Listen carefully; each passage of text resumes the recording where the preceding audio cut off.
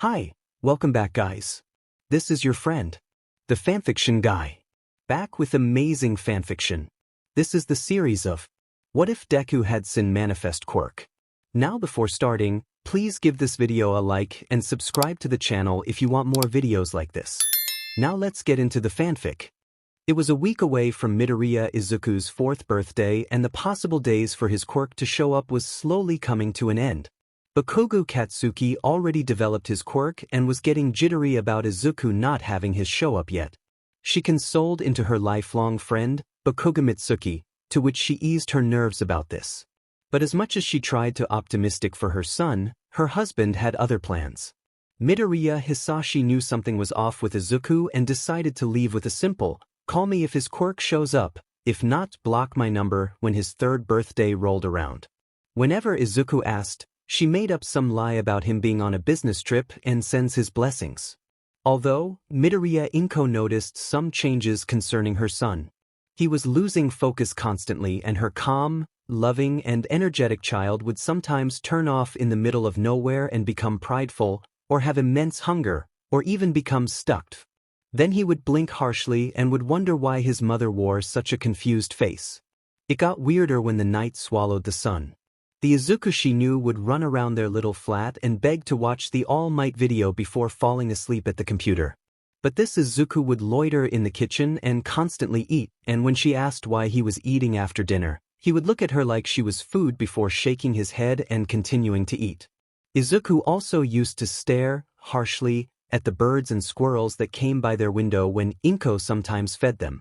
Then Inko would head out the next morning to see that the animals she fed were found dead by the window with their mouth twisted up towards the sun. Sometimes Izuku would walk outside and disappear, which would cause Ink to panic greatly. When it first happened, she called Mitsuki in hysterics, before turning around to see Izuku step out of the shadows with a blank face. She hung up the phone on a confused Mitsuki and promised to apologize to her friend later as she hugged an unresponsive Izuku. After she realized that something was wrong, she began to have horrible nightmares. It was to the point where she was afraid to blink. It started with saying a simple goodnight to Izuku, to which he'd give a grim smile and say it back before scampering off to bed. After settling in bed, she would dream that she was being tortured into SBMsen by an unknown being. Eyes being pulled, legs bent in unruly positions, teeth plucked one by one and placed in her empty eye sockets, and a hand reaching down her throat to pull her heart out in front of her and watch it beat before it being lit on fire, to which she always woke abruptly from. The first thing she awoke to was the faint sound of a child's laugh and the silent cries of her bones settling back in place. This particular morning, she awoke to Izuku's cries. Despite her crying bones, she ran into his room to find his room in shambles. All of the faces in his All Might posters had a charred black hole in them, and some were ripped off the wall in a frenzy. "Who would do this, mommy?" Izuku cried as he held the tattered pieces close to his. Inko ran in and hugged him close as she looked at the damage some more. His sheets were torn, and the walls had various claw marks on them like a raging animal was let loose in his room.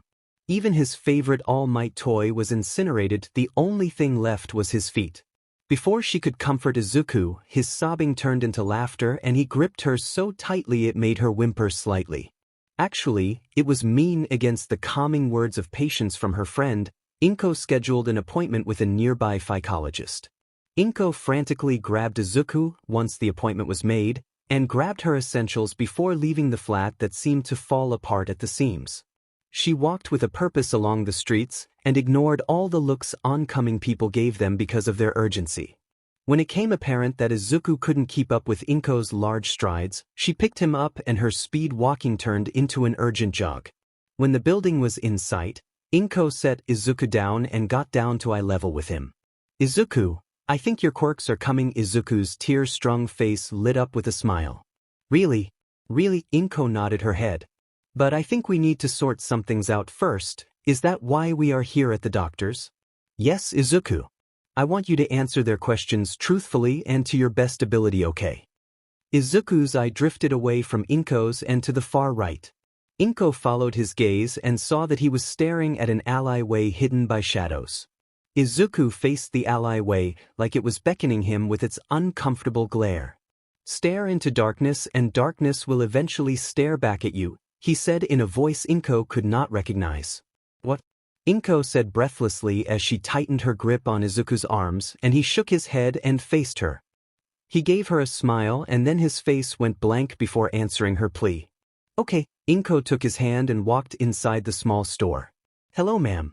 I'm Midoriya Izuku and I scheduled an appointment with the Quirk psychologist. The lady behind the desk tapped away at her computer before pointing to the door on the left. Inko said her thanks and walked to the nearest door on the left. After knocking twice and hearing a mumble, Inko opened the door and saw a woman, similar to her stature, wave and gesture to the couch behind them. Hello. I'm Hinata Yuki. I advise and guide children who are in need of help with their quirk. Now, what is the quirk? Izuku looked up at Inko as she fidgeted next to him. That's the thing. At one moment, I think it's one thing but the next thing it's another. I see. Hinata scrunched her face in thought before turning her gaze to Izuku. Well Izuku, do you notice something different? Not really, besides the amount of talking in the house increased. Talking. What do you mean? Inko asked before Hinata could. Well, sometimes when I'm thinking, someone else would say something. And then someone else would say something. It would continue like that for a while until I focus back on mommy. Izuku looked at Inko. Sometimes I wonder if mommy can hear them but she doesn't react, so it's always been just me. Interesting. And what do some of these voices say? Hinata asked. Izuku's face darkened and turned to the side. Most of the times it is bad things. What kind of bad things? Izuku covered his face. How to murder Kachin or mommy. Inko blanched while Hinata perused. Why do they want to hurt them? Because they stand in my way of becoming who we were meant to be. Izuku started laughing and the sounds sent chills down Inko's spine and had her unconsciously spacing herself from her son. He saw that he was wearing his All Might shirt and put his hand on his shirt. The shirt started to smoke under his hand and when he took it off, the All M logo was completely gone. He laughed at his success as Hinata spread her arms wide once Inko was near her. This obviously isn't Izuku. Who am I speaking to? Izuku is here but among friends, he chuckled. I am Greed. Greed. Do you have a quirk? Greed lit his hands on fire. I think this suffices as an answer, but I can do so much more. Do you mind telling us? A chuckle garbled out of his lips as he gestured with his hands still on fire. A magician never reveals his tricks. Well, how many more are there with you? Hinata eyed Greed's burning hands and saw him clench and unclench them. 7. He tilted his head. Not including Izuku, he's 0, 0. He's the mask to the sins. Sins? Inko questioned. What sins? Greed smothered his flames. Greed, lust, gluttony, sloth, wrath, envy and pride. We are the multiple personalities of Izuku. Hinata frantically looked for some papers and found a quirk evaluation sheet. She took a pen from her cup holder and wrote down what she could gather from this brief discussion. As her pen worked, Greed hummed a tune that Inko knew but the name was hidden from her tongue and smiled grimly. Inko still kept her distance, even though she knew he was, in some way or form, her son. Out of the 7, who has met Inko? Greed thought before answering. They all talked to her at least once, but they didn't formally introduce themselves like I have. All of us have shown our quirk at some point, but we normally stay hidden. Greed smiles and looks at Inko. But Inko sees Sloth every night in her dreams. Inko gasped. It was you who was sending me those awful nightmares? Greed tried to look innocent but failed. Not me, Sloth. If you want to reduce that, place a mirror on all sides of Izuku's bed. Do that and the nightmares will stop. Why should I trust you when you may possibly want to kill me? Inko asked while clenching her fists. She hid the slight shiver in her heart because it felt horrible to say that to her son, even though she wasn't talking to Izuku. Because I want to be the one that you see last. I want your last words be to me, your last breath to be from my lungs. Not some Freddy Krueger wannabe who never leaves the bed. Greed rolled his eyes. Either follow my instructions or keep losing sleep. Your choice. Inko, how did you gain control if Izuku is 0? Hinata asked, pulling the attention back on her. Greed snapped his attention to Hinata so fast it made her drop her pen. He smirked before answering. He put his hands over his eyes and mentally thought my name. That brings anyone forth unless we really need something. Then we'll pop in when Izuku is mindlessly thinking, Greed chuckled. And boy does he think, what does he think about? Greed loudly sighed while changing positions. How he wants to be a hero and yada yada yada. I don't really care, but we have other plans. Do you mind letting me know those plans? Whatever is said in this room stays in this room, Hinata said with her pen ready. Greed leaned forward. If I told you, then I'd have to kill you and Inko. Then the plans and your bodies will forever stay in this room. Greed started to look aggravated. Let the next question be your last question before Inko's dreams become a reality for the both of you. Hinata and Inko shared a look before looking back at Izuku. Izuku stared back with an annoyed smirk. Hinata shuffled her papers and then asked, Does Izuku have a quirk? Greed raised an eyebrow before answering, We are his quirk. In your eyes, the drawback is having multiple personalities. But for us, Greed sneered, it makes things much more fun. See, could we have Izuku back, please? Inko begged. Sure. He's been knocking at the door for a while now. Before Greed could elaborate, he put his hands over his eyes. His body went stiff and then relaxed. He took his hands off his eyes, blinked, and looked at Inko. Mommy? Izuku asked. Oh, thank heavens. Inko dove for Izuku and engulfed him in a bear hug. Izuku quickly wrapped his arms around Inko before separating from her with a bright smile. Mommy, I have a quirk. It's not what I thought it'd be, but it's better than what I anticipated.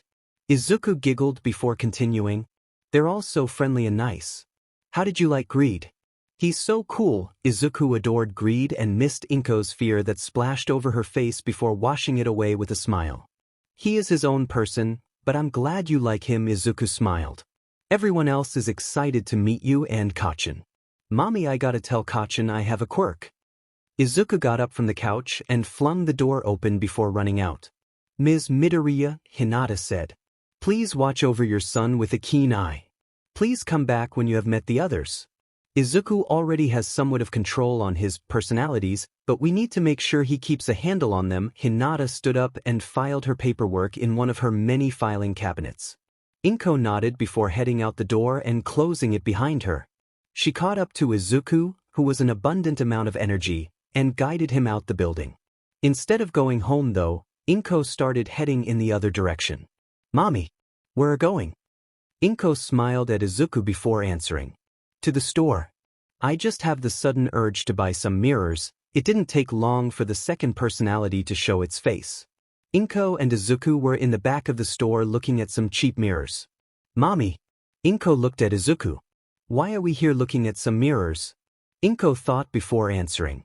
I need something to put in your room for the time being before I can figure out how else I would cover those scorch marks. Izuku pulled at the bottom of his shirt. I know why you really need them, and I'm sorry, Mommy. Greed confessed to doing it. Sloth also confessed to sending you those horrible dreams. Tears started to cascade down his cheeks like a river. I'm so sorry, Mommy. If I would have known, I would have dash. Inko got on her knees and hugged Izuku with all her might while he sobbed into her shoulder. I'm sorry, Izuku, for not helping you more. Now, smile, Izuku. I would go through those nightmares for the rest of my life, and I knew I could keep waking up to your smile. Izuku got off of her shoulder and smiled through his tears while Inko wiped them away with her thumb. When Izuku finally collected himself, Inko stood up and smiled once more. Now, let's pick out some mirrors, shall we? Inko grinned and went back to looking at the mirrors. Their happiness didn't last long. Inko overheard some commotion going on from the front of the store and tried to hide Izuku, but it was too late. A person with a black ski mask and an automatic assault rifle stalked towards them in long strides. Get to the front of the store, he yelled while yanking Inko by her shoulder. He put the barrel of the gun behind her back and nudged her forward. Inko tried to keep a steady pace as she held Izuku close to her. When Inko got to the front, she saw that there was a clerk lying, face down, over the desk with crimson running down their limp body. She silently whimpered before being pushed towards the hostages.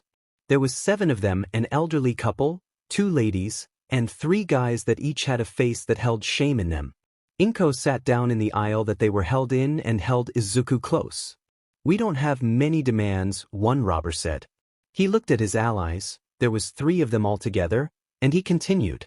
We just need money and we'd be out of your hair, but, the robber that had talked to Inko said, this clerk had to alert the cops, so we are just going to hide here until our demands are met. What are your demands? One of the ladies asked. The usual, money and freedom. The robbers smirked at each other. And we will get these demands. The robber with a knife rushed towards Inko and snatched Izuku away from her. He held Izuku in a chokehold and smirked at Inko's terror-filled face. Because we have a child. Izuku struggled for air and kicked the robber's legs. The robber grunted and hit Izuku with the back of a gun he got from his back pocket. Izuku stiffened and then slumped, and a couple of ruby dots fell to the floor. Before Inko could call out his name, the robber, with the assault rifle slung over his shoulder, slammed her head into the ground and held her there. I've heard that mothers get a little crazy seeing their kids hurt. We can't have that, can we? The robber got up and joined his cronies just as red and blue lights flashed outside. Come out with your hands above your head before we send in a pro hero. The robbers looked at the glass doors and saw the golden arches of the number 1 hero. They all flushed before the small moans of a child disrupted their panic. Smiles erupted from their faces and they all faced the doors as the final plead of surrender fell upon deaf ears. All Might took one step before pausing. One robber held a bloody Izuku above his head. Take one more step and this kid takes his last breath. Inko started to sob loudly but couldn't pick her head up because darkness was starting to dance across her vision. So, she laid down on the floor and tried to keep her eyes open and ignore the immense pounding against her skull. And she's glad she did, because one of Izuku's personalities surfaced. Izuku slowly put his trembling hands to his face and the sudden movement shocked the robbers. The robber cursed his sudden movement and reached for Izuku. As his hands, fingers, got close to him, Izuku bent one of his fingers backwards.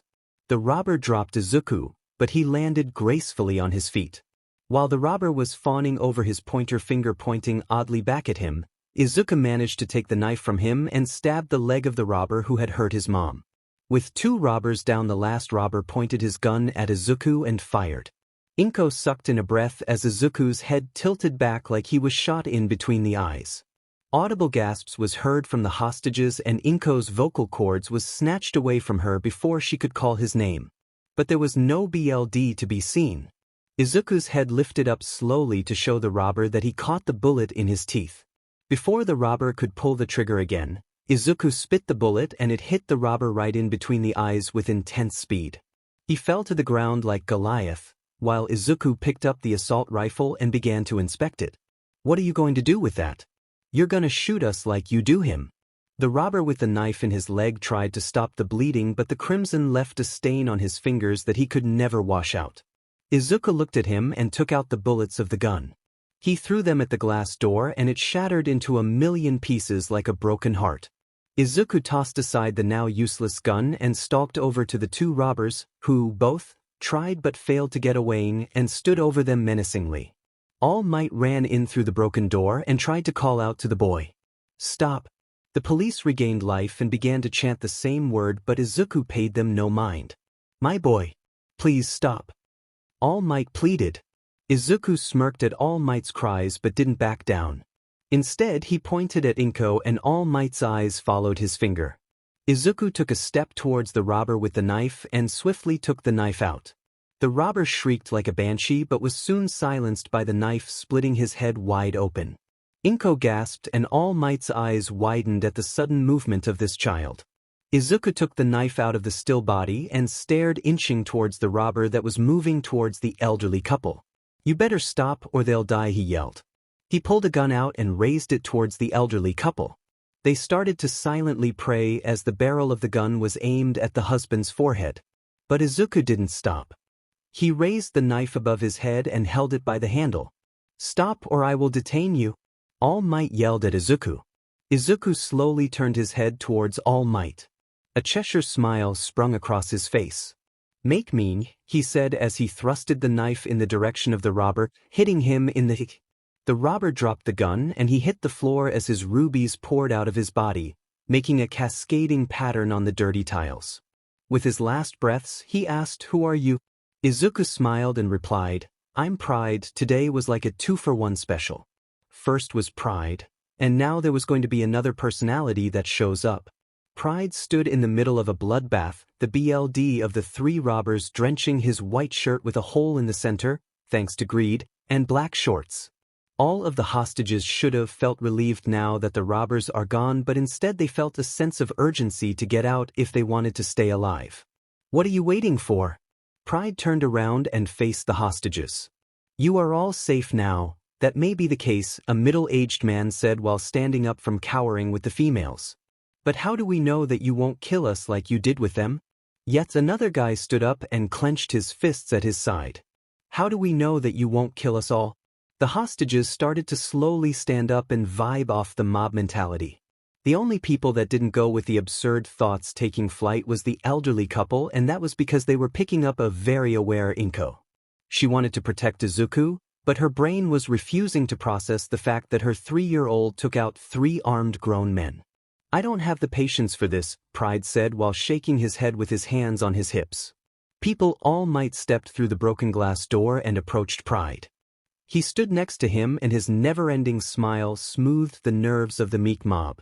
Why are you ganging up on the person who saved your life? He could have done it in a better manner. All Might looked down at Pride and he raised an eyebrow at him.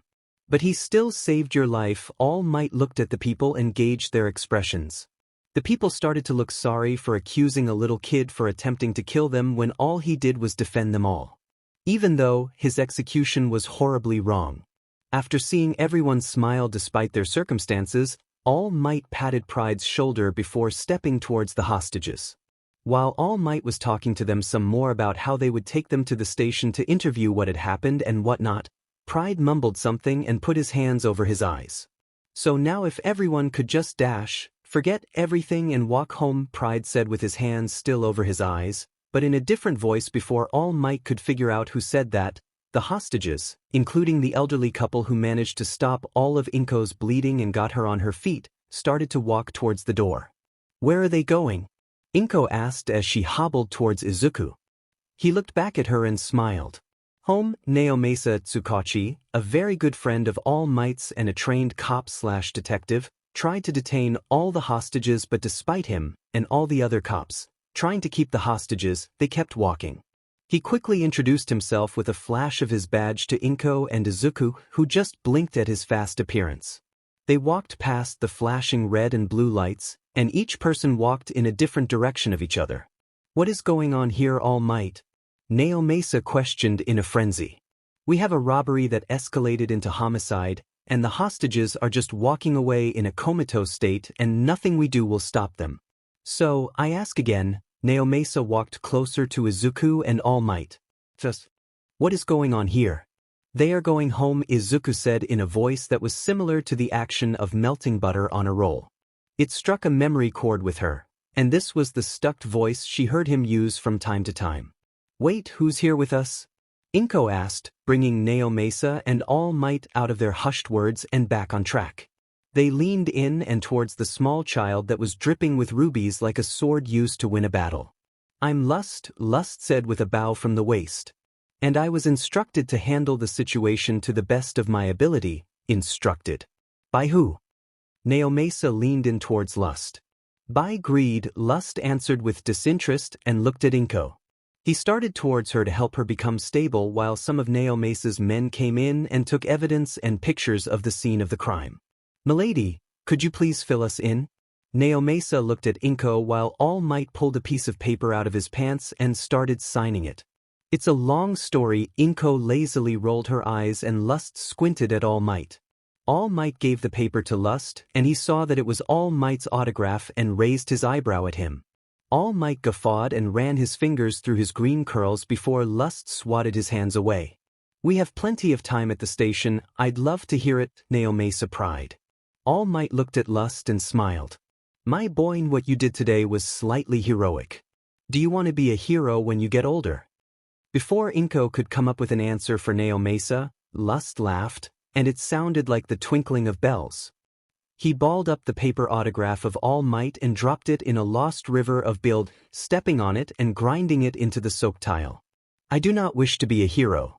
I'm only doing this until the time to make my move is right, Lust said before taking a finger and twirling it in his hair. Don't get it twisted, I'll be number one. But on which side? The offer is up for grabs, Inko gasped at Naomesa's and All Might's stiffened demeanor. But Izuku, don't you want to become a hero? Lust chuckled softly. But is that my name, Inko? At her silence, Lust looked at Naomesa and tilted his head. This has gone on long enough. Naomesa, order your men to clean the scene and head home to forget everything that has happened in the last 30 minutes. All Might was about to question the direct command this child had to a cop, but what shocked him more was that Naomesa complied. He took his bullhorn and gave the exact orders Lust told him to give. There was obvious backtalk, to which Lust gave a clear, "Do it," and everyone took on a trance and began to clean up the BLD from the clerk and the robbers. All Might and Inko looked around at the quickened pace of all the cops like they were bees in a beehive. All Might clenched his fist at the sight of his friend being used as a puppet and the fact that this child has the kind of quirk in the first place. If he used this kind of quirk from the start, then they would have only had to deal with one body and not four. Young man, All Might glared, to which Lust gave him a Cheshire smile. Even though you have done something slightly heroic, the way you handled it was wrong. I see that you can command people, so you should have dash. It wasn't time for mean, Lust said blankly. All Might shared a look with Inko before looking back at Lust. What? It wasn't my time to shine. It was Pride's turn. Lust brushed All Might's hand off of his shoulder in disgust. It still isn't my turn, but Pride gave me his spot. Where is Izuku? Inko looked down at Lust and he met her look. He's resting. A blow to the head from the bottom of a gun put him out of commission. But he is protected. We won't let anything happen to 0-inch 0. All Might scrunched up his face in thought. Is Sloth, Wrath, and Gluttony somewhere with you? Lust smiled. Now you're catching on. Not really, but could you please let everyone out of this trance? All Might gestured to his friend and the other cops cleaning the store. The bodies of the clerk and the 3 robbers were gone, which most likely meant that evidence was lost. No, I cannot. They will turn back to normal once they hit their front doors of their homes, but their memory of this event will be gone. Lust rolled his eyes and started to help Inko towards the door. My boy, you cannot do that. All Might said, blocking his way. Inko looked drained of energy and out of the equation, so All Might could not get any help from her anymore. Lust looked at All Might and sighed. Leave your memory here and go home. All Might went rigid before leaving the store of Lust-made zombies. Inko doesn't remember anything after having Lust carry her out of the store. She only knew that Izuku showed greed, pride, and lust. Greed could control fire, pride could fight exceptionally well, and lust could control people. She also knew that like anybody with multiple personalities, the person's demeanor changed. Greed was very confident, pride was silent but quick on his feet, and lust was very SXL. But how did the other personalities react? She got up and realized that she was on her bed. How did she get here with just the strength of a 3-year-old? She looked around and saw that there was an obvious struggle to get her on her bed. The door was off its hinges, the dresser drawers were pulled all the way out, leaving her feminine items hanging all over the place, and the rug by her bedside was moved around and some of the stitching was undone. The silence in the house was deafening, and it gave Inko a strange sense of caution. Inko slowly got out of bed but stumbled a bit from her slight head injury. She walked over to her mirror and saw that the mark was just a scratch and not a gash like she remembered. Suddenly, Inko heard a sound that was similar to her clay pots breaking. Izuku! Inko briskly walked to the living room and saw him hunched over a broken plant. Before she could call his name again, she saw him reach out to the plant with a trembling hand. As soon as his hand touched the plant started to rapidly shrivel up. The soil lost its hearth as well and quickly turned into ash, and the plant disintegrated in the matter of seconds. Inko took a look around the room and saw that the living room was a mess. Most of her plants were in the same state as the one before Izuku, and it looked like he tried to do the same to the couch, coffee table, and carpet, but to no avail. The only thing that wasn't touched was the television, but it would only be a matter of time until that was destroyed too. Izuku! Sweetie, what's wrong? Izuku snapped his head to her and Inko gasped. The feverish look in his eyes made her take a step back, and the heavy breathing he had made him seem desperate for whatever he needed. Is this Izuku? He shook his head and wiped his mouth from non-existent slobber. No, milady. I'm Gluttony. Inko looked at him while he went to the last plant and licked his lips. He rubbed his hands together before touching the plant. Inko could feel the sense of euphoria he gave off as he sucked the life out of the plant and moaned. Well, Gluttony, may I ask what you are doing? Izuku snapped out of his elation and faced Inko. I'm feeding. Inko nodded and moved into the living room but stayed along the walls. And why are you feeding this late at night? Gluttony raised an eyebrow and pointed towards the digital clock under the television. Read 6:45 a.m. before fizzling out and slowly blinking back on a couple seconds later. Did I really sleep that long? Inko thought as Gluttony rushed past her and into the kitchen. She followed behind like an obedient dog and saw Gluttony look at the window, then at the refrigerator. The fridge had its door yanked off and everything in there was reduced to juices that leaked onto the floor. Containers scattered the floor. All juice bottles were strewn across the room like decorative Christmas lights. Even some raw eggshells were lying upon the ground, their contents slurped out in a rush. Inko looked over and saw Gluttony reaching through the window and saw that he had plucked a squirrel off of the tree. Gluttony, what are you doing? She said with her hands in front of her in a calming manner. I can get more food and plants easily, Gluttony thought before shaking his head. Can't wait that long. I need food now. Need to refuel for greed, he blatantly answered. Why do all of this for greed? Inko kept a flickering gaze between Gluttony that always looked like he was in thought, and the squirrel that was scratching at his fingers, but he paid no attention to it. Greed, pride, and lust used their quirks yesterday. We need energy to feed all of us or greed gets mad. So, I must refuel when the sun swallows the day, unless certain circumstances arise. Gluttony licked his lips at the squirrel and placed his other hand on top of the squirrel that was begging for its life to be spared. My quirk, as you put it, allows me to take fuel in and disperse it among all of us. I can eat, or I could take energy, sometimes life, from living things by touch. Inko nodded. But before she could interject, Gluttony twisted the squirrel's head and body in two different directions until an audible snap occurred and all high-pitched wails ceased. Inko's eyes widened as Gluttony opened his mouth and tossed in the entire squirrel's head whole. It was at this moment, when Inko saw that Gluttony had sharp, jagged teeth similar to a shark. But I love killing living things. The screams are the seasonings and makes it taste 10 times better. Gluttony smiled as he tossed the body into his mouth and slurped the tail like it was spaghetti. Greed says these are healthy screams, unlike Sloth. He makes unhealthy screams. What do you mean by that? Inko asked as Gluttony licked his fingers and rubbed his stomach. I know how to keep all the energy I have locked up and I'll disperse it when needed to. Think of it as a container with a lid. Sloth has a container but no lid. Energy is constantly spewing out. Gluttony snatched a squirrel running up the tree near the flat and swiftly bit into its head like a lollipop.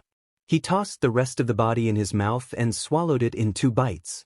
He elongated his tongue to lick all the BLDs surrounding his lips before he spoke again. Too much energy makes Zero loose reins. Greed takes over while Zero regains strength. Gluttony reached out the window and whistled a tune that sounded exactly like a bird's song. A robin fluttered onto his index finger like it was a perch and Gluttony brought it into the house. He closed the window and started to pet it while putting his next words into thought. When Sloth is around, he does not know how to contain well. Greed uses him and wrath as trump cards. Gluttony shook his head and his petting stopped. Sloth is sorta like me, we make energy for all of us. Except I was made to stockpile energy because I am able to contain all energy. I can either weaken a person or kill them swiftly. And even though Sloth can contain some, he does it by torture and taking years off of people's lives, which makes mine safer by default. Gluttony laughed at his comparison. Inko's eyes widened as the current news made her breathing stagger. Years off of my life. Inko shook her head as the bird's static song turned into a crescendo as Gluttony began twisting the head. Wait, Gluttony, wait. Gluttony stopped twisting and the bird started to nip at its finger to fly away, but Gluttony held it down. Please don't kill any more animals to gain energy. I'll make sure the fridge is always stocked, but please, no more. Inko never did like to see an animal die, but with Izuku's new quirks, death is the only station that airs on their reality show. Unless you want to die an early death, I'd close my eyes and get used to it. Greed is scarier than you, Inko Gluttony began to twist the bird's head again. I volunteer as tribute, she screamed, snapping Gluttony out of his actions. He paused and let out a sigh. Gluttony reopened the window and literally tossed the bird out before closing it again. What did you say? Just this one time, I volunteer as tribute. I'll take the bird's place. Inko knew deep down in her heart that Izuku would cry for days if he found out that he was the reason behind the death of some squirrels and a bird. He loved life and would be devastated. Gluttony shrugged and put his hands to his eyes. She heard a mumble and then a chuckle soon after. He lowered his hands and soulless ebony eyes looked back at her. Inko felt like she was being electrocuted on the spot as the eyes searched her stature and then finally captured her eyes. Have pleasant dreams, Mama. Inko woke up in a dark room. She didn't know where she was or what she was doing there, but she couldn't move a single bit. She felt her wrists and elbows restrained along with her ankles and head. She wanted to cry out for help, but her mouth felt like cotton. She stared into darkness and for some reason, it looked like it was moving back and forth, like it was trying to get her attention. She caught sight of it and let her eyes follow it like a metronome. Just when darkness started to take shape, a ring of candles became lit all at once. Inko's heart stopped. She knows this place, remembers this place. It's the place from her nightmares. Inko sat in a dentist's chair and to her right was a small stand full of tools she didn't want to have anything to do with, but she knew how each tool and how they were going to be used. There was BLD splattered across the floor, her BLD that has left a crimson stain on the white tiles. Inko could faintly hear the echoes of her past wails bouncing from wall to wall and then back to her. Inko tried to writhe out of her bindings but a scrape from the back corner stopped her. You're back, Inko. Inko stopped moving when Izuku moved next the table and slung the hedge clippers on the table, making the whole table shake. She was somewhat confused because all the other personalities looked like a 3-year-old Izuku. However, this particular Izuku was much older. He looked like Hisashi at first glance, and was dressed in a suit and tie with his sleeves rolled up. He made eye contact with his ebony eyes with Inko and she felt like her soul was being sucked out of her eyes. He hummed a tune, breaking the unblinking stare, and the sudden noise brought Inko out of her thoughts and to the task at hand. Izuku picked up and looked at the hedge clippers in awe while Inko leaned forward and saw that it had her name written in it multiple times. Many with a permanent marker, a couple times in BLD, and once etched into the handle of the hedge clippers. Why do you look like this? Inko blurted out, making Sloth stop in movement. He resumed and went to the sharpening wheel to Inko's left. I choose to look like this because I am more sophisticated and belong in a body that resembles one. Not the body of a 3-year-old. Smiled wickedly as sparks began to fly. Good, I wouldn't want to see my precious Izuku in a place like this, Sloth. Inko smirked weakly. Plus, Gluttony can't keep his mouth shut at all, Sloth chuckled but stopped. Turning to look at Inko he added, that comment had a little bite to it. Didn't know you had it in you, Sloth chuckled and kept sharpening his tool. Inko looked at the shadows and she strongly thought she saw 2 eyes staring back at her. When she squinted, the shadows seemed to vibrate, before becoming still as night. All right, Sloth said right next to Inko's ear, scaring her. Start counting, Inko. Inko sighed and started counting. She didn't get to the number 3 before her eyes clamped shut because she felt the hedge clippers under her index fingers. Sloth paused and waited for her to say another number before shutting the clippers. Inko's finger was flung into the air, to which Sloth caught with his mouth and ate. Inko would always vomit at the immense pain but Sloth would ridicule her for her weak pain tolerance and then laugh at her vulnerability. Then, when his guffaws died down, he'd nudge Inko to start counting and through her cries of fear and pain while delectable rubies poured like water from a faucet from her finger and onto the thirsty tiles below.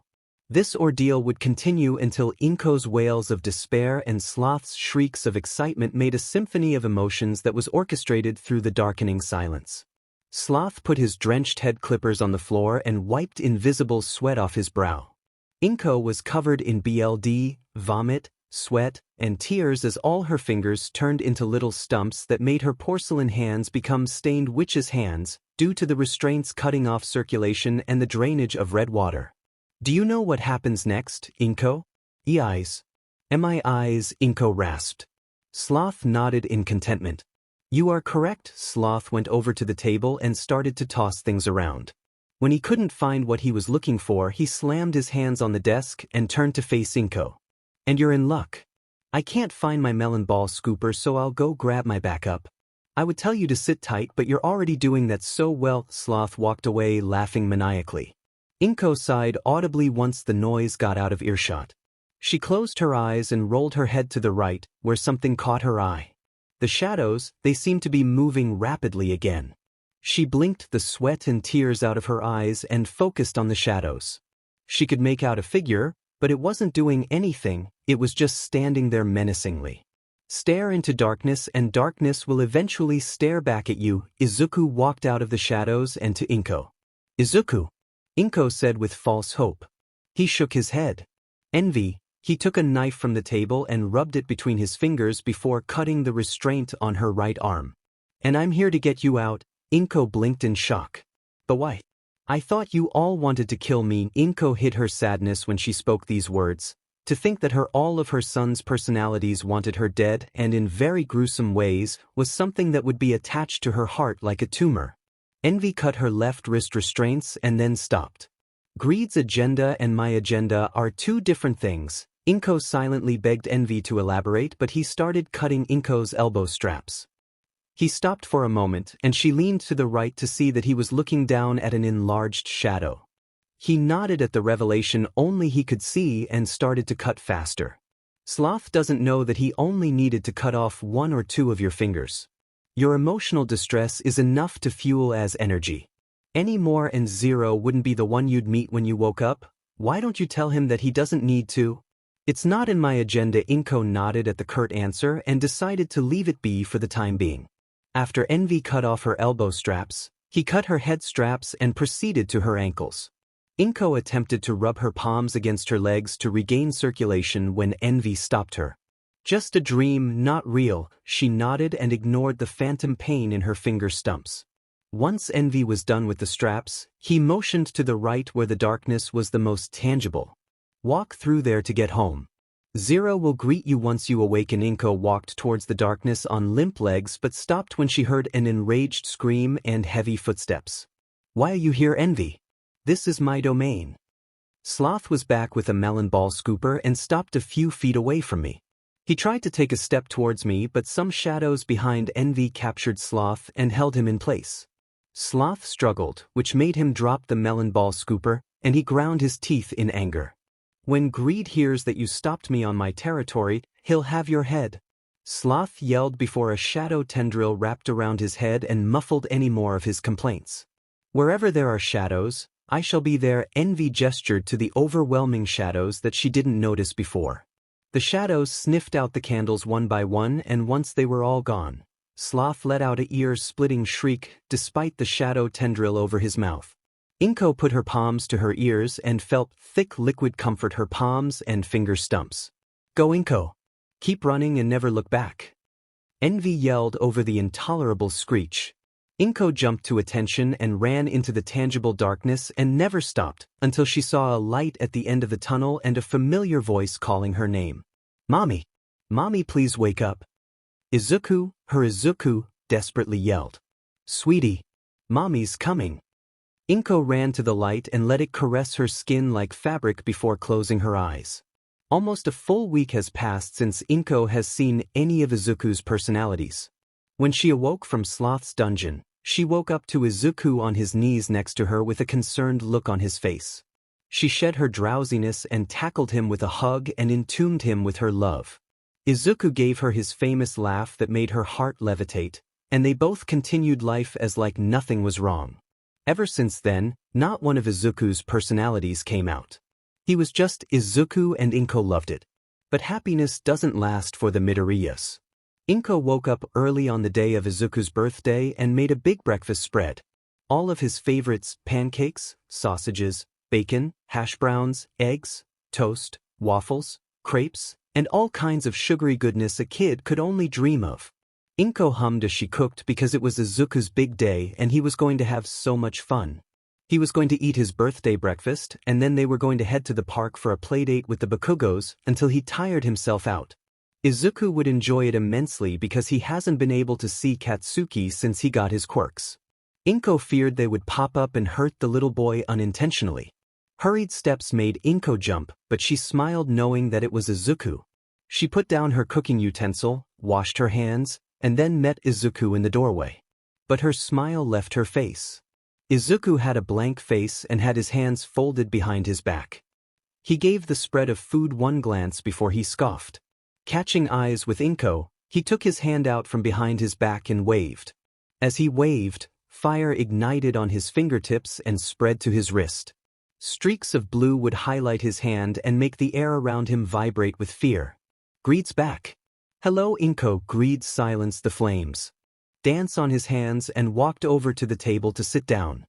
He gestured towards the chair on the other side and the chair smoothly moved backwards. Greed smiled at the silent espimhen the chair gave him and clasped his hands together. Would you have a seat please?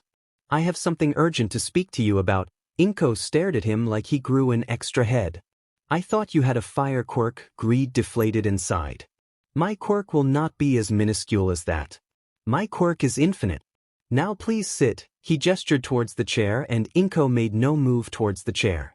Greed sighed loudly and snapped twice. The chair trembled violently as an answer and Inko made a slow move for the chair.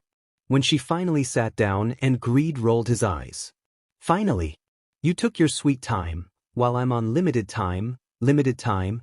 Greed rolled his eyes and waved the air. Never mind that. I need to give you a warning that wrath is coming, and you need to be ready. Greed spoke with a hint of urgency and Inko's face grew confused. Why are you telling me this? Inko asked. What Inko has gathered from Greed is that he has his own agenda. Despite the other personalities not liking some of the rules laid out for them by Greed, they respect him greatly and just saying his name makes them bow their heads like obedient dogs. All except Envy for some reason. Wrath is known for making me change plans in my agenda. He's my first trump card for a reason. Greed mumbled something and then shook his head. I have sorted my brothers in groups called strikes based on power, strength, and teamwork. Myself, pride, and lust are the first strike. Gluttony, sloth, and envy are the second strike. Wait, how can you all be there at once when you all share Izuku's body? Greed squinted and tapped his forehead. He began to glow faintly and then it turned into a bright flash of light. Inko shielded her eyes and when she finally looked back at Greed, there was two. Greed. Inko. What do you want? Pride stood behind Greed with his eyelids half open. Oh, nothing. I just wanted to show Inko, once more, that my quirk is infinite. Greed smiled at Pride, but he just rolled his eyes. Do not use me as an example. Greed chuckled. I'm sorry, Pride. Greed was showing me what he could do. Inko apologized. Pride raised an eyebrow and shook his head. I don't have the patience for this. Pride put his hand on Greed's right shoulder. Greed snapped his fingers and Pride's body turned into a puff of smoke that quickly dispersed within the air. Any more questions? Greed clasped his hands and put it back on the table. What about wrath? Inko questioned, trying to keep up with the new revelations. I was getting to that. Greed huffed. Wrath is to not be used unless the first and second strike fail, which doesn't happen ever, but I don't understand why Inko felt like she was grasping at straws. Greed rolled his eyes and looked at the window. Inko, remember the squirrels and birds you found outside the kitchen window? How they were dead but you didn't know how they died. Inko slowly nodded as the memory of her cleaning dead animals from her windowsill became the normal for a couple weeks before Greed made his appearance. Wrath has the ability to destroy anything he wants with a simple thought. Greed ignored Inko's shocked face and continued. Wrath is a basket case. When we first manifested, Wrath didn't like his quirk. He is similar to Zero because he doesn't like seeing people suffer. That's ironic, considering his name. Inko raised an eyebrow. Greed looked at her and then laughed a laugh similar to Izuku's and it made her heart squeeze. He wiped his dry eyes and gave Inko a toothy smile, and Inko returned one. Greed calmed himself down and Inko waited for him to continue. Wrath asked me to take away his sight, so he wouldn't be able to see the suffering, and I did. Oh my God. It was Inko's turn to jump abruptly and what the other said. Why would you do that? Greed shrugged. If a friend asked you to help them out, would you help them? Inko nodded. Well, my brother asked for my help and I did. But I wished I didn't. Why? Wrath soon found out he couldn't run away from who he was in the end and started killing the animals by the window. But his quirk grew faster than everyone else's and he wanted to kill bigger things. Greed pointed to Inko. Bigger things? Inko pointed to herself and Greed nodded solemnly. When you were asleep one night, Wrath took over and tried to kill you while Sloth was at work. Sloth didn't like that and stitched his mouth closed. We have a rule that you cannot interfere while one of us is working. So, as leader, I went along with Sloth's punishment and made him lose his voice. Inko squinted her eyes.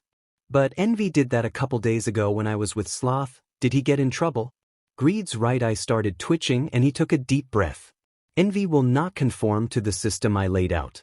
He would have been punished like Wrath, but he has seniority. Seniority? Inko questioned. He was the first one born. I was the second. Greed looked disgusted. The only loss that has been assigned to my name. Greed closed his eyes and got off of his chair. Anything else I need to know? Before Wrath uses his quirk, his eyes start to bleed. That means that his quirk is starting up and he's taking the BLD from the victim. If Wrath kills slowly, then no BLD occurs. But seeing how he'll be in full control, he's going to want to kill everything. Inko also stood and followed Greed to the entrance of the kitchen. How will he know what to kill if he is blind? Greed pointed to his ears. He senses the vibrations in the area, so picture it like a spider web. If anything makes one move, it will ripple along the web. Then, Wrath will track it and kill it in a matter of seconds. Greed took Inko's clenched hands and stared into her eyes. Wrath showing up is on the agenda. What he does while he is here is not on the agenda. Despite all of us trying to kill you, Zero would be sad if you died due to this unforeseen contingency, so please have caution. Inko grimly smiled before letting go of his hands and turning serious. Alright, what do I need to do? There is a pro hero named Eraserhead. He can cancel quirks by looking at them. The only problem with that is that Wrath can't see, but if Eraserhead put headphones on him, then Wrath's version of sight will be cut off completely. Why Eraserhead? Greed looked at her like she was the one with two heads. He's expendable. Inko knew that that meant Greed didn't care if he died or not. And as much as she didn't want to drag someone into Greed's agenda, she had no choice but to enlist help. It was going to be tough though, seeing how Lust acted with all might. What if he doesn't kill anyone? Greed stopped. Out of all of my brothers, which one did not try to kill you or others? Lust and Envy. Lust and Sloth tag team sometimes and are the main causes behind suicide. Envy kills people too, you just can never find the body. Inko's eyes widened. I didn't know they did that. Most people don't. Greed put his hands to his eyes and smirked. So let's keep it that way. Muzutafu Police, how may I help you? Hello, may I speak to the head detective? Inko asked while Izuku was happily eating his breakfast that she prepared. It got a little cold from talking to Greed, but Izuku didn't mind. Is something wrong, mommy? Izuku asked with his cheeks almost bursting full of fluffy pancakes. Inko smiled and patted his head. Nothing's wrong, mommy just has to make a phone call. Enjoy your food and I'll be right back. Inko smiled and walked into the living room. She put the phone back to the ear just when someone on the other line was talking back. Hello. Inko recognized the voice. It was the same person who came in with all might after that robber mishap. Oh, I'm sorry. My name is Midoriya Inko and I really need some help. Well, Ms. Midoriya, what seems to be the problem? Inko thought a moment before answering. Well, my son's quirk manifested recently, but he can't control it. So, I'm just asking if the pro hero, Eraserhead, could come and watch him with me today. Now that it was said aloud, it sounded weirder than it did in her head. Hesitation, and then a cough of uncertainty, was heard from the other line. Ma'am, we cannot ask pro heroes to babysit a birthday party even if your son cannot control his quirk, but you don't understand. My son has used his quirk on you before. Inko's desperation took control of her mouth. Ma'am, if that were true then I would remember it, he said, and Inko could tell his patience was wearing thin. No, it is true. Last week there was a robbery in a store and you were outside with all might and all 3 robbers and a clerk died. Ma'am, I do not remember such accusations. If this is a prank call, Then I suggest you stop now. Inko could tell she was towing the line, and this was going worse than she thought.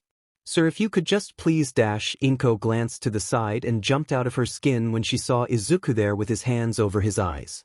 She ignored the staccato banter on the other line while Izuku's hands left his eyes and motioned her to give him the phone.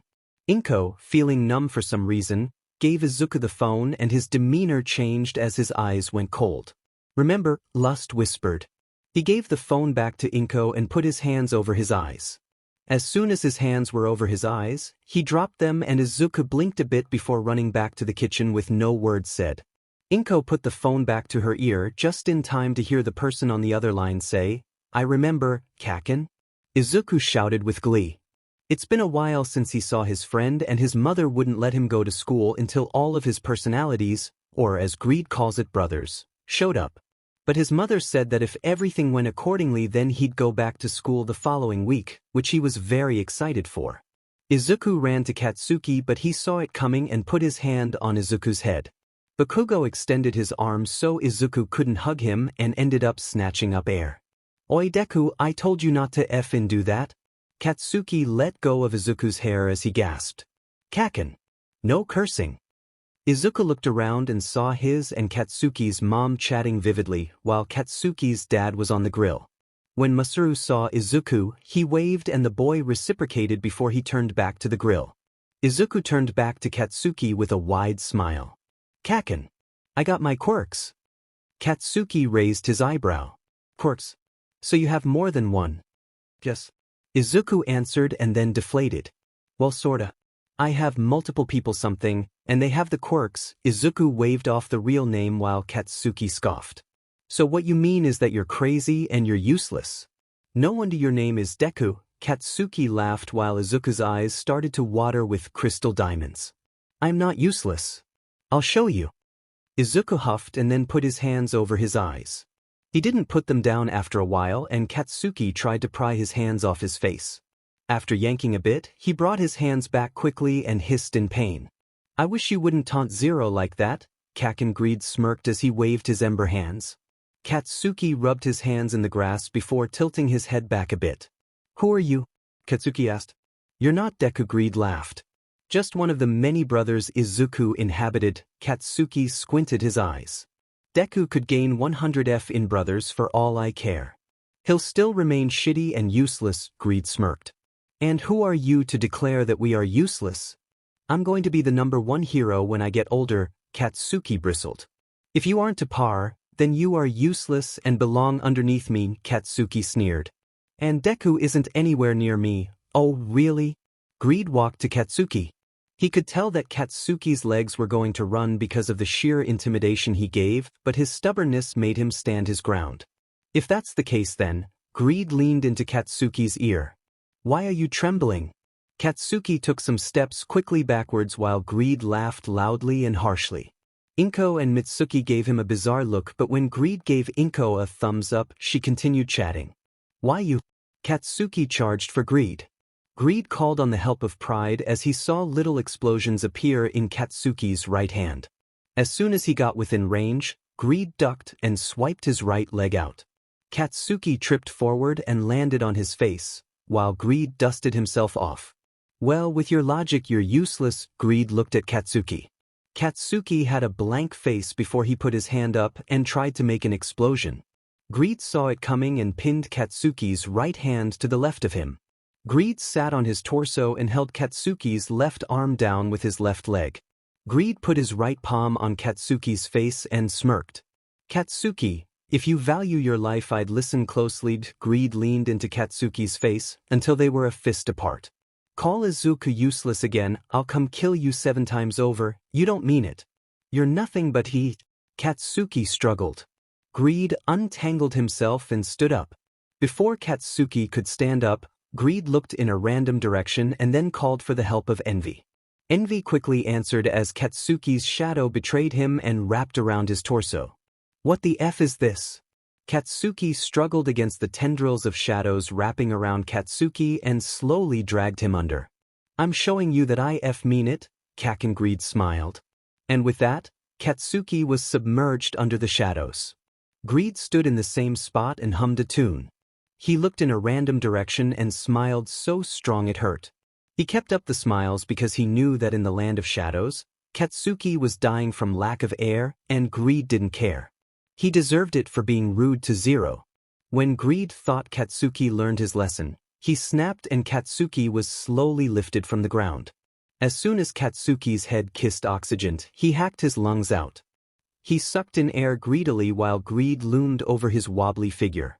"Do you take me seriously now?" Katsuki nodded his head hesitantly. Good. Now what is it that you won't do?" Katsuki licked his sly lips before answering. "Call him useless." Greed got on his knees and rubbed his back. "Good, it's good to know you can listen. Now listen to this, make sure he doesn't get in too much trouble." Katsuki shriveled his face up. "What?" Greed raised an eyebrow. "I thought your ears were working. No matter, be a friend. Bodyguard. Boyfriend, I don't care, but why?" Greed rolled his eyes. A black charred book appeared above Greed's head and he caught it. He flipped through it and answered. "Because bad things will happen to both you and Izuku if you don't." Greed tossed the book back into the air and it disappeared. A thunderstorm of fear reigned throughout Katsuki's eyes. "Hell no. After this, I'm keeping my distance. I don't need to be friends with a future villain." Greed scared and shook his head. "Wrong answer. Now you'll be forced against your will." Good thing I knew this was the outcome. It was worth a shot. Greed walked around Katsuki and called for the help of Lust. Katsuki tried to get away from him, but Greed leaned down and put his hand, seductively, on Katsuki's face. Katsuki looked confused at first, but Greed used the break in his barriers to caress his cheek and get closer to his face. Katsuki started to breathe harshly as Greed leaned in but moved to his right ear. "Come on, Kachin. Be my friend, my best friend." Until the end of time, Lust's voice ran out of Greed's mouth and swirled around Katsuki's head before entering his ears. The words wrapped around his brain in a bow and sent Katsuki in a mild trance. Greed stood up, dusted himself off, and helped Katsuki up. Greed stood back and snapped his fingers. Katsuki stumbled away from Greed and blinked harshly. Greed quickly put his hands to his eyes and Izuku came forward. He dropped his hands and both boys stared at each other. "Kaken." "Yes, Izuku." Katsuki quickly corrected. "Am I your friend?" Izuku thumbed his shirt and kicked grass around on the ground. Katsuki walked towards him and raised his hand. Izuku flinched, thinking it was a hit, but Katsuki just placed his hand on his shoulder. "Of course, you effing idiot. Why else would I hang out with you?" Izuku blossomed like a sunflower when it sees the sun and Katsuki smirked. "Now let's go get some food, I'm starving." To the naked eye, Aizawa Shoyuta looked like a Pefli with his binoculars facing in the direction of a 4-year-old's birthday party with his one friend. But to the naked eye with clothes on, Aizawa Shoyuta was watching Midoriya Izuku for anything weird such as bleeding from the eyes. Typical. Aizawa got a call on his day off from Mizudafu Police Department, saying that there was a kid that could potentially kill everyone in the nearby blocks and it was up to him to make sure that doesn't happen. Aizawa sighed in his yellow sleeping bag that he was in, perched up in a nearby tree, staring at a kid doing questionable things, to his friend. Aizawa saw the boy tackle his blonde friend before he stood up. Midoriya glanced in his direction as the blonde boy stayed down and was slowly being dragged into the ground. Wait, that can't be right. He wiped the lens of the binoculars. When he looked back, he saw the boy staring back at him with a Cheshire smile. The shock of being found made him jump slightly, but the scene had changed with the two boys. Instead of the blonde boy being gone and the green-haired child watching him, both boys were walking towards the adults with a pep in their step. The green-haired child stopped, without the blonde child knowing, and looked back at his hideout. He tilted his head, demeanor noticeably different from before, and, eventually, turned around to catch up with his friend. This was going to involve more effort than he thought it would. Izuku was feeling really uncomfortable. He didn't know what the feeling was, but it felt like part of his body wanted to split. It was subtle this morning, but now it was pounding behind his eyes. He talked to Envy, when Greed was taking over, and Envy just shook his head and patted his back. While everyone was eating, a flock of birds grew in numbers in the sandbox and Izuku tried his best not to look at them. For some reason, he felt like the birds were beckoning him over to them. "Izuku, is everything all right?" Auntie Mitsuki asked. You look on edge. I'm fine. Izuku slightly shouted. Katsuki looked over and tilted his head. Maybe you need to go to the bathroom. Izuku nodded and stood up. Before Inko could say anything, Izuku started to head towards the sandboxes.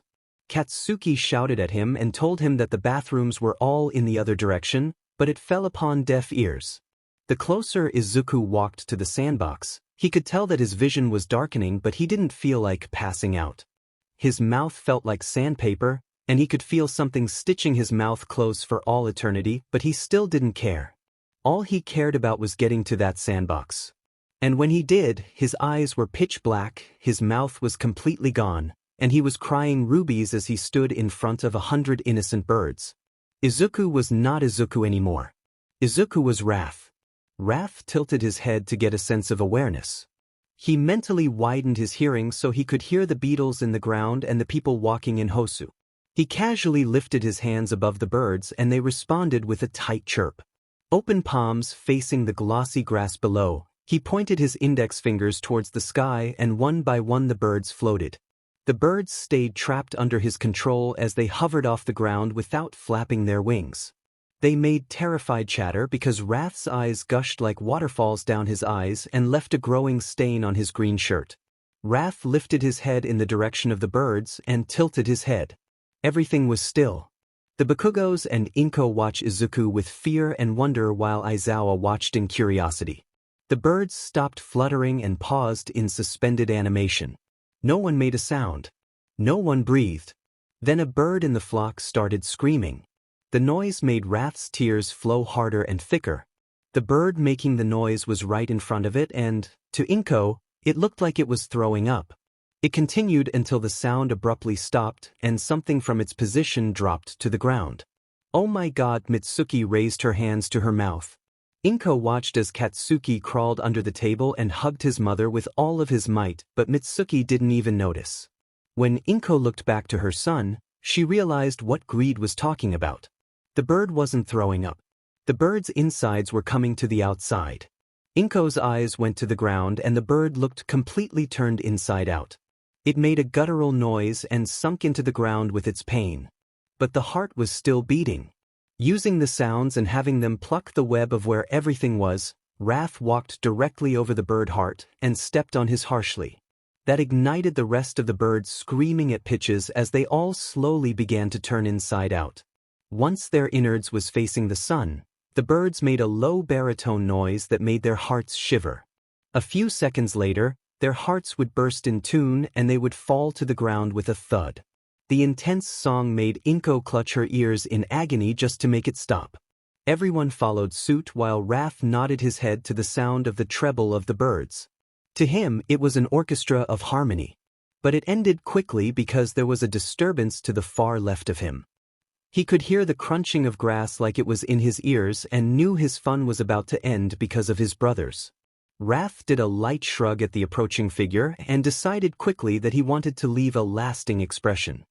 He sprinted towards the flock of birds that was still making their different harmonies and stood in the middle of destruction.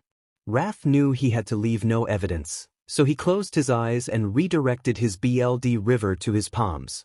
Envy felt bad for Wrath when his sight and voice disappeared, so he taught him how to keep his quirk advancements a secret from Greed. Because of this, Greed still thinks that the BLD that flows out of his eyes are BLD of his victims, which is true. But what Greed does not know is that the BLD can be used as an explosive.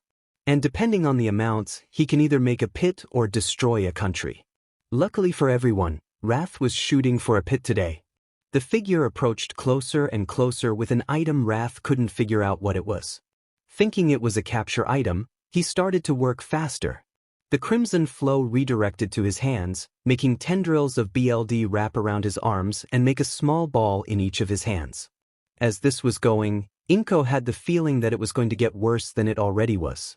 She dragged Mitsuki out of the chair and Mitsuki ushered Masaru over to them. He came over but helped Inko flip the table on the side to shield them from the oncoming assault. They ducked behind the table and hugged each other, bracing themselves and sending up silent prayers. Aizawa was running towards Midoriya, who made him ignore all of his gut feeling to get as far away as possible. He put a communicator to his lips and called for backup but couldn't hear their response due to the crescendo of noise that surrounded Midoriya. Once the boy realized that he was coming in, he started to move faster with his attack.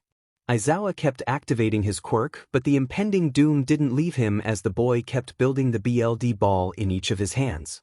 Then, wrath clapped, an explosion as big as skyscrapers answered. There were screams. There was an abrupt halt in the bird symphony. There was crying. Then there was silence. Starting up transmission, breaking news. This evening in Mizudafu, an explosion destroyed a local park. Locals say that 2 4-year-old boys, 2 middle-aged women, and a middle-aged man was at the park having a cookout when the explosion happened. Let's follow Inoue Marina for more details. News cuts to a lady standing in front of a pit, with only caution tape separating the two. Thank you, Myth. Right behind us is a massive pit that followed the aftermath of a random explosion that occurred at 4 p.m. today. Authorities first thought it was a villain attack before finding a distress call from a pro-hero by the name of Eraserhead. We'll play that tape now for the viewers at home. The recording plays and disorientated shrieking is audible. I need backup. A kid's quirk is out of control and I cannot subdue him. Come dash, the recording is followed by static and then cuts off. Inoue appears back on screen. Authorities arrived at the scene 15 minutes later, but it was too late. The entire playground and trees surrounded it were engulfed in flames and the pro-hero was nowhere to be found. Once the fires were put out, a child, identified as Midoriya Izuku, was found at the bottom of the pit with only bruises. The people still missing are Midoriya Inko, Bakugo Katsuki, Bakugo Mitsuki, and Bakugo Masu. Nobuhiko Daiki, the coroner on the scene, has strong hope that these people managed to escape before the explosion. The camera cuts to Nobuhiko. In a fire or explosion in this case, the flesh would melt away but the bone would stay. I believe the same here because their bones would have been here if they perished. If the explosion was hot enough, it would not have only burned this pit but burned down nearby building due to the sheer heat from it. But the buildings are intact, which means the explosion was controlled. Either the explosion was controlled so much that intense heat burned these people died instantly or they got away to a safe distance. The camera cuts back to Inoue. This just in. She touches the piece on her ear and starts speaking quickly. Pro-hero Eraserhead was found a couple blocks away in an alleyway.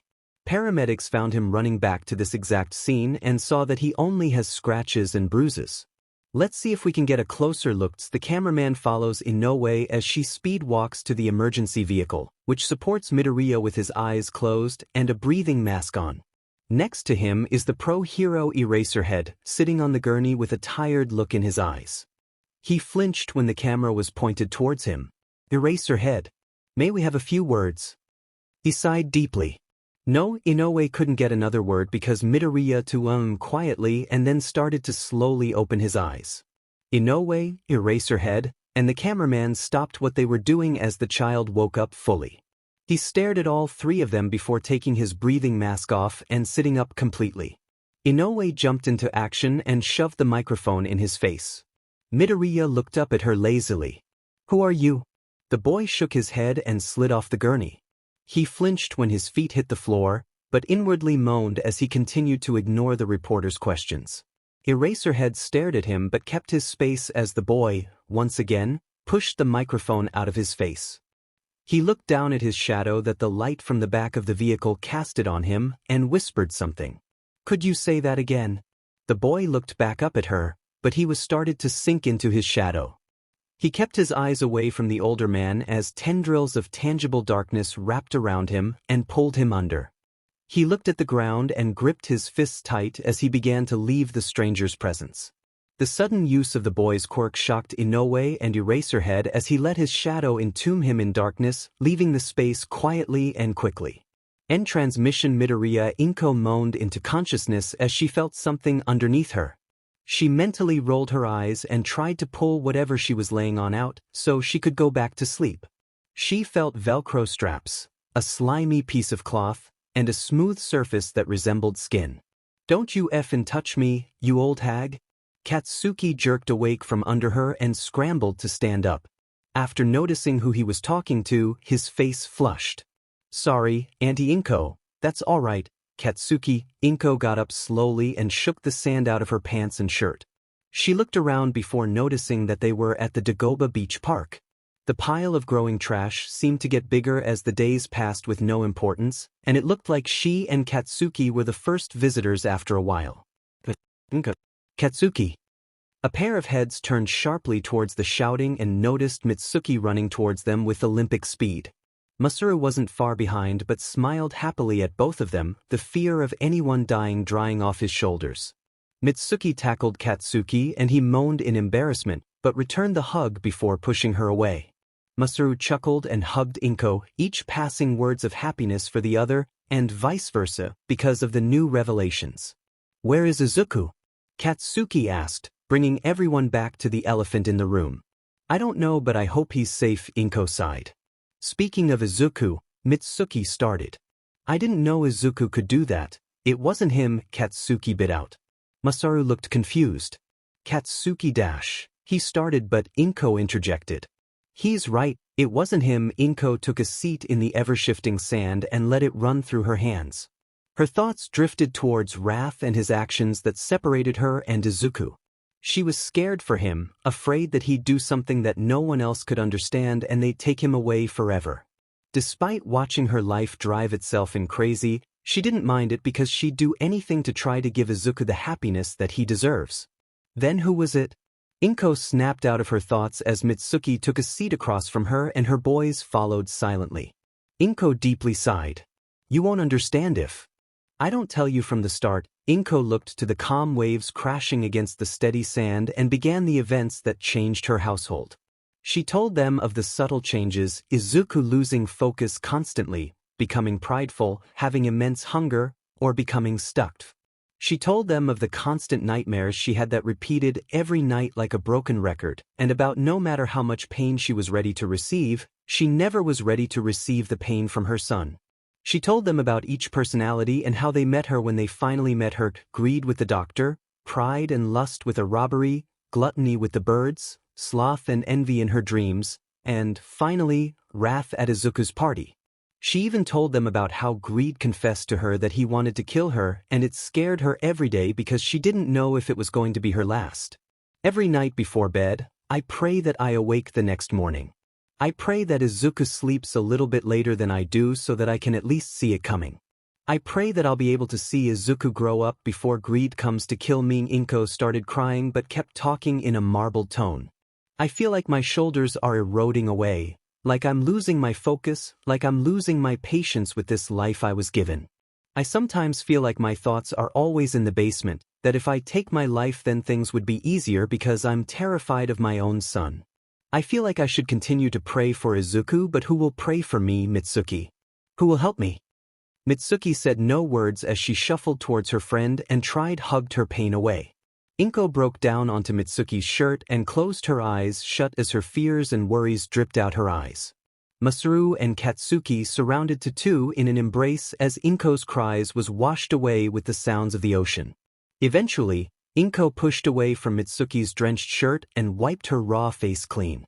The hug circle dispersed, but everyone still kept their distance close to Inko. "Do you feel better?" Mitsuki asked. Inko nodded. Mitsuki shook her head in contentment. "Then why didn't you come to me for help?" "Inko, you are not alone. You obviously need help with this situation and you can't handle it alone. You have 7 adorable little devils running around your house and you expect to deal with this by yourself." Mitsuki sked and Inko chuckled at her scolding. Masaru spoke and Inko looked at him. "We are friends. If no one will pray for you then we will." Inko smiled and tears danced along her cheeks like it was a dance floor. "Plus, Katsuki will help Izuku along the way, won't you?" Katsuki eyed his mother before looking back at Inko. "I'll always be there for him, Auntie Inko." Katsuki puffed up his he and Inko smiled. "I knew I raised you right." Mitsuki bristled. "I don't need your acceptance, you old hag." Katsuki sneered. "I'm not old, you brat. And who taught you how to curse like that?" Mitsuki grabbed his cheek and pulled, making Katsuki swear more and beat her shoulders with his fists. "It's like looking in a mirror," Maru chuckled and Inko followed suit. "Inko," a new voice answered, making everyone stop and look in their direction. On the other side of the beach was Izuku, or what was left of him. His shirt was a crunchy crimson color and his shorts were charred on the bottom.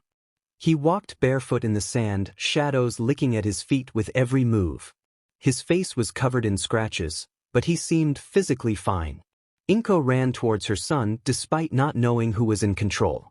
She gave him a hug that could have broke his spine in half, but she was happy to see that he was all right. Izuku tensed at her hug and patted her back before leaving his arms back at his side again. Envy, Inko guessed. Envy shook his head up and down. The Bakugos reached Envy but kept their distance. Is this the one that wants you dead? Mitsuki asked in a hushed tone. Inko wiped the rest of her tears. No, this is Envy. He helped me out before. Envy looked at the newcomers and pointed at them with his eyebrow raised. They know all that I know. Envy blinked and shook his head with a subtle smile on his face. He gestured to the shadow under him and the tendrils answered. They latched on each other like an ant pile and solidified when the outline of a door could be made. Katsuki's eyes widened at the sight and Envy looked at him before he could make any sounds of distress. It won't hurt you, I promise, Envy soothed and Katsuki calmed down a notch. Mitsuki and Masaru missed Katsuki's slight raise in distress as they watched a door made out of the shadows that festered around Ini's feet. I know you told us about the different quirks, but it's different seeing it in person, Masaru said in awe. Envy opened the door and held it open. Inside was a darkened tunnel, but a light at the end of it was visible to the party on the other side. Go in. We're going home, Mitsuki asked. Despite all that has happened today, you want us to go home? Envy shrugged. It's the best place to be besides here, Mitsuki shrugged as Inko walked in the door first, no hesitation seen on her face. Mitsuki went in next, along with Katsuki. Masaru walked in cautiously and Envy watched as they all walked towards the light. Envy snapped and a tendril lifted a book from the shadows that pooled at his feet. He opened it up, made a check mark, and then dropped it into the shadows. All going according to plan, Envy shut the door and the door disintegrated. Izuku, if you don't get up now, then you'll be late for school. Inko yelled from the kitchen. Shuffled footsteps were heard before discarded comments were heard. Inko laughed as she wiped the dishes clean and put toast on the table. If someone told Inko that she would be living life in happiness in the future, during the first 2 weeks of Izuku's quirk developing, she would have screamed hysterically. Her life flipped horizontally vertical after her son made a pit in their neighborhood park. Her and the Bakugos were teleported to her home to find cops scouring every nook and cranny. After seeing them appearing out of nowhere, they were pulled in every way possible. Paramedics shielding them from the news reporters as they took care of their non-existent wounds. Everyone was in awe how these people, the only people who were possibly caught in an explosion, were not majorly harmed in the slightest. When Izuku appeared out of the shadows last, he was ambushed by cops, paramedic, and reporters. The pro-hero, Eraserhead, jumped out of the emergency vehicle and made everyone give the kid some space before he could cause another explosion. He was asked to use his quirk on Izuku and that's when he confessed that the doorbell rings. Before she could head for the door, Katsuki ran inside. Izuku, let's go. We're going to be late. He turned towards Inko. Good morning, Inko. I hope Sloth didn't visit you, she smiled and was washed over in a wave of memories. Ever since she told the Bakugos about Izuku's multiple personalities, they helped out more than she thought they would. They, along with the help of Greed surprisingly, was able to get a better reign on all the personalities. Greed would make split all the personalities from so that Izuku could talk to all of his personalities, including Wrath, who stuck close to Envy. The Bakugos helped out with groceries and helped Inko with food for Gluttony, placed mirrors along Izuku's bed so that Sloth wouldn't torture Inko anymore, signed Pride up for martial arts classes, and a couple other things. Thanks to this, Inko was able to tailor to each personality. She bought Sloth his own bed, taught Gluttony how to cook the animals he sometimes would catch, cheered for Pride when he won his tournaments, when people watching with lust, talked to Envy into opening up to her more, and read books to Wrath. She found out that even though all personalities stem from Izuku, they all had their own niches. During those years of learning about each one, she stopped fearing them and began to nurture them like a mother should. Sometimes they'd have their setbacks, Sloth would torture her in her sleep, or she'd catch Gluttony biting the heads off of the neighborhood's stray cats. But they would do something she thought they'd never do, at least not to her. They would apologize. Inko chuckled softly as the memories faded. No, he didn't. The mirrors are really helping. Inko looked towards the doorway as Izuku appeared. His hair was frizzled, and his buttons was buttoned out of order. Katsuki face-bombed while Inko chuckled and made another plate for Katsuki. Knowing him, he probably skipped breakfast just to make sure that Izuku woke up in time for school. Inko placed the newly made plate down on the table and poured a cup of coffee for herself. She turned around to Katsuki, angrily fixing Izuku's outer appearance while mumbling to himself. There, Katsuki huffed. He took one final look at him before slapping him upside the head. That's what you get for waking up late again. Katsuki put the toast in his mouth and put all the bacon in his one hand. Kaken. It wasn't my fault. Sloth turned off my alarm. Izuku shouted after his friend. How many times have I heard that shitty excuse before? Katsuki yelled as the door swung closed. Izuku put the toast in his mouth but left the bacon as he slipped his shoes on. He reopened the door but stopped to look back to his mom. Bye, Mom. I'll see you later. Bye, Izuku. Have a great day. Inko yelled as the door closed. Izuku and Katsuki barely made it to school on time due to the debut of MT Lady. Katsuki grumbled about her being another obstacle from him being number one, and Greed silently agreed in Izuku's mind. They would have been seriously late for class if Izuku didn't ask Envy to teleport them to their class. While class was in motion, Izuku wrote animatedly in his hero analysis notebook. Surprisingly, despite his infatuation about pro-heroes, Pride was the one to start the notebooks when he was younger. When Izuku is at home, Greed splits his personalities, or brothers as that is what he insists Izuku call them. They would wander as themselves, so they didn't have to fight over control in his body like they did when they first manifested. It helped out the dynamic between his brothers and his mother to the point where she tells them to do something and they'll do it. It made things excited growing up, getting to know his brothers and them always being there for him. They would answer all of his questions, except Wrath for obvious reasons, except when it came to the agendas that Envy and Wrath followed.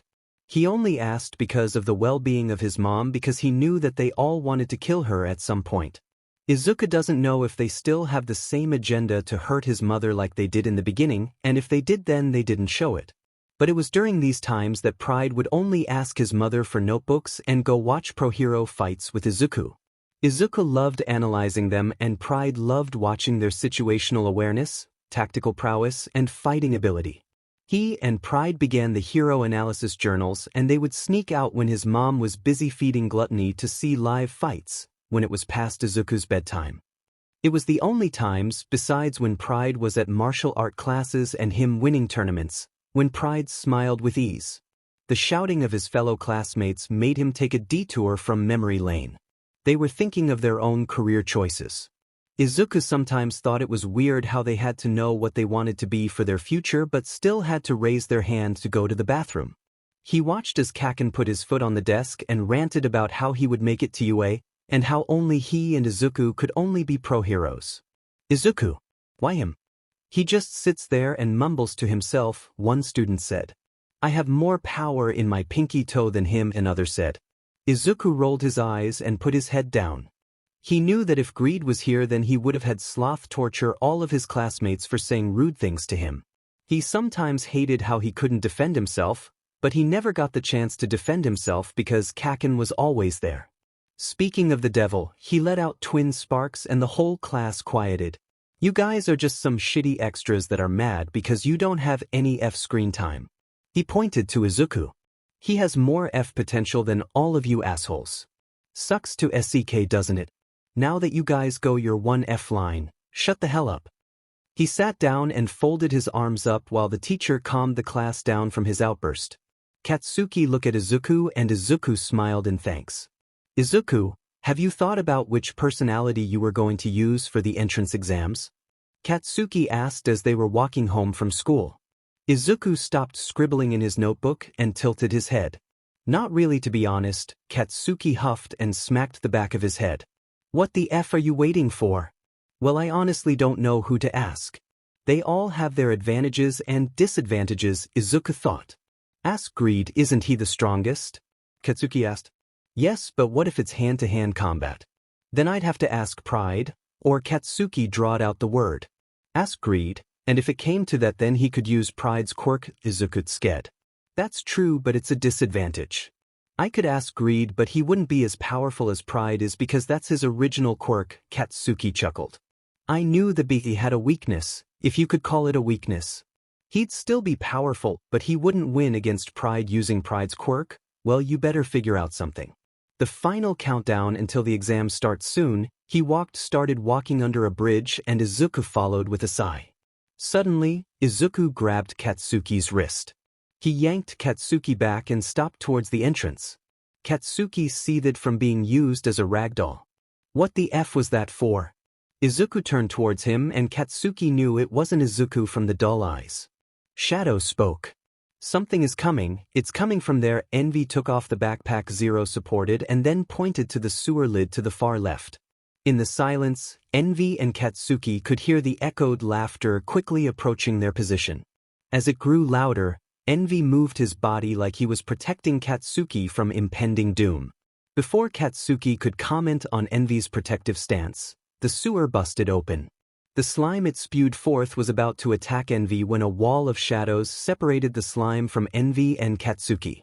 The slime hit the defense barrier and started to claw at it. Envy and Katsuki looked at the slime's eyes and could feel its anger spewing forth like a visible aroma.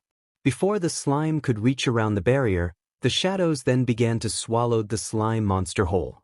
This wasn't how it was supposed to go, he struggled to say. Slime licked at the sides of the shadow ball forming around him. Since Envy was in the shadows, there was unlimited ammo. He lashed out at Envy, but Katsuki let out a mild explosion that scared him back into SBMs and hisses were heard from the slime, but Envy kept his stoic face as Katsuki made explosions around him so that all of the slime was contained. The shadows soon swallowed him whole and his screams of defeat ceased. Envy's shadow tendrils desperately latched onto the ball of shadows that hovered in midair. As soon as there were enough tendrils holding the bottom of the sphere, the tendrils of tangible darkness pulled it towards the floor. You're planning on killing him? Katsuki pointed towards the ball of shadows that was halfway submerged in the ground. Handprints were seen pressing on the inside and the knocking similar to the knocking on a door could be heard through the sphere of fear and desperation but ignored by the two boys. He planned on killing Zero. The thought of doing that is punishable by death. The shadow ball was completely submerged, and Envy looked at the entrance of the tunnel in caution. He tilted his head to the side and listened to what the shadows told him. What is it now? Katsuki huffed. Someone else is coming. Envy relaxed slightly. But with a different intent he turned to Katsuki. My work here is done. Envy went stiff and Katsuki automatically put his hands on his shoulders. Sometimes when Izuku went from one personality to the other, he'd fall over or stand still, depending on how fast whichever personality responds first. Katsuki doesn't know what goes on in Izuku's mind when this happens, and he'd rather keep it that way, but he does know that if someone doesn't respond then he'll turn into a shell until he jostles him for a while. But this time, Izuku faster than Katsuki thought he would. He got up and out of Katsuki's grip and adjusted the tie on his uniform. He also took the time to smooth out any wrinkles in his uniform. He looked back at Katsuki with a commanding presence and huffed before turning towards the entrance. Katsuki only knew two people that cared for their appearance: lust and greed. Now the question was, which one is here with him?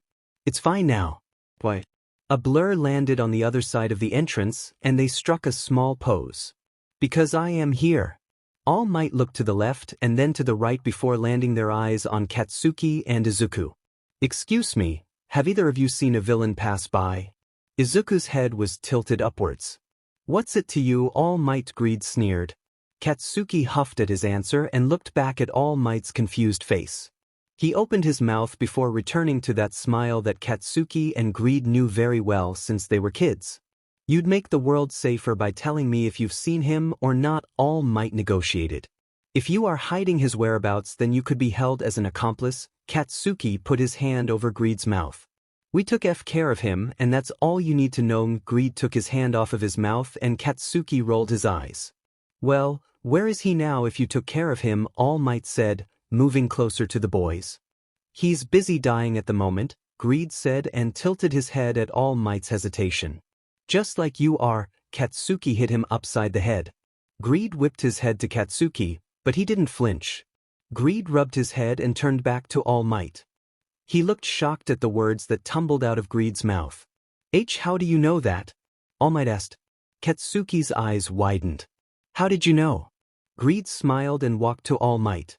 He pulled his wife-beater shirt up, ignoring All Might's protests, and both saw a gaping hole in his side. Katsuki scrunched up his face like he smelled something horrid as tears of crimson streaked down the wound. The wound looked like Gluttony took a bite from him but stopped after one bite. I know all weaknesses, Greed said before turning back to All Might. His eyes dimmed and then he punched his fist through the wound.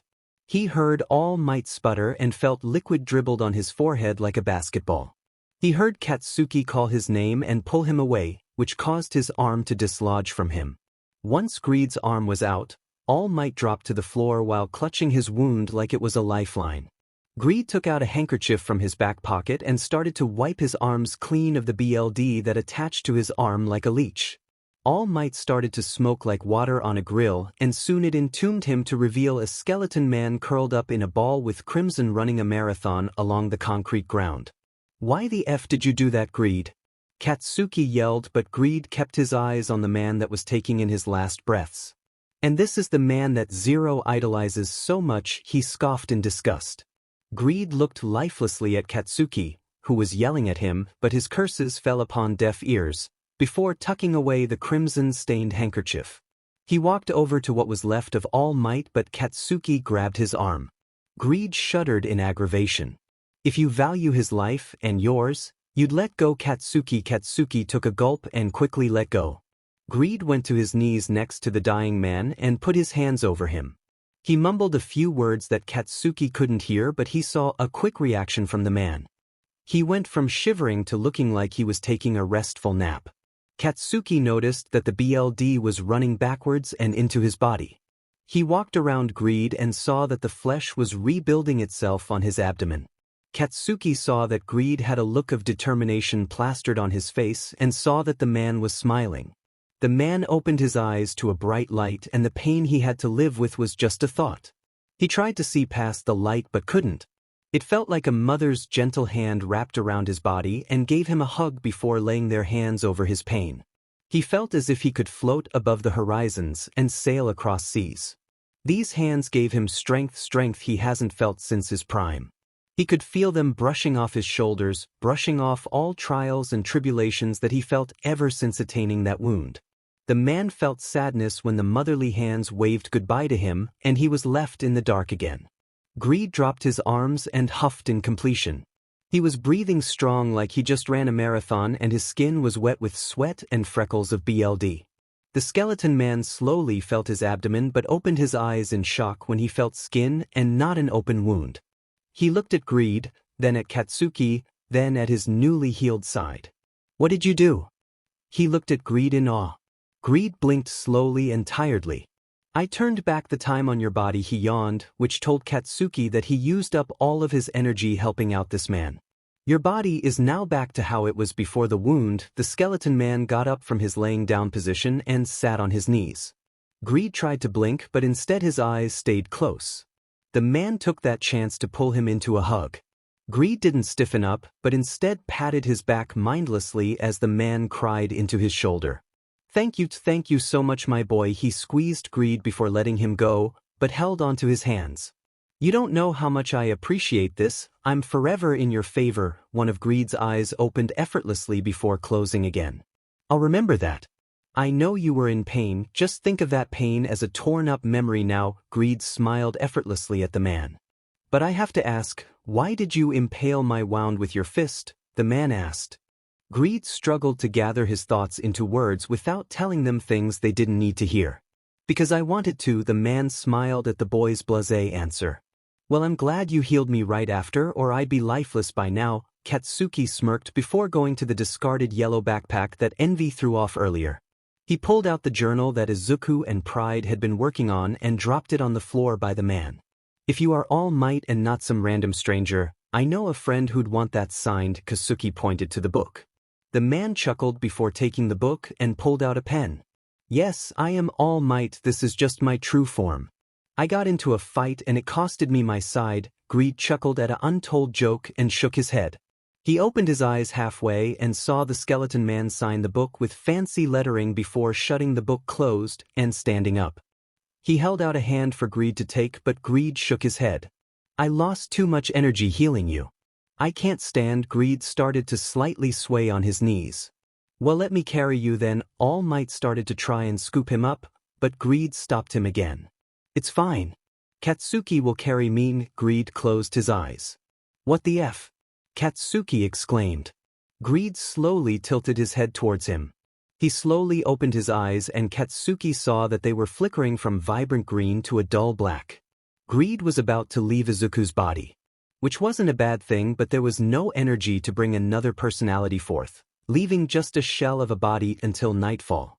If they waited until nightfall, then someone would be visited by Sloth, which was not ideal.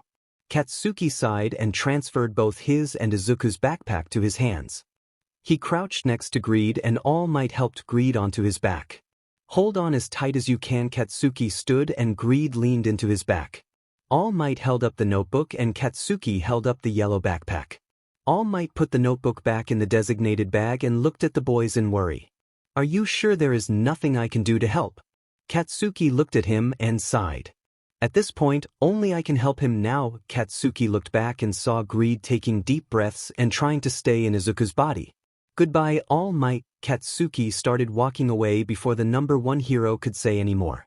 Greed gave All Might one final look and All Might caught his vibrant emerald eyes before he closed them and leaned against Katsuki's body once more. The man watched the boys trudge away and once they were out of sight, he walked away. It was a few blocks later when All Might finally realized that he was chasing a villain before meeting the boys. "Greed," Katsuki called. He got a muffled voice in response. "What you did back there?" Katsuki smiled. "The light you emitted made you look like an angel." Greed chuckled. "You developing a crush?" Katsuki blew a raspberry. "If I dropped you, would that answer your question?" Katsuki smirked and stopped under a healthy and vibrant oak tree. He looked up at it and went to the trunk of the tree, slowly placing Greed next to it. Greed kept his eyes closed but looked in Katsuki's general direction. "Why did you place me near a tree?" Katsuki stretched his back and it cracked. He let out a satisfying sound before answering. "I just now remembered that when your energy is low, Gluttony's ability to take life from things activate without warning. So, I plopped you down next to a tree so that when they do activate, I won't be in the way." Greed chuckled and placed his hands on tree. "You're smarter than I remember you being." Katsuki scoffed. "I'll take that as a compliment." He watched as Greed began to take the life from the tree. The leaves turned colors, like it would have done in fall. The leaves shriveled up and turned into ash that scattered their secrets among the wind. The branches curled up like yo-yos and traded their healthy fragrance for a dead odor. All the while, Greed's skin went from being sickly to having a healthy glow. When he took off his hands, the tree was curled in on itself and looked warped. Greed stood up on his own will and opened his eyes to look at Katsuki. "You good now?" He held out Izuku's backpack to him and Greed took it. "Yeah, this should last until tonight." Katsuki nodded his head slightly and turned towards Izuku's house. Greed took one last look at the tree and then walked alongside him in silence.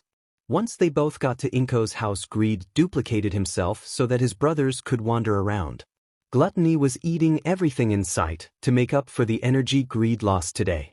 Inko was a little bit concerned when Gluttony started staring at the squirrels in hunger, licking his sharp teeth in anticipation. But once she set dinner on the table, he shook his head and began eating, Inko refilling his rice bowl when she knew she wouldn't be bitten. Pride and Zero were recapping his and Greed's encounter with Katsuki. Pride didn't believe it at first, but once he saw the autograph, he knew it actually happened and hung onto every word. He was shocked at the number one hero's secret wound but smiled proudly at his brother's initiative to heal him, knowing that he had little energy to do so. When Greed came in the living room from taking a shower, He congratulated Greed on his efforts and Greed shrugged as if to say, I did what I had to do. Envy was watching television with wrath, but something was stirring in his gut that he just couldn't shake. Envy looked down at Wrath, who was listening to the television, and patted his head. Wrath closed his eyes at the touch and Envy smiled before looking for someone to watch him. He called over Lust, who was texting someone Envy didn't want to know who, to look after him as he called Greed over to talk to him. Greed dislodged himself from Pride, Katsuki, and Zero, and followed Envy to Zero's bedroom.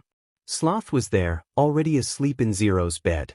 Envy wanted to find another room when Greed stopped him. He's already asleep. Whatever you need to say can be said in front of him, Greed calmly stated.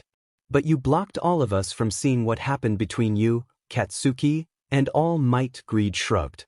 It's not a secret if one person knows. Envy sighed. What do you have planned? Greed. You wouldn't heal someone with no reason. Greed gasped in hurt before chuckling. I'll have you know that Katsuki called me an angel today. I know. Envy was losing his patience. And I also know you didn't answer my question. Fine. Greed rolled his eyes before answering. I did it because I knew that would make Zero happy. Anger flashed across Envy's face and he clutched the collar of Greed's shirt. Do not use him as an excuse. Greed ignored the shadows nipping at his legs from Envy's anger spike and shushed him as Sloth rolled over. Quiet, or you'll wake up Sleeping Beauty. Envy let go of him and silenced his shadow tendrils, but anger was still palpable on his face. That's the only reason, I swear. Greed held up his hands in defeat. If that is, then let's hope that this night goes smoothly. Envy left the room while Greed watched him with a Cheshire smile. Once he was gone, Greed sat on the bed next to Sloth. Sloth peeked one eye open and sighed before getting up. What do you want? Greed. Did you catch his eyes? I left you an opening so you would. Greed pressed. Sloth raised an eyebrow. Yeah, why? Because I got plans for you tonight. Yagi Toshinori woke up in a dark room. He didn't know where he was or why he was there, but he knew that he couldn't move. There were straps covering his wrists and legs, but his neck was free. He tried moving his head, but it was locked into place with a thick LTHR strap. The only thing that he could move were his eyes and his tongue. Toshinori licked his lips and scanned the room for any signs of movements. He couldn't see much, but it felt like someone was watching him from the shadows. Toshinori wanted to call out but decided not to because he did not know who would show up. He soon gave up on his internal battle and the darkness stood still in reply until he heard a single footstep. A small flame appeared in front of him and slowly glided towards the ground. As soon as the candle reached the ground, it disappeared. As a response to his only light source disappearing, a wide ring of candles lit up around in him, a wide circle. Toshinori looked down from the light show and saw that he was in a dentist chair. He looked in front of him and quickly wished that he hadn't. Rubies dripped from where the walls kissed the ceilings and it raced along the walls at different speeds. It never reached the ground because it clashed with the shelves that were full of jars of knives. On the floor, there were random slashes of crimson that could have been mistaken for decoration by a blind man. There were shadows to the left and right of him that felt like they could entomb him in a casket of ebony. Toshinori looked to the right of him and saw a single stand that held a metal tray with a bloody imprint on it. Two familiar sounds interrupted his viewing of the room and it gripped his spine because of the contrast of the two. He heard screaming that would be masked with loud, childish giggles. It was time to get out. Toshinori tried to turn into All Might but looked like he was squirming. Sweat beaded down his face while he flexed in his straps so he could escape. Instead, he began to become frustrated because his quirk wasn't working. Well, what do we have here? A slightly familiar voice rung through his ears. A boy in his teens walked out from behind him with a clipboard. He had green bushy hair and fair skin. The boy wore black pants and a white buttoned-up shirt with a black vest laying on top. His sleeves were rolled up and he had a towel in his back pocket. He seemed to hum a little tune that Toshinori could not place. The boy stopped directly in front of him and nodded his head twice before looking at him. Toshinori stared back at his ebony eyes in shock. You're the boy from earlier but the boy interrupted him. No, I'm not, he said.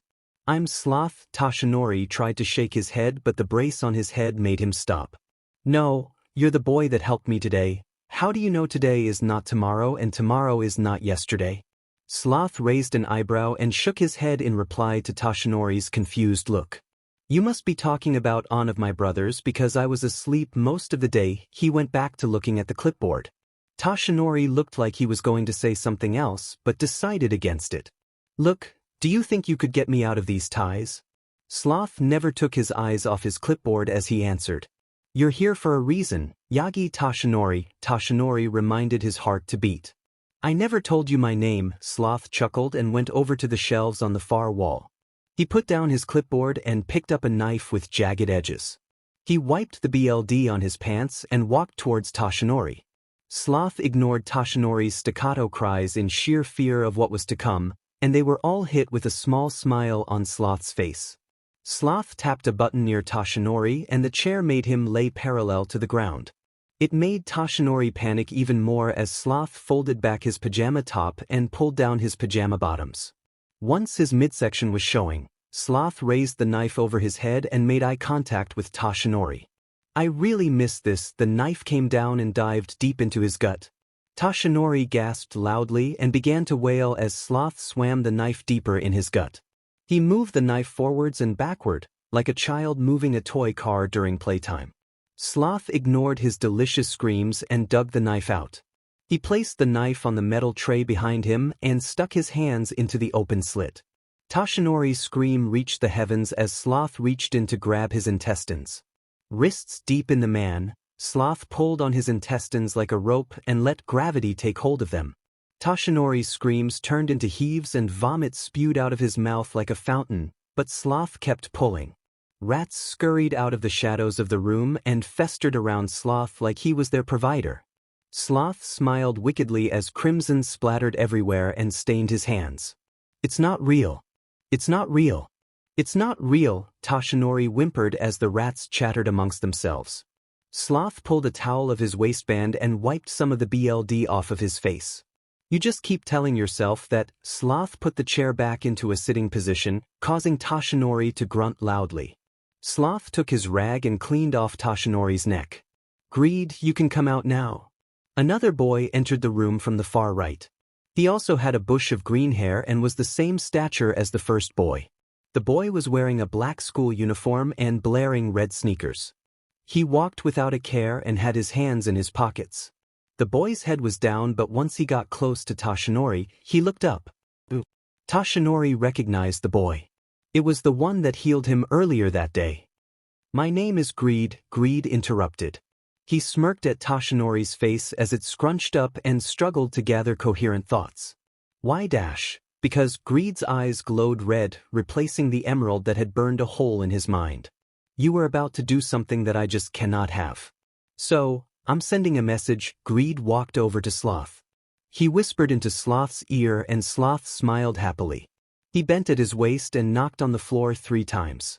An audible crack spoke, and Sloth pried his fingers under the floor tiles. Once moved aside, Sloth giggled and dug his hands into the ground. He pulled up a dirty, red axe with tally marks etched into the wooden handle.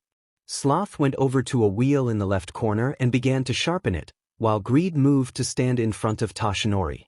He didn't notice Greed at first, because he was too busy looking at Sloth, who was snickering as the sparks flew like fireflies. Yagi Toshinori, he looked at Greed. Greed pulled out a notebook from his school uniform and flipped through the papers.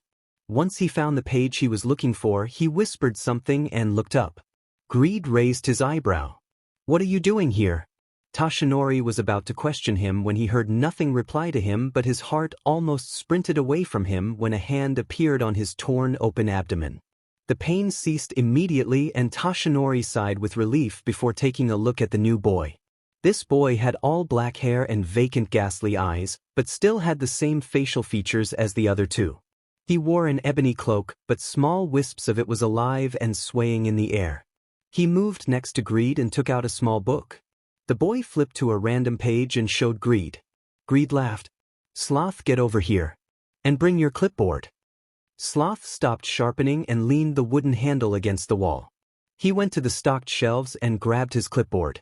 Sloth joined the other two and they showed him what was in their book. Sloth laughed and pointed to the new boy's book. I'm surprised that you had the same agenda as us. Envy. Sloth went back to the shelf and tossed his clipboard aside. He picked up his axe and swiped his hand along the blade. It drew BLD and he smiled as he sucked the BLD clean off his finger. Sloth swung it over his shoulder and faced the newcomer. You always did your own thing. I guess that explains why you are here. Greed closed his book and looked at the boy. I hate this more than you'll ever know. Envy tossed the book into the shadows and looked at Toshinori. I apologize ahead of time. For what? My boy, if you just get me out right now then I'll thank you more than anything, Toshinori pled. You already took the pain away, so please my boy. Envy, not boy. Envy turned around. Don't screw this up. Greed. Envy began to glide among the shadows towards the darkness. Please, Envy. Toshinori begged. Envy stopped at the border, darkness licking his frame. He seemed to be shaking silently. Envied. Greed's demeanor changed. You save him, and Zero will be hurt beyond repair. Envy relaxed his shoulders and sighed. Wake up, Toshinori. He disappeared within the shadows and Toshinori's hope diminished. Sloth laughed at Toshinori while Greed lowered his chair. Toshinori thought about Envy's words but he couldn't figure them out because he thought he was awake. He knew that a person could not feel pain in their dreams, therefore making this real because he felt his insides becoming a rope of taffy for the rats to consume. But if this was real, then why did Envy tell him to wake up? Toshinori saw Greed mouth some words to him but he just kept hearing the echoes of Envy's last request ring through his head. Greed smiled at him but Toshinori just gave him a confused look before Greed deflated and sighed. No smile. Let's fix that. Greed went to stand above his head and put his fingers in the corners of Toshinori's mouth. He then pulled them upward into a forced smile and kept his fingers there as he leaned over him. If you see my face again, then we will visit you again, Greed said with a dead tone before being replaced with Sloth. Goodbye, All Might. He lifted the axe above Toshinori's neck. Toshinori whimpered as tears sprung to his eyes. He begged for mercy but all he saw was Greed and Sloth smiling back at each other. Sloth swung the axe down on his neck and silence ensued. Greed, can I talk to you for a second? Izuku asked. All of his brothers were lounging in the living room around the television but as eyelids were growing heavy from everyone, Izuku thought it was the best time to ask his question. Greed looked up from reading the newspaper and smiled. Anything for you, Zero. Greed followed Izuku into the kitchen where Gluttony was slumped over a bowl of rice. His snores sounded like chains rattling on hardwood floors. Greed shook him awake and his snores were sucked in like a record scratch. Gluttony opened one eye and stood up, forcefully pushing the chair from underneath him. What's going on? Gluttony yawned and rubbed his eye like a child. Zero is going to have a chat with me. Gluttony, you should follow Sloth's lead. Greed pointed to the hallway. Gluttony followed his finger before looking back at them. He shoveled the rest of the rice in his mouth and held them in his cheeks like a squirrel. Good night, Zero. Greed, Gluttony muffled and bowed in their direction. He stood up and gulped down the rice as he exited the kitchen. Once Gluttony was gone, Greed turned back to Izuku and tilted his head. What's up? Izuku fidgeted. Well, the entrance exams for UA is coming up. Greed picked up the fallen chair and sat down in it. He gestured for Izuku to sit down before clasping his hands. I know. You've been studying for the written portion for weeks now. Izuku sat down and nodded. Yes, but it's the other portion in the exam that I'm worried about. Greed raised his eyebrow and chuckled. Zero, we got it covered. He reached over the table and patted Izuku's clammy hands. Wait, what?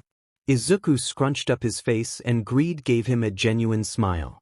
Sometimes you are too adorable for your own good. Greed leaned over the table and fluffed his hair. I had a chat with the other brothers and we all agreed. I'll take the test with you and you call on any of the other brothers as you see fit. Well, why can't I call on you? I will be helping the brother you choose and ensuring that you'll pass. Izuku blinked before shooting like a rocket out of his seat. His doe eyes sparkled like diamonds dipped in joy. Greed swam in his endless joy and drifted along the waves of calm that Izuku produced. Izuku ran around the table and wrapped Greed in a hug. Greed was shocked at first but quickly entombed Izuku in a hug and laid his head in the crook of his shoulder. Thank you so much, Greed. Izuku muffled into his shoulder. Greed deeply smiled in the crook of his neck. Anything for you, Zero. Are you ready for the exam, Kaken? Izuku asked Katsuki while walking to UA. Katsuki woke him up early that morning and rushed him into getting ready. Katsuki had been training for months leading up to this exam, so much that he asked Pride to oversee his training. Pride was honored but a strong teacher. Izuku watched every practice and saw how strong Katsuki was training, and it always managed to make him feel a little bad how he didn't have to train because his brothers would help him. He begged Pride to train him too, but he saw no use in it, seeing how he could call upon him when he needed his help. It was an argument Izuku would always lose but couldn't help feeling bad about it. Katsuki scoffed. Been ready? Let's get this over with. The boys walked onto the UA property and silently checked out everybody. It was something Greed told them to both do before leaving for exams. He reminded them to have fun but to also beat everyone because it's still a competition to get a seat in UA. Katsuki took his words to heart, but Izuku couldn't help but worry. He didn't practice his quirk, if you could call it that at this point, before since they came out and did their own thing. He never minded when his brothers came out because they always went back quickly. Izuku knew that all he'd have to do was think their name and his brother would come forward and adapt to the situation, but he couldn't help. Izuku felt himself falling and Pride stepping forward. Pride controlled his body like a puppet as he thrusted his arms forward and did a round-off. It caught some kids off guard, but Pride ended his trick with a backflip and smiled at Katsuki's shocked face. Pride, you show off. Katsuki smirked. It comes with the name. Pride shrugged as Katsuki caught up to him. Katsuki smacked him on the back and Pride replied with a smile. Unknown to the both of them, there was a brunette girl with her hand outstretched to the both of them. She retracted her hand and shook a smile onto her face. Are you ready, Zero? Greed asked. Izuku was mentally tired from the writing assessment. He and Katsuki sat in the same row and both got done around the same time. Once everyone was done, they were herded like sheep into an amphitheater where Present Mike gave them the rundown on the second portion of the exam. It was going well until a student called Izuku out for mumbling strategies under his breath.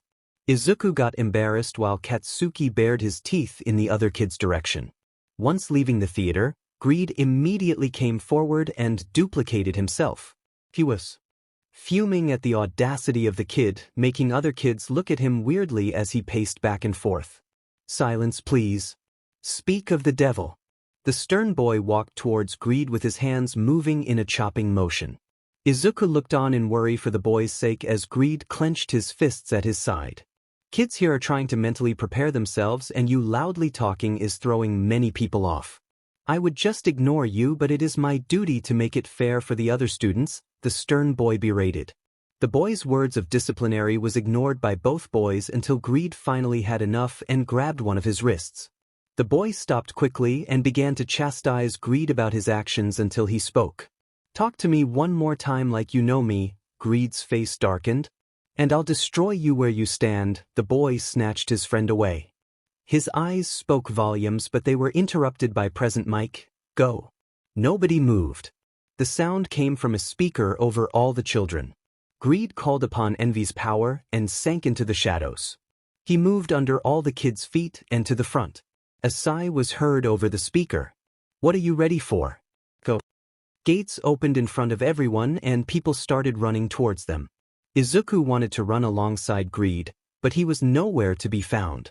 Izuku was pushed along the crowd like a pebble swept away in a current and soon found himself standing in front of a three-pointer robot. He looked around him and surprisingly he found no one near him. Izuku looked at the menacing robot and began to form a plan. Okay, who to use? Lust won't work, nor will Sloth. It's too dangerous to get close to it, so Gluttony won't work. That leaves Wrath and Envy.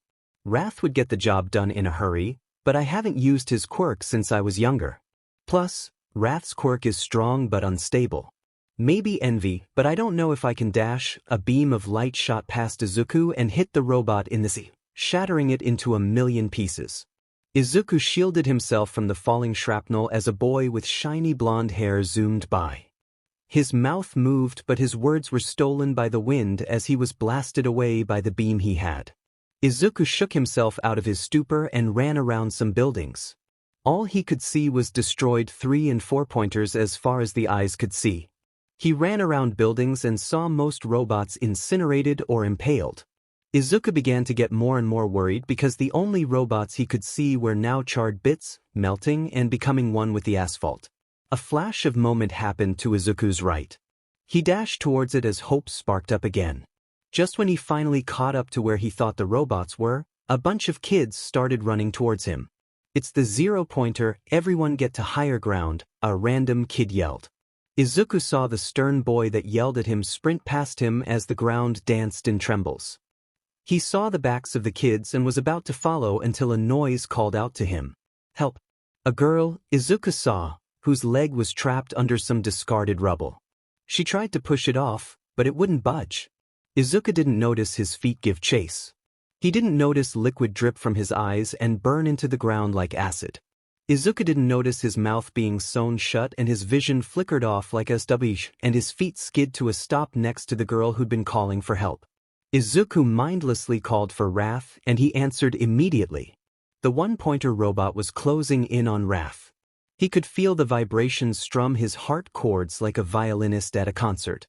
He heard a warped feminine voice from his right and tilted his head in that direction. The voice sucked in a quick breath and stopped in its tracks. Not hearing anymore, Wrath turned back to the nearing vibrations and put a hand up. His BLD tears coiled around his left arm and pulsated with energy. The robot neared while Wrath was building strength. He could feel Gluttony's energy course through his veins and pump into his BLD tracks. The BLD swirled up into a small red ball and floated above his hand. Wrath flicked it at the robot and the ball flew up and right next to the robot's head. Wrath made a flicking motion and the ball made contact. A bright flash of light assaulted everyone's eyes and then the sound followed after. The robot immediately disintegrated along with the nearby buildings. Some of the other buildings fainted from the pressure and was pulled down under the weight of gravity. In the matter of seconds, a puff of smoke and debris shielded everyone from the buildings that were destroyed along with the robot. When the blanket of gravel dissipated, audible gasps were heard. Right where the robot was standing was an ebony smudge, but that's not what took the breath from people. What took the breath was that everything behind the robot was no longer there. The replica city resembled a junkyard, and the cause of it just calmly stood still. Wrath walked to the girl under the rubble with eyes watching his every move. He whistled a tune no one knew as he stopped next to the girl and crouched down. He heard no noise coming from her but could feel her curious yet slightly fearful gaze. He put a hand on the rubble that kept her tapped and felt it crumble into minced rocks in seconds. He stood up and wiped the crimson from his eyes. He wiped his hands on his pants and walked away from the girl and to the exit. "Wait." Wrath stopped and looked towards the voice. "Thank you," the girl said from the ground. Wrath nodded and began walk towards the exit once more before a static sound rang through his ears. "Is this thing working?" "Oh well, that's it. The exam is now over." Present Mike yelled over a speaker before it fizzled out once more. "There you are." Wrath looked to his right and felt Greed's presence.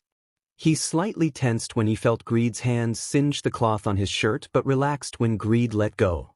"You showed a lot more control than you did before." Wrath tried to smile, but according to the intakes of breaths and the quick murmurs that followed, Wrath knew that his smile looked grim. Greed chuckled and pulled out a handkerchief.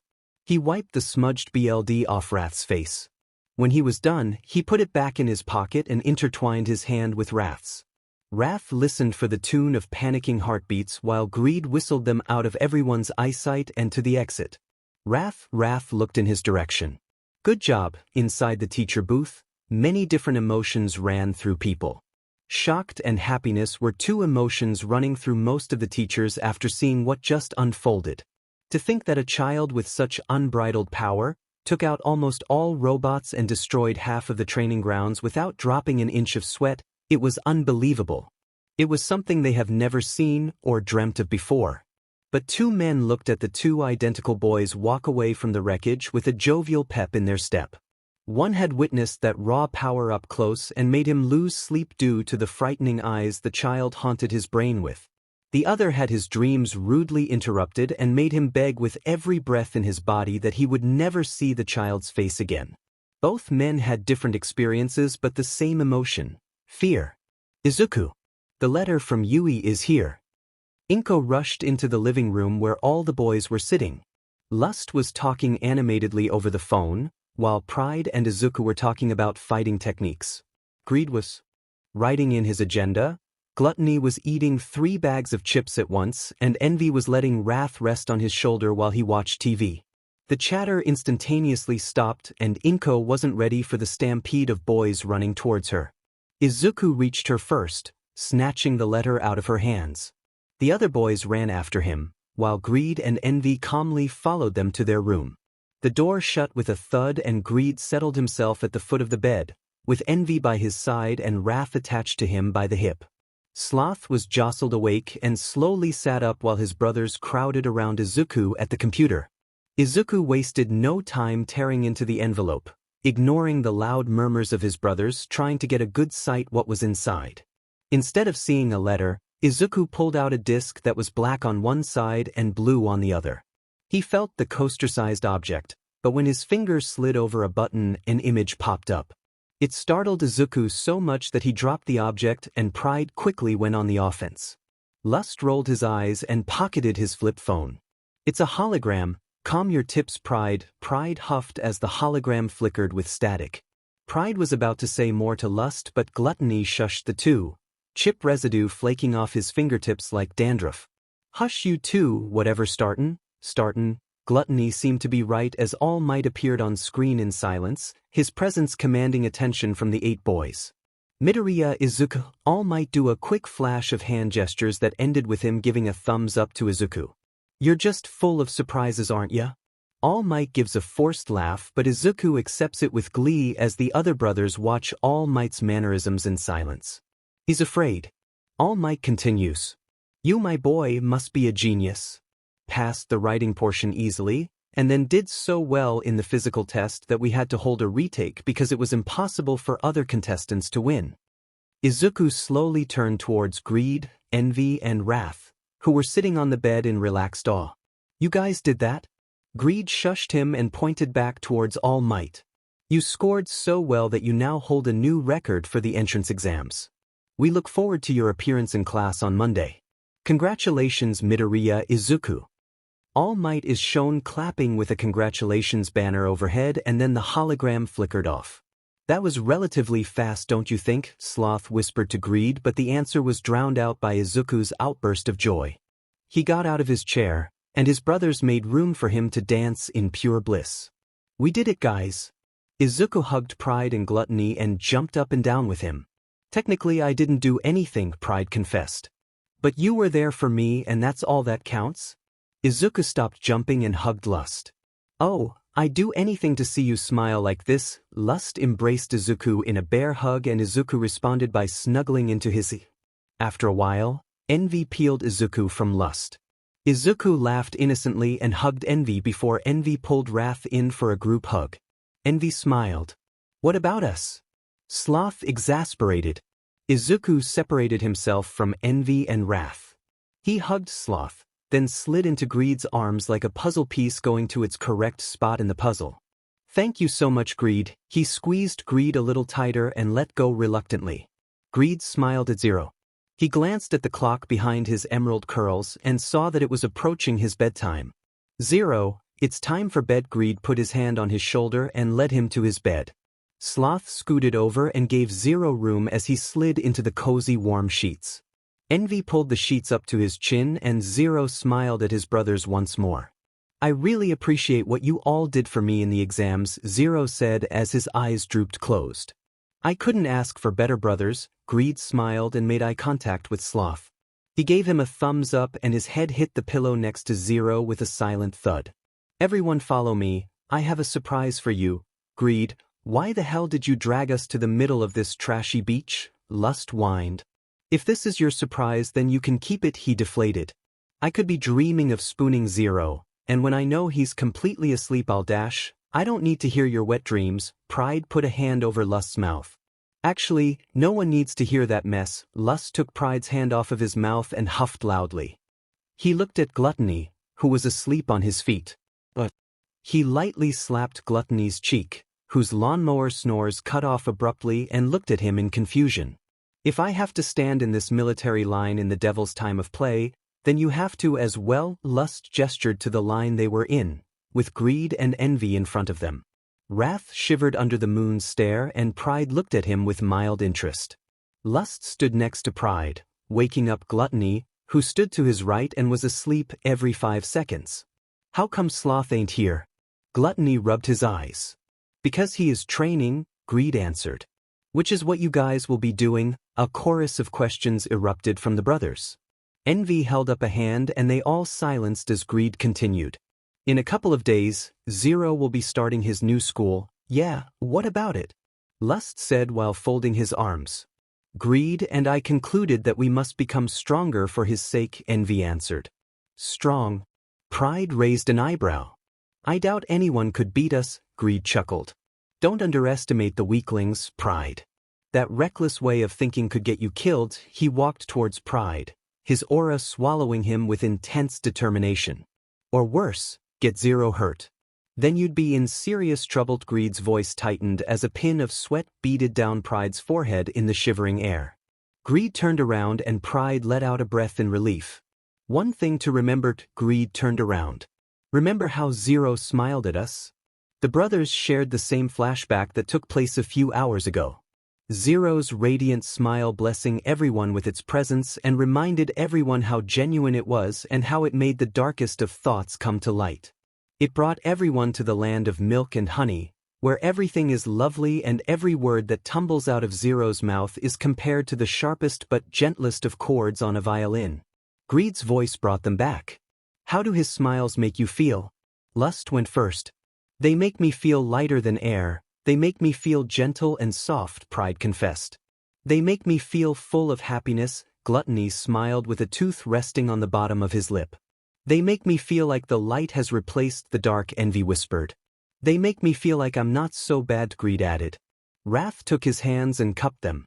He put his hands above his hair and slowly put them together. Wrath says that they make him feel whole, Envy interpreted. Capture that moment. Greed cupped his hands like Wrath. And imagine Zero smiling more and having us feel like that because we didn't let him down. Pride, Lust, Gluttony, and Wrath smiled with their heads fixated on the running sand. Zero needs us. We are family, Envy said. Let's make sure that whenever Zero needs us that we are always there to help him. Let's do this for Zero. Greed smiled. Let's do this so Zero can smile like that forever. Are you ready for you? Izuku walked through the hallways with Katsuki and listened to his feet shuffling on the ground. The real question is Yui ready for me? Katsuki chuckled. Izuku replied with a shake of the head and rounded the corner with Katsuki in tow. Izuku remembered the emotions prior to today, the anticipation and endless excitement that ran through his veins. He also noticed that his brothers would push him to bed sooner than normal and would come back dead tired. When he asked what they were doing, they dodged the question. He asked his mom and she implied that they were training for him so that school would be easier for him. Izuku smiled at the kindness of his brothers. They stopped at their classroom door and looked up at the ceiling. Wow, this door is very, big. Izuku smiled and Katsuki rolled his eyes. He pushed open the door and saw a couple of students lounging in the back of the classroom. There was a student making a fuss in the front of the classroom while adjusting his glasses every few seconds. A girl with black hair had her nose buried in a book, and a boy with half red and half white hair sat calmly beside a window. Katsuki strolled past the boy with glasses and put his feet on the chair like he owned the place. Kaken, Izuku started, but the kid in glasses beat him to it. My fellow classmate, what are you doing? He approached Katsuki slowly. Sitting. Breathing. Living. Pick any verb. For eyes, the kid with glasses made several noises before waving his hands. This is a sacred place for learning how to become better heroes. You can start by removing your feet from the top of this desk, Katsuki smirked. And what if I don't? What are you going to do? Izuku sighed and made a beeline for the seat behind Katsuki, while the other student bickered. He looked out the window and closed his eyes as the sun kissed his skin and drowned out the banter that was increasing in volume. You, a high-pitched voice squeaked out from behind, breaking his state of serenity. Izuku slowly swiveled around to meet a brunette girl with animated eyes and a welcoming smile. Me? He asked quizzically. You? She repeated. You saved me in the exam. I would have turned into mashed potatoes if it wasn't for you. The mysterious girl held out her hand to a confused Izuku and smiled warmly. I'm Achiko. Uraraka. Izuku shook her hand. I'm Dash, and you, the boy with glasses interrupted him as he made his way over to the two. Izuku and Uraraka stood equally in confusion as the boy with glasses made his way over to them and bowed. It was so sudden that Izuku jumped a little and thought the boy with glasses would hit his head on the table. I deeply apologize for my behavior during the exam. You obviously knew what the exam was more about than I. Ignoring my previous teachings, I judged a book by its cover, and I'm sorry. The boy lifted his head up and held out his hand. I'm Tenya Ida. Izuku held out his hand once more and shook Ida's hand. I'm Midoriya Izuku, and I have no idea what either of you are talking about. Ida slowly stopped shaking Izuku's hand and retracted his hand. Uraraka tilted her head and raised an eyebrow. What do you mean? Do you not remember what happened? Izuku dry chuckled. I guess you could say that Izuku saw their expressions and added, I remember everything until the physical portion started. After that, I don't remember much. Uraraka put a finger to her chin. That reminds me, where is your twin? Izuku flinched before rubbing the back of his head. He could hear Katsuki snicker and he sent a glare to the back of his head. What do you mean twins? He said, giving his attention back to Uraraka and Ida. Before she could elaborate, the door slammed open. It caught everyone off guard as no one walked in, but the door closed after a while. Everyone stood still as a yellow caterpillar slowly rose from behind the podium and took out a juice box. By the time I'm done with this, everyone should be in their seats. As he stuck the straw in his juice box and began slurping it down like he spent hours in the Atacama Desert, all kids that were standing quickly ran to a seat. When the last student sat down, the teacher pulled the decapitated juice box out of his mouth and sighed in momentarily bliss. I am your teacher, Aizawa Shoyuda. His eyes drifted across the sea of children but landed on Izuku. Izuku felt a ping of familiarity run across his face before disappearing. Aizawa left his gaze on Izuku a little longer before addressing the class once more. Before we become acquainted, Aizawa pulled a case out with a number on it from nowhere. Put these on and meet me in the field. What do you think is going to happen? Izuku asked Katsuki as they both walked out to the field. A couple of other boys followed them outside where the girls were chattering amongst themselves already. Uraraka made eye contact with Izuku and waved with a smile. Izuku reciprocated and Katsuki put a hand on his shoulder. Izuku stopped to look at him and saw that Katsuki's face was stoic. Izuku, do you remember seeing Aizawa any time before today? He whispered. Izuku raised an eyebrow. No, not really. Although he does look familiar, I can't say I've ever seen him in person before today. Katsuki grunted before looking away. I can't say the same for him. He stared at you in class earlier today. You caught that too? Whoever didn't must be blind, Katsuki huffed. Do you think it has something to do with my brothers? Izuku asked with a hint of worry. Izuku received a hefty pat on the back. I wouldn't worry about it. Katsuki turned towards the teacher as he began speaking. Before I waste any time on you, I want to see if you are worthy. So, we will do a quirk apprehension test. Aizawa pulled out his phone and a baseball. He started to toss it in the air and continued talking. In middle school, you were not able to use your quirks. This time, I want you to use your quirks, but sir. Uraraka raised her hand. What about the welcoming ceremony? Aizawa rolled his eyes. This is more important. It will show me if you belong here or not. He scanned the crowd of students and his piercing gaze hovered over Izuku. At the last second, it moved to Katsuki and he threw the ball his way. Bakugo Katsuki.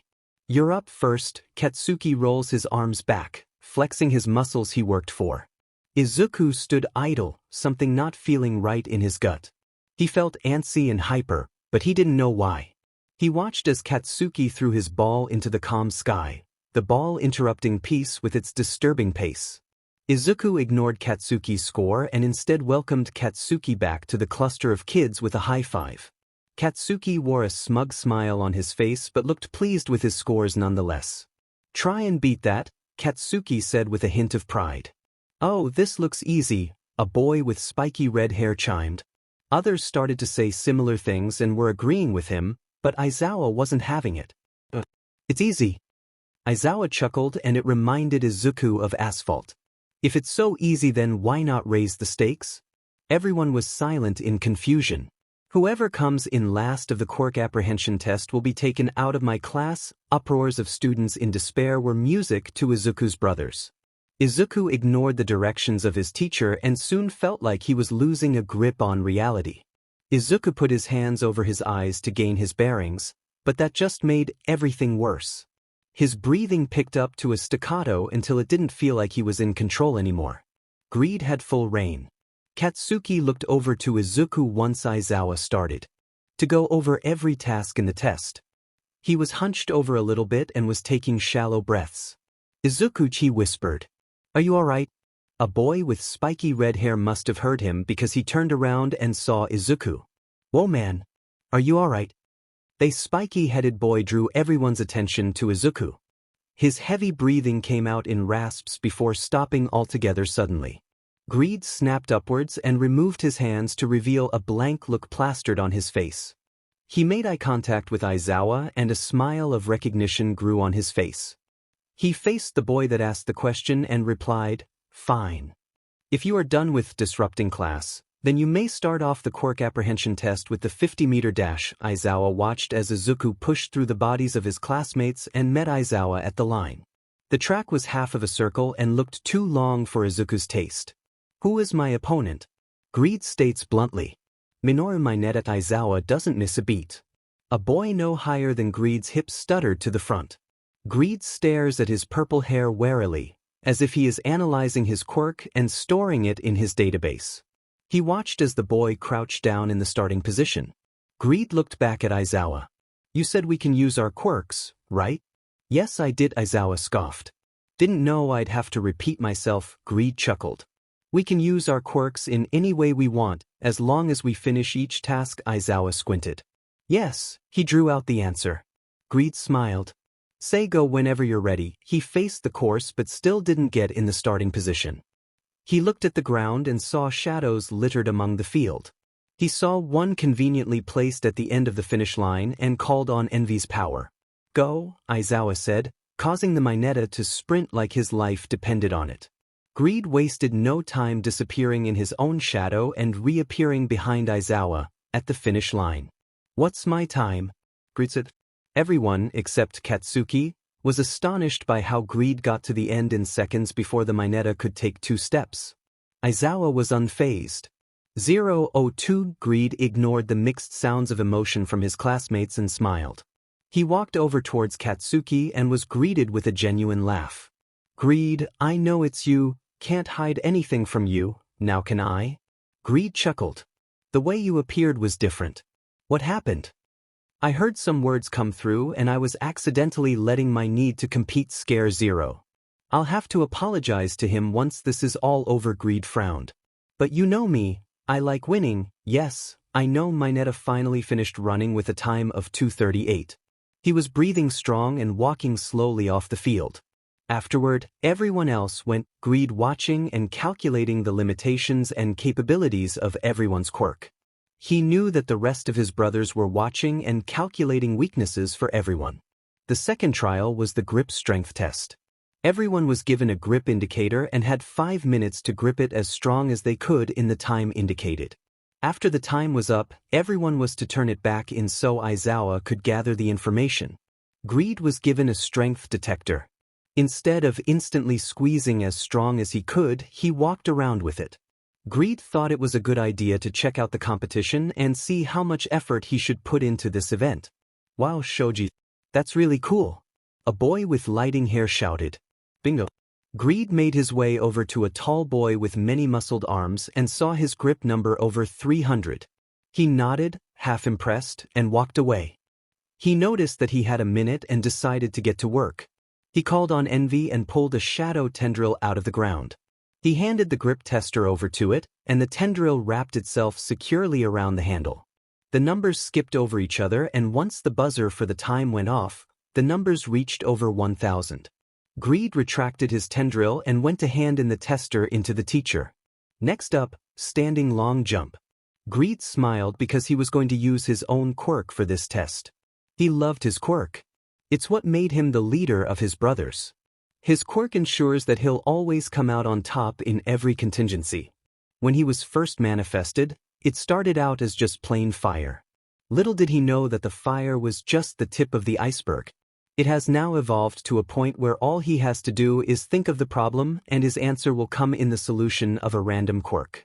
He watched as Katsuki blasted himself off and slowed himself to a stop. A kid with a burn scar used ice to ski to a certain spot in the sand.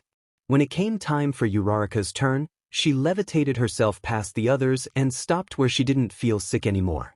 Greed took note of everyone's test, but he realized that no one got relatively close to the end of the sandpit. He approached the sand pit and turned to Aizawa. As long as my feet don't touch the sand? He sighed tiredly. Yes, Midoriya. Greed smiled and sat down. He took off Zero's blunt red shoes and laid them upside down in the sand pit. Like always, there were murmurs of confusion as to what he was going to do. Greed ignored them and stood up with his socks on the rough terrain. All he had to do next was jump. But instead, he dove into the sand pit like it was a swimming pool. As soon as his hands touched the sand, he dissolved into the sand. Aizawa raised an eyebrow as his students lost their minds with his second disappearance. All except Bakugo Katsuki had shock written on their faces.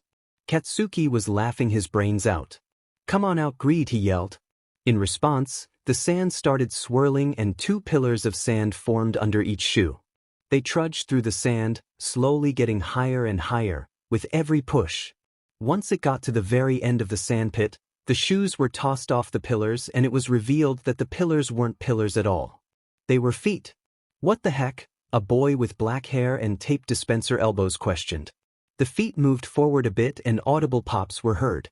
The feet pillars disappeared before shooting out of the sand and landing near the shoes. Instead of seeing just feet, a body was attached, to everyone's relief, and the sand mass soon began to gather shape. In a blink of an eye, Greed was back. He put on his shoes in a slower pace than normal and slouched over to his classmates. Greed paid no mind to the several questions being thrown in his direction and continued his trudge back. He saw Katsuki and stood beside him. Greed ruffled his hair a bit and sand fell like a river from it.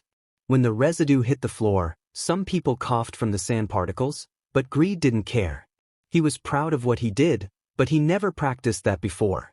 Heck, he didn't even know he could do that before. And now he was running low on energy. The next trial is the sustained sideways jump. Greed silently breathed a sigh in relief. He leaned against Katsuki. "Katsuki, I'll be right back. Pride will take over and I'll be back for the last test," Greed said and then put his hands over his eyes. Katsuki dragged Izuku's body over to the building while everyone became too occupied with their next trial to notice their movements. He did notice Aizawa's eyes on the both of them but ignored them and hoped that Pride would respond quickly. His prayers were silently answered as Izuku's hands uncovered his eyes and half-lidded eyes stared back at him. "Katsuki, Pride. What am I summoned to do?" he asked, getting off the wall. "Did Greed not tell you?" Katsuki pondered. "I can only see and hear what he sees and hears. I wasn't really paying attention and I can't read his thoughts. That's lust." Pride spoke tiredly before he yawned. "I thought he couldn't read people's thoughts." Katsuki folded his arms. "That's what we thought too." Pride yawned again. "We were all surprised when Greed used his quirk. He never uses it." "Yeah, I was surprised too. Have you ever seen that version?" Katsuki asked. "Nope." Both boys stopped their conversation and gawked at everyone jumping sideways. Pride laughed. "This will be a walk in the park. This whole assessment was exactly that for you guys." Katsuki rolled his eyes.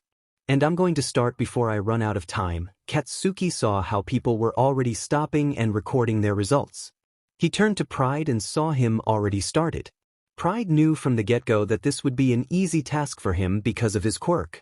It allows him to do any kind of physical activity with ease, fight hand-to-hand combat and always come out a victor, and know how to use any weapon known to mankind.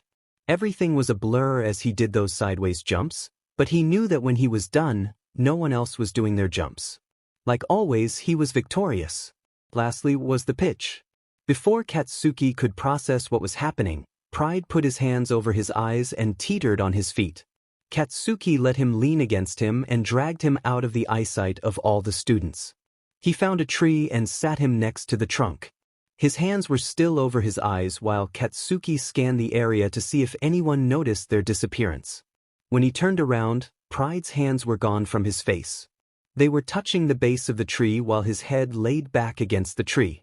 Before he could ask if he was all right, he glanced at the tree. It was quickly dying. The branches curled in on itself, leaves turning brown and losing their emerald glow, skin from the tree falling off like dead skin. It was like watching the plague attach the innocent, all Katsuki could do as the life was sapped from the tree. The tree's brother men watched idly by as one of their own turned into ash in the span of minutes. That was delicious. Gluttony patted his stomach for effect. Gluttony. Katsuki sounded confused. What are you doing here? Gathering fuel for the rest of the day's Greed's orders, Gluttony touched the grass around him and watched it wither away into a dead circle around him. I wouldn't be here if he would have played it safe. You know Greed always has to win in extravagant ways. Katsuki grabbed Gluttony's arm and helped him stand up. Yeah, but I wish he would have warned me. I could have stocked more energy. Gluttony slumped a bit. Well, I hope you have enough energy. Katsuki stopped walking. Why? Gluttony stopped as well. Because it seems like it's your turn. Katsuki gestured towards the rest of the class that was idling, chatting amongst themselves. Gluttony saw no one in the pitcher's circle and failed to notice Aizawa watching him with beady eyes. Midoriya Izuku. Gluttony jumped. It's your turn, and I don't have all day. Yet Gluttony walked to the circle. Aizawa threw a ball at him and Gluttony pulled the sleeves over his hands before catching it. Throw the ball as strong as you can with your quirk. Let's hurry this up, please. Gluttony nodded and dropped the ball on the ground. You can't pitch the ball without having it in your hands. Aizawa rolled his eyes. If you don't hurry, then I'll just put down a 0. I'll hurry, I promise. Gluttony yelled and put his hands over his eyes. A tangible shift was felt in the air as Gluttony pulled his hands down from his face. The ground speckled with BLD. Aizawa let the meter detector fall from his hands and quickly activated his quirk. His quirk didn't respond as BLD streaked down Izuku's face and dripped onto the floor. Someone get the nurse? Ida yelled with conviction. A student is hurt. A hand was held up. No need. Greed spoke. This is normal. He ripped the sleeves from his shirt off and tossed them on the ground, ignoring the ample amounts of BLD trickling down his skin. Normal. Dude, there's BLD coming out of your eyes. A girl with precious pink skin yelled. As I said, this is normal. Greed bent down and picked up the ball with spots of BLD freckled on top. He looked at the teacher and sensed a hint of fear coating his bones. Aizawa Shoyuda, also known as Eraserhead. Do you remember me? Aizawa shot out with his capture scarf, but it was deflected by one of Envy's shadow tendrils. Aizawa retracted his scarf and faced the students. Everyone, leave at once. This quirk is unpredictable. Aizawa screamed, terror dripping from his shrills. Greed quickly called upon Lust's quirk. Stay. The simple word locked everyone's feet in place and no one had control of their bodies from the waist down. Frantic shouts of panic arose from everyone and Greed chuckled. Do not worry. You will all be fine physically. Mentally. Greed ordered the BLD from his eyes to stream to the hand that had the ball. Crimson flowed like a current and pooled all over the ball, soon making it appear as a ball of BLD. I don't think most of you will come out mentally sound. Ida looked to his teacher for guidance. If you are Eraserhead, then why not erase his quirk? Greed laughed with a vibrato that made his BLD ball quake. He could, but he can't. And he would have had this place swarmed with other teachers right now if he didn't come to this introverted spot. Some students were confused, but others seemed to catch on. A girl with wild black hair spoke up next. What is your quirk exactly? The BLD ball levitated from his hand and sailed off into the distance. I cannot reveal all my tricks at this time. Aizawa was next. What you're doing is perfectly aligned with the rules. Greed finished. Use my quirk in order to succeed and earn my place in your class. Greed held his hand out and smiled to the class. And that is exactly what I intend to do. His open palm balled into a fist. An explosion appeared in the far distance and a massive shockwave knocked everyone onto the floor except Greed and Katsuki. Katsuki looked away from the red, orange, and yellow hues and saw that envy's shadow tendrils wrapped around his lower half. Greed turned away from the explosion and marveled at how some students were unconsciously crawling away from him. BLD caked streaks onto his arms as he walked to Katsuki and smirked at him. Katsuki returned the smirk and shook his head. Was this really necessary? Everyone should have known that they were committing some form of suicide by competing with me. Greed shrugged as everyone staggered to a standing position. Suicide? Katsuki looked down at his hands. But I'm still alive, don't worry Katsuki. You're dead to me, Greed chuckled.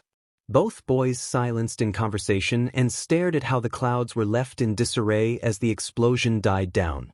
Students gave them cautious looks and gave them space as their gaze never left the luminous sky. Aizawa regained his posture and looked at the number on the detector. It blinked the infinity sign before shutting off. Aizawa looked at Greed in mild disbelief. Can we see the scores? I don't have all day, Greed threw his words back at him. Ignoring the past events, Aizawa pressed a few buttons on his phone and a screen popped up in front of all the students. Greed's eyes went straight to the number 1 spot and was overjoyed when he saw Zero's name. Kachin. Izuku looked around the classroom and noticed the wary glances that were sent his way. Why is everyone looking at me like that? He asked while fiddling with his scratched hands under his desk. Aizawa gave them a free PRD to get to know each other, but no one was approaching him. When he tried approaching his classmates, they would move away from him in slight fear. The only two to not move was Katsuki and Todoroki, but Todoroki would widen his eyes and turn his head. Because you freaked everyone out, Katsuki teetered his body on the hind legs of the chair while his legs rested on his desk. A red-haired kid named Kirishima came over to him and tried to talk to Katsuki. He ignored Kirishima's efforts of conversation before giving him his attention. Katsuki set off a small explosion on the kid's shoulder, but Kirishima hardened his shoulder before contact was made. Katsuki made a nod in acceptance before continuing to listen to Izuku's troubles. But it's not my fault. Izuku whined. It was Greed mostly. Well, Katsuki rolled his eyes. Have Greed fix his mistakes, then Izuku mumbled some words over and over.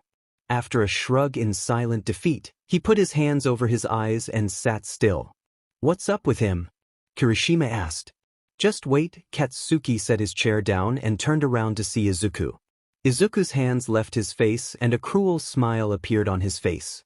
You did this, Katsuki shrugged as Greed started to faintly glow. You said you'd apologize later, so why not now? Greed huffed, and his glow became more pronounced. Chatter stopped as Greed became a flashlight. The classroom took on a tangible silence as the light got brighter in hue. Some shielded their eyes while others squinted and tried to see what the cause was. As soon as the light got too much to handle, it disappeared. In its place, 7 Izukus stood behind a clueless Zero. Uraraka broke the silence. Wold Greed turned Zero around so that he was facing him instead of Katsuki. Before Zero could say anything, Greed got on his knees and put his hands on the sides of Zero's face. His brothers shared a kneel behind Greed and clasped their hands together. I'm sorry, Zero, for putting you in harm's way. It won't happen again. Greed grabbed Zero's hand and held it like he was fragile. Please forgive me. Zero looked around and saw mixed emotions between his brothers. Lust hung his head, phone hanging loosely from his right hand. Envy was slowly sinking into the shadow cast by the desks, and Wrath was avoiding contact by looking at the birds in the trees. Pride gave a long sigh and put his head on the ground in full SB. Sloth yawned and rubbed his eyes before noticing the atmosphere. He nodded towards Zero shyly and continued conversation. We just let the competition get to our heads, a little more than usual. Sloth rubbed the back of his neck. He went to say more but was cut off. It's okay, guys. It's not like I needed friends anyways, Zero joked, but an audible flinch was flicked towards the boys. I could always help out. Lust slowly smiled. Oh. I mean, maybe you should introduce yourself to everyone, Zero suggested. You guys are already out, so you might as well meet my classmates. Greed looked at his brothers, then back to Zero. Would this suffice as an apology?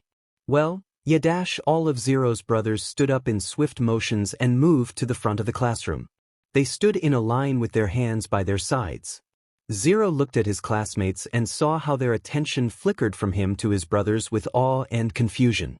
"This is going to be good," Katsuki whispered in Zero's ear. Zero jumped in sudden closeness but regained composure when Greed started talking. "Hello, fellow classmates of Zero." Greed stepped forward from the line and gestured to the class. "I met you all briefly earlier during the pretest and I apologize for my actions." Greed ground the last words out and shook himself into a better state of composure. "You're probably wondering, how can this be?" "Well, long story short, we are 7 duplicates of Izuku." Greed went back to the line and gestured to his brothers. "We will start by names and what quirk we have." Ida thrusted his pointer finger in Greed's direction. Greed calmly turned his head in his direction as he started yelling. "Wait. You each have dash. Please save all questions and comments until the end, please and thank you." Greed interrupted. "Now I shall start. My name is Greed and my quirk is called Alpha. It basically lets me be an excellent leader and tactician." Greed added. "I'm Pride." He stepped forward. "My quirk is Titania. It allows me to know every bit of knowledge there is to know about weapons and defense/offense fighting styles." Pride smirked and stepped back in line. Lust waved excitedly towards the crowd. "Hi, I'm Lust. I love messin' with people with my mind control quirk. I can alter memories, create illusions, and it was me who made all of you guys stay without your own permission." Greed gave Lust a crude look and he flinched. "I'm sorry about that." He mumbled some more but ceased when he saw Zero looking at him with tender eyes. Picking up the awkward beat left by Lust, Gluttony raised his hand. "I'm Gluttony and I literally do what my name implies. Eat." Gluttony laughed, and a few chuckles were dispersed around the room. "My quirk is Stockpile. I gather energy from anything I can get my hands on and use it to power all the heavy hitters." Gluttony pointed to Greed, Wrath, and Envy. Next was Sloth, but he was nodding off to sleep. Gluttony elbowed him, and he opened his eyes in disgust. He eyed the classroom and yawned. Once gaining his bearings and smacking his lips a few times, he started his introduction. "I'm Sloth and I like to sleep," he said as he sunk down to the floor. "My quirk Night Haunt, and unless you really want to know what that quirk does, then wake me up from my nap." Sloth eyed the class and collapsed into sleep. Envy didn't miss a beat. "My name is Envy and my quirk is called Shadows." He walked to the shadow the desk cast and stood on top of it. Envy jumped into the air and effortlessly sank into the shadow. Gasps were heard but he immediately spat back out at a desk near Zero. Instead of walking back to the front of the classroom, a shadow tendril lifted him into the air and dropped him off at the front. Envy faced the class as the animated tendril slithered back into place and became still. Envy then pointed to Wrath. "This is Wrath. He doesn't talk and is blind, so treat him with care or he'll kill you." Wrath hesitantly nodded in confirmation to his words. Greed smiled and clasped his hands together. "Any questions?" Almost every hand in the classroom was in the air. Greed rolled his eyes. "Only 3 questions shall be asked." He looked back over to Ida and pointed to him. "You first." Ida cleared his throat. "At the entrance exam, there were only 2 of you. Why did you not use all brothers to help out Izuku during the exam?" Greed crossed his arms. "Because I only needed my heavy hitters in that situation. I foresaw the outcome to each combination of brothers at the time and I liked the combination I chose the most. If I used any other combination, then Zero wouldn't have scored so high." "Zero? Who's Zero?" Ida asked. And Greed hushed him once again. "1 question per customer. Have a nice day." He looked around the room and saw a girl with fair, pink skin waving her hand frantically in the air. "Pink girl." The girl voiced her excitement and Greed mentally commented that she had the same eyes as some of his brothers did. "Interesting. Ashido Mina here. My question is, what's your favorite vine?" Greed was taken back. "Vine. I got this." Lust gathered attention. "My brothers don't pay attention to social media as I do, but to answer your question, my favorite vine is always overlooked. It's the one where the guy and girl are talking to each other and the guy says, 'So I'm sitting there, barbecue sauce on my ties,' and the girl starts laughing her brains out. I always die when I watch it, and I reference it all the time." Lust smiled at the girl as she came running from the back of the classroom towards him. "I love that vine." Lust grabbed her hands and walked her towards the doors. "Well, honey, I made a compilation of my favorites, would you like to see? Lust pulled out his phone as Ashido shook her head in joy frantically. I'd love to. Before Greed could stop them, Lust dragged Ashido out the classroom and snickering could be heard before it went completely silent. Well, you have one more question before our act of kindness is over. Greed looks over to a boy with a bird face and held in a laugh. You with the bird brain, the boy made a grunting noise before answering. I was wondering why your names sound familiar and then it finally clicked. Are you guys in any way related to the 7 deadly sins? Greed blinked. He looked at Envy and he tilted his head. One of Sloth's eyes peeked open and he stood up from his mini nap. He slowly stood up and looked at Envy and Greed. Greed tilted his head towards the bird boy and Sloth shrugged. Greed looked at the boy. No more questions. Greed walked away from the front and the other boys followed suit. Greed gave Envy a look and he nodded in response. Aren't you going to answer his question, Greed? Zero asked. In response, Greed helped Zero up from his chair and placed him on a shadow tendril waiting on standby. Oh. It would cause unnecessary outcomes, Envy stated. Zero looked a little glum but pride patted his lap and Zero's smile appeared. Come along, Katsuki. We are heading to lunch. Greed walked away from the desks as his brothers made a circle around the tendril that was carrying Zero. Katsuki sighed, but got up from his moment of rest and watched as the brothers made their way to the door, despite the mixed emotions and voices filtered through the classroom. Lunch. Ooh, my favorite time of the day. Gluttony smiled wickedly, and it made Zero laugh. What about my question? The boy asked. Greed stopped, which made all of them stop. What's your name? Without missing a beat, he answered. Tokoyami Fumikage. Well, Tokoyami, the answer you are looking for does not benefit you in any way. Greed started heading towards the exit. How do you know that? Greed sharply turned towards him. Wrath is able to sense heartbeats. All I have to do is give the word and he'll make yours and everyone else's heart stop beating. Greed. Zero shouted. Greed looked at Zero and called upon Lust's power. Sleep. Zero's eyes closed, and the shadow tendril extended so it could cradle Zero's body. Envy patted his hair while Wrath went and stood by Greed. Everything we do is for him, Greed reminded himself as he opened the door for his brothers. They didn't miss a beat and walked out with Zero in tow. Greed whispered something into Wrath's ear and he ran after his brothers. Katsuki nonchalantly stood by Greed and watched his fellow classmates with mixed emotions splashed across their face. Heck, even Todoroki has emotion on his copycat Canadian flag face. Katsuki would have laughed if the atmosphere called for it, but he stayed silent. I suggest you drop this, or you won't see another day. Greed stomped out the door. Katsuki calmly put his hands in his pockets and walked out after him. He shut the door behind him as the lunch bell began to chime. Zero, wake up. It's time to eat, Greed whispered delicately. Zero moaned into consciousness and looked around. He was in the lunchroom and his brothers were surrounding him on both sides of the table. Greed and Katsuki were to his right and Envy and Wrath were to his left. Lust, Sloth, who was asleep on the table, Pride and Gluttony, who was gobbling up food in record time, were in front of him. They all looked at him in slight concern. Zero looked around the table and noticed that they sat closer towards the exit of the cafeteria and far away from his classmates.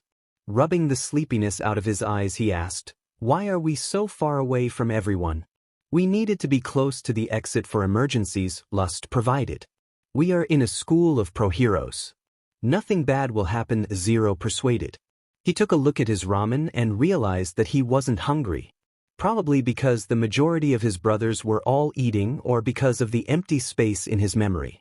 Greed's black agenda appeared in his hand and he flipped to a random page.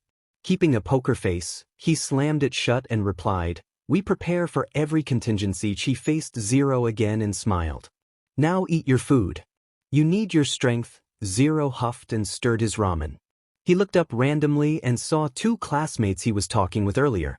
Uraraka and Ito were talking animatedly and were walking towards his other classmates. Zero stood up and was about to wave them over when Katsuki yanked him back down in his seat. "Oh." He rubbed his butt. "What was that for?" Katsuki swallowed the last bit of food before answering. "Observe before immersing." Before Zero could question it, Greed elaborated. We must observe the patterns of everyone, so we know where we stand on the social ladder.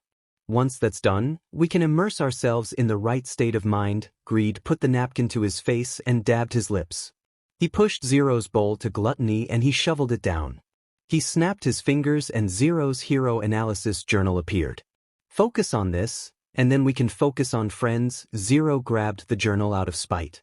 How am I supposed to write about their quirks if I don't even dash? Greed taped his forehead and a barrage of memories assaulted his mind. He saw his classmates' quirks. He hurriedly started to write in his journal, forgetting his anger and flipping pages when rushed sketches of his classmates were drawn and quirks were labeled. Katsuki leaned back and made eye contact with Greed.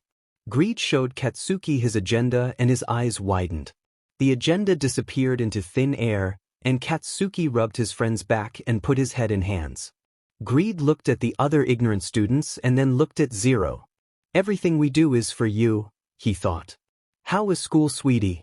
Inko asked. She and Izuku were eating dinner by themselves.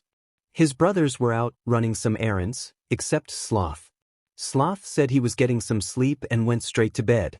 The other brothers lounged around while Izuku did his homework. When it was time for dinner, Greed said that he and the other brothers had some things they needed to do, but they'd be back before midnight. Inko sighed and watched as they all hugged Izuku before leaving. Inko knew if she said anything then Greed would glare but say nothing. Inko sighed in stress, which caused Izuku to stop his storytelling of his day's events. Is there something wrong? Izuku tilted his head in concern. No. Inko waved her chopsticks in the air. I was just thinking. Did you and your brothers have fun, or did you guys cause trouble? Izuku answered sheepishly. Well, we did cause a ruckus, but in the end I had fun. Katsuki said it was one of the best days of his life and laughed about it on our way home. Izuku yawned. All this excitement has made me tired though. Inko smiled. Well, finish your food and head to bed. You sound like you tired yourself out. Maybe I need to leave a big plate for Gluttony tonight, so you'll have more energy tomorrow. They both shared a genuine laugh before Izuku kissed her goodnight and went to his room. Greed came home to a still house. He and his brothers passed by the kitchen and Gluttony saw the big platter of food Inko left for him. A couple pieces of smoked fish, a smorgasbord of sushi, and an assortment of vegetables. The rice cooker was on and Gluttony opened it to a full container of steamed rice. He shoved a handful of rice in his mouth before fanning his mouth. Hot. He muffled before swallowing. He grabbed some sushi and moaned in pleasure as he swallowed. I love that woman. While Gluttony was feasting, Greed and the rest of the brothers went up to their room. Each one of them was hot and sweaty from improving their quirks. Greed was still breathing heavily from manipulating the sand and forming various shapes. Lust commanded all sea life to perform tricks in the air and push their physical limits. Pride punched rocks until his knuckles bled and blistered, and once he could no longer use his hands, he resorted to legs. Gluttony and Wrath worked as a team. Gluttony would find wildlife, like birds and squirrels, and Wrath would host an explosion in their hearts that would put them next in line on death row. Gluttony would then absorb the fleeting energy these creatures would have until they turned into the air itself. Greed was proud of everyone's strong work except Envy. Envy decided to disappear halfway into training. It wasn't until everyone was settled in for the night when Envy came back home. Where were you? Greed asked, hiding the anger in his voice. Gathering intel, Envy replied, not missing a beat. He went over to Zero and tousled his hair with a stoic face. Zero smiled loosely and hummed in happiness before falling silent. Envy walked over to Wrath and pulled up the blanket that was draped around his midsection. He took Lust's phone and put it on the charger and wiped some leftover rice from Gluttony's face. Envy went to the bathroom and grabbed a first aid kit. He unwrapped Pride's now bloody knuckles and disinfected them. Pride's face didn't change while he slept as Envy finished wrapping up his bandages. Once he was finished, he silently sat in the desk chair. The moon's grace shined upon Envy's fair face and his eyes bored into Greed's. You could have done that in the night. Why during training? It couldn't wait any longer. Greed shook his head in disbelief. But the agenda dash is different from mine, Envy finished. Greed sighed and rested his head in his hands. When Envy thought he wasn't speaking anymore, He stood up from the chair. He pushed it in quietly and moved to the darkest corner of the room. He was about to be submerged when Greed continued. I know what's coming and I know you know too. Every possible outcome I create ends up with him being hurt and I hate it. I know you know something and instead of keeping it to yourself, please, just tell me. Greed hated how weak he sounded, but he would hate it more if the outcomes he saw in the nearby future came true. Envy slowly turned around and held out his hand. Greed tossed him his agenda and watched Envy write with slow breathy strokes before handing it back to him. Greed grasped it and read what was inside. He was about to comment but Envy beat him to it. I know what's coming. That's why I'm doing everything I can to stop it. The shadows swallowed him whole. Greed awoke to screaming. He slowly arose from his spot and walked down the hallway. He was masked in the shadows and reached a door. Light clawed at it from its cracks and BLD cried from it. The screams and cries were coming in spurts and Greed stood there and smiled at their visible bodies. He breathed in the welcoming scent of the red iron that he knew pooled from whatever was on the other side. He hummed along to the screams as if he was in the audience of an orchestra. Slowly getting high off the scent of shrieks and the jumps of laughter that had been sprinkled into this song, Greed opened the door and was delighted at the sight. Aizawa Shoyuda and Yagi Toshinori. Dripping in moans of pain. Greed. Sloth welcomed. What a pleasant surprise. Sloth. Greed returned the welcome. He looked over Sloth's attire, splattered with BLD and sweat. Despite his ghastly appearance, he seemed to enjoy himself greatly. He dropped a wet pair of pliers on the table next to them and took off his gloves. He stood behind Yagi and pulled his hair up. Took this one a while to realize that this is my world and he couldn't escape. Sloth laughed. Tried using his quirk so I stabbed his muscles until he reverted back to his weakened state. Greed looked at the man. His jaw was completely torn off and his tongue was missing. He tried to say something, but it turned into pained gurgles. The front of him was drenched in crimson, as his intestines sat in his lap. Sloth walked behind and pulled up Aizawa's hair. Greed quickly found Yagi's missing tongue. This slick one tried using his quirk on me, but you can't stop reality. Sloth shrugged. He had pretty eyes. They were so pretty I just had to have them. Greed observed how both of the man's eyes were replaced with tongues. Greed widened Aizawa's mouth and a waterfall of BLD splashed outwards and onto his hand.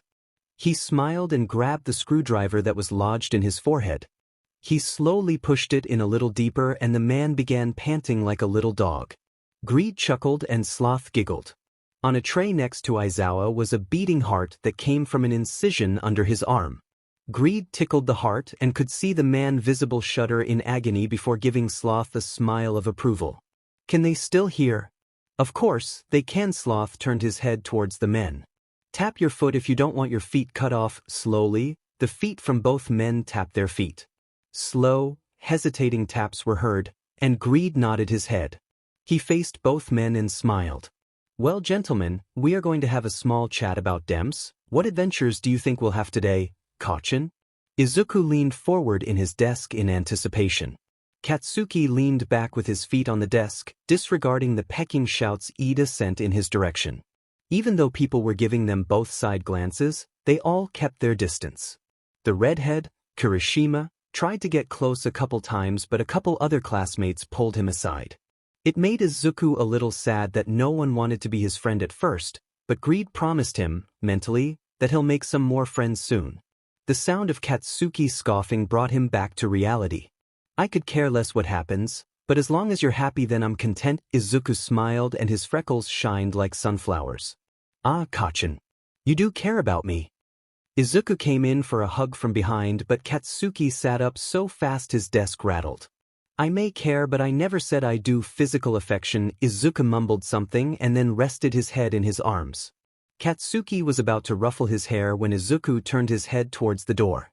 Katsuki knew when Izuku made sudden movements, it was one of his brothers, telling him to be vigilant. He took a deep breath and faced the door in silence. Students watched their eerie stillness with caution. Soon the chatter in the room dialed down as Izuku stared at the door and Katsuki watched alongside him. Bakugo, what's going on? Kirishima asked from the back of the classroom. Katsuki didn't physically acknowledge him and was about to ask again when he spoke. Wait a little longer and you'll find out. The whole class dismissed all chatter and found their seats. Some watched the door, watched Katsuki and Izuku, or looked at their other classmates in disbelief. The door suddenly started rattling from an attack of oncoming sound vibrations. I am coming through the door like a normal person. All Might shouted as he pushed aside the gentle doors with a mighty move. He was mentally taken aback as all the students were staring at him like they were anticipating his entrance. He shrugged it off as the weirdness died and was replaced with innocent awe from the children. He heard them praise him and marvel at his Silver Age costume that he wore to class. He strutted towards the front of the classroom and scanned the room for potential heroes. He saw star potential and smiled at the curiosity and excitement that was orchestrated in the room. But his joy didn't last long. As the children chatted amongst themselves about the legend in their presence, 2 students just stared at him with stone-cold eyes. Bakugo Katsuki and Midoriya Izuku. At first, he saw Midoriya Izuku showcase a similar reaction to the rest of the children in the classroom, but after a while began studying him. His radiant eyes turned into the same judgmental eyes his friends wore. His mind went back to that fateful evening under the bridge, where Midoriya healed him of a wound that was slowly claiming his life. He would never forget such kindness the 2 boys released. He would also remember the night terrors that plagued his mind since that day. He remembers that cold stare, and how the tools felt when plunged into his cold body. He'd wake up with his bones shaking and his body remembering all the tortures it went through the night before. But not a single scratch on him. All Might closed his eyes on the mental images of him screaming in pain and opened them to a class full of eager students.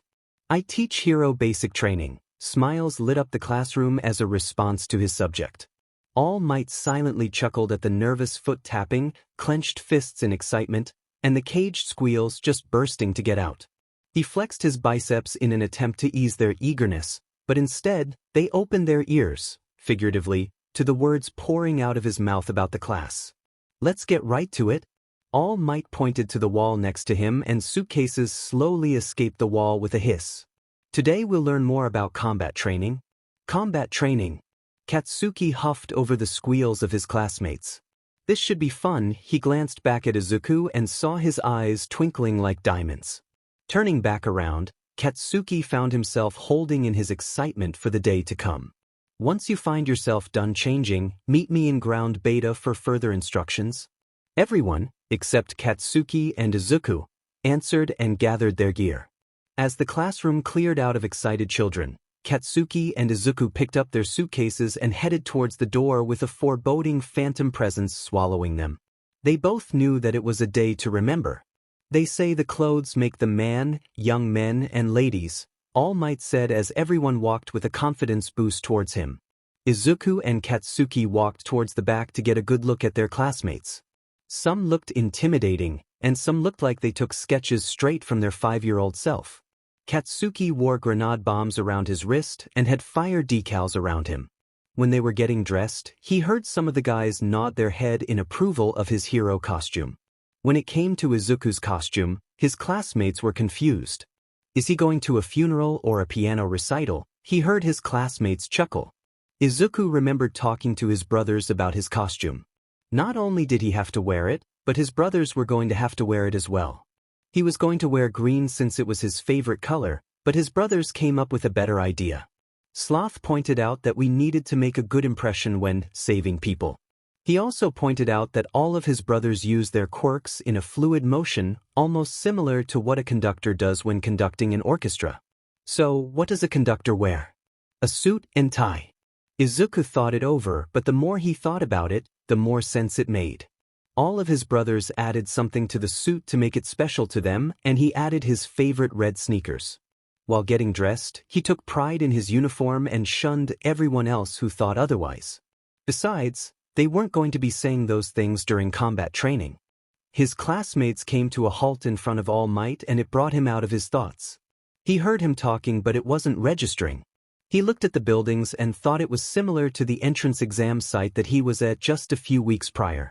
He was about to let his mind wander again, but Katsuki nudged him and his focus came back with a snap.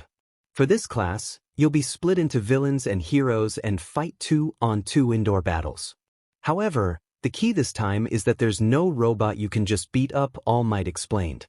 As soon as he took a breath to continue, students started barraging him with questions. Katsuki rolled his eyes and Izuku huffed while brushing off invisible dust. All Might pulled out a sheet of paper and began laying out the situation. Izuku looked invested but Katsuki looked bored as All Might talked down to the students about the heroes and villains situation. It was as simple as math. Heroes catch the villains and detain the bomb. Villains destroy the heroes and protect the bomb. Teams and opponents will be determined by drawing lots. All Might raised a box in the air and the students went around to gather their lot. Katsuki and Izuku were at the end of the line. When it came time for Izuku to draw a lot, All Might shook a finger in front of his face. "Why can't I draw a lot?" Izuku asked. He looked around and noticed a girl who didn't find her partner yet. Izuku racked his brain before the name Azui Tsu came to him.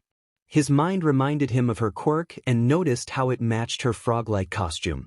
He pointed to her. "It's obvious that she's my partner." All Might made eye contact with her and he pointed at another group.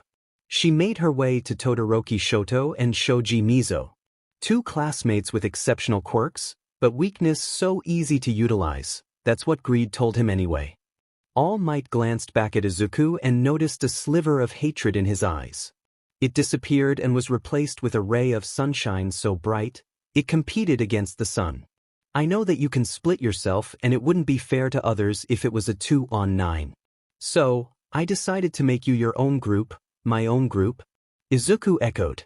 "You do know that 2-on-8 won't make a difference, right? I have my ways.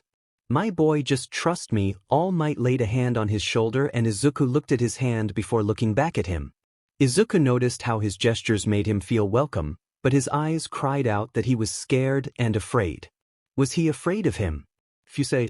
So Izuku turned away from him and walked to Katsuki. He was having his ear chewed off by his fated partner, Ida Tenya, but turned towards him as he got closer.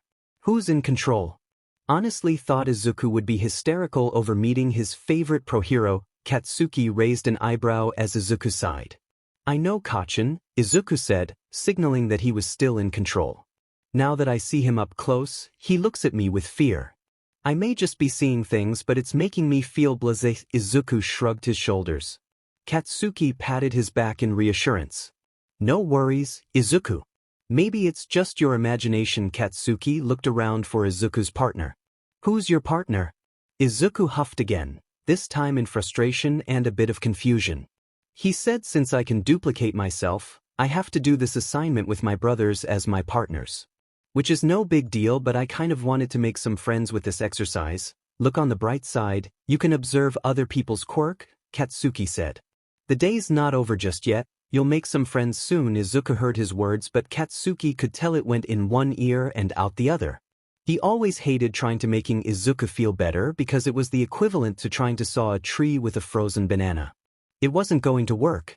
Before Izuku could give a weak answer, All Might started talking again.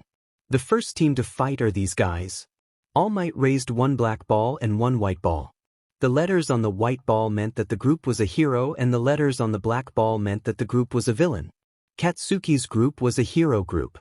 Izuku looked around and saw two other students look at each other in excitement. Uraraka Achiko and Tokoyami Fumikage made eye contact with Katsuki's group, signaling that they were the villains. "Villain team, go inside and set up. You have 5 minutes before the hero team comes in. Once they arrive, the battle has started. Everyone else is to head to the monitor room." Everyone went their separate ways but Izuku stayed back. Kachin Katsuki turned towards him and scoffed. "Don't get your panties in a twist. I'll be back in 5 minutes. Once this thing starts." Katsuki turned back around and headed towards the building. Izuku smirked in his direction and walked to the monitor room. It literally took Katsuki 5 minutes once the battle started. He ignored Ida's bickering and walked the hallways of the building. Izuku watched as the students watched with nerves and anticipation. People were loudly asking why Katsuki wasn't listening to his partner until the very end. When Katsuki realized that they were directly underneath the villains, he told Ida, who followed his quick steps, to be ready to capture the bomb. Katsuki pulled the pin out of the grenade bracelets he had, and it destroyed the ceiling, disorientating the villains. Before they could understand what was happening, Ida was on the bomb and the battle was over with mild casualties. Katsuki was welcomed into the monitor room with impressed nods and a smile from Izuku. All Might asked the class to dissect the battle, and one girl, Yaoyorozu Momo, vomited knowledge and facts about the fight. Izuku was impressed at first but grew tired of it when the fights continued. Even after coming back from her own loss on the villain team, she dissected her own actions as they replayed on the monitors in front of her. "I wish this speech would just shut up," Katsuki moaned after she finished tearing apart the fight.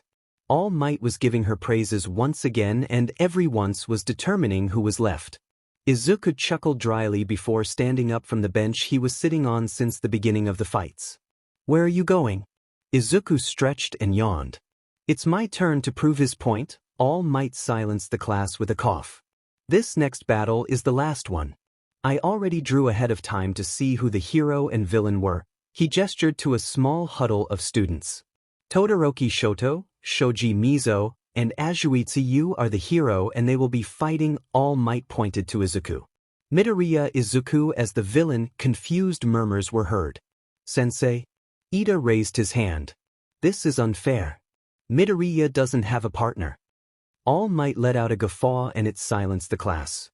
"Midoriya, my boy, would you mind choosing 3 of your brothers as your partners?" Izuku smiled in compliance and put his hands over his eyes. He thought of Greed first, and he soon took over. Greed already knew the situation and used his duplicating ability. Izuku opened his eyes to his classmates staring at him. He looked beside him and saw that Greed had done what he had asked. Surrounding Izuku was envy, greed, and pride. "Are these the partners that you choose?" All Might asked in uncertainty. "Yes," Izuku said confidently. Ida interjected. "Now it is 3 on 4. It's still unfair." "I will not fight." Izuku looked at Ida head-on. "I will guard the rocket, but I will not fight. If anyone can get past my brothers, then I will gladly step aside and let them win." Izuku looked at Todoroki's team. He made eye contact with everyone, but they set a fire in Todoroki's. "Is that okay with you?" "Yes," Todoroki announced. "Well," All Might said, drawing attention back on himself. "I guess we have a fight to watch." Greed, envy, pride, and Zero made it to the floor with the bomb.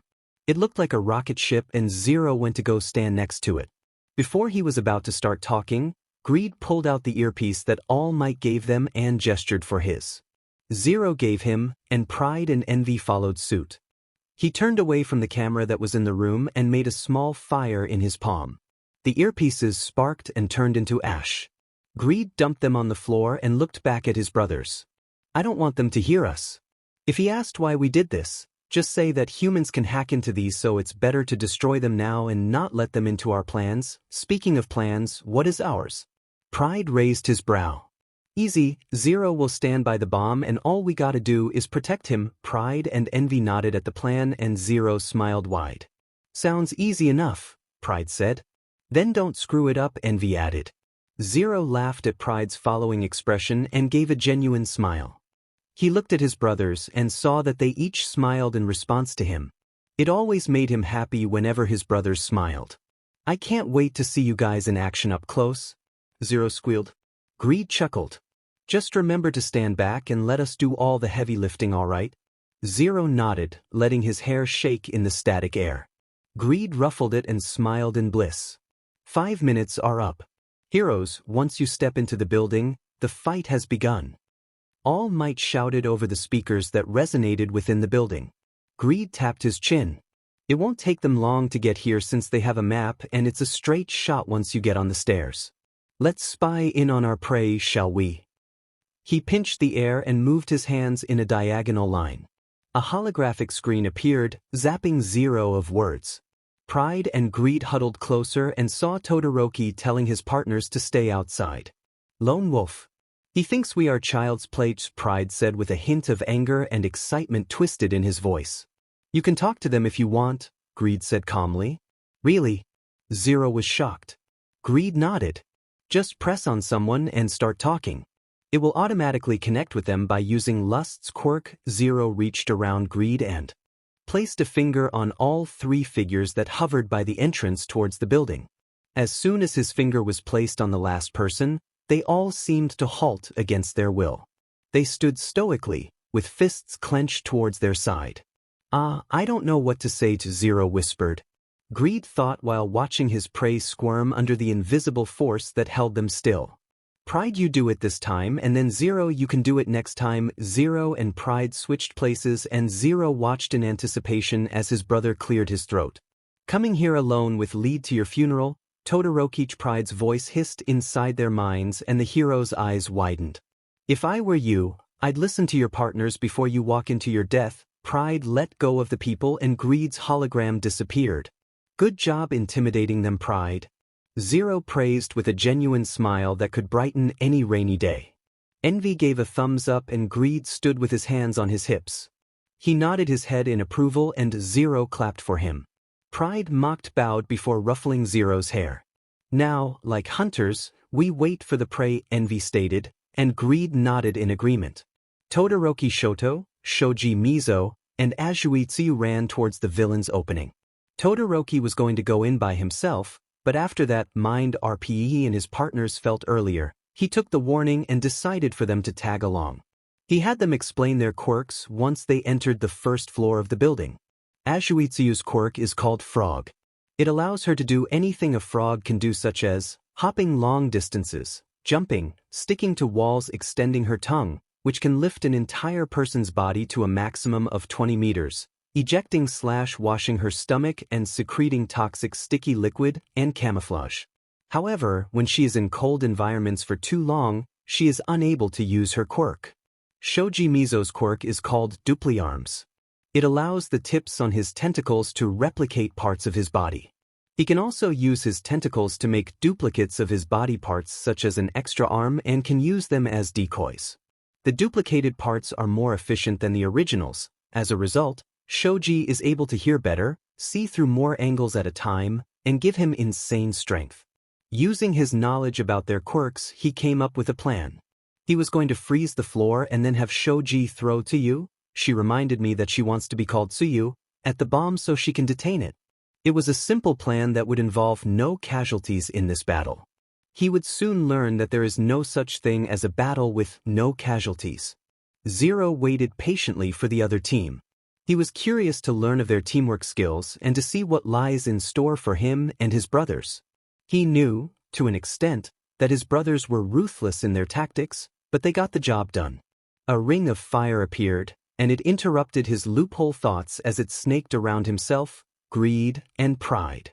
Greed looked at Zero and told him that no matter what happens, he needs to stay right next to the bomb and to not distract them. Zero gave him a thumbs up and Greed smiled. Pride moved close to him and Envy walked towards the entrance.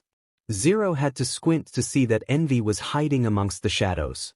He put his hands in his pockets and felt the capture tape. He rubbed the tape and felt it peel back a bit. He placed it back on the roll and took his hands out of his pockets. He saw Pride pulling up his gloves to his right, and to his left he saw Greed fixing his tie. When he looked at Envy, he saw a flash of red dart by and quickly noticed that it was the heroes. Todoroki Shoto, Shoji Mizo, and Azuitsu stared at him and his two brothers. Before a bird could flap its wings to take off, Todoroki made a gesture towards the brothers and the ice froze underneath their feet. Greed made the flames that danced alongside his brothers brighter. The ice retreated into its liquid form and evaporated in seconds. Shock spread over Todoroki's face, but his face grew serious in a flash. "Stick to the plan," he shouted over the flames. Shoji threw Azui in Pride's direction with her tongue out. Pride intercepted her and grabbed her tongue. Azui's eyes widened as she met with Pride's fist, and it threw her into the wall.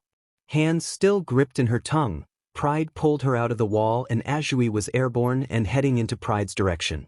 She tried to block his punch, but she failed as Pride brought his foot to her face and kicked her back into the far wall. It seemed as if Pride was taking his anger out on the frog girl, using her as a slingshot just to pull her back in again.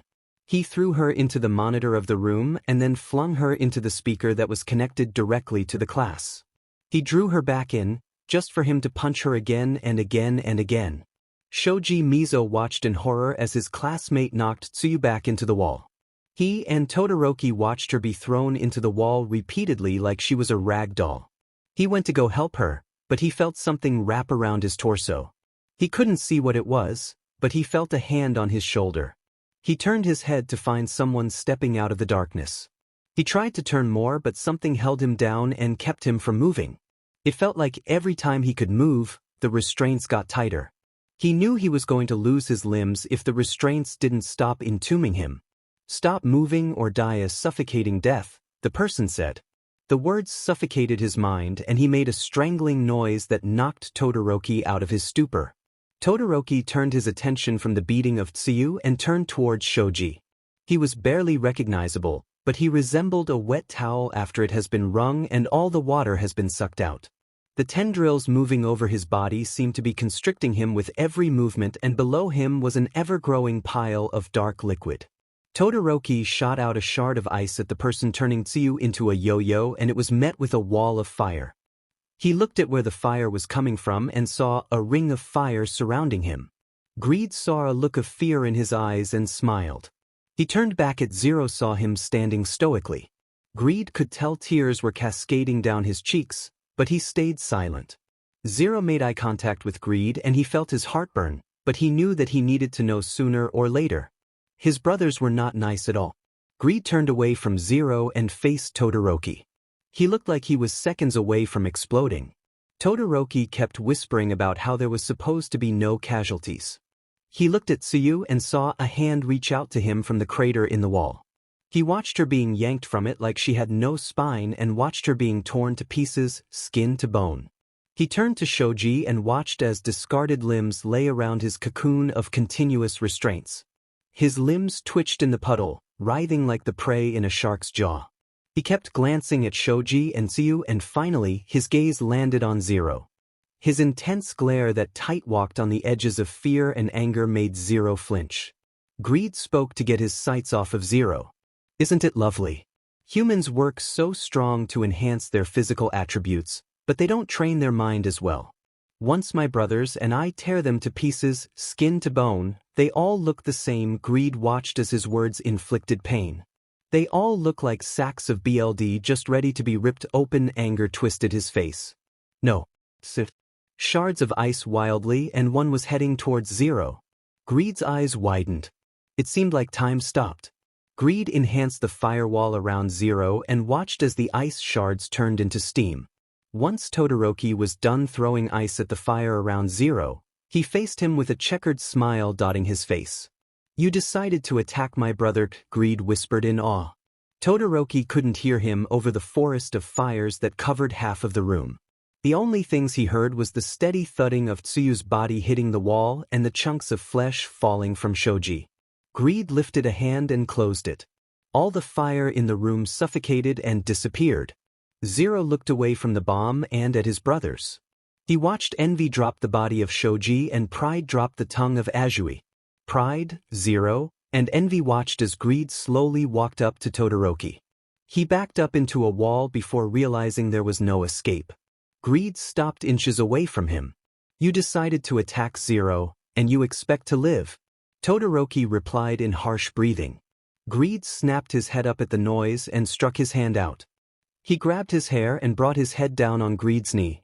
Once a satisfying crack was audible, he shoved his head into the wall. Todoroki spurted BLD and it landed on Greed's suit. Greed smiled grimly and shot out his left hand. It contacted Todoroki's neck and he began to squeeze. "Your answer wasn't good enough," he squeezed, and Todoroki weakly clawed at his neck. "How does one attack my precious brother and expect to survive?"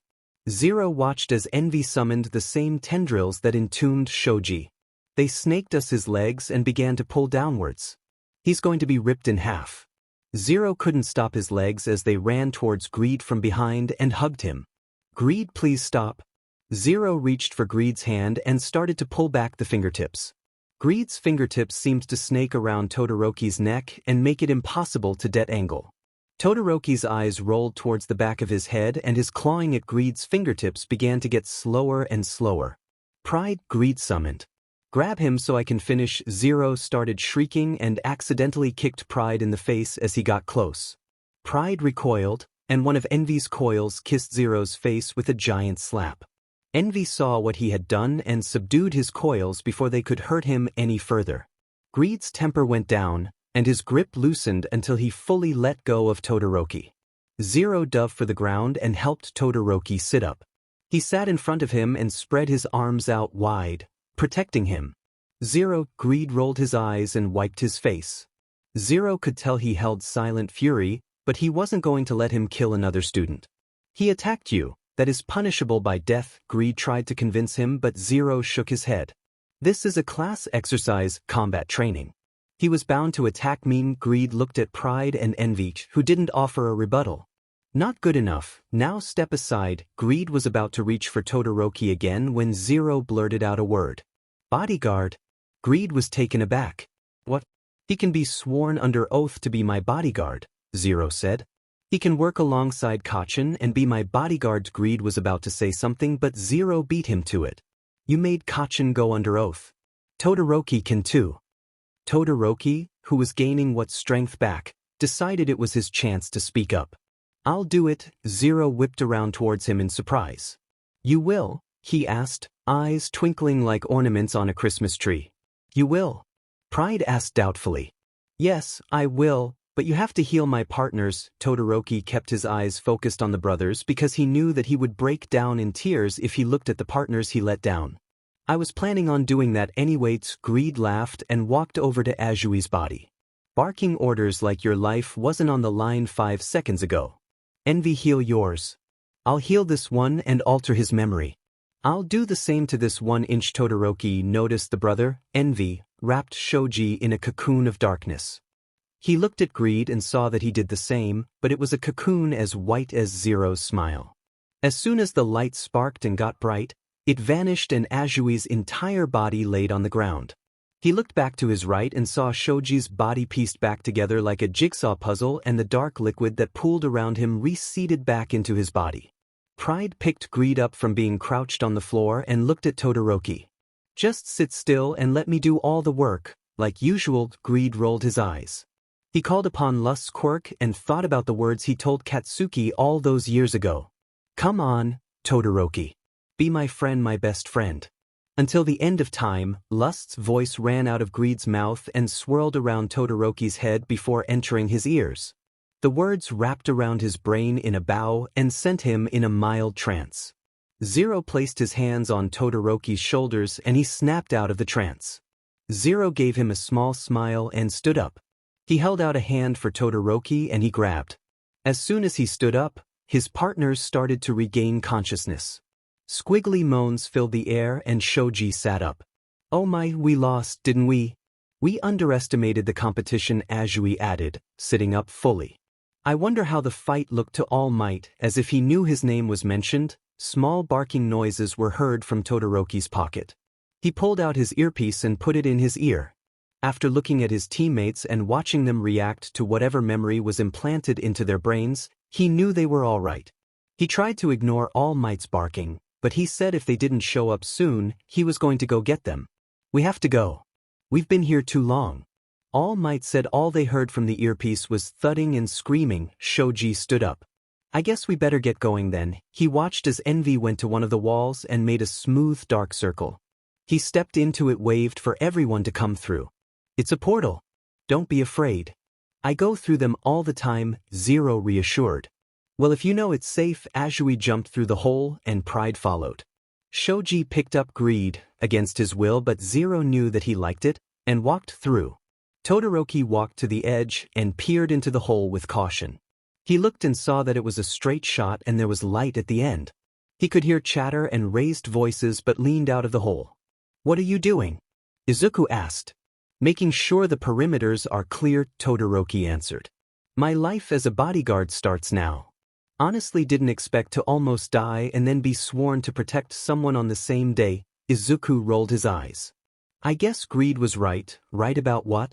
Izuku smiled. I made a friend. As soon as everyone exited Envy's portal, All Might check everyone for injuries. Greed, Pride, and envy avoided inspection like oil avoids water, but Zero welcomed it. Once All Might saw there was no visible BLD or wounds coming from any of the students, he took a deep breath and dismissed everyone from class. When people started to leave, All Might made Zero, greed, pride, and envy stay back. Katsuki left eagerly, but Todoroki stayed behind. His face was a cross between worry and confusion. Zero went to him and talked with him one-on-one in a whisper before Todoroki nodded and left. All Might was now left with Midoriya and his brothers. The same people that haunt his dreams. He shook off the chilling voice that taunted him in his midnight hour and told them that they had to go see the principal. Greed asked if they did anything wrong, and All Might answered with a laugh. "Oh no, my boy. He just needs to ask you a few things and you'll be good to go."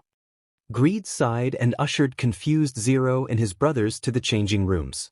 Greed ignored his brothers' concerning questions and descended on the quest to the principal's office.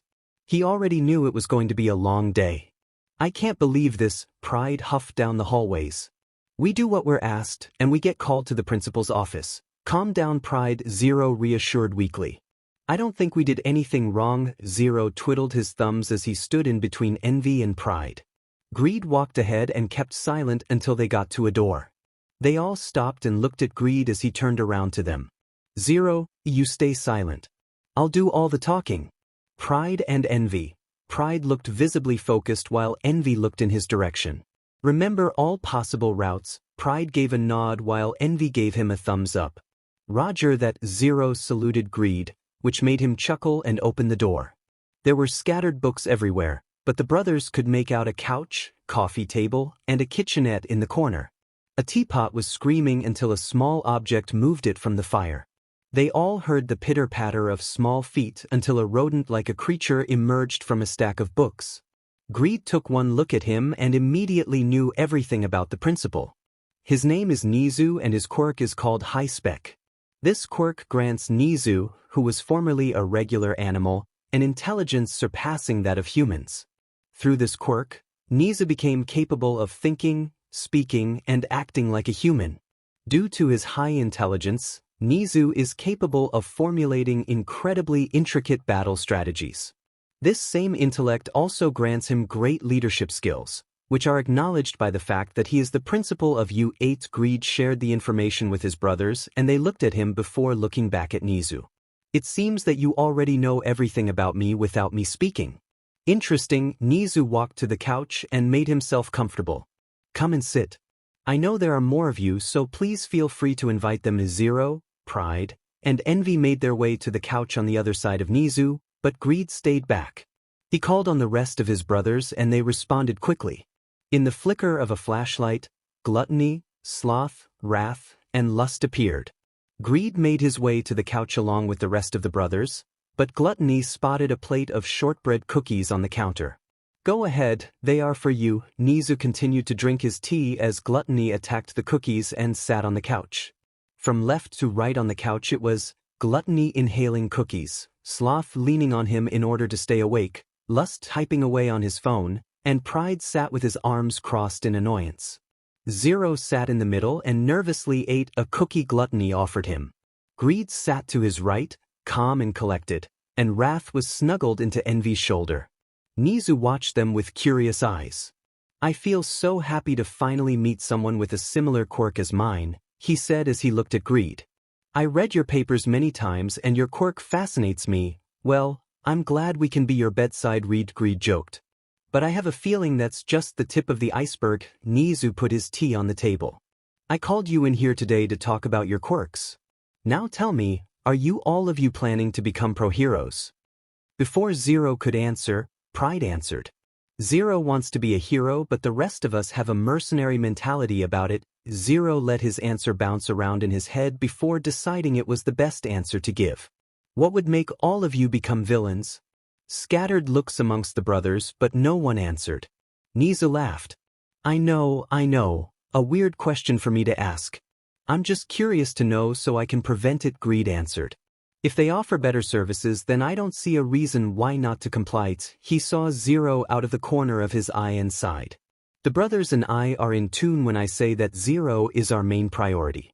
If there was anything to jeopardize him, then we are on the move to the safest place. Zero noticed all his brothers nod unconsciously to Greed's words and almost missed Nizu addressing him.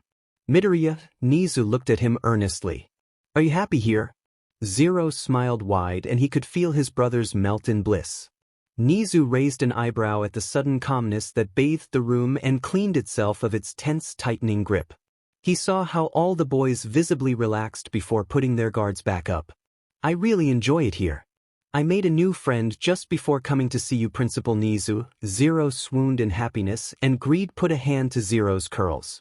He lightly laughed, and it reminded Nizu of the feeling of jumping into bed after a long day of work.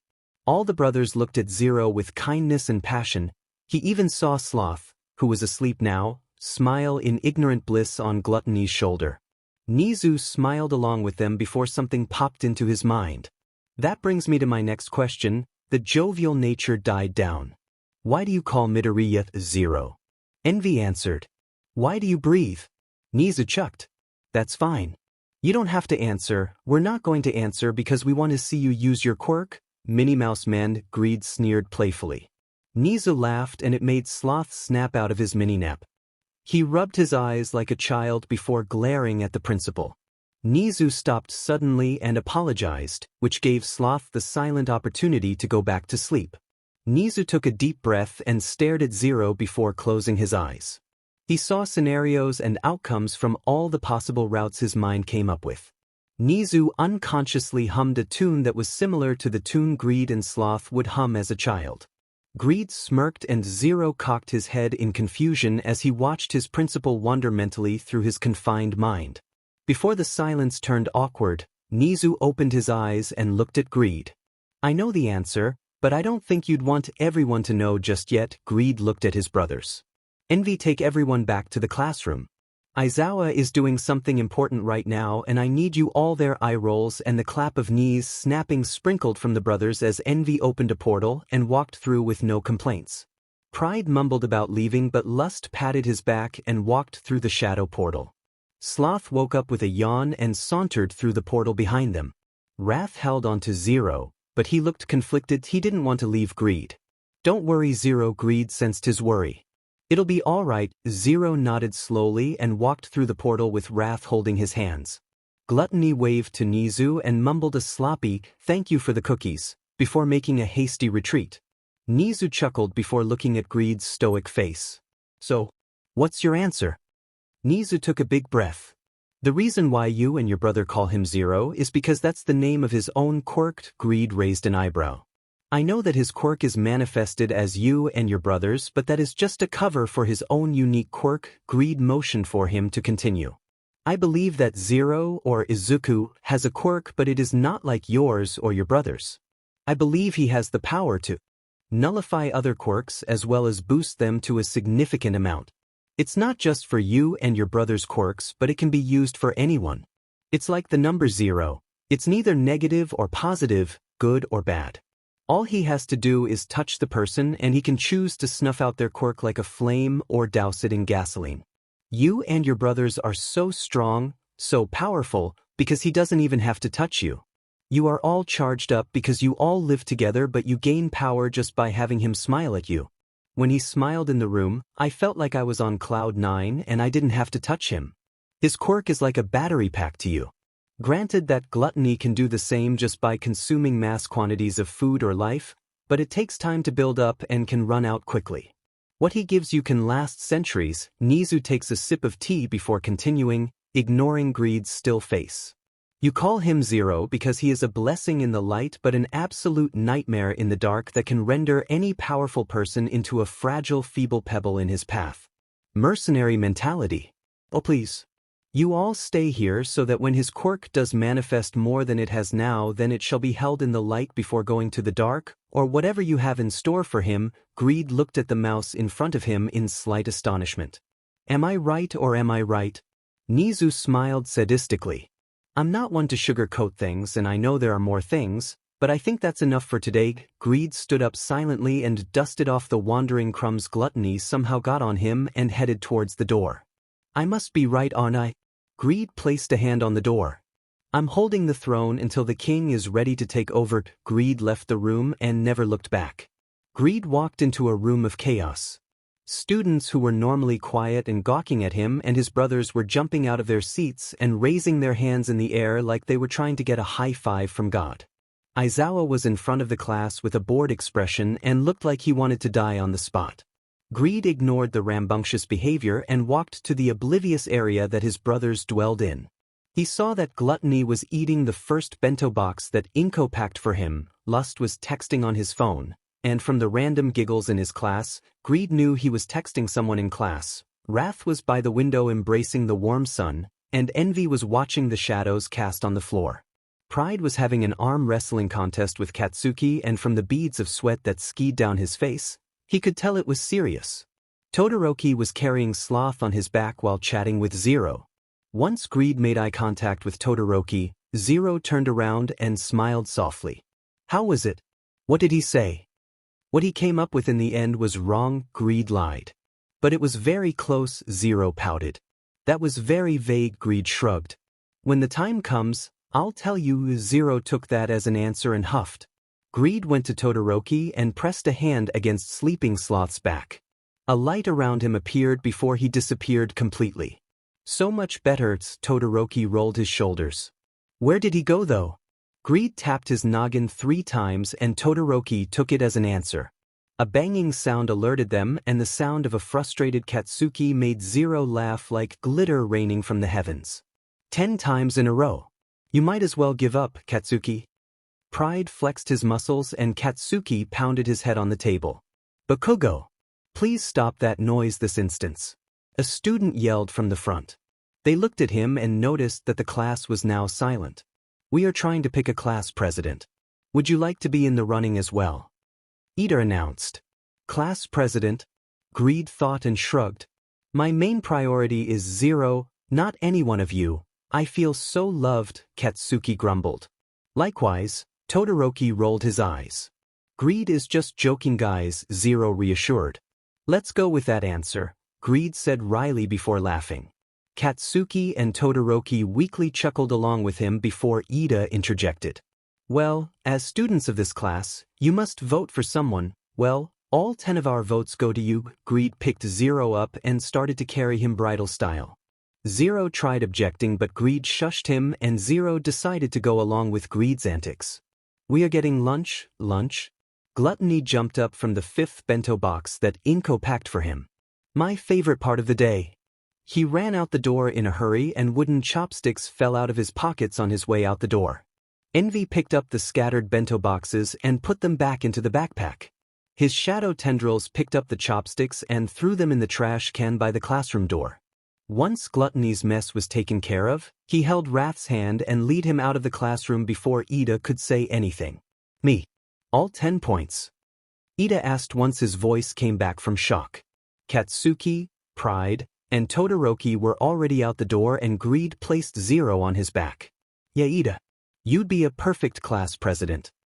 Zero gave him a big thumbs up and was carried out the room. Ida smiled to himself before continuing with the elections. Greed. Is everything okay? Zero ignored his food again and turned his attention to his brother. Yes. Zero. Greed sighed and summoned his agenda. What does it say? Gluttony asked through a mouth of food. It says to have Katsuki and Todoroki go and get you some more food. Greed tossed a napkin at Gluttony, but he didn't catch it. Really? I swear this is like the best day ever. Zero giggled as Todoroki silently got up with a grunting Katsuki and headed over to the food line. Zero looked at his other brothers with contentment.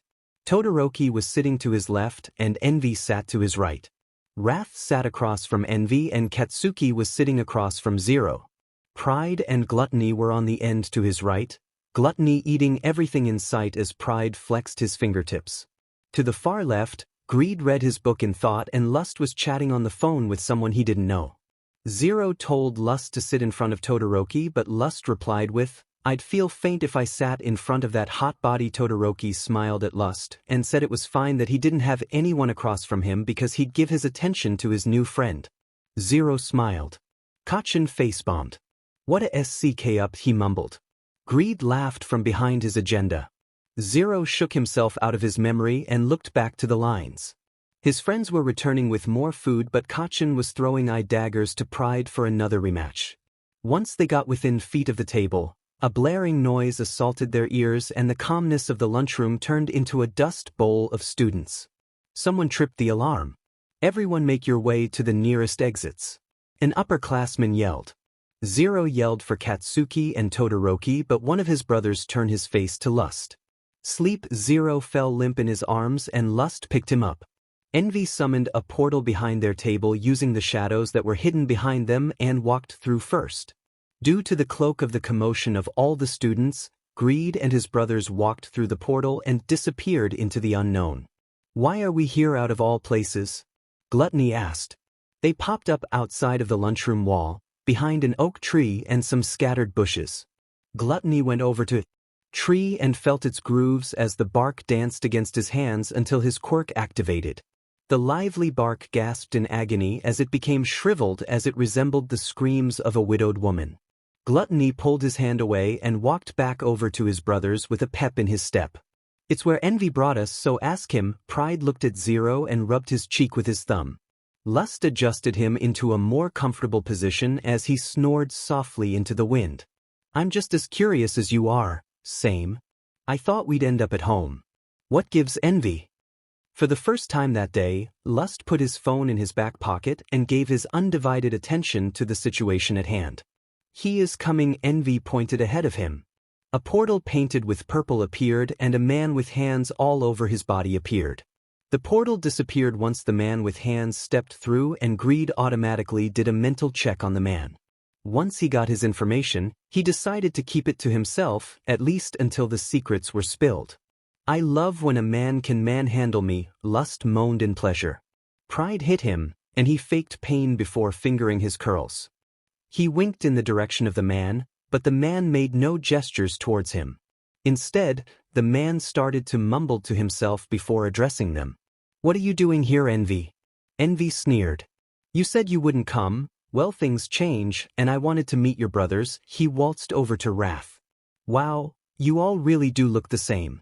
But this one looks shockingly different from the others. The man put his hand out and acted like he was going to touch him. Before he could touch his face, Pride reached over and grabbed his finger in warning. You better watch yourself if you know what's good for you, the man chuckled. He touched Pride's hand and the skin began flaking like a snake's dead skin.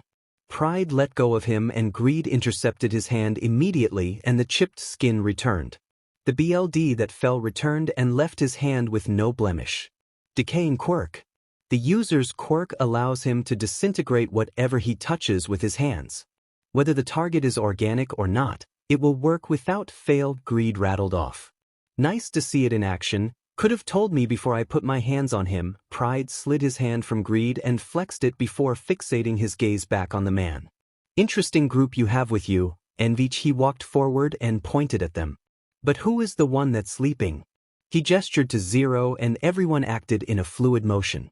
Greed, Envy, and Wrath stood up front and shielded Lust from him. Greed summoned his flames, Envy had his shadow tendrils surround him, and Wrath stood calmly.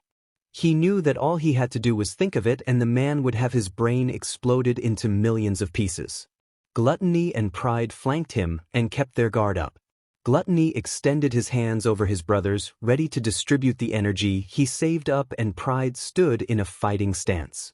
The man laughed lightly. I won't touch a hair on his head, not yet anyway. You need to leave, Tomura. Greed spoke with a sharp edge. Tomura cringed and started to crack his hands. Or else I'll be forced to make my move. Tomura laughed but took a few steps back. The boys didn't weaken their guard. A little birdie told me the boy that's sleeping right now has a quirk that I would want. Greed drew back his flames. And who told you that? Tomura tapped his noggin 3 times. MSTR knows all. And he knows he wants you all to join him. The boys dropped their stances. All stood calmly while Lust put Zero against the wall and made him comfortable before standing along with the rest. Why would you join you? We all do our own thing, Tomura shrugged. Either join or you won't like the actions that come next. Pride laughed harshly. You'd either die from our hand or he'd destroy you himself. You sure about that? He looks weak compared to all of you. Maybe you are babying him a little too much. Tomura took a step forward. Don't judge a book by its cover. Envy clenched his fists. Tomura nodded and walked over to the dead tree. He put his hands on it and it started to decay rapidly, and in the blink of an eye, it turned into ash. He chuckled at Gluttony's wild eyes and smiled widely. The purple portal appeared again and Tomura started walking towards it. Just as he was about to finally leave, he looked back. Only because I like Envy, I'll give you all a warning. Don't come to school tomorrow or I won't be as cordial as I am today. Tomura walked through the portal and the boys released a sigh. So, is that who you skip out on our training to go meet? Greed faced Envy with anger. You're glad you didn't put Zero in some real danger or you really would have been screwed. Envy sighed and went over Zero. He patted his hair and Zero unconsciously nuzzled into his hand. I didn't mean to put him in any danger. I was just thinking of possible allies. Well, that mentality went out the door when he somehow knew about Zero's ability. Lust put his head in his palms. Everyone seems to know about Zero but Zero himself. Well, when Zero knows, he won't be Zero anymore. Gluttony sighed. That's why I'm trying to delay it as much as I can. Greed answered. He put a hand on Wrath to calm down his slow-burning anger and looked at his brothers. Let's talk about this at home. People are looking for us here and we need to be away from here. Today has been a long day. Envy nodded and summoned a portal in the shadows. Greed picked up Zero and carried him through with Lust and Pride in tow. Gluttony looked at the squirrels running over the piles of ash and wondering where their home went on rushed, high-pitched tones. He ran over to them, faster than the speed of sound, before returning just as fast. The only difference was that his sharp teeth were showing and BLD stained his mouth and chin. I just couldn't resist it anymore. Inko will be so sad. Gluttony's voice warbled. Gluttony rubbed his eyes with his BLD-stained hands and spit out a bone that was completely naked of meat. Wrath came over and patted his shoulder and led him through the portal. Envy looked at his portal and deeply sighed for the infinite time that day. He honestly thought what he was doing was right. He was gaining information, but the contingency that happened was not what he planned. If something were to happen to Zero, Envy would be envious of death because he'd want to surely die. Tomorrow will be a longer and more tiring day. Envy walked through the portal with his head hanging from his neck. This is a new record for you, Izuku. Your brothers are usually out and about right now. Kachin peered over the bus seat to talk to Izuku. Izuku was sitting next to Todoroki and looked very anxious. Katsuki tried to take Izuku's focus off things, but that didn't seem to help much. Todoroki tried calming him down by rubbing his back, but it didn't help either. Kachin, I don't know what's wrong. Izuku pulled on his cufflinks. They're normally out and I feel like something is really wrong. Katsuki tousled Izuku's hair. Maybe they are just resting. You all seemed a bit drained after the combat training yesterday, but Kogo's right. Todoroki chimed in. We do have a long day ahead of us. Maybe they're just saving their energy until we get off the bus. Izuku seemed to visibly calm down after hearing his friend's words. He looked out the window and saw his school shrink in the distance.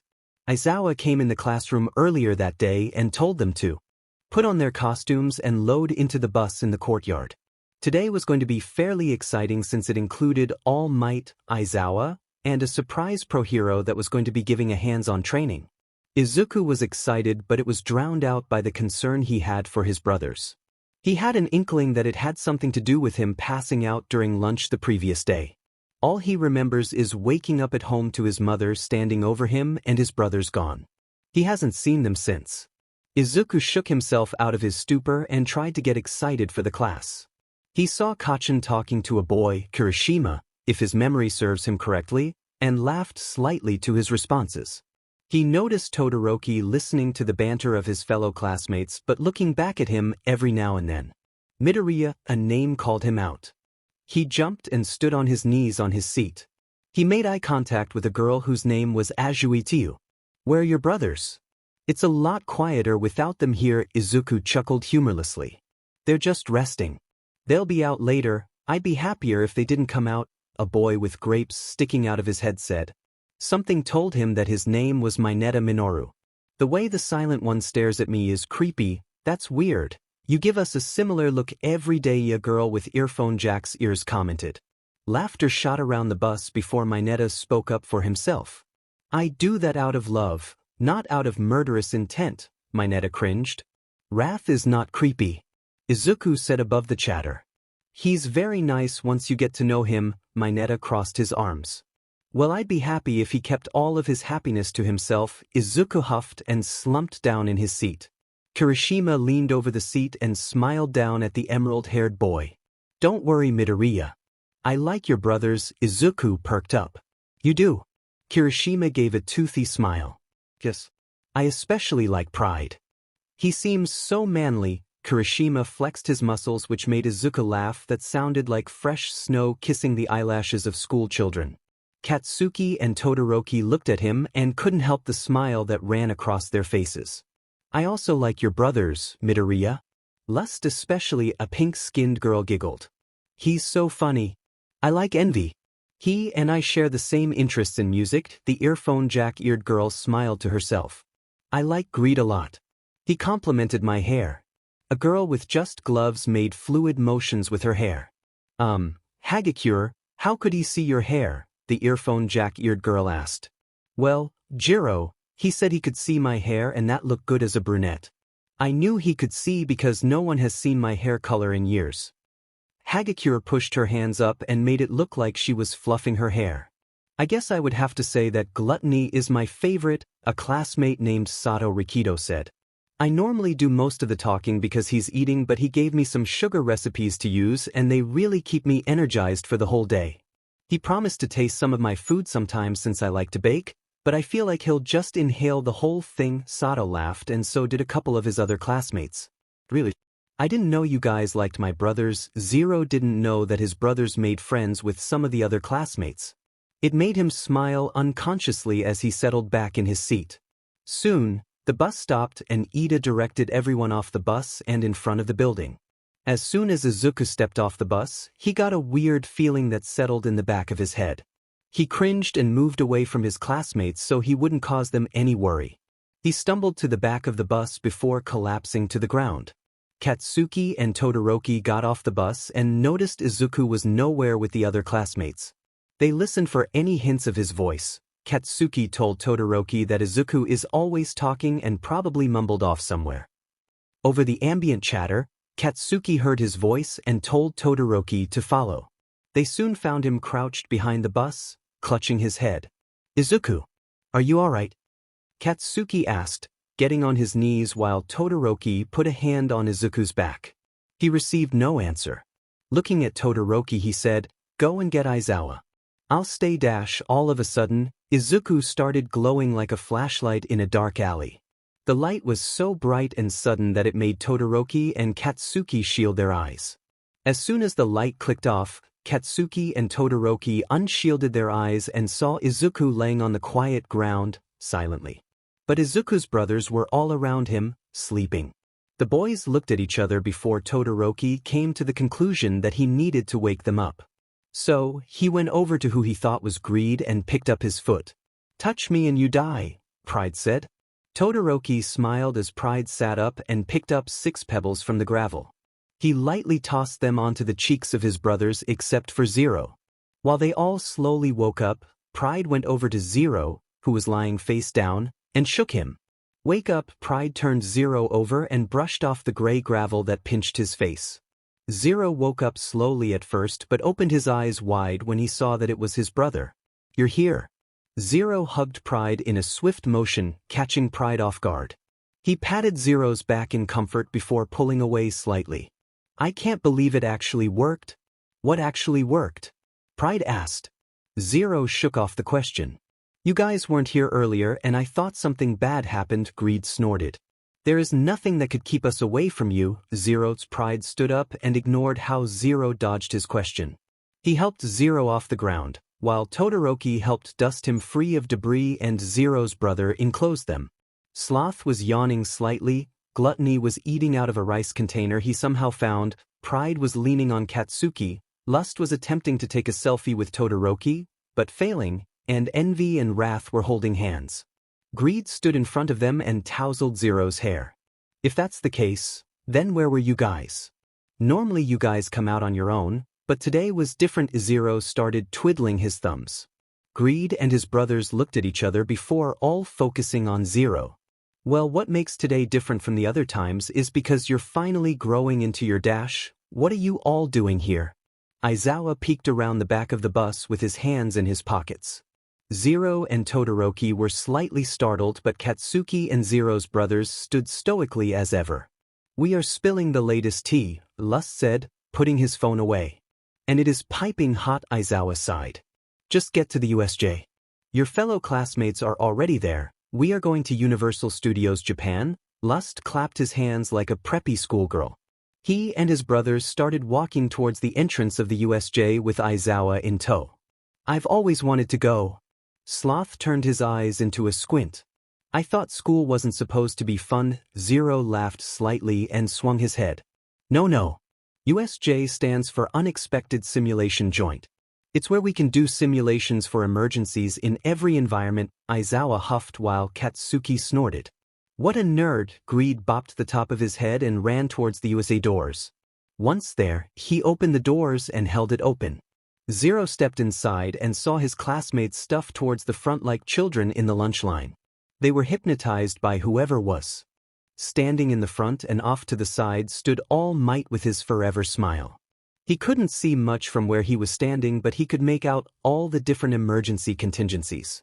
Zero's eyes went back to All Might, shook with excitement. He started to walk towards him, but Todoroki turned his body so that he'd be walking towards the cluster of students. Aizawa watched the boys walk into the gaggle of students and sighed. He walked towards All Might and avoided the slap that All Might was about to give him on the back. It's not like you to be late, All Might said. Hush. I was busy, Aizawa whispered while watching the boys he just brought in. All Might followed his eyesight and saw him looking at the boys gathered in the back. What were they doing? Talking behind the bus. By the look on their faces, it seemed important. Aizawa looked at All Might. I honestly thought you'd be late. You said you were having a chat with Niz, All Might huffed. I was, but I managed to get out early. I got the gist of what he was saying though. Aizawa raised an eyebrow. Which was? All Might gestured to the boys. To keep an eye on them. Apparently, he talked to them all before and he didn't like the feeling of foreshadowing one of them gave him. Well, hopefully, we both learn more about them during these exercises. The way they will save someone will show if they care for others' safety or not, Aizawa shrugged. I feel like I already know the answer, but hopefully they'll surprise us. Zero was trying to hear whoever was speaking, but it was like trying to hear the silence. He couldn't keep his beating heart to stop thumping in his ears. It felt like something major was going to happen, but he couldn't understand why. He could feel Todoroki and Katsuki keeping an eye on him, but he knew he must have looked weird with him not keeping still like everyone else. Zero tried really strong to focus on anything else, even his brothers standing so casually, but he just couldn't. But even in his haze of pure energy, he noticed all 7 of his brothers stiffen up and turn serious. Zero was about to question it, but Greed turned and faced his direction so fast it made him squeal with shock. Todoroki. Katsuki, Greed called them to attention. They peered at him, but the heat of the situation made them give Greed their undivided attention. No matter what happens, I need you both to promise me to fight for survival. If you get a mental message from either me or Lust, I need you both to follow with no hesitation. I finally started liking you guys, and if you die on me, you're not going to like the way you come back. What the F are you talking about? Katsuki raised his eyebrow. Then he shook his head, knowing it was useless to question Greed. Whatever, sure Greed, Todoroki nodded in agreement. What about Izuku? Sloth stepped forward. Don't worry about Izuku. The main point is that if you don't want to witness me using my quirk to save you from the dead, you'd stay out of his way. He pointed at Zero, who looked confused, but fear was rinsing his face. What do you mean? Greed put both hands on Zero's shoulders. Zero, today is going to be full of surprises. For some moments of it, we can't be there because we are setting the stage.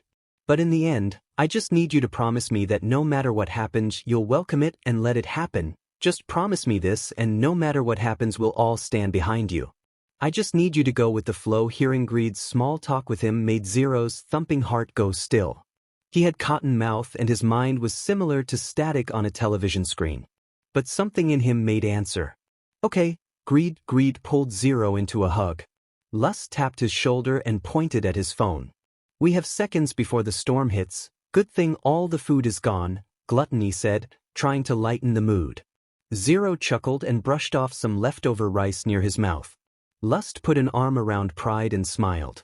Envy started to call on his shadows and Wrath started crying streams of BLD. Wrath attempted to smile but BLD flowed in all directions on his face. He looked like he painted his face red and the paint didn't dry correctly. Zero wiped some of the BLD off his face and smiled back to him. He grabbed his hands and shook them twice. Sloth yawned and broke up Wrath and Zero. It's not like we won't be seeing you again. You just need to take this step forward without us, but we'll be backing you every step of the way. Zero sighed and shook his worries out of his head. You're right, Sloth. I got this. Once declaring it out loud, something in Zero roared like a caged lion but died down quickly. The boys faced forward and listened to their heartbeats flitter like birds' wings in their ears. It blocked out the monotone voice of Prohero talking and made their BLD pump faster than the speed of sound. The tension was tangible and thick but blind to the unknowing. It was beckoning them like the last cookie in the cookie jar, calling to see who would break focus first and make a sound. The boys stood their ground and stood united. The silent tensity made a sound. A purple mass stretched across the courtyard, causing everyone to stop and turn. Malicious intent poured from the ebony abyss and struck fear into some. Students moved aside, unintentionally, so Todoroki, Katsuki, Zero, and his brothers could see. Greed automatically knew from that shift who was going to fight or flight. He looked around and saw fear glazed over people's eyelids like contacts. Aizawa and All Might looked at the students and saw that they were scared and would panic if not for the shock that held their feet in place. Everyone watched in caution as people began to step out. An endless wave of people took over the main area, all standing and watching everyone above. It seemed endless and Greed diverted his attention to see more purple masses in other emerging areas in the USJ. Is this like the entrance exam where the lessons already started? Kirishima asked, who stood in front of them. Katsuki and Todoroki looked at the people and started mentally preparing their quirks for the day ahead. Katsuki cracked his knuckles and Todoroki blew out a puff of shivering air. Kirishima noticed what they were doing and mindlessly hardened his hands. The students started to move forward but Aizawa yelled, "Don't move." He put on his goggles and prepared himself for a fight. Those are villains. An audible shift was seen from the students as they all stood straight and their ever-looking gaze widened. All Might, I'm going to stall and fight as much as I can while you and 13 get the students to safety. Aizawa looked at him with intensity. Right, All Might agreed. As soon as they are safe, I'll come to get you, Aizawa huffed. I'm not weak. The kids are our priority. 13 His quirk is black hole. It allows him to create small black holes through his fingers and they are able to SCK and disintegrate any matter at an atomic level, even some forms of energy. Interesting. He could prove useful, Greed muttered. Thinking of leaving so soon? I think not, a villain spoke amongst the crowd. He wore a black skin-tight suit with hands holding onto him like he was life support. At his side stood a beast that looked taller than All Might by a few centimeters and had his brain exposed. He wore a pair of cargo pants and had red slashes along his arms. His teeth were sharper than Gluttony's and looked ready to tear everything in its path limb from limb. 13, Eraserhead, and the man of the hour All Might. Tamura clasped his hands together in fake happiness. Shigaraki Tamura envy seethed. His shadow's tendrils vibrated with anger. That beast next to him, Greed mumbled.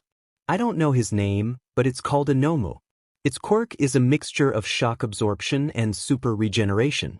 Shock absorption gives it the ability to absorb the shock of an attack and the super regeneration allows him the ability to regenerate from severe injuries in seconds. Along with its immense strength and speed, All Might have met his match here. The dark mass that entombed them revealed 2 yellow eyes and began talking. The teacher's schedule we received the other day gave away the perfect place to end your reign. Aizawa stepped forward. The trespassing the other day was the work of these scumbags after all. Villains walked towards the students like mindless drones. I went through the trouble of bringing this whole crowd to see your demise. All Might, Tamura said calmly. All Might, the symbol of peace. I did all this for you and you're thinking of leaving. That'll hurt my feelings. Tomura put his head down.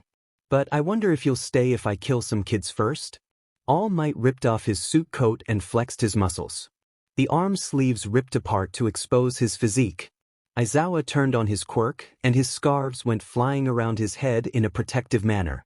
13 looked onto the onslaught of villains in a calm manner, and put an arm out in front of the kids. What the pro-heroes fight against and what they face is an extraordinary evil, Zero said. After those words rung with the students that were near, Zero's head dropped like the string holding it up grew slack. Zero chuckled lowly. Alphanu Alphiodaji. What? Villains? Kirishima shuddered. There's no way they could get into a hero school. They watched as the villains that walked closer to the bottom the stairs. With each approaching step, the students' hope for survival decreased. A student stepped forward. Teacher, what about the trespasser sensors? 13 took a pause before answering. We have them, of course, but the fact that he said nothing afterwards spoke volumes. Did they only appear here, or around the whole school? Todoroki asked. Either way, if the sensors are not responding, then that means they have someone with a quirk that can do that. An isolated area separated from the main campus. During a time when a class is supposed to be here, Zero looked at Todoroki and then looked at his brothers. They all seemed to hear what he was saying, but Zero had the feeling that they knew more than they were willing to tell. They might be fools, but they're not dumb. This surprise attack was planned with some sort of goal in mind, Todoroki finished, and his classmates gasped in shock. Isn't it obvious? Katsuki said, drawing attention to himself. They are after All Might. Kirishima stepped forward. That is true, but the ringleader isn't looking at All Might. He's looking us. Well, I won't let you all stay here to figure out what he has in store. Aizawa looked at 13. Start the evacuation, 13. Try calling the school. All Might won't be accompanying you since we can stall and give you some more time. All Might nodded at 13 and then at Aizawa. These villains even had something to counteract the sensors. It's possible someone with radio wave-type powers is interfering. Aizawa turned around and looked at a boy with lightning strikes on his shirt. Kaminari. You try contacting the school with your quirk? Toon, the boy nodded and turned on his headphones. What about you, Aizawa? Aizawa and All Might turned to look at Zero. It's 2 versus many. Not to mention that beast and the ringleader.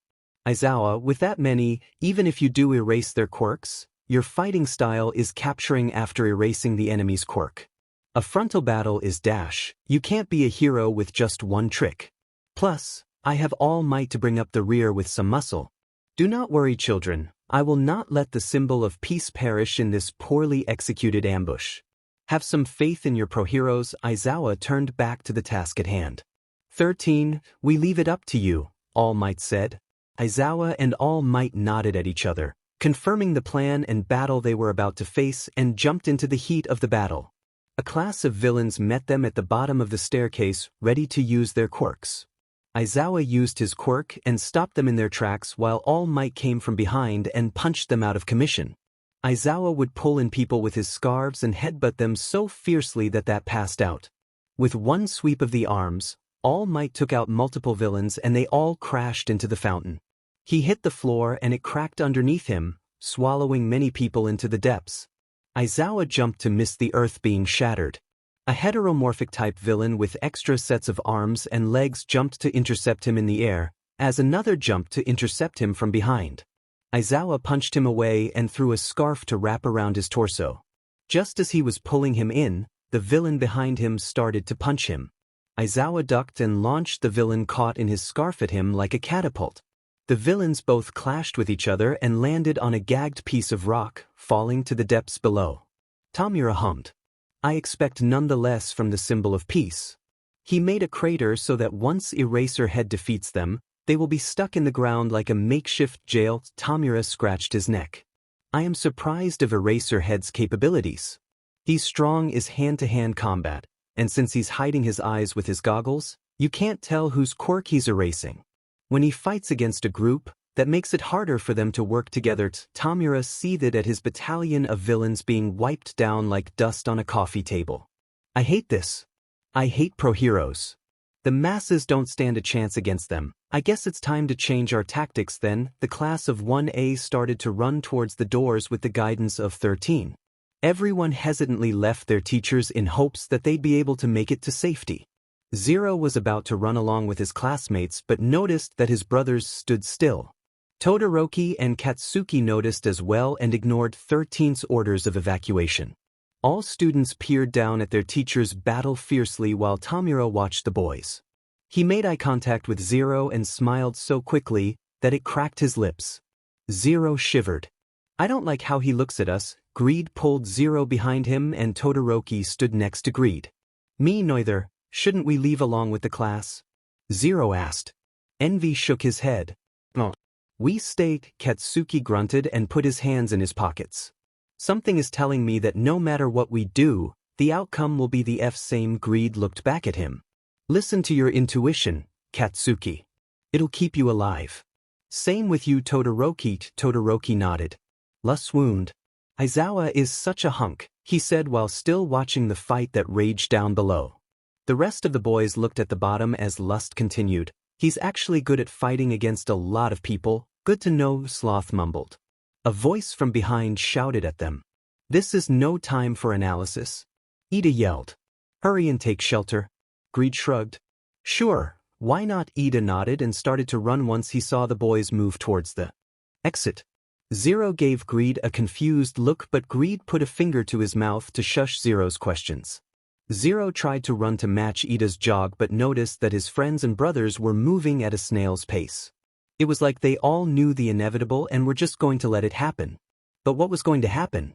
As soon as that thought evaporated from his mind, Zero stopped himself as an ebony vortex appeared in front of his classmates. A rocket of dark energy shot out like a rocket and stopped everyone in their tracks.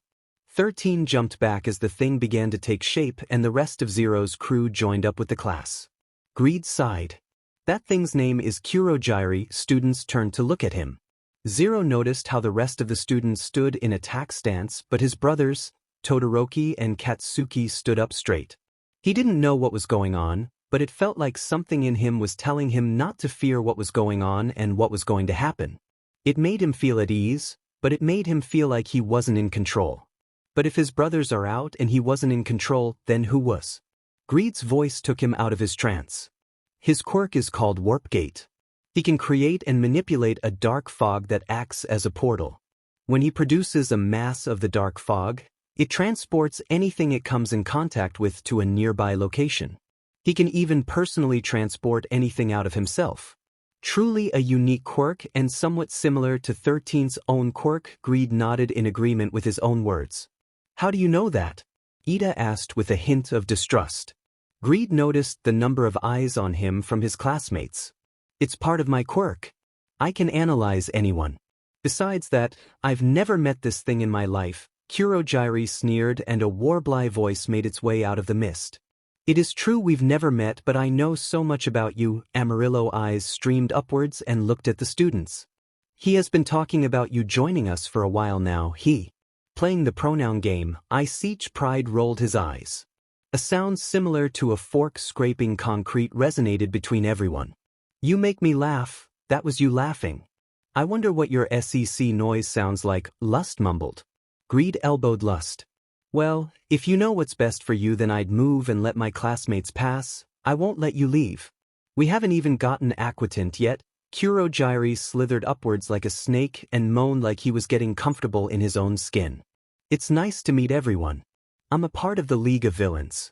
It may be presumptuous of us, but we have invited ourselves into the home of the heroes, Yuye High School, in order to have All Might, the symbol of peace, take his last breath. Well, he is here, over in the plaza to be exact.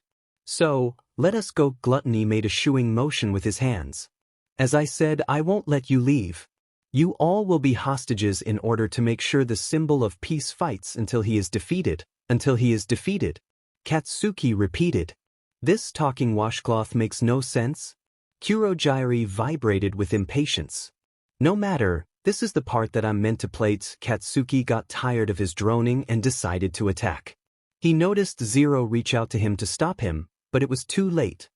He made eye contact with Greed and something was unfolded in his mind. Neck, go for the neck Katsuki. Katsuki nodded and faced forward. He noticed to his right was a red-haired boy that jumped along with him. Katsuki ignored him and held out a hand that was ready to ignite the neck area on the villain. He made contact and was rewarded with a discharge of fire and smoke. The boys both landed and smoke cloaked the students and their target. Did you consider that you'd get beaten by us before you did it? Kirishima asked, his hands still hardened. Zero covered his face from the dust but noticed his brothers standing tall and not taking cover like the rest. He turned back to make sure Kachin was all right but smoke still smothered his appearance. A black mass came into sight and swallowed up the cloak of dust and smoke. Oh dear, that's dangerous. A silver piece was made visible as Kurogiri returned to his original form. Even if you are students, you are excellent golden eggs. Weakness acquired, Greed smiled. Move you too. 13 shouted, reminded everyone of his presence. My job is to scatter you all and torture you to death. Tentacles similar to envies sprung from Kurogiri and masked the students in a dome of darkness. Zero tried looking at their brothers while also trying to avoid the onslaught of uncertainty. Zero saw that all of his brothers were looking straight ahead, their clothing bending beneath the weight of their circumstances. Greed turned to him and smiled. Good luck, King, and then he saw no one. Water awoke him. His eyes snapped open as his first instinct was to obtain oxygen. Izuku swam upwards and began thinking about what he learned. Something was going to happen to him, but only his brothers knew what that something was. Everyone in his class was trapped in the USJ. The villains wanted to kill All Might. And Greed called him King. He's always been called Zero, not King. What was going on? His thoughts were diminished as a villain soared his way through the water towards him. He wanted to call on Greed but reminded himself that it was just going to be himself for a while. His brothers were always the ones to fight, not him. If something went wrong, then all he had to do was think of a brother and they'd come to his rescue. But not this time. This time, he was all alone. Izuku immediately pulled into himself but a flash of green caught his vision. He opened his eyes to see Azuitsu kick the villain out of motion and stick out her tongue towards him. She wrapped it around his body, as he was slightly relieved to see no bruises on it from when she had a run-in with Pride. He noticed her carrying what looked like grapes and rocketed them towards the surface. Using her tongue, she propelled him onto the top of the ship he didn't notice and tossed the bundle of grapes onto the boat as well. He saw her tongue retreat and he got up slowly. Thank you, Azui, Izuku said while she was climbing to where they were. The grape at his feet began to talk. For a frog, she does have some nice bub, Azui riveted and hopped onto his body. The boy made a grunt sound before playing dead. Azui got off and addressed Izuku. Call me Tsu. Tsu stood up straight and looked around the boat to notice nothing but water. This has turned into a bad situation, though Tsu looked at the boy she saved. We've all been separated, including you from your brothers Midoriya. I know, and I don't like this at all, Izuku said. But All Might will P&D those guys and cause them all to go into a frenzy. The talking grape, Mineta Minoru, spoke with false happiness. Don't you think they are trying so strong because they have a way to kill him? Guys that strong just told us they would torture us to death, you know. Even with All Might being here, I doubt he knows what happened to us. Tsu spoke with no emotion. But why kill All Might? Is it because he's the defender of everything good? Because he's the symbol of peace? Izuku seemed conflicted. I don't know, Midoriya. What I do know is that they have an agenda to take us all out today. Tsu's voice answered like a double-bladed sword. And Midoriya? Mineta's voice put their conversation on hold. What is that? Mineta pointed over the boat's edge. 16 villains raced towards them at high speeds with the intent to kill written on their faces. There's a ton of them. Mineta screamed. What are we going to do? Izuku looked over the edge and at the surrounding villains. He knew that he was in between a rock and a strong place. He also knew that he was scared. He always knew deep down that one day his brothers wouldn't be around to protect him. He always knew that even though they were manifestations of his original quirk, it was like he, himself, were quirkless. He knew that when he got on the battlefield and he couldn't ask his brothers for help, he'd be royally screwed. He knew that he would just be a hindrance when it came to situations like this. What would he do? He couldn't summon shadows like envy could. He couldn't eliminate people with a simple thought like wrath. He couldn't delete their energy like gluttony. He couldn't even fight like pride could. But he could try. Sigma, Omega sent Alpha Del Sigma Upsilon sent Sigma Alpha. Greed and his brothers watched as his classmates began to worry about the safety for the classmates that disappeared earlier. He turned to look at his brothers and saw that they were sitting calmly on the ground. But he knew that a drop of doubt was planted in all of them. Everything that has happened has gone according to what has been foretold by King, but for how long? He knew that anything could happen, and with Zero gaining some new abilities, each contingency that has been planned will be played. He wanted to be by his side when it happened. Every brother wanted to. They've never been away from Zero for this long before. When they went to go train, Sloth would stay behind with Zero. But now that all brothers are out on the field, and no one is with Zero, the thought of seeing him hurt is unbearable. Greed knew that it was really going to be strong when Zero faces danger in the face and all he and his brothers can do is watch or King won't awaken. Gluttony suddenly jolted and looked at Greed. I feel Zero using some energy, that means he is protecting himself and everything is okay, Pride said with a smile.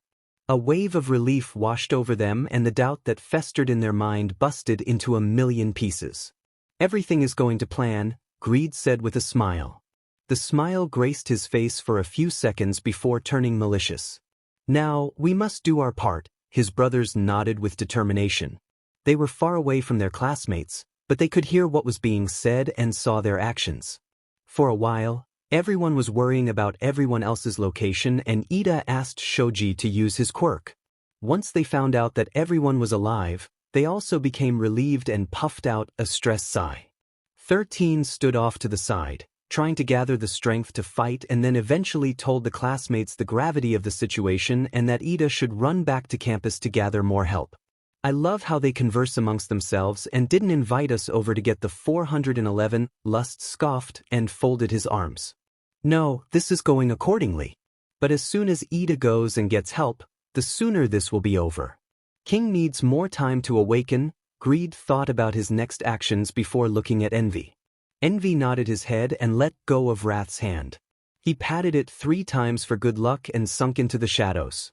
While 13 was monologuing about the sudden turn of events, Envy slid his way amongst the shadows to Kurogiri, stopping directly under him so that Kurogiri's locks of darkness masked his small circle of a shadow. What do we have here? Kurogiri's yellow eyes looked down at the ground. Dull but curt eyes greeted him. A boy that looks like a machine is planning on leaving to get help. Kurogiri went silent for a moment before answering. He looked at the students who were listening to 13's every word and were conversing with themselves. He saw a young boy with engine-like parts and decided that was the child the shadow was talking about. Why are you telling me this? Shouldn't you be helping your friends? Shouldn't you be doing your job? And with that, Envy's small shadow disappeared from under Kurogiri. It came back to the brothers, and Envy's body materialized next to Wrath. He grabbed Wrath's unattended hand that he left and gave Greed a thumbs up with the other. Perfect, just in time too. Ida looks ready to charge out of here. Greed folded his arms. He put his hands together and summoned some rice ball for Gluttony and placed them in front of him. Gluttony immediately went straight to town and Sloth took it upon himself to start to take a cat nap. Now we sit and watch, but Envy be on guard. When I give the signal, activate phase 2-inch. Envy gave him another thumbs up and attention was given to the fight that was about to commence. Ida stood with his classmates surrounding him like a barrier. 13 stood directly in front of Kurogiri as the first wave of defense. Greed could tell that his soul was shaking, but the anticipation of defeat was making Greed giddy. Even if you have no other choice, are there really idiots who talk about their plans in front of the enemy? Kurogiri suffocated everyone in shadows. We did it because it doesn't matter if we're found out. 13 undid one of his finger locks and began sucking in the assault on him and his students. Pride whistled from the counterattack and everyone watched as 13 sucked Kurogiri like a vacuum cleaner. Gluttony looked up from his food, ignored the ongoing battle, and looked at Greed. I felt another energy spike. Zero must have unlocked something. Greed smiled. At this rate, King should be back in no time. Something deep inside Izuku started vibrating. He looked at the water. It was beckoning for him to move it. Izuku was confused because he didn't know what the water wanted. His hands started itching with energy and he felt his hands get warm with anticipation. Without Izuku noticing what he was doing, his hands were being raised. A thought popped into Izuku's head and he started making a pulling and pushing motion with his hands. The water happily greeted Izuku with a wave. Midoriya. What are you doing? Mineta asked with curiosity. Or is this still the same Midoriya? No, I'm still the same, Izuku said, still pushing and pulling his hands. The calm waters turned troubled and started gaining a fever pitch as the waters crashed into the side of the boat, causing it to rock sickly. The villains down below began to rock along with the boat and were being pulled towards the boat. Midoriya! Tsu screamed. Izuku knocked out of his trance to face her, but he talked before she could. Tsu. Mineta. I have a plan. Well, spit it out before we're dead. Mineta shouted. Well, Tsu, you keep rocking the boat. I'll help out as much as I can so that the waves will bring the villains closer. Tsu nodded and went to the front of the boat. She wrapped her tongue around one of the railings and began shifting her weight. The boat reacted slightly, so Izuku began pushing and pulling his hands to get the villains to drift near them. Mineta, what can you do? Izuku asked in between grunts. I thought part of your quirk was analyzing. You should be able to tell me what I can do. That's part of Greed's quirk and he's not here right now. Can't you call on him? Or do whatever you can do, make him be here right now. Izuku grunted in annoyance. I could if he wasn't manifested as himself. He's already out, so he's now his own person. If he was near, I would ask, but even then, I wouldn't. Why not? Mineta cluelessly asked. Izuku stopped pushing the water. He opened his mouth, but his reasoning couldn't be manifested into words. You wouldn't understand. He slowly shook his head and swallowed his misplaced frustration. Anyway, what can you do? Well, my quirk's name is Pop-Off. It allows me to produce extremely sticky, removable spheres from my head. Once I remove one of my spheres, a new one will grow in its place almost instantly, Mineta demonstrated by pulling one off and squeezing it in his hand. Another sphere grew in its place. The spheres will glue themselves to any surface once they get in contact with one and are extremely difficult to take off, seeing that any limbs or objects will just get stuck to it as well. I am the sole exception to this, as my spheres act like bouncy objects when I touch them, Mineta finished. But seeing our situation, I should add that water does not affect the adhesion capabilities of the spheres. Mineta threw the sphere he had over the edge and it landed in the water. Due to Tsu rocking the boat, the waves pushed the sphere next to a villain and it stuck onto their back. The villain noticed the ball and tried to pluck it off, but instead got his hand stuck. Izuku nodded from the onslaught of information. Mineta, toss your spheres off the edge and try to aim them at the villains. Mineta nodded and started popping off his spheres and lightly tossing them at the villains. One by one, a sphere would hit a villain anywhere on the head or shoulder and cause them to go into a tizzy trying to take them off. Izuku took a deep breath in and tried summoning up the connection with the water again. The water welcomed him, and it felt like his soul dipped into the ocean and was getting a hug from all sides. It greeted him with a wave as he pushes and pulled his hands again. The boat began to rock as the villains were coming closer. Tsu retracted her tongue. Midoriya, they are coming towards the boat. What are you planning? I honestly don't know. Mineta stopped plucking off his spheres. You don't know? I thought you had a plan. I do, but I need them a bit closer to the boat. Izuku stopped his hand's motion and the momentum of the water kept bringing the villains closer. What's the plan? We need a plan before they come onto the boat. Unless you're thinking of close combat, we need a plan, Tsu emphasized before going to the edge of the railing. I think I'm going to try to electrocute them. Tsu and Mineta looked at him and Izuku returned their blank gaze. I don't think this is a good time for jokes, Midoriya. No, Tsu, I'm serious. Izuku huffed. He knew their anxiety about the villains coming closer, but he also knew that deep down he had truth behind his words. He didn't know how, but his body knew. Izuku widened his stance and placed his hands at his side. He closed his eyes, took a deep breath in and released it with ease. He ignored his anticipating heartbeats that thumped like a bunny's hind legs and tried to reach a calm state of mind. He ignored Minetta's shouts of panic and the swashbuckling of gathered grunts that the villains exuberated. All was silent and everything was at peace. Sigma nu omega iota f sigma omega sigma f iota g. Izuku raised his right hand and pointed with 2 fingers. He then drew a U shape and continued to do so with the other hand. He kept doing this, ever so calmly, until the tips of his fingers grew blistering hot. He ignored the slight twinge of pain and continued the motion. He felt like he was charging up something in him, and that something was close to being let go. He opened his eyes to a frantic Mineta and a calm Tsu. Izuku didn't say anything to them but went to the boat's railing. A few feet down swam the villains, entombed in Mineta's spheres but close to the boat. They snarled at his calm gaze. Izuku pointed 2 fingers at them. Light shimmered through his veins and outshot a thick burst of electricity that was heading straight for the water. The electricity rippled through the water and attacked each villain with a seizure of energy. The villains shook violently, and their bodies floated along the surface of the water seconds after Izuku discharged. A villain in the water cringed in pain and with his last breath, summoned his quirk. The water responded by making a giant hand and he sliced the boat in half. Screams from the children made him smile, making it known that he didn't go down without a fight. Tsu stabilized herself and tucked a frantic under her arm. She knew that they had to leave the boat as soon as possible. Even though the villains were taken care of, she didn't want to be caught up in the Titanic reenactment. She looked at Midoriya and saw that he had his head down and he was panting. Electricity crackled along his arms and through his emerald locks. She saw golden eyes staring at her like she was a stranger. The shock of the misplaced golden eyes made her ribbit and green hues took the golds away. Tsu wrapped her tongue around Midoriya's midriff and she jumped off the boat. She thought that the electricity that Midoriya had would shock her, but all it did was tickle her tongue. The shocks danced along her and Minetta's body like a barrier.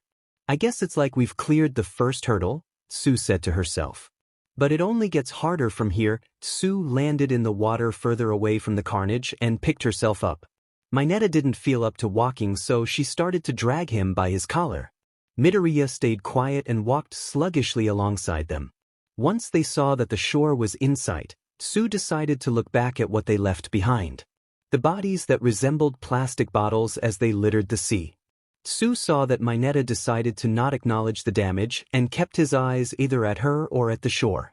She felt the slight weight of tension build between them because of recent events, but it died quickly once Midoriya started to mutter in a deep and fast pace. We were lucky that was all of them. I took a huge gamble. I mean, I didn't even know I could do that until just now. What if something went wrong? What if I generated too much electricity and kept shocked all of us? I wasn't thinking straight, but neither were they. Normally, they would have kept some people underwater in reserve.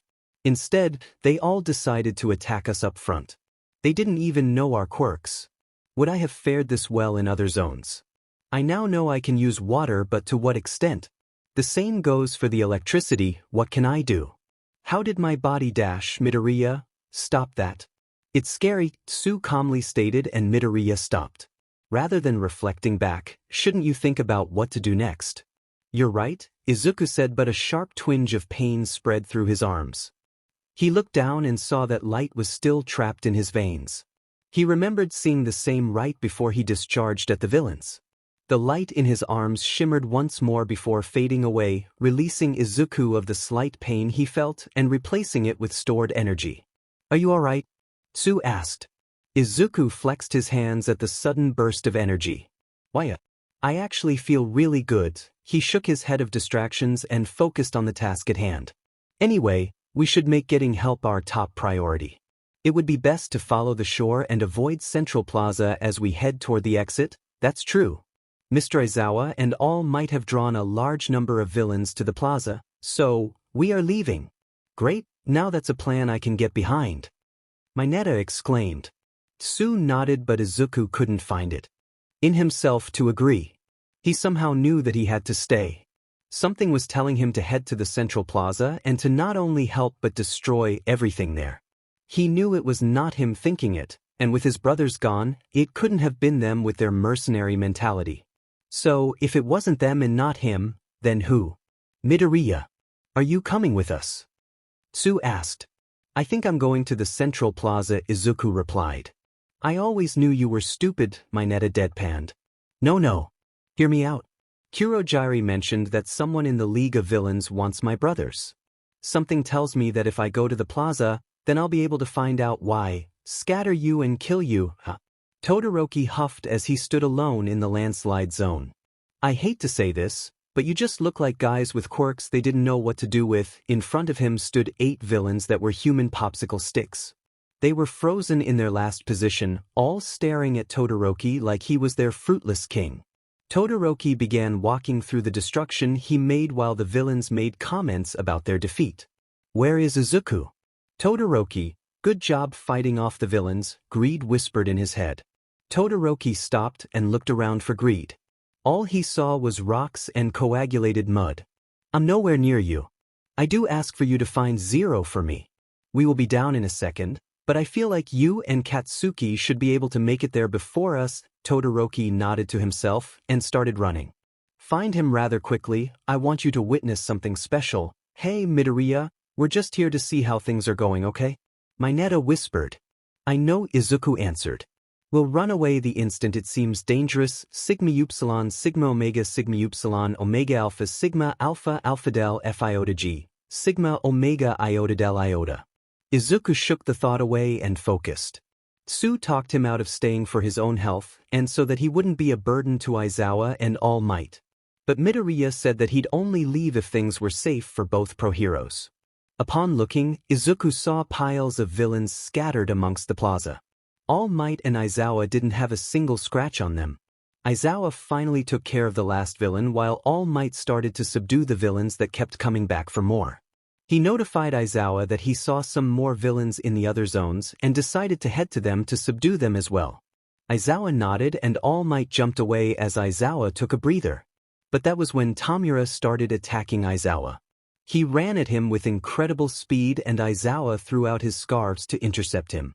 Tamura grabbed his scarves and Aizawa ran towards him. As soon as they got in each other's personal space, Aizawa tried to elbow Tamura in the stomach. Tamura caught his elbow and held it in his grip. Aizawa tried escaping but Tamura kept a tight forefinger hold on him. It's strong to see because you keep moving around, but there's an instant when your hair falls. That's when you've finished action and space in between has gotten shorter and shorter. Don't push yourself, Eraserhead, Tamura said inches from Aizawa's face. He placed his last finger on Aizawa's elbow, and it started disintegrating. Sue gasped as his elbow resembled the peels of paint chips. Aizawa headbutted Tamura and created distance between them. He noticed his elbow's state and cringed at the sight of his skin peeling like an orange peel. He saw his BLD lining his arm and cracks riding up his arm like cracks on glass. That quirk isn't suited for fighting long fights against a large group, is it? Isn't this too different from your usual job?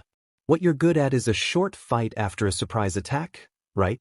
Even so, you jumped right in the fight us from the front. Was that to put your students at ease? You're so cool. Tamura said in awe while Aizawa started to breathe strong from the pain crackling at his veins. By the way, hero, I'm not the last boss. Aizawa turned around and saw the Nomu. Black hole, which sucks up everything and turns it all to dust. I see. That is an astounding quirk, Kurogiri said while being sucked in. He created more and more shadows around himself so that he wouldn't be sucked in altogether. 13 stood still in front of the students and made a slight nod at Ida to start running while Kurogiri's attention was divided. Ida took his chance and powered up his quirk. His calves' engines moved and started to ignite with fire. He took steps forwards, which escalated into a jog, and then a full-blown sprint. Kurogiri noticed out of the corner of his eye the boy start to run. He waited until he ran alongside him and locked eyes with him. Kurogiri sensed his fear and determination. It was in that moment where the boy had lost his focus that Kurogiri summoned a transportation hole and Ida ran straight through it. Ida! Uraraka yelled. Not too long after he left, a black hole opened up behind the students and Ida ran out. He pulled himself to a stop and looked up in confusion. I don't understand. I ran past you. And I put you back in your place. Try that again and I'll send you farther away. Kurogiri's scraping chuckled resounded and Greed sighed. You give the man an edge up on the competition and he wastes the opportunity. Greed stood up. With his monologuing, "It's going to take forever for this battle to be over and we don't have that kind of time," he looked at Envy. "I'm going to use your quirk to speed things up. You wake up Sloth and start heading down to the central plaza. Zero's already there and I told Todoroki to meet him there as well." Greed sauntered over to Ida. He already knew how this would end. 13 would be badly injured and sooner or later, Ida would get help. Using the information Envy gave Kurogiri, he could have separated the boy from the rest of the group and then picked everyone else off one by one.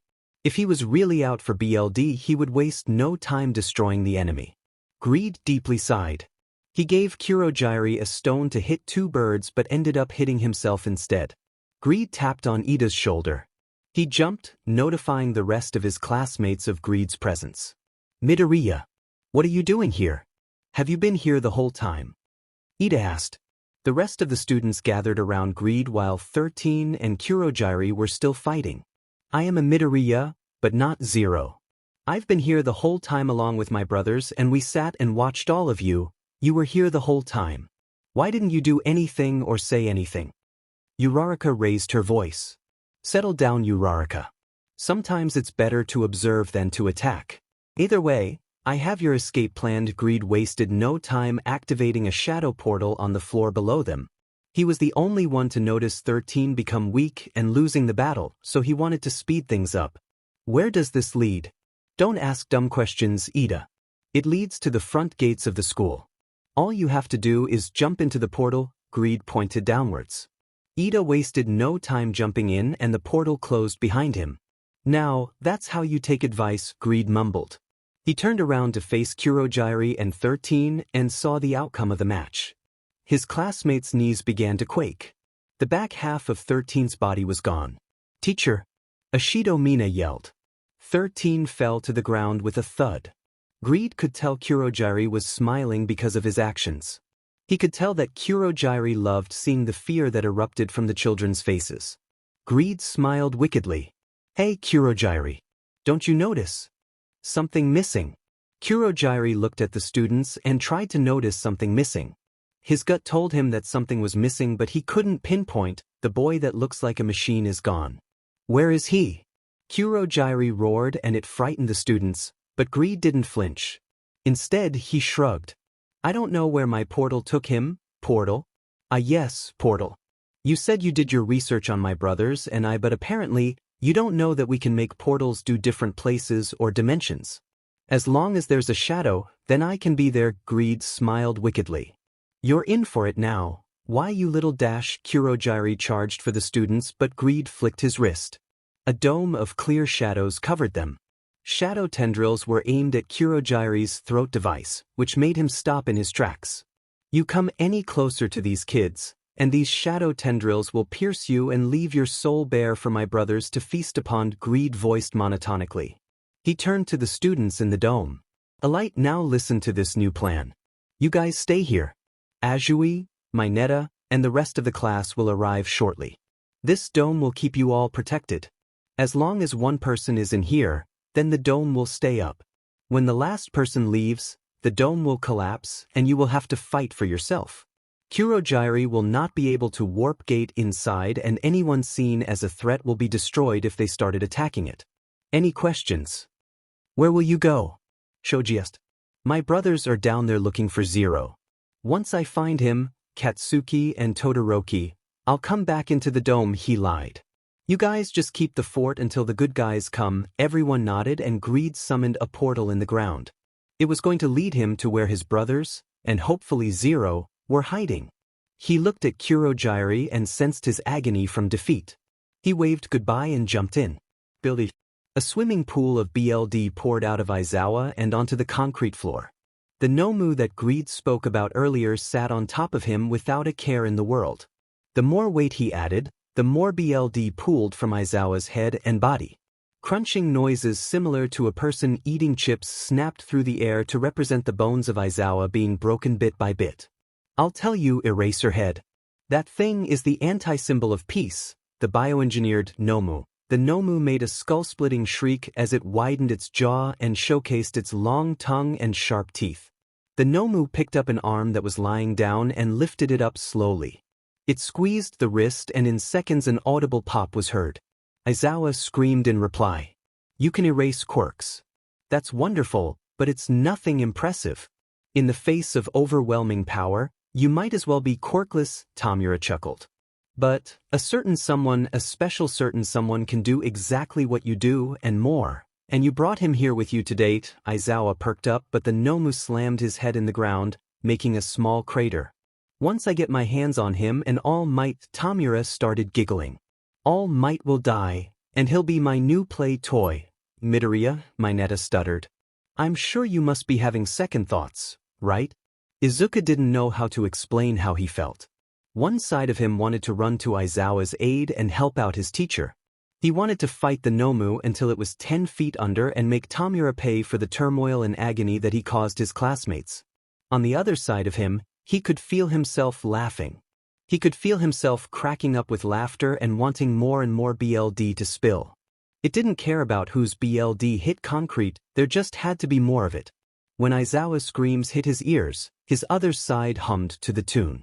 His mouth involuntarily salivated when Aizawa's rubies made a splash. His heartbeat started beating like a bass drum, one sound that keeps a steady beat and consistency. Izuku didn't understand. He should want less BLD and carnage, not more of it. What's going on with him?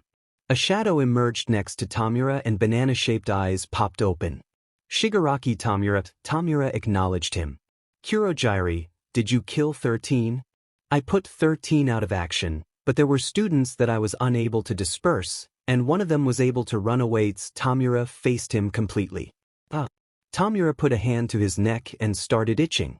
He tried to breathe slowly to calm his stress, but it picked up in tempo.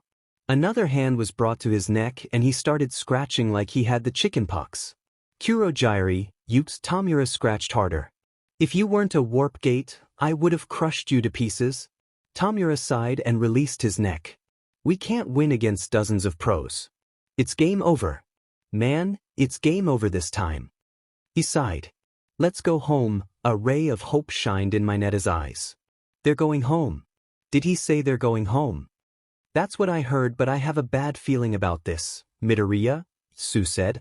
Mineta started to rejoice and accidentally brushed up against Sue's melons. She immediately put him underwater to drown.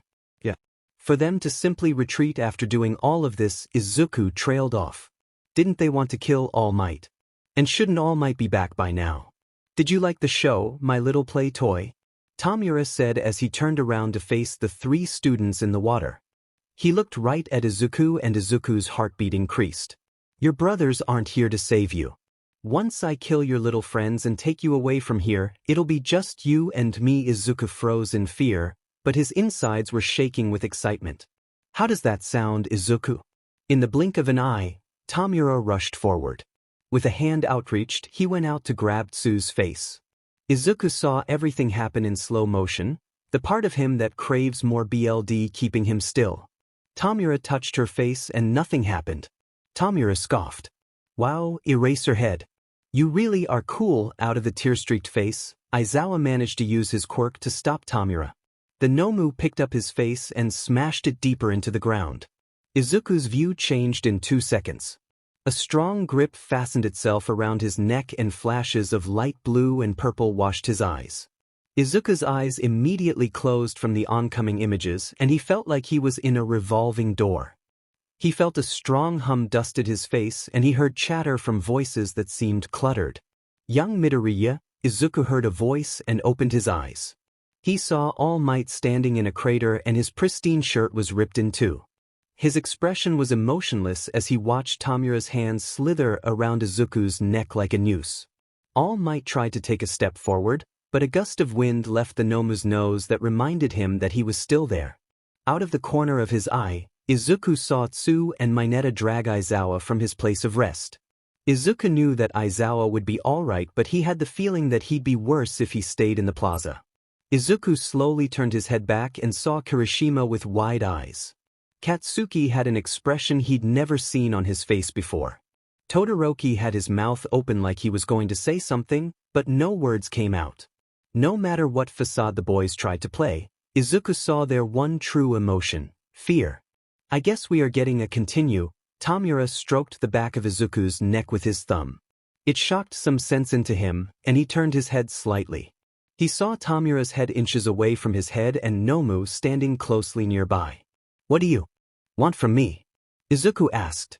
Half of him felt scared and nervous, but the other half felt the excitement from the adrenaline of the situation. Tamura gurgled out a chuckle. You have a very special quirk. All Might may not know, but I know. He pulled Izuku close and whispered in his ear. I told you not to come and now I get to act upon your decision. All Might, you seem a little confused. You must not know that you harvested a gem with this 1-inch. Tamura dug one of his knuckles into Izuku's cheek. Izuku attempted to move his face away from the touch, but due to the restriction of movement, he looked like he had a series of twitches. I'll have you know that all I have to do is put all 5 fingers on a person and their skin starts to crumble away. I've kept my middle finger off him, but once I put it on him, he'll surely die unless he does what he's supposed to. Tamura played around with his middle finger and almost contacted his skin. All Might stepped forward and Tamura pointed at him. Take 1 step forward and you die first. That's a chance I'm willing to take. All Might charged and powered up his right arm and slammed it at Tamura. A tornado of debris erupted before he made contact with Tamura, but when it dispersed, he saw that he contacted the Nomu. The Nomu swiped at him and All Might ducked. He swiped at Tamura to try and obtain Izuku, but Tamura dodged and instead, a hand attachment popped off. All Might slid backward to try and gain distance and assess the situation a little more. You're fast, as expected. I couldn't even follow you with my eyes. Tamura's hair covered his face as he knelt down and picked up his hand. He placed it on his face and managed to keep his hand secured on Izuku's neck the whole time. You're faster than I thought you'd be. It's disheartening to know that you're not getting weaker. Tamura applied pressure to Izuku's neck and Izuku felt his breathing grow weaker. Let him go. All Might yelled. He wasn't wearing his usual smile and Izuku knew he meant business. I would, but he serves a purpose. I could easily snatch him away from you in seconds with your arm attached, All Might threatened. I know. In the same amount of time, I could easily make it so that his head becomes a bobblehead. So, if you value his safety, you should stay over there. Tamura smiled at All Might's predicament. I'll let him go free if you can beat my Nomu though. He won't have to do that. Greed's voice echoed among them. Right beside All Might appeared a black hole and out rose Izuku's 7 brothers. Izuku rejoiced mentally, seeing that they were all right. Part of him did know that they were going to be just fine, but it was seeing them with no scratches made him slightly at ease. Tamura scared. No matter. Once he's done with All Mights, he'll kill the rest of you. The Nomu roared in their direction and Lust stepped forward. As the Nomu charged at them, All Might took steps forward to counterattack him, but Greed held a hand up to keep him back. At the same time, Lust took steps forward and began to stare at the opposing threat with intensity. Sit, the Nomu halted in its tracks and slid into a sitting position in front of Lust. Lust smiled at its obedience and rubbed its head. Lust's fingers ran through the embossed brain and he felt like he was messaging the Nomu's thoughts. The Nomu sat with a stoic face and Greed came over to get a look. Good job, Lust. Who would have known that this anti-symbol of peace was no match for a bit of mind control? Greed and Lust laughed. Tamura scratched his neck with his unoccupied hand. You kids ruined everything, Tamura seethed, cutting off the laughter. In a swift motion, he threw Zero on the ground and pinned him down with his body. Zero tried fighting him off, but Tamura managed to subdue him completely. Zero looked up at his brothers and saw anger in their eyes, but they made no action upon it. If I can't kill All Might, then I'll kill you in his place. Shouts of protest immediately replied. Everyone tried to run towards Zero to save him, but his brothers held everyone back. Shouts and profanities were thrown, but the brothers kept their stance with tight lips. Zero saw the hand of destruction fall. He was scared. So, he hid behind his hands. And a new monster came out to play. Tamura removed his hand off of Zero's face. He saw that no evidence of his quirk tattooed the boy's skin. All Might and the others looked as Tamura stood up while gazing at his hand. Zero laid still on the ground and had his hands over his eyes. Then he moved. Zero swiped his legs out and made contact with Tamura. He fell face first into the ground and Zero hopped on his back.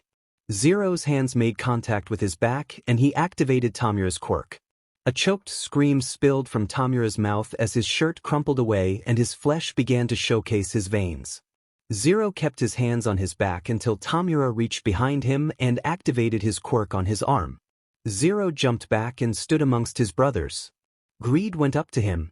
"Is this who I think it is?" Golden eyes stared back at him. He smiled and nodded. G sigma sigma del sigma sigma del to G del sigma omega F sigma, G del. Greed smiled and hugged the newcomer. It caught him by surprise but he returned it. All the brothers ignored the curious looks of All Might and the others and walked over to Greed. A misplaced reunion began to take place in front of a crippled Tamura, damaged C-class villains, an astonished Kurogiri, and an obedient Nomu. Katsuki squinted. "Wait a minute. If you're not Izuku, then who are you?" Golden eyes faced his direction and Katsuki flinched from their radiance. Iota ding. Tamura slowly got up and cracked his muscles. "You almost had me there." King raised an eyebrow at Tamura. He saw a rushed black figure glide to his side and looked at the damage on his back. "How does it look, Kurogiri?" "It doesn't look very good," Kurogiri said after moments of staring at his back drip rubies. The nearby cloth that was surrounding the wound suffocated some blood and shriveled up by the taste of crimson. Tamura pointed a finger at King. "I came here seeking to kill All Might, but instead I found someone who I want to slaughter more." A rabid eye was shown through the cracks on the glove. "I will kill you, King. Alpha Upsilon Rho Rho Sigma Del Sigma Sen Alpha." King brushed the fruitless words aside. Instead, he closed his eyes and concentrated. He imagined the flow of blood in veins and saw a heart pumping strongly to the cadence of a drum. He saw lungs taking in oxygen and well-functioning bones that reacted to every brain command. He smiled and commanded all the blood to rush to the head. The Nomu made a noise of agony from his sitting place. King opened his eyes and saw how the Nomu clawed at his own face. Blood gushed from his mouth like a faucet and leaked from behind his eyeballs. The boys watched as the obedient Nomu tore at its skin and began to peel himself like a banana. Shrieks from blood-tinted teeth seemed to try and form a plea as King continued the invisible assault on the inside of his body. It was like the Nomu was a hostage in his own body. King looked at Pride. "Del Iota." Pride nodded and walked over to the Nomu. He took his hand and swiftly swiped at the neck. The Nomu stopped making noise and a crimson necklace poured down his body. The Nomu fell against the ground and a lake of blood branched out from its body. Pride grabbed his head and detached it from the body. He placed the head on the ground and everyone saw how the red eyes dangled from its sockets. And saliva and blood rimmed the mouth. "Chi Iota, Iota Sigma Upsilons." Tamura chuckled. "That's frightening. F Iota Jota G. Sigma Upsilon Del, Iota Alpha Cent Sigma Omega." Kurogiri widened his body from behind Tamura. "Shigaraki, we should dash." A bullet whizzed by and broke into the skin on Tamura's upper arm. King snapped his head in the direction of the bullet and saw a line of pro-heroes standing at the top of the stairs. He saw a person at the top reload a gun and aim it at Tamura once more. "Roodadel, Sigmaroth Iotaropes." Pride nodded as the next bullet sailed through the air. Pride caught the bullet like he was catching a ball. Not stopping the bullet's momentum, he moved his body along with the bullet until he let it go back in the direction it came from. The bullet sailed back into the barrel of the gun. An explosion occurred, obstructing the view for the pro-heroes from the two villains that were left standing out of millions. Tamura turned around and started walking into Kurogiri's warp gate. "I'll be back. Iota Omega Alpha Iota Iota G." As soon as the purple mist diffuses into the air, the explosion by the entrance was broken by some pro-heroes running down the stairs in a frenzy. Some classmates stood by the door and waved to them with smiles plastered on their fragile faces. King smiled softly. "Iota Upsilon G Sigma Alpha Cent Sigma Omega, go back." "But you just got here." Gluttony whined. "Upsilon Iota G Alpha Alpha Sigma Sigma Z Sigma." King looked at Greed. "Omega, Sigma G, Iota Cent Sigma Alpha Cent, Upsilon Iota, Iota G Sigma Alpha Cent Sigma Rho." King looked at his palms and sighed. He looked at the other boys who didn't move or speak at all since he arrived and gave a soft smile. He felt his sunflower pupils being washed away by emerald and felt his essence being replaced with another. King was gone and the body fell from a height into several small hands. A wind's dance recital performed on his nose before moving to his eyes. Izuku opened his eyes to a calm, blue sky and a field of yellow roses. He was standing in a hospital nightgown that was as blue as the sky above. He pinched his face and felt a slight twinge of pain. He knew it was real. He looked down and saw his bare feet, toes deep in the earth's blanket. The yellow roses swayed in the subtle wind and were in total bloom. The wind rustled the flowers and mustered a scent that sent him into a state of euphoria. Where was he? What was he doing prior to this? All of a sudden, the memories of the events at the USJ struck him. Separating from his classmates and brothers, being called king, 2 new quirks rising and him controlling them with ease, Aizawa getting severely injured, and Tamura taking him hostage. He tried to remember what happened to him in the USJ that got him in this new place, but he couldn't. All he could remember was putting his hands over his eyes. He remembers doing that as a kid to summon one of his brothers, but his brothers were already out in the world. So, who did he summon? Who came out? A 5-beat laughter interjected his thoughts. He looked around the meadow for the sound but heard nothing. Izuku shrugged it off and began to ponder his whereabouts until another 5-beat laughter sounded. He looked around and saw the wind make a swirling pattern around the flowers near him and saw a couple petals gain air. Izuku watched the petals run up the wind like a staircase and twirl around another object, not far from him. A little boy that looked just like him. He had bushels of green locks that fell around his head. The child was crouched with his back facing Izuku. He wore a white dress shirt and Izuku could see black shorts and shoes. Izuku dug his feet out of the soil and began walking towards the child. When he got a step away, the child began to laugh. The child laughed and paused. Laughed again and then paused. The child turned around and Izuku was assaulted by the fact that the boy him wore the same face. The boy looked just like he did when he was 3, but he had golden eyes as bright as the sun instead of emerald eyes. Izuku was so shocked by his eyes that he didn't notice the boy's outstretched arm. He held out a yellow rose to Izuku and Izuku took it into his fragile hands. The little boy began to hum a little tune before he sang a sentence. Rho descent alpha F sigma omega, upsilon alpha sigma upsilon. Izuku heard whizzing noises and saw a swarm of bees heading his way. He tried to warn the boy, but the boy was focused on singing that one line. He took one look at the bees and decided to make a run. Izuku gripped the flower but soon dropped it as the thorns nipped his hand. A bulb of BLD swelled on his palm. He put it to his mouth to SEK, but the bulb burst and poured down his hand. The bees came and created a barrier around him, taking the blue sky and yellow meadow and replacing it with darkness. As soon as he could no longer see the peaceful scene, the bees dispersed and Izuku was met with floating darkness that made him feel like thick jelly. It felt like gravity was scratching at his skin and pulling him towards something. He couldn't tell if he was moving, but in seconds a door appeared in front of him. He walked through, his bloody right hand ignored. He walked in on a scene.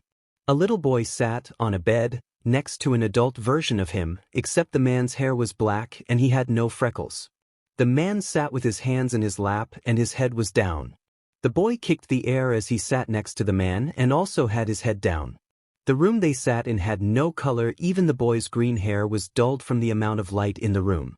Izuku looked around and saw that it was a room he didn't recognize, but it seemed slightly similar to his mother's room. He shook the thought out of his head before returning focus to the scene at hand. The man lifted his head and started to chuckle before pausing. The boy laughed and then paused. They went back and forth like that a couple of times before the man stood up. Izuku noticed a closed suitcase that sat behind him. The man reached out and ruffled the boy's curls and golden eyes colored the monotone scene. Sigma upsilon alpha nu iota G alpha sigma upsilon. The man sighed. I'll be back. It's just for business. Alpha alpha iota alpha del sigma upsilon sigma omega iota, the boy sternly replied. The man looked surprised but grabbed the suitcase, nonetheless. The man walked towards the door and Izuku moved out of his way and further into the room. He watched the man laugh weakly and pause, while the boy did the same. Sigma upsilon alpha nu iota G cent alpha upsilon iota del sigma alpha nu alpha q upsilon iota, the boy said. The man stopped inches away from the door and turned back to look at the boy. The boy dug his hand under the nearest pillow and pulled out a yellow rose. Along with the boy's eyes, the pop of yellow colored the scene and added a major note in this symphonic scene of minor notes. Izuku watched as the boy toy with the thorns and look at the man. Sigma Omega Cent Alpha Sigma Upsilon Alpha Iota Del Sigma Alpha Nu Sigma. The man squinted his eyes. Prove it then. The little boy closed his eyes and shook his head. The man shook his head and mumbled, "Demon child," before leaving the room, shutting the door behind him. Izuku looked at the boy and saw him put a hand over the rose. Water was being sucked out of the rose and coagulated in his hand above the flower. The flower turned brittle and was one blow away from being ash. He dropped the fragile flower onto the floor and watched it fall gracefully onto the ground. The water he had in his hand turned into a sharp icicle and the boy's right hand tightened around it. Izuku saw a small wisp of crimson fall from the boy's palm and streak onto the icicle. He looked down at his own hand and noticed the same small river of blood cascade down his hand and onto the floor. The sound of a door screaming made Izuku lose focus of his hand. He could hear screaming in a woman's voice and shouts of anger in a man's voice. Izuku couldn't place who the woman was, but the man's voice sounded like the man that was just in the room. The boy gripped the shard tighter and the stream of rubies seemed to stop. Then he began to hum. Rho Cent Alpha F Sigma Omega, Upsilon Alpha Sigma Upsilon. The boy looked straight at Izuku and smiled. His golden eyes showing anger instead of the happiness that was displayed in them at the meadow. Sigma Upsilon Alpha, Z Sigma. The boy walked through the door and the room collapsed under Izuku's feet. Zero woke up very slowly. He felt soft sheets caress his body and he felt warm under them. He heard murmurs of the people that he could see under half-opened eyelids. He opened them fully after cracking muscles that grew stiff and saw his brothers watching him with concern. "Zero, how do you feel?" Greed asked while Zero yawned lightly and sat up. He noticed that Envy and Wrath sat to his left. Sloth was asleep at the foot of the bed. Gluttony and Lust were directly across from him while Pride and Greed sat to his right. Izuku was about to answer but noticed his mouth was drier than a desert. He turned to his left and saw a sweating glass of water. He reached out to grab it but his body froze as he noticed a vase overflowing with yellow roses. He wanted to touch one but his fingers nudged the glass and knocked him out of his trance. He pulled the glass towards him and held it in front of him. He ran his fingers up the glass and a blob of water rose out of the cup. It moved in the air before Zero captured it in his mouth. The water spot popped in his mouth and relieved his mouth of its dryness. "I'll take that as an I'm fine," Pride said, leaning back in his chair with a dry smile. Gluttony grabbed Zero's legs, waking up Sloth in the process. "Oh, Zero. We were so worried about you." Sloth rubbed his eyes. "I told you he was just resting." Lust pried Gluttony's hands off of Zero's blanketed legs. "But stilts people die in their sleep all the time. You should know." "Yes, and I envy them." Envy rolled his eyes but patted Zero's shoulder. "It's good to see you awake." Wrath nodded his head and clapped lightly. Zero looked at Greed and smiled softly. "I'm fine, Greed. I feel like I took a long nap." Greed nodded and Zero put his half-full glass on the stand next to the bed. Out of curiosity, he plucked one yellow rose from the bouquet and saw that the thorns were clipped. He twirled the rose's stem between his fingers and saw a bandage on his right hand. He rubbed his fingers against it. So, the meadow wasn't a dream. Zero looked up and noticed his brothers looking at his hand. Greed put his hand on top of the bandages and apologized. "I'm sorry, Zero. I guess on the way from the USJ to the infirmary, your hand got scratched a bit." Zero shook his head. "That's fine, but what happened?" "I only remember up until a certain point." Fidgets plagued the brothers. Pride sighed and answered. "After you conked out, the pro-heroes arrived and started swarming the area. The remaining villains were booked and everyone was checked over.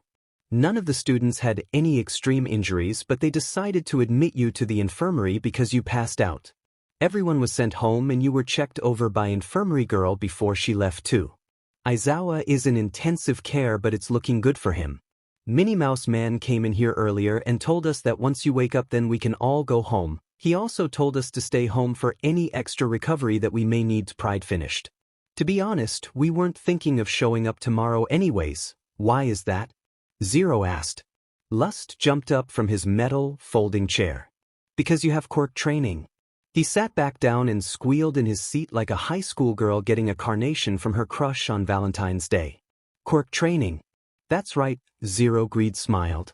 In order to protect yourself, you have to train. We did it, so now have to do it too. Sounds of an agreement were voiced from everyone, but Zero was plagued with questions. But I still don't understand. I thought I, personally, didn't have a quirk. Why is this water quirk just now surfacing along with the electricity one? Zero looked back at the rose in his dainty hands. None of his brothers said anything, but one question was begging to be said. Zero blurted the question out. Who's king? Greed looked at his brothers and saw sympathy and shock in their eyes. They've kept Zero out of the loop for so long, ever since the beginning. Greed knew, at first, it was best to keep it under wraps because they were all trying to come to terms with it.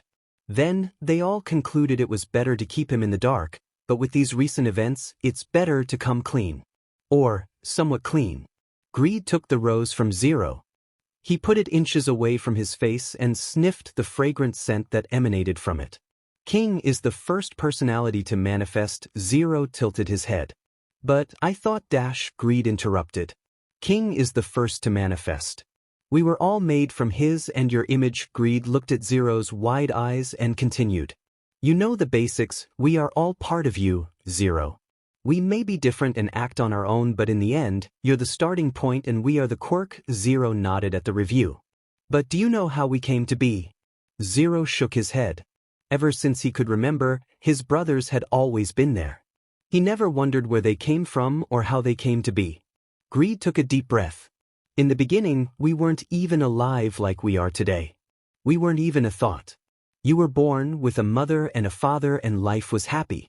Once you could talk, Inko found out that there was another personality inside your body. The other personality started to manifest and named itself King. At that age, Inko thought you were just being a child, but she didn't notice that King would take over a lot more than Zero would. Greed glanced at Zero and made sure he was still following along. Zero looked like he was thirsty for the revelations. Greed softly smiled and continued. Your quirk came earlier than anyone expected. King can't pinpoint a time, but he told us that it came in the night and that it was the longest night he's ever endured. King said that he was ecstatic to have a quirk.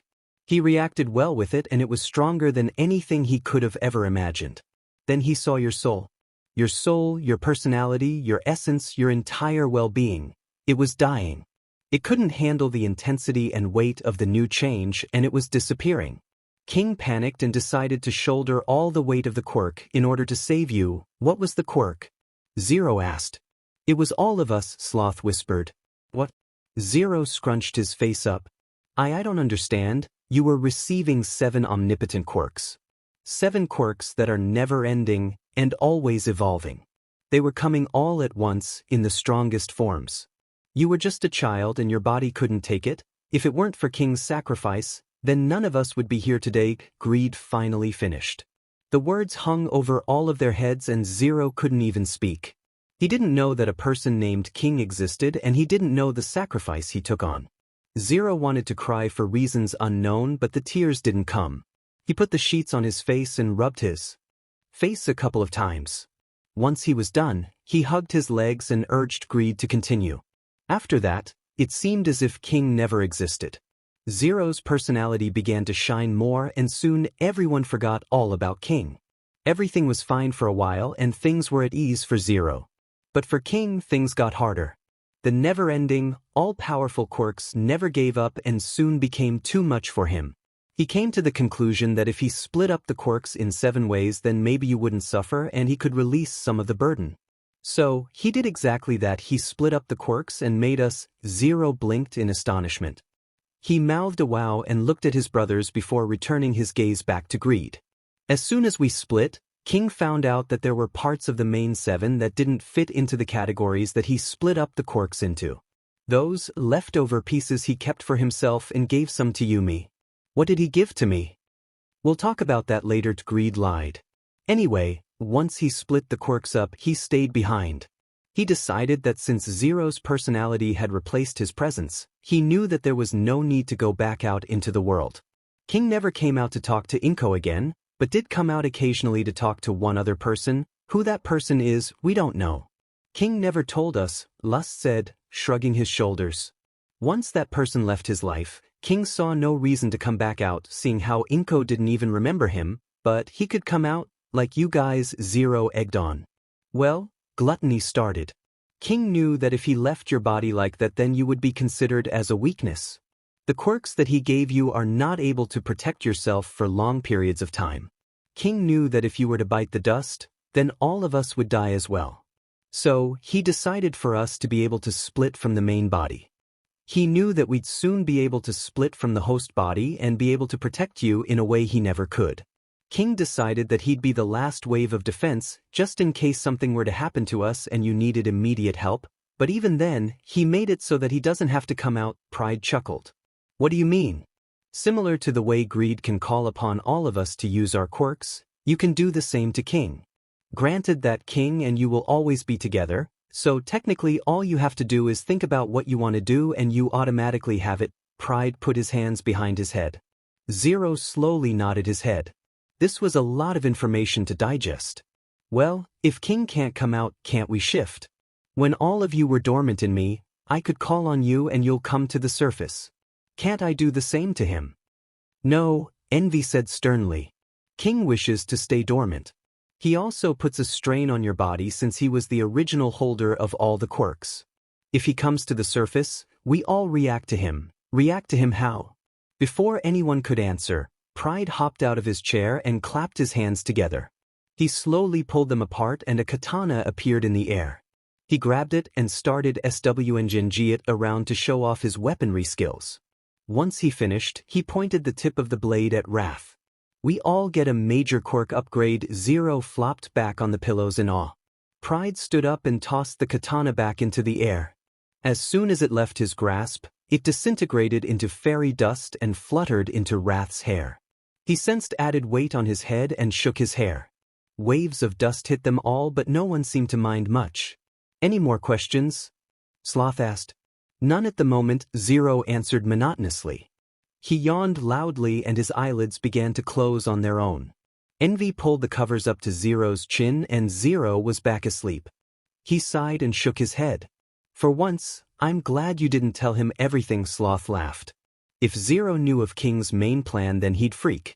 He'd probably embrace his hero fantasy. Goodbye. Pride shook his head. Nope, he's headstrong. He wouldn't give up, but he'd make sure King wouldn't come out again. Everyone nodded in agreement, but Gluttony rocked in his chair. He played with the rim of his chair in silence before breaking it with a serious question. Do you think Inko has honestly forgotten him? If those therapy lessons actually worked, then she probably did. Lust pulled out his phone. She didn't forget. When I first met her, she was calling his name. Sloth laughed. Greed nodded in agreement. I doubt she could forget the name of the person who killed her husband. Run it back. Do it again. Zero. Greed called out to him. Zero grunted in reply and stood in the sandy opening of the beach. His brothers were out far away from him mastering their own quirks, while Greed was drilling him on how to master King's first set of quirks. Zero held fists at his side and his mind played a flashback about what happened to him in the past weeks. Once he got out of the school infirmary, Katsuki texted Lust what he missed in class, since he got permission to skip class. The sports festival date was announced. They were giving students 2 weeks to prepare for a festival that would determine who they'd have their internship with. When the subject arose to the rest of the brothers, Greed decided to have all the brothers train. Keeping up with his word, he'd been lightly training Zero, teaching him the best stances for each ability King possessed. But Greed decided that if he wanted Zero to get stronger, he must throw him into training headfirst. With that mentality, Greed dragged Zero out of bed at midnight and taught him the basics. He stood in front of Zero and began to speak about King's first set of quirks. When I first came to be, King had what he called his first set. He was able to control fire, earth, water, air, and electricity. Greed motioned Zero to sit on the ground. He held up his right hand and fire engulfed it. Fire is double-sided. Within it holds beauty and discovery if you dance to the beat of its drum. If you let fire dance to your beat, then it's a fight. Every punch holds no hesitation. In order to master it, you must master intense and aggressive attacking styles that look as graceful as a waltz. His hand turned back to normal and he held his hands out. Zero gave him his hands and Greed took them and started to rub them together. He slowly pulled them apart and a mini lightning storm pulsed between each palm. For electricity, you make the current. In order to master electricity to its fullest, you must produce positive and negative energies internally before directing it outwards. If left in you for too long, it can kill you from the inside since electricity is known for being precise and deadly. The waves of the beach swam towards them and Greed held a ball of water in the air. It hovered above his hand while Zero kept the steady electricity in his hands. Water acts in concert with the environment.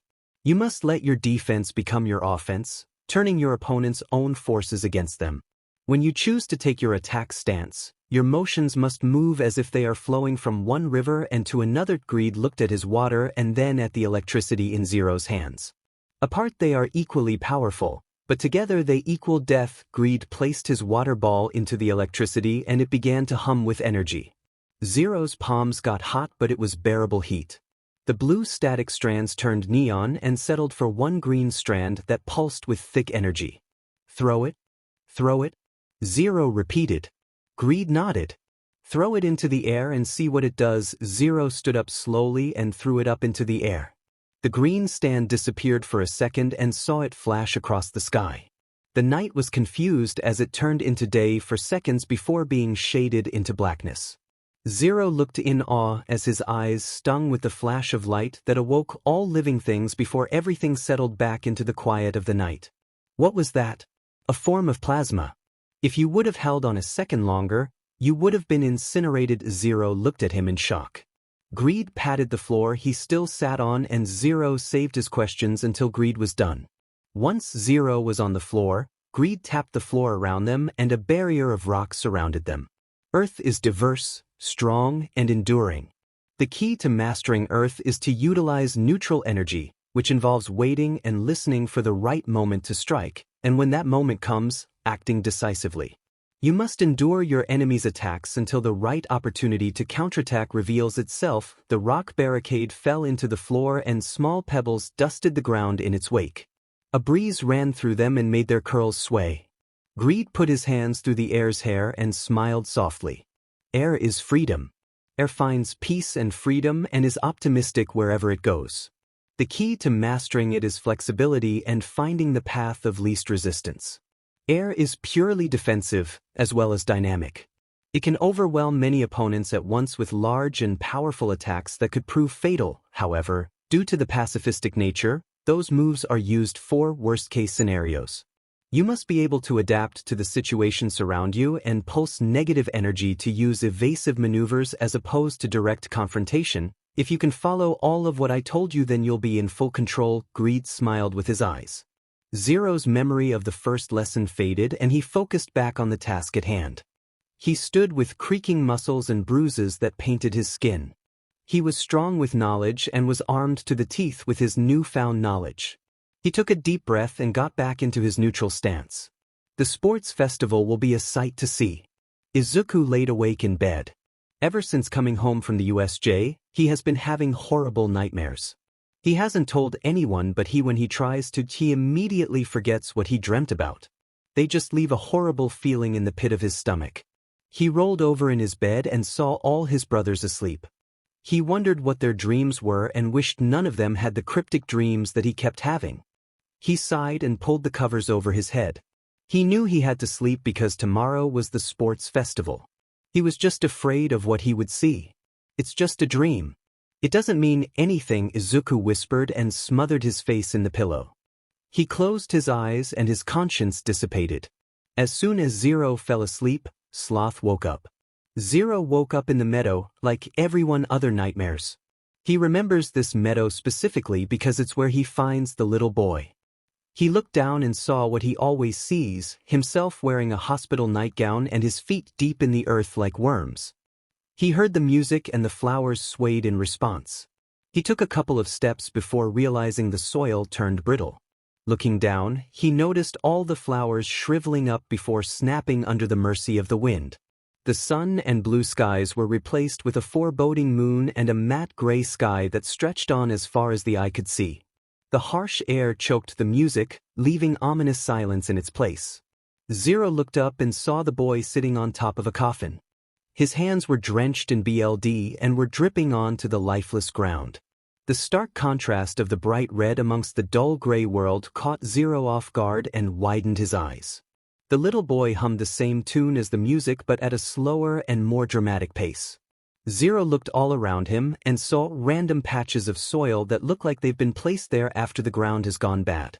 The little boy stopped humming and Zero looked at him in response. He pointed at a shovel that wasn't there before and pointed at Zero. Alpha Alpha G Alpha Nu, not asking why, Zero leaned down and picked up the shovel, keeping eye contact with the boy. He broke it while looking for room among the random plots and found one near to where he was standing originally. He stuck the tip of the shovel in the hearth and found that it gave little fight to him. He dug as the little boy stared at him, not moving the entire time. The only thing that moved was the occasional air that carried the scent of death and decomposition. As Zero dug, a question kept ringing through his mind. Why is this place reoccurring? Iota alpha omega alpha q upsilon iota sigma omega iota alpha q upsilon iota sigma omega omega alpha f alpha alpha rho omega del sigma omega g sigma. Zero stopped digging and looked at the boy from inside the small grave he was digging.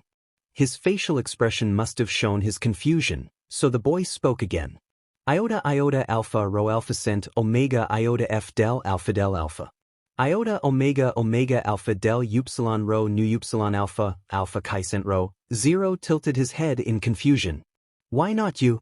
Cent alpha upsilon sigma f rho alpha iota alpha nu. The boy started swng his legs.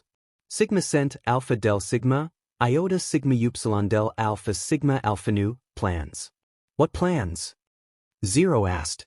He threw the shovel on the ground outside of the hole and climbed out of it. Despite him digging in the soil, his nightgown stayed clean and pristine as the dirt ran off his gown like water. The little boy ignored Zero's question and got off the casket. He walked to the hole and gave a slight nod to Zero. The boy went back to the coffin and opened it up. A plague of locust flew out and went into all directions. Zero shielded his eyes as the little boy leaned down into the coffin and dragged something limp out of it. Once it thudded against the ground, the coffin was closed again and the locust disappeared. The little boy back on the coffin and crossed his legs. Zero unshielded his eyes and saw a body split in half. A scream held vacancy in his mouth as his eyes searched the body for its soul. The body had no eyes and the tongue was split and stapled to the outside of the cheek. The body was naked as the day it was born, but he couldn't tell the gender because it looked like something was removed. Zero could see his insides but noticed his heart was missing and its bones protruded in odd angles. In the monotone landscape, Zero could see the glistening rubies that were crusty, but clinging to the body parts. Rho upsilon iota iota, J alpha nu alpha del f iota iota alpha cent upsilon rho, the little boy ordered. Zero tried to move but he was stuck in the trance the body gave him. The wild black curls and facial structure rang a bell in his memory. Why does that body look familiar? Z sigma, rho upsilon iota iota, J alpha nu alpha del f iota iota upsilon rho. Murderous intent seeped from the little boy's pores. Zero looked up at the boy and saw him leaning into Zero, his dripping hands the only thing that's keeping him on the coffin. Zero looked at the shovel and then at the dirt. He took a step forward and quickly swiped his foot in the soil. The dirt under the body pushed it into the hole he dug. Zero then forcefully pushed his hands to the ground and some soil nearby filled the grave. As soon as he dropped his stance, an invisible void opened up in him. An oncoming feeling of dread engulfed him, and it felt like he was bleeding with pain and agony. It almost felt like he wasn't supposed to do that. Who was that man? Zero clutched his abdomen and started breathing heavily. His vision was blurring and it was getting strong to see. Sigma sigma del alpha omega upsilon del sigma sigma omega, the boy answered. We. Zero's knees buckled and he dug his hands into the soil.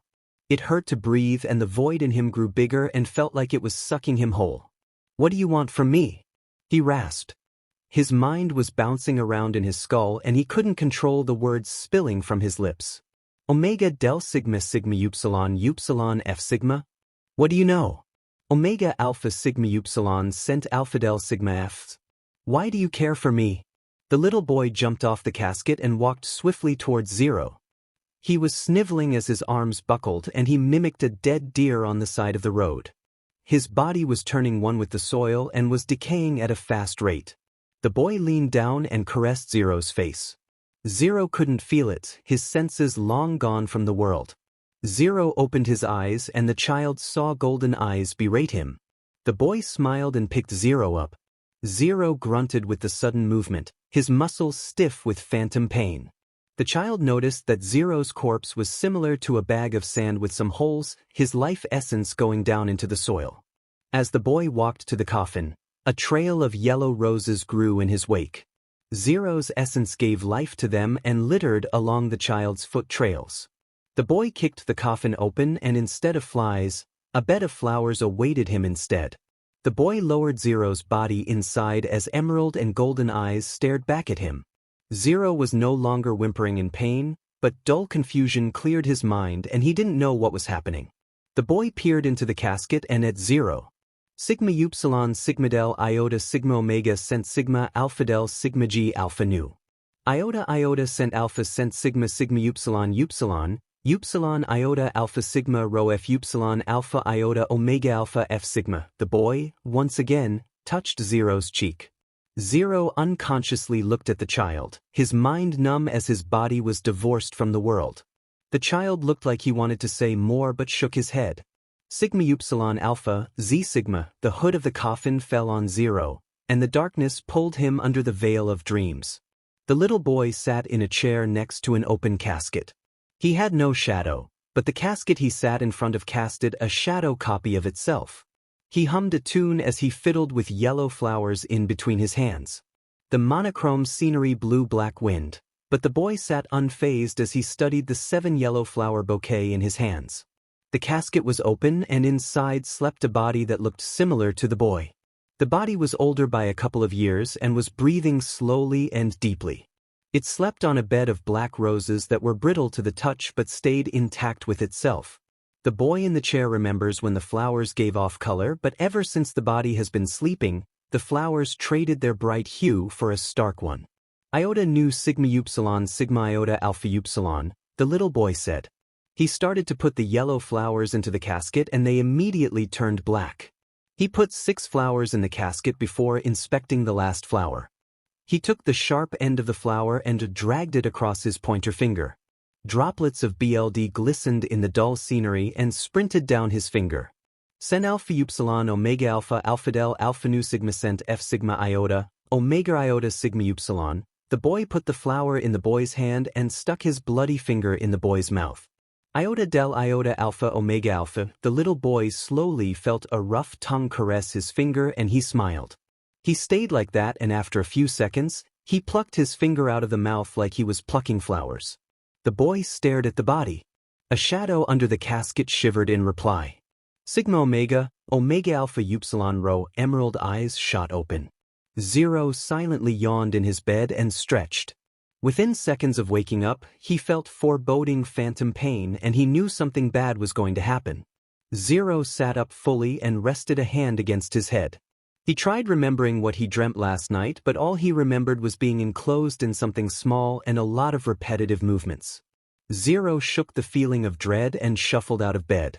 He saw all of his brothers sleeping soundly and realized that he woke up an hour before his set alarm. He nodded to himself and continued to walk to the bathroom. He figured that a hot bath would make the pounding feeling of dread silent and awaken him for the day ahead. The sports festival was today. Just the thought of it made him smile. He and his brothers trained so strong for today. As he opened the creaking bathroom door that was connected to his room, envy shot awake. Zero, the sound of his voice in full volume made Zero jump. Zero turned to him and saw that he was sitting up fully in bed and looking at him with cautious eyes. He put a finger over his lips and smiled weakly. Envy, I'm just going to take a bath before everyone wakes up. I'm not going far. Envy started to say more, but the door shut close and he sighed. Wrath's arms were snaked around his waist and he wiggled out of bed. Wrath's face started to scrunch up when his body left his side, so Envy slid his pillow into Wrath's grasp. Wrath immediately snuggled into the pillow and attempted a lazy smile. Envy's heart cooed and he pulled the sheets to Wrath's chin. Envy staggered through pulling sleep and managed to walk safely to Sloth's bed. He lazily poked his cheek until Sloth squinted up at him from the clutches of sleep. This better be good, he slurred before suffocating himself in the pillow. It's about Zero's dreams. Sloth turned his head towards Envy and sat up despite his creaking bones' protest. Envy sat down next to him while Sloth fully sat on the bed and yawned silently. Where is he, by the way? Envy pointed to the bathroom. He's taking a bath. Sloth took the answer and yawned once more. Well, you have my undivided attention. Sloth looked at him with dull eyes. I'm surprised you noticed since you normally don't walk in on dreams anymore. It wasn't my choice. I just appeared and saw Zero and King talking. Sloth looked at him in question. You just appeared? Envy nodded. I don't remember what I was doing before, but when I appeared, I remembered thinking that it was a weird transition. Sloth nodded his head slowly. What were they talking about? Envy shrugged. Their voices sounded like static to me when I came into the dream. Once I stayed there for a bit, I could only hear what King was saying. Envy looked at his hands in his lap. I just saw Zero digging a grave. More like digging his own grave. Sloth chuckled dryly. Envy raised an eyebrow. What do you mean? Sloth waved a hand in the air.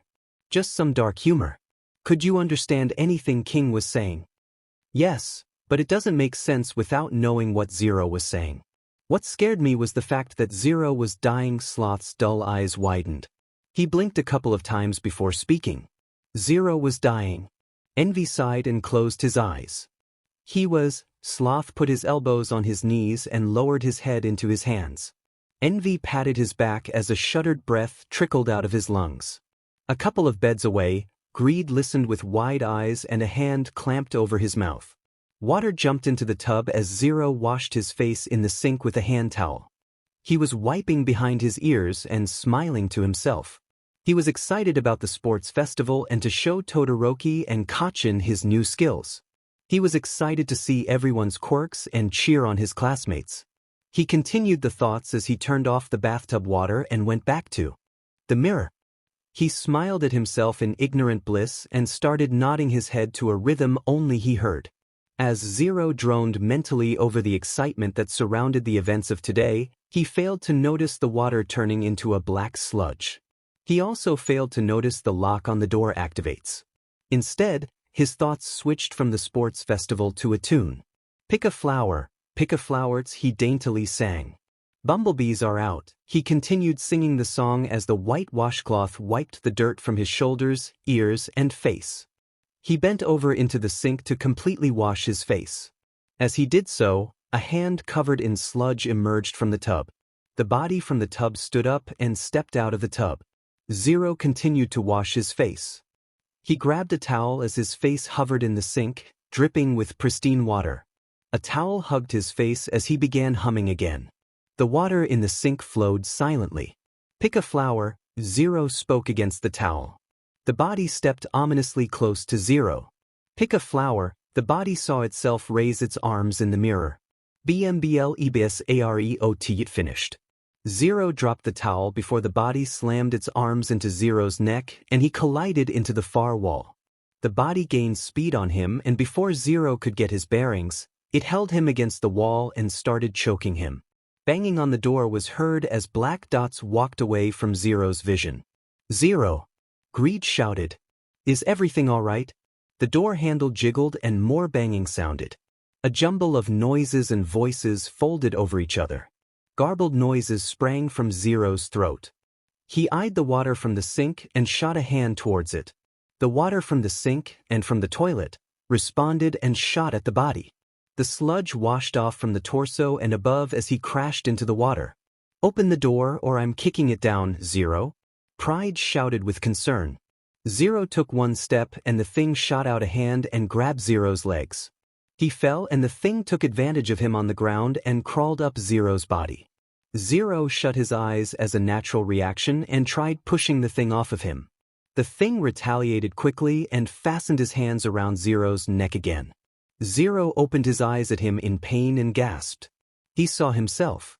The sink overflowing with water and fell onto the floor as the banging on the door drowned out. Zero looked at the boy strangle him and the breath in his lungs disappeared. He looked just like him, but instead of hints of green in his hair and eyes, the boy had matte black eyes and hair. He kept a blank face as his muscles bulged and crumpled Zero's throat like a piece of paper. Just when Zero's eyelids were closing, the door busted off its hinges and hit the doppelganger. The body flew through the air and phased through the wall. Through the static in his ears, Zero saw his brothers surround around him and try to keep him awake. He felt like he had cotton in his ears and mouth as it became harder to stay awake. Pride picked him up suddenly and started to carry him out of the bathroom. All of the brothers followed him except Envy, Sloth, and Wrath. "You think this was his doing?" Sloth said after a moment of silence. Envy sighed. "I don't know." Envy closed his eyes and Wrath pulled him into a hug for comfort while Sloth patted his back. The answer rang between them because that's the only answer they could equally agree on. "So, it's been a while, let me tell you why. Instead of studying for finals on the first week of May, I took one of my old stories on Wattpad that never took off for 2 years, and decided to post it on Tapas. In less than a month, it made a home on the featured page. It has gotten so popular that, long story short, I get paid from that website. So, I updated a whole bunch and got paid money. I got y'all emails saying I got your kudos and comments and I read every single one, guilt building up and up and up. Now, I cross-update on here and Wattpad. On Wattpad, there is a fan-made awards called the BNHA Fanfiction Awards. As an author, I cannot choose myself. Some fans, actually a lot of fans, on Wattpad put my name down and I was like, oh sweet, and then I totally forgot about it. The people who run the awards updated their cuts for the finals. I was like, I probably didn't make it to finals because I haven't updated in 2 months, and then, I did make finals. I'm so shocked. I'm super shocked. I've been nominated for Best Plot, Best Long Story, Most Original Story, Best Narration, and Best AU Story. My homies from Wattpad are already voting for me, but I'd really appreciate if you guys could vote for me as well. I'll leave a link down in the notes and all you have to do is comment next to S-Even by Snixize. Snixize is my name on Wattpad, and comment yes for the category you agree most with. If you could do that then that'd be great, but if not then it's all good. I figured I'd update bi-weekly, because I have the other book in college, and then in December the updates will be a bit better. Now, I gotta get to writing the next chapter so the sports festival can finally start, and I'll link my Tapas book in the comments section. It is free to read. Like I said before, I'll also link the Wattpad BNHA award book, and feel free to do with those as you will. Thank you all, and 7 will be back shortly. Are you alright, Midoriya? Todoroki asked. Zero grunted a response as a small ice pack rested on top of his head. He didn't remember much from waking up until now, but his brothers all looked at him with soft eyes and kept looking around them every few seconds. What happened? Kachin took the ice pack off and rested it on a table behind him. He looked like he was about to speak on the elephant in the room but decided not to. Nice hair clips, Lust. Thank you, Katsuki. I think I look sickening with these bad boys. He did a twirl, and Kachin smiled at him with enjoyment. Zero ruffled his hair as the past events slowly came to him. He was in the bathroom when he was attacked by a mysterious person that came from nowhere. Everything after that is a blur until he woke up with people watching him frantically. According to Todoroki, everyone was wondering where Zero and his brothers were. Suddenly, Gluttony busted down the door with Zero in one arm and a breakfast sandwich in the other hand. Lust got him some ice while Greed and Envy tried waking him up. Ida suggested that they'd head for the nurse's office, but Envy told them that she wasn't there when they showed up. In the end, Ida managed to wake him up before call time. Zero rubbed his neck and drank the cup of water Pride offered him. It soothed the burns that were invisibly coiling around his neck but left a stinging sensation due to the phantom pain. Thanks, guys. Zero smiled weakly at his brothers. They returned it with one of their own. I'm glad you guys found me when you did. That punk better hope he never sees me. Pride smashed his hands together and ground his teeth. I'd beat him to a pulp. Small laughs rang out, but Zero kept his eyes on Todoroki. He looked like he had something to say but didn't know how to say it. Is everything all right, Todoroki? Todoroki shook his head. I was going to say something, but that'd be selfish of me. It's fine. Before he could comment on his quick answer, a voice over the intercom told everyone to get in their respective places for the start of the tournament. Zero stood up slowly and rolled his shoulders back, wincing at hearing them pop. Classmates rushed towards the door while his brothers, Kachin, Todoroki, and Zero stood in the vacant classroom. Let's go out there and have fun, Lust punched the sky. Zero nodded while Greed patted his back. Take it easy, alright? We don't mind stepping in. Zero waved a hand in front of his face. No, I want to be able to participate with my friends. He gestured to Kachin and Todoroki. Kachin huffed. I'm fighting to win, Todoroki nodded. Well then, Greed patted the boys' backs. You both have some strong competitors because we all never lose. Hey! The crowd screamed with anticipation. No seat was left empty, and helicopters hovered above the dome with caution as people got an overhead view of the jam-packed stadium. Pay attention, audience. Swarm, mass media. This year's high school rodeo of adolescence that you all love, the UH Sports Festival, is about to begin. Everybody, are you ready? One of the announcers for the tournament, Present Mike, shouted to the thousands of people in the arena. Zero heard the response of the crowd as the doorway was engulfed in lights as it got closer and closer. It's time for the students to enter the first-year stage. Somewhere not so far away, Zero could feel his mother praying for him and his brothers. He knew that all of his teachers would be watching and he wanted to give them a good show. The miraculous new stars who overcame enemy attacks with their hearts of steel. Zero took a deep breath and then walked into the light. Hero course, Class 1A, rights? Fireworks reacted as soon as his class stepped into the scene. Everyone in the class looked forward as their outfits of blue and white shone in the sunlight. Lust waved to everyone, while his pink, purple, and white hair clips bounced effortlessly in his hair. Zero looked around at the people, and his cheeks grew red with nerves. There are so many people, Zero stuttered. Will we be able to give our best performance while being watched by so many people? Ida asked himself aloud. This is also part of the training required to become a hero. Man, he's going overboard with that praise. I'm getting nervous. Kirishima winced. Aren't you, Bakugo? No, I'm just getting more into it, Katsuki sneered. They haven't been getting as much airtime, but this class is also full of talent. Present Mike went on. Hero course, Class 1B. Here come the people who are the background characters to their story arc, Envy mumbled. Wrath playfully hit him in the gut and Envy responded with a shrug. Next up, General Studies Classes C, D, and E support course, Classes F, G, and H are here too. And Business course, Classes I, J, and K. Class by class, students walked towards the center of the arena while the cheers grew stronger and stronger. All of UA's first years are here now. Zero looked at everyone and then at Greed. Greed was mumbling to him non-stop about the people they saw, gaining and gathering information about how to counterattack every one of them. We're just here to make those guys look better, a student from the General Studies course said. Zero looked at a couple of General Studies students in confusion as they stank of teen spirit. I'm not really feeling it, a girl answered. Zero felt bad for them. He looked forward to the sports festival every year, and he really wished everyone could share the same excitement he felt. Sloth put a hand on his shoulder. It's all right, Zero. It just means less competition for us when it comes down to it. Sloth yawned and then lazily smiled before he pushed Zero towards the stage. Once all the students gathered in the middle of the arena, Pro Hero Midnight walked up on the stage. She shot her WHP up into the air, and the crowd turned down their vocal anticipation. Time for the player pledge. Representing the students is Midoriya Izuku from Class 1A. Zero's eyes widened as his brothers looked at him with dull surprise. Some classmates looked at him with surprise, and Zero immediately felt his confidence drop to his gut. Why is it me? Why didn't I hear about this? Didn't I tell you? Since we finished first, one of us has to speak for the sports festival. Since we weren't necessarily registered as students at the time, you have to do it, Gluttony said with a bag of chips in his hand.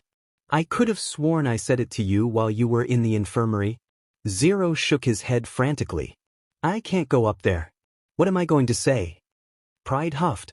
I'll speak on your behalf, but you're still coming up there with me. Zero began speaking frantically against the decision, but Pride still grabbed his hand and began dragging him to the stage.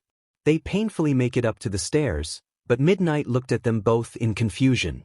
Which one of you is Midoriya Izuku? Pride pointed to Zero, who was visibly dying as the eyes of the entire nation looked down at his back. I shall be speaking on his behalf, though. Pride started walking to the microphone. Midnight was about to say something but gave up since they did look alike. I'm Midoriya Izuku's twin brother, Pride, and I shall be speaking on his behalf. Silence came on briefly as Zero saw that he and Pride were on every screen. He looked at Pride and saw that he had his eyes facing the stadium. I pledge that I'll be number one. Every student from Class 1A screamed with shock while Katsuki's laughter could be heard from miles away. If you really thought he'd say anything different, then you are foolish. Katsuki managed to stay in between gasps of air from laughing too much. I pledge, Pride continued over all the booing, that my brothers and I will be number one because no one but two other people are worthy of that title. That is all. Zero sunk to the ground, with his hand still being held by Pride, as Pride ignored all the hate the other classes gave them both. Pride looked to Zero and shocked his head. How could you say that?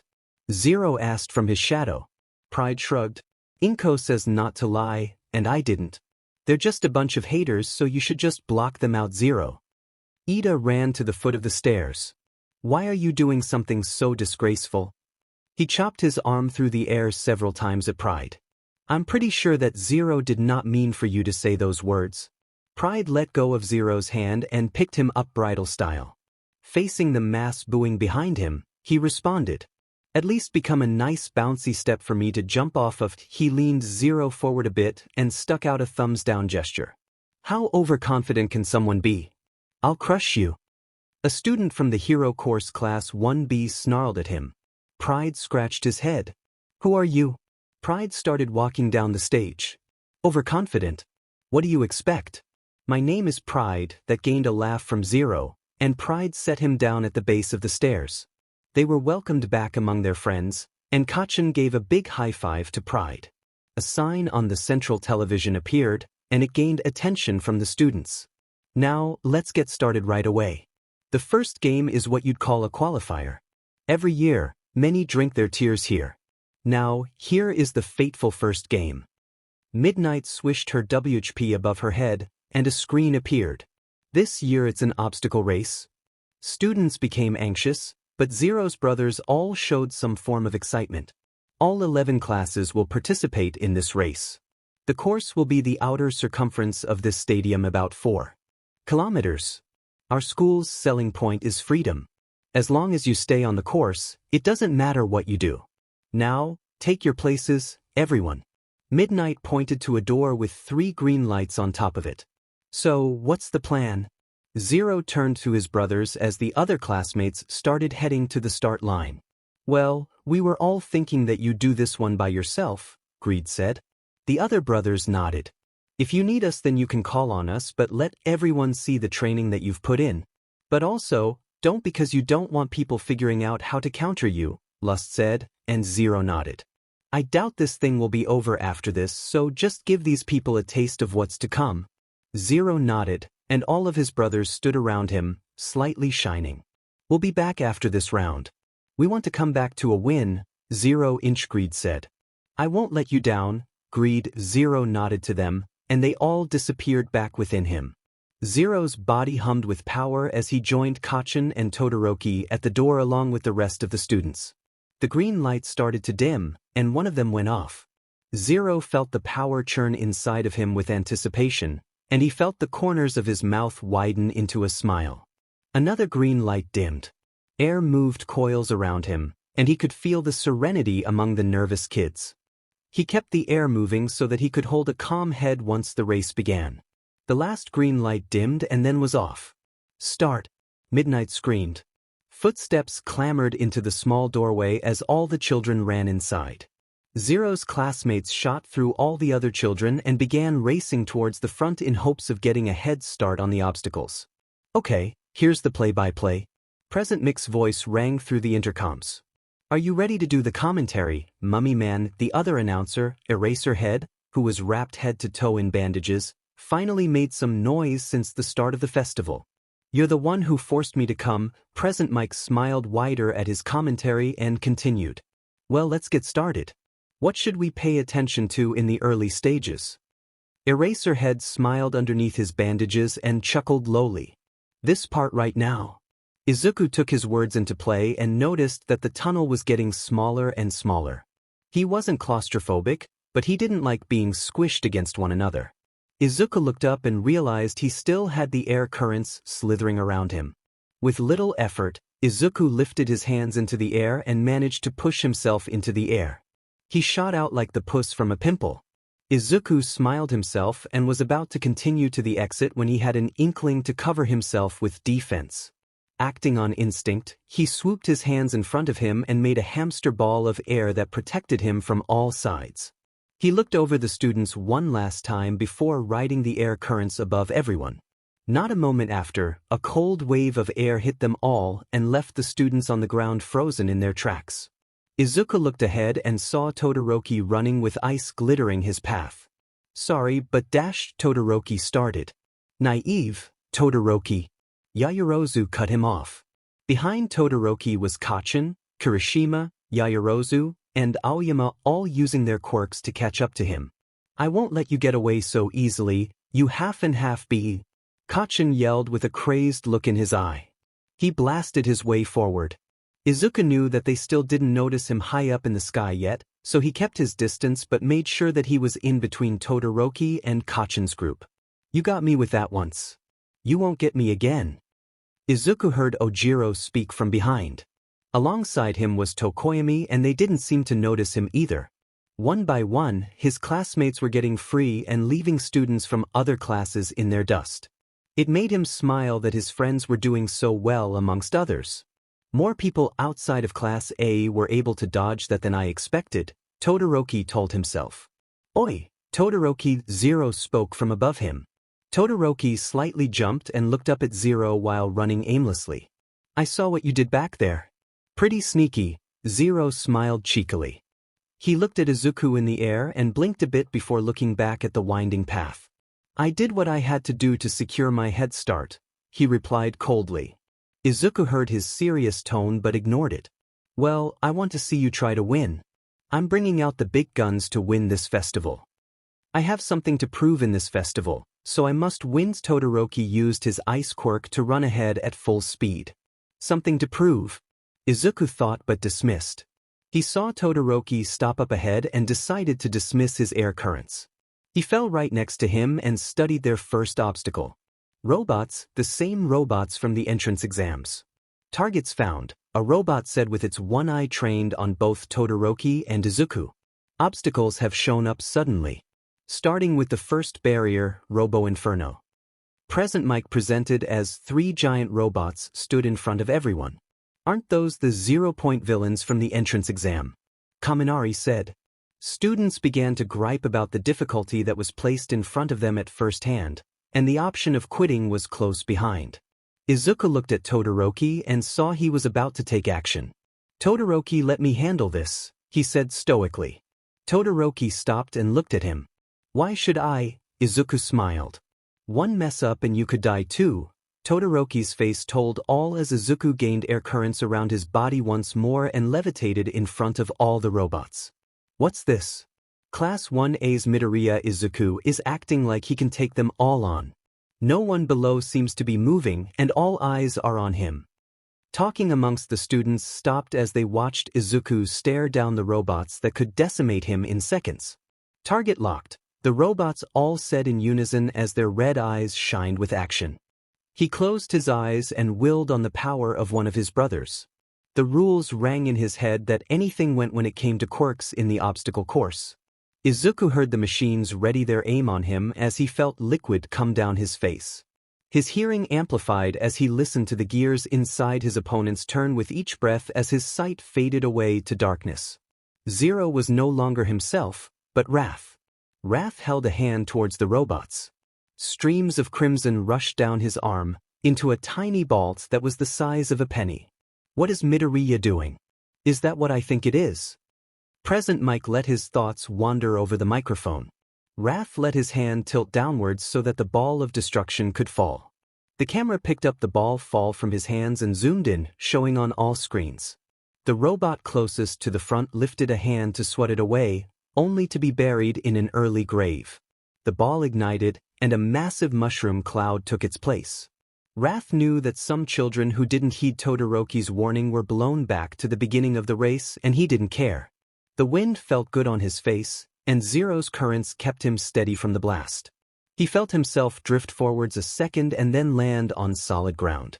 His eyesight came back, and Zero knew he was back in his own body again. He looked at the damage Wrath made, and his eyes widened. There was an endless abyss where the robots stood. "Oh my God," Present Mike spoke. "That was amazing."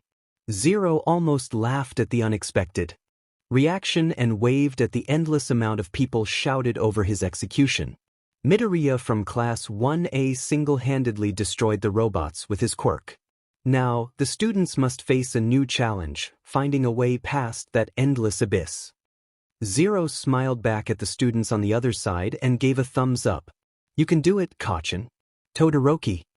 He saw a fire of some kind, and then Kachin propelling himself over the vast abyss that he created.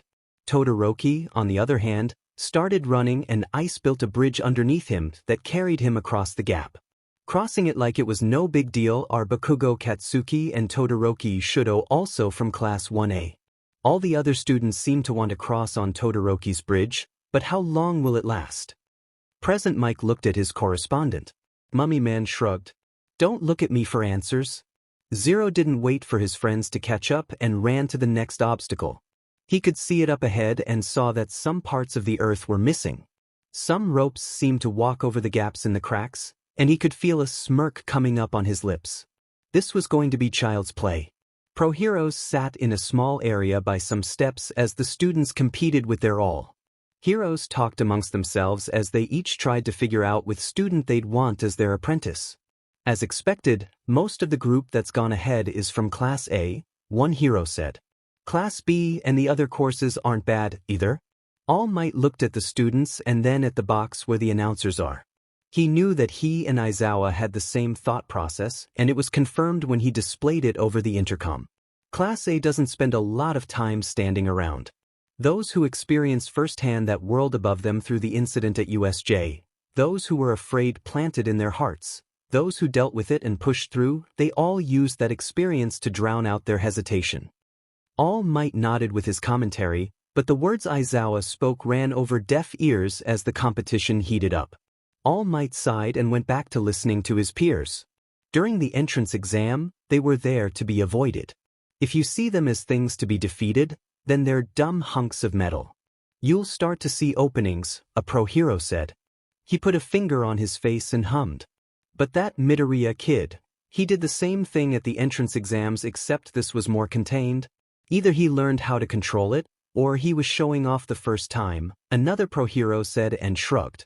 He must have seen those robots as nothing to him on both equations.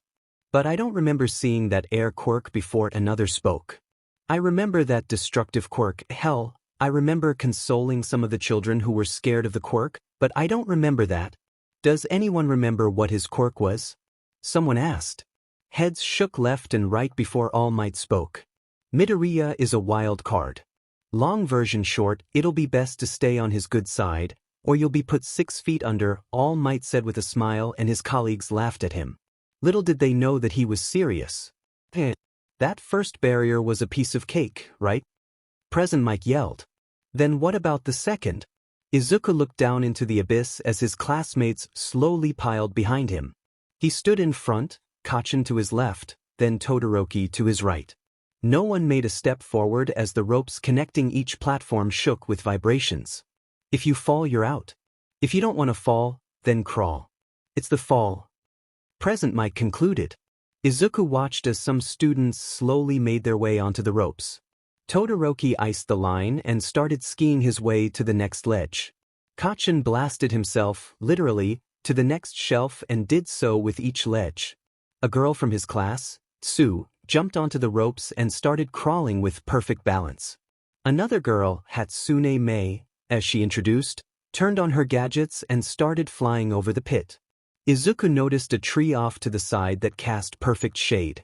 He ran over to it and touched the shadows that licked his legs and palms. He saw how it invited him, and Izuku took deep breaths before calling on one of his brothers. Envy answered the call. He saw the shadows bending under his will and noticed some trees on the other side of the pit. Envy slowly started sinking into the ground, into the cloak of shadows. No one noticed his sudden disappearance as their competitive spirits blinded them. Envy closed his eyes as the top of his head was swallowed into the shadows but opened them when he saw that he was crouching on the other side of the pit. He stood up, with his hand on the tree, as he felt himself fade and Zero took the forefront. He ran out of the shadows and started running down the path. "What's this?" Present Mike shrieked. Class 1A Midoriya Izuku retakes the lead.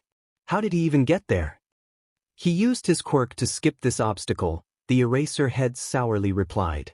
Very smart on his part. Well, the leader of the pack is easily getting through first. Present Mike screamed. Izuku spotted the pink stairs and looked back.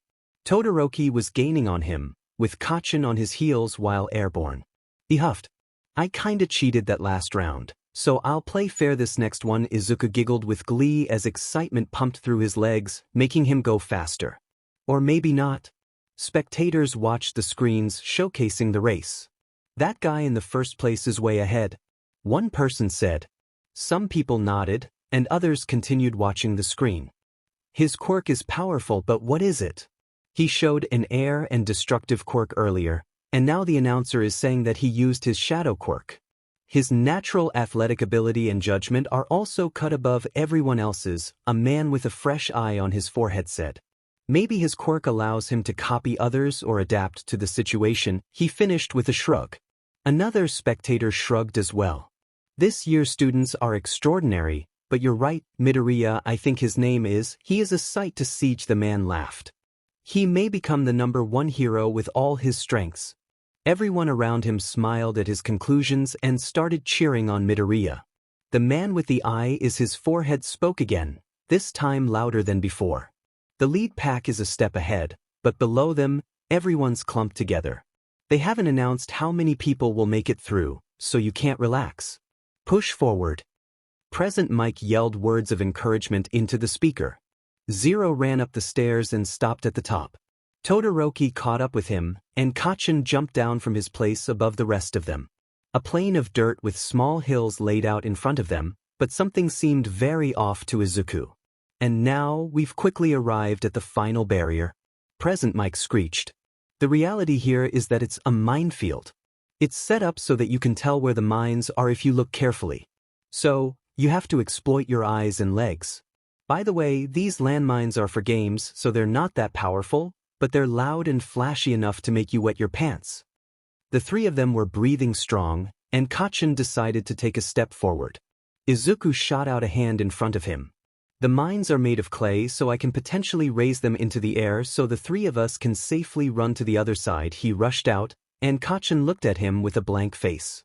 Why are you trying to help us during a competition? Todoroki said from his right. You did it earlier, and now you're doing it again. Why? Izuku thought over the question before answering quietly. I don't want to see my friends hurt. Kacchan made a groaning noise and whipped his hands straight down his face. He looked over his shoulder, and even though he couldn't see the other students, he could hear them. Fine, Kacchan said tiredly as Todoroki nodded his head. But after we make it to the other side, it's back to competitive mode, Todoroki added.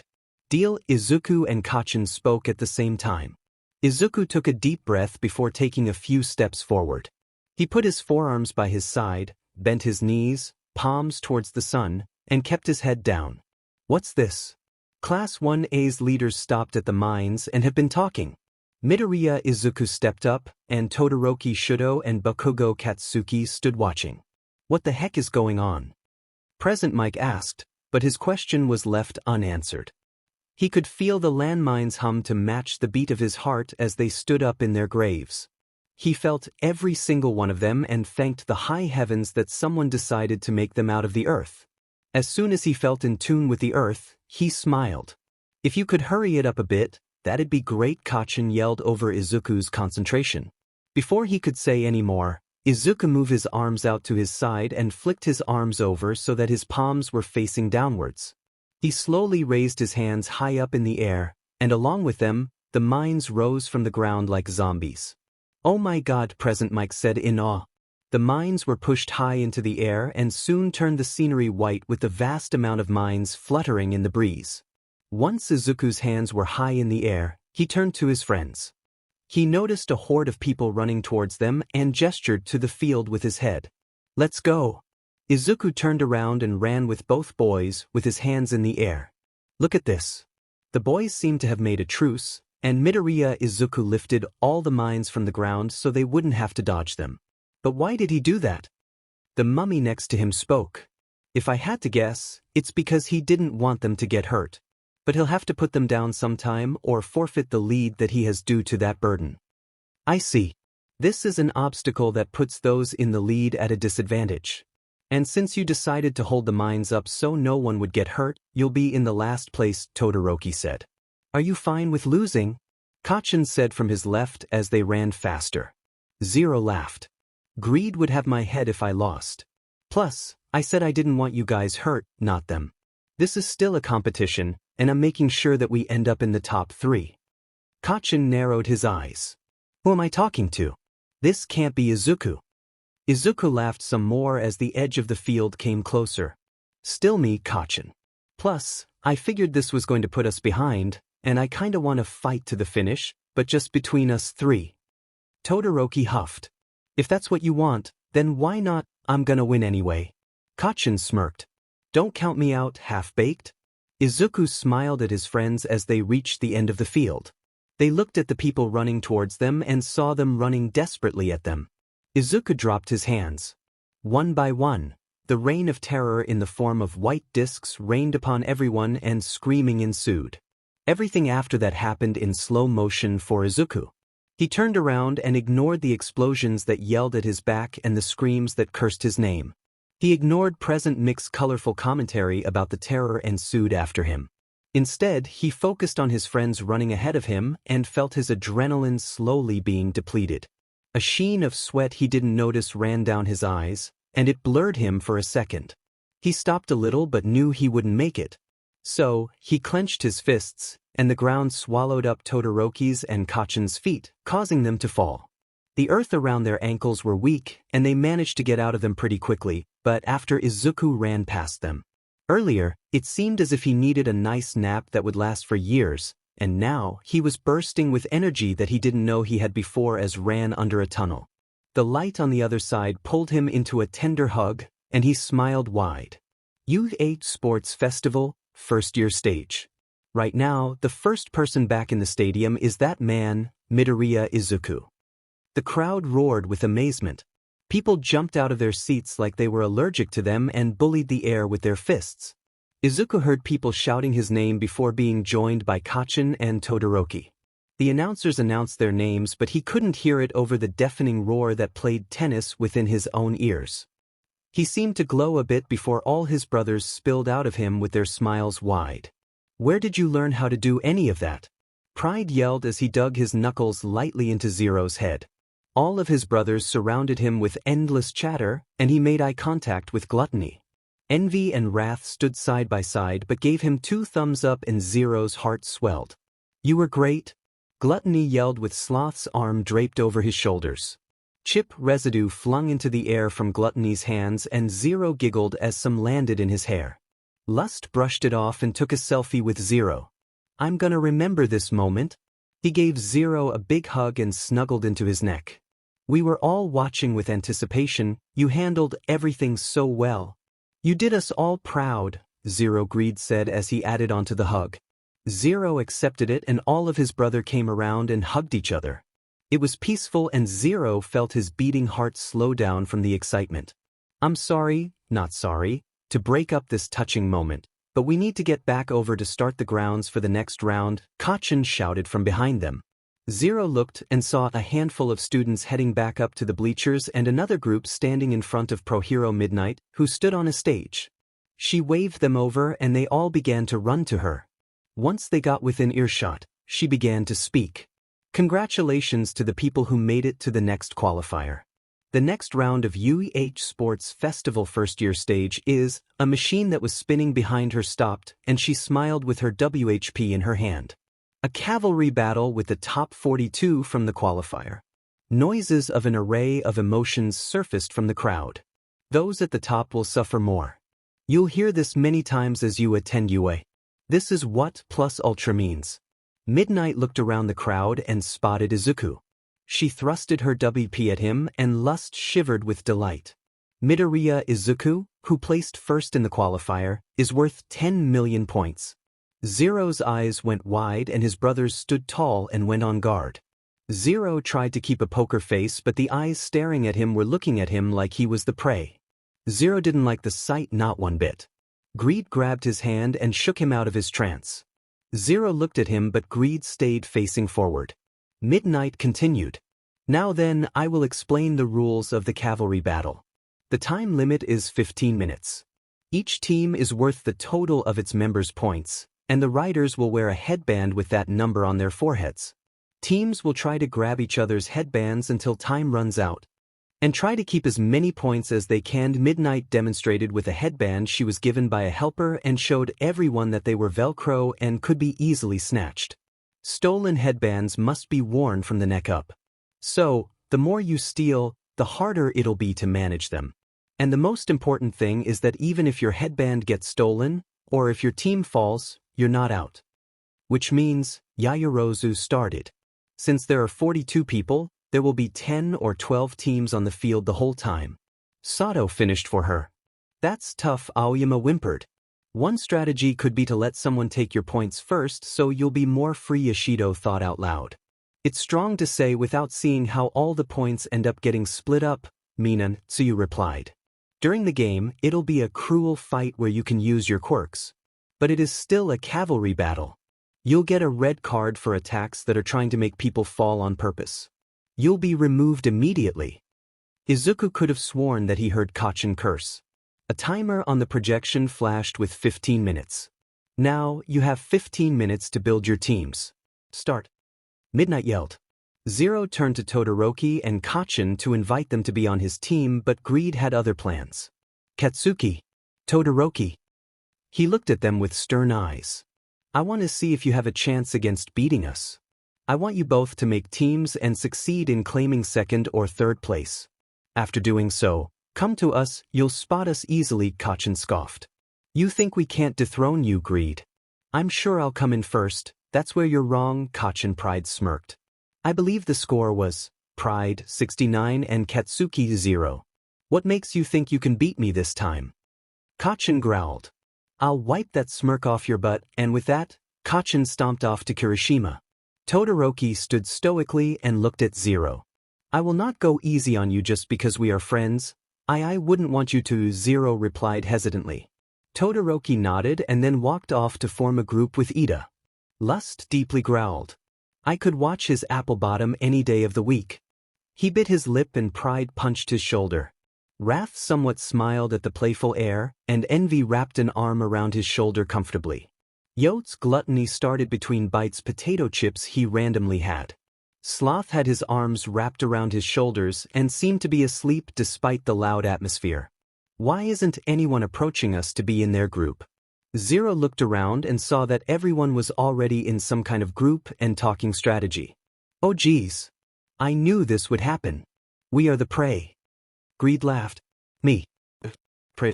What a funny joke, Zero. He laughed at Zero's pale expression and caused some groups to look at him before turning away. Pride put a hand on Zero's shoulder. It's going to be fine. We can beat anyone here in our sleep, and that includes you. He booped Zero's nose. How are we going to do that? We don't even have a team. Zero began to pace, but Sloth got up from Gluttony and stopped him before he could do any more. For someone so smart, You are so dense sometimes. He knocked on Zero's noggin, which caused Zero to shake his emerald curls in their own rhythm. He yawned and shook some sleep out of his eyes. Zero tilted his head in confusion, but Sloth patted his back and yawned again. We are going to be your group. Lust did jazz hands after saying it, and to their surprise, Zero's confused face turned to a smile which turned into a laugh. The sound made each of them smile and feel like their energy had been replenished by 1,000%.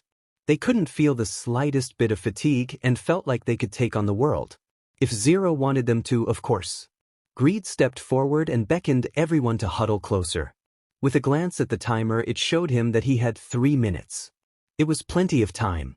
Now, let's get down to business. Now then, it's about time to get started.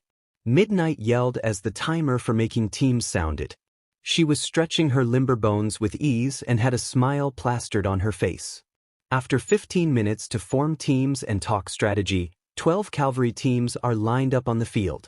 Present Mike yelled over the intercom. There are some interesting teams out there. Eraserhead whispered in awe. Present Mike nodded, but not many could see his gesture.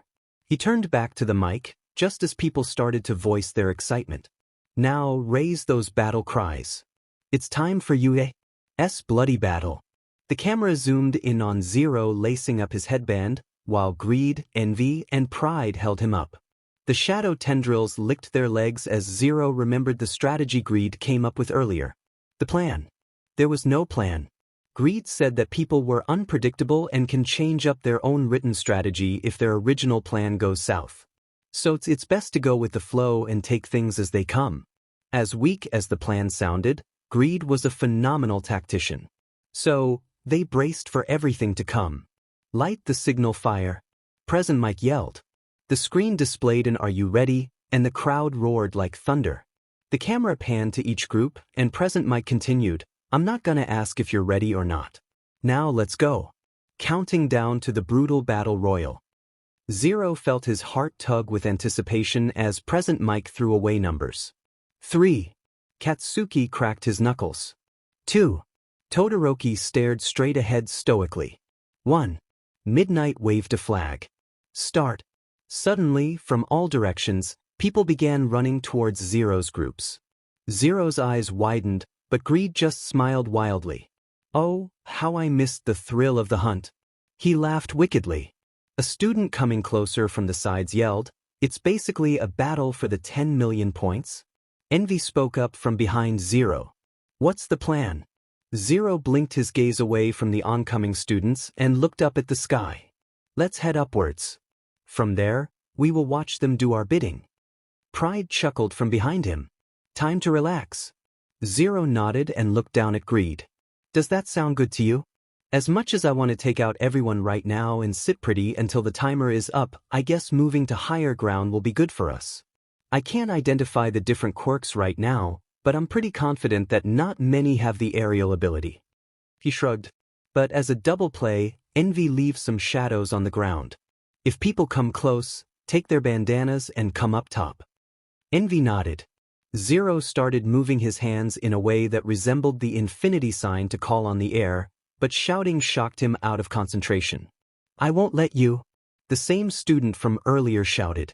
A person from his group stomped on the ground and outshot something similar to Envy's shadow tendril. It shot in a straight line towards Zero's group and made the floor beneath them turn into fast quicksand.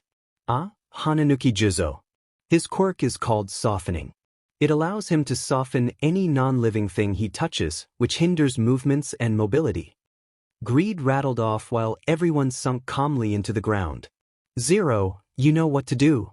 Zero nodded and quickly sliced the air with his arms. The floor underneath him responded and disabled the quirk. Zero then gathered breath in a swooping motion and pushed up against an invisible force.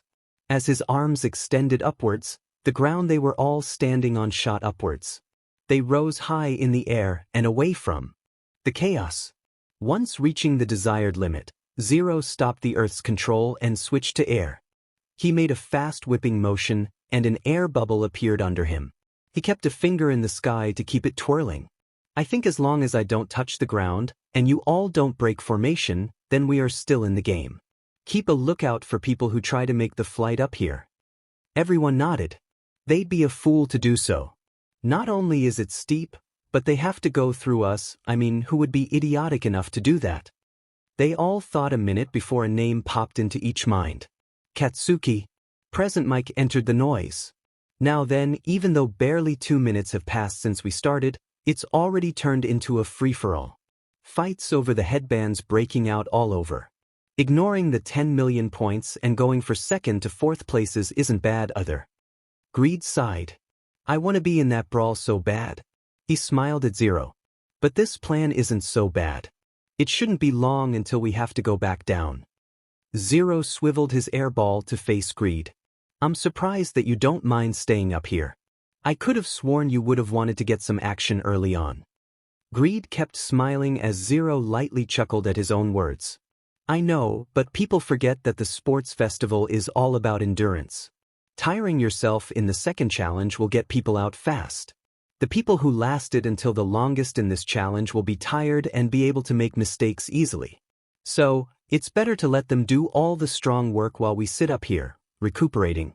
We will head down when it's time, and by then, the wheat will already be separated from the chaff. Pride and Zero nodded. Pride looked like he was about to say something before repeated explosions made their way closer and closer to them. Don't get carried away. Katsuki came into view and was inches away from Zero. Zero began to back away, but Katsuki reached forward. His fingertips graced the edges of Zero's bandana as Zero moved away from him. "Diamond it?" He sent an explosion towards Zero, but Zero moved his left hand forward, and it was met with a spew of fire. It made way through his explosion and blasted Katsuki towards the ground. Luckily, a piece of white tape circled around his waist and grabbed him over the edge before he could touch the ground. Present Mike screamed. He's gotten separated from his horses? It's a technicality, so it's okay. It wouldn't have been if he'd touched the ground, though. Midnight yelled with a thumbs up. Present Mike continued. As expected, everyone's after the first place team, but they are not willing to climb the tower that has been made. One student has made it over but was blasted back down seconds after. But the battle's not over yet, the carnage is still going on down below. Zero noticed many photographers taking non-stop pictures of the battleground and the ongoing noise of the crowd. He felt like he was missing out on showing off his abilities, but he had to wait just a bit more. It's been 7 minutes. Here is the current ranking up on the screen. Present Mike pointed to a screen. Sounds of confusion were heard throughout the stadium. What? Wait a minute. Other than Midoriya, class isn't doing so well. Zero shifted in his hovering chair.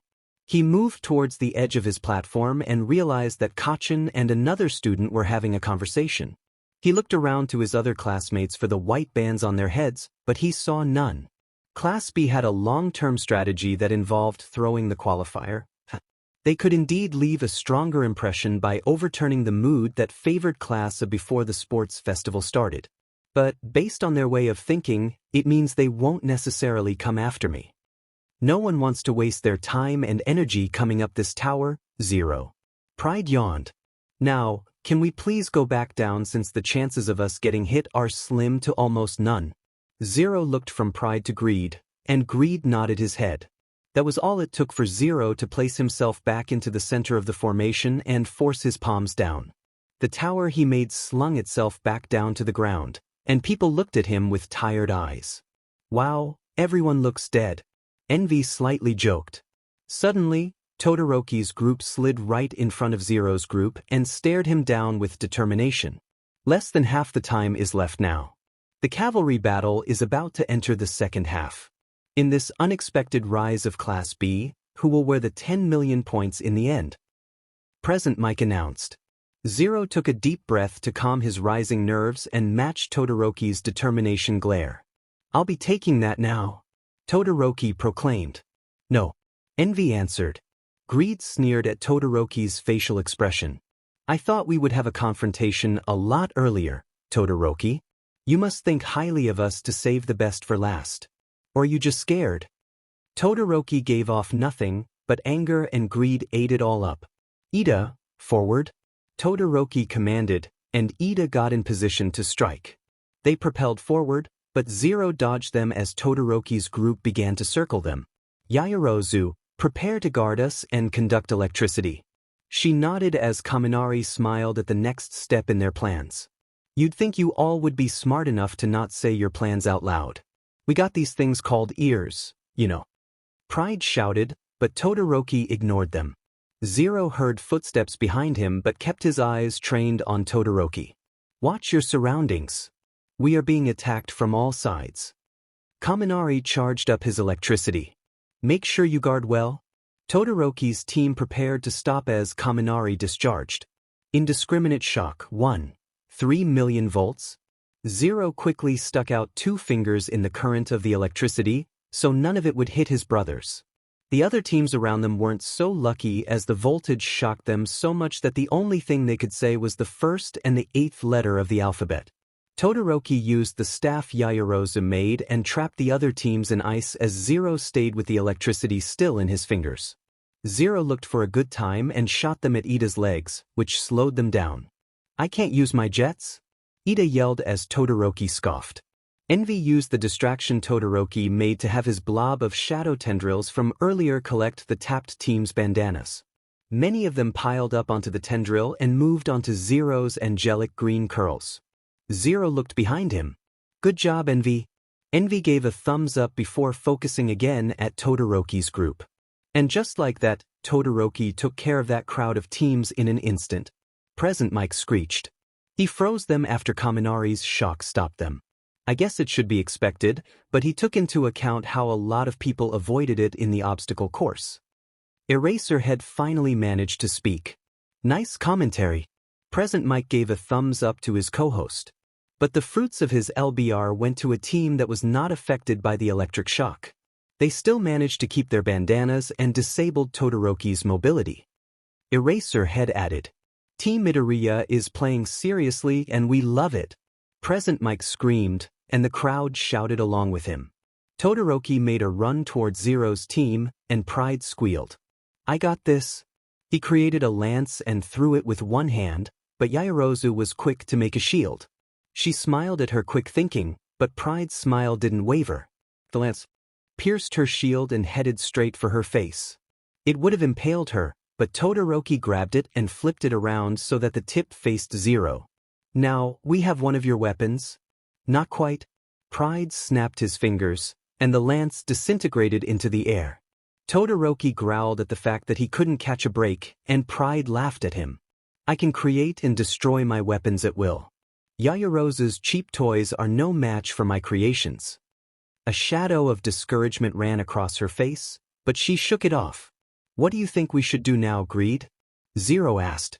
Greed stopped moving and everyone followed suit. Have them come to us. I know you'll figure something out once they are in our face. Greed let go for a second before yawning into his hand. I wonder what Katsuki is doing. Probably something fun. Pride wondered aloud. He's probably fighting someone. Envy added. Pride thought about it. Yeah, that sounds plausible. He watched Todoroki run slowly around their group before he yelled, Good luck, Katsuki. Somewhere behind Todoroki, a strong but faint, shut the F up, Pride was heard. Greed and Pride shared a laugh while Envy stayed quiet. Come on guys, focus. They're about to attack. Zero shouted. 1 minute left. While Zero was talking to his teammates, Todoroki made it so he'd have the 10 million himself to seize in an instant. Present Mike said. Zero looked around and noticed an ice barrier was surrounding him. Is that what he's been doing? No wonder he's been going so slow. Greed yelled and let out a laugh. No one will witness his defeat. I understand him wanting to hide his shame. The game's not over until the fat lady sings.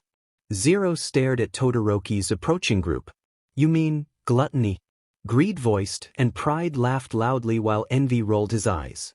Todoroki's group stopped right in front of Zero. He seemed to be sizing him up, and Zero was doing the same. Everyone, there's less than a minute left. Ida started. You won't be able to use me after this. He bent down and fought through the static hula hooping around his shins. Fire blared from behind, as it turned from crimson to royal blue. Hang on tight. Make sure you get it, Todoroki. Torque over, reciproburst. Faster than Zero has seen before, they zoomed towards them, but greed yanked down Zero at the last second. Todoroki missed all of Zero's bandanas by a hair. What happened? So fast. So fast. Ida, if you could accelerate that fast, then show us in the prelims. Present Mike screeched while everyone was gaining their bearings. The crowd went crazy as the smoke dispersed. Zero sprung upwards like a spring chicken. He was breathing strong as both teams looked at each other. Todoroki looked at his hands and realized that there was nothing there. Ida saw and gasped. But how? I was sure that Todoroki dash. I know every card you all are going to use. You all are like open books, and I'm just the eager reader. Greed snickered at their faces of confusion and slight defeat. I can analyze quirks, and I saw right through yours, Ida. The second your feet touch the ground, you lose momentum. In that time, I was able to yank Zero down, so all Todoroki was doing was grabbing the air Zero just breathed out. The words seemed to dawn on them, and Ida's shocked face spoke volumes of disappointment. Try thinking of a more convoluted plan before attacking us. Greed's voice seemed to kill all hope for Todoroki's team. But it was a special move I haven't told any of my classmates. How were you able to read a skill I didn't even demonstrate to anyone? Ida yelled. Greed shrugged. Special or not, your skills are see-through. Todoroki snarled and jumped off his teammates' backs. I will get those points? His left arm unconsciously ignited with fire, and Zero's first instinct was to clap his hands as air pushed Todoroki back to his group. Todoroki looked at his arm in disbelief as if it betrayed him. In a last-ditch attempt, Todoroki failed for the second time to retrieve the 10 million headband. With 11 seconds left, let's start the countdown. Present Mike pointed to a screen above midnight as it started ticking down. Kaminari. Todoroki yelled. Kaminari started up his voltage again and charged at Zero. Zero held his two fingers up again and was aiming back at them for discharge when Izuku! Kacchan shouted from within the ice barrier. His sudden appearance within the space caught Zero off guard. He lost his aim and aimed the voltage at Kacchan's group. They took the hit and slumped to the ground in defeat. Kaminari was out of commission, and Yaoyorozu made a pole that Todoroki covered in ice. Katsuki stuck his hand out towards Izuku's headband, just as Todoroki jumped off his group and aimed for Zero's group as well. Zero braced himself for the impact. But it never came. Time's up. That's the end of the second round, the cavalry battle. Present Mike announced. Katsuki fell to the floor, face first, and Todoroki landed on his feet with his head down. He dropped the staff, and it made a sharp noise on impact. Zero was helped down by his brothers as they looked at the blank screen. Now, let's take a look at the top 4 teams right away. Present Mike continued. There's no surprise they're in first place, it's Team Midoriya. In second place, Team Bakugo. Kacchan screamed so strong that he vibrated. In third place is Team Tetsuta. What? It's Team Shinso. When did you come from behind? Zero looked around for the team but couldn't find them. And in fourth place, Team Todoroki. Todoroki scoffed while Kaminari did a drunk dance in the background. These 4 teams will advance to the final round. Now we will take an hour break for lunch before we start the festivities. See ya. Present Mike screamed over the intercom. In the same breath, he continued, Hey, Eraserhead, let's go grab food. I'm going to sleep, Aizawa said. Zero was quickly joined by the rest of his brothers with a smile that matched his. Greed tickled him and made him laugh so strong that he was clutching his sides. He fell softly to the ground as his laughter died. While Greed laughed above him, Zero took a look at what his brothers were doing. Lust took pictures of Pride's muscles and posted them on all of his social media accounts. Wrath ran to Envy and made sure he was all right. Once he was satisfied, Wrath hugged Envy as Envy rustled Wrath's hair. He draped an arm around Wrath and spoke softly in his ear, which made Wrath smile. Sloth stretched his hands high to the sky and said, I'm going to follow that man's lead. Gluttony, eating a plate of rice ball, turned to Sloth and said, You didn't even do anything. Sloth waved at Envy, and Envy sighed in return. A shadow tendril manifested into the shape of a small cot, and Sloth looked like he was about to connect. He plopped down on it and snuggled the misty black pillow. I cheered while you and Lust ate and watched Wrath. Sloth turned away from Gluttony as he huffed and stuffed his mouth full of rice. Zero was going to say more when he noticed groups of children from the other class sulk. What happened? Before I knew it, we had 0 points, and it was over, a bulky child with silver hair said. A girl with vines as hair nodded. Could it be punishment for taking points in such an indecent way? Zero scrunched his face in confusion. I can't accept this. The boy from earlier screamed. The boy's teammates looked defeated, and Zero felt bad for them. That is something we shall never feel. Greed spoke. Zero looked at him and instantly thought if Greed read his mind. He was going to ask, but Greed continued. I will never forgive myself if I feel defeated. There are too many things at stake. Greed shook off his thoughts and helped Zero up from the ground. As the other students began to leave the arena for lunch, Zero's brothers began to congregate around him and head the same way. Until Todoroki tapped Greed's shoulder. He turned around, and his brothers followed. Can I talk to you all? Standing on top of the roof of the arena was someone that blended in with the clouds. No one knew who he was or what he was.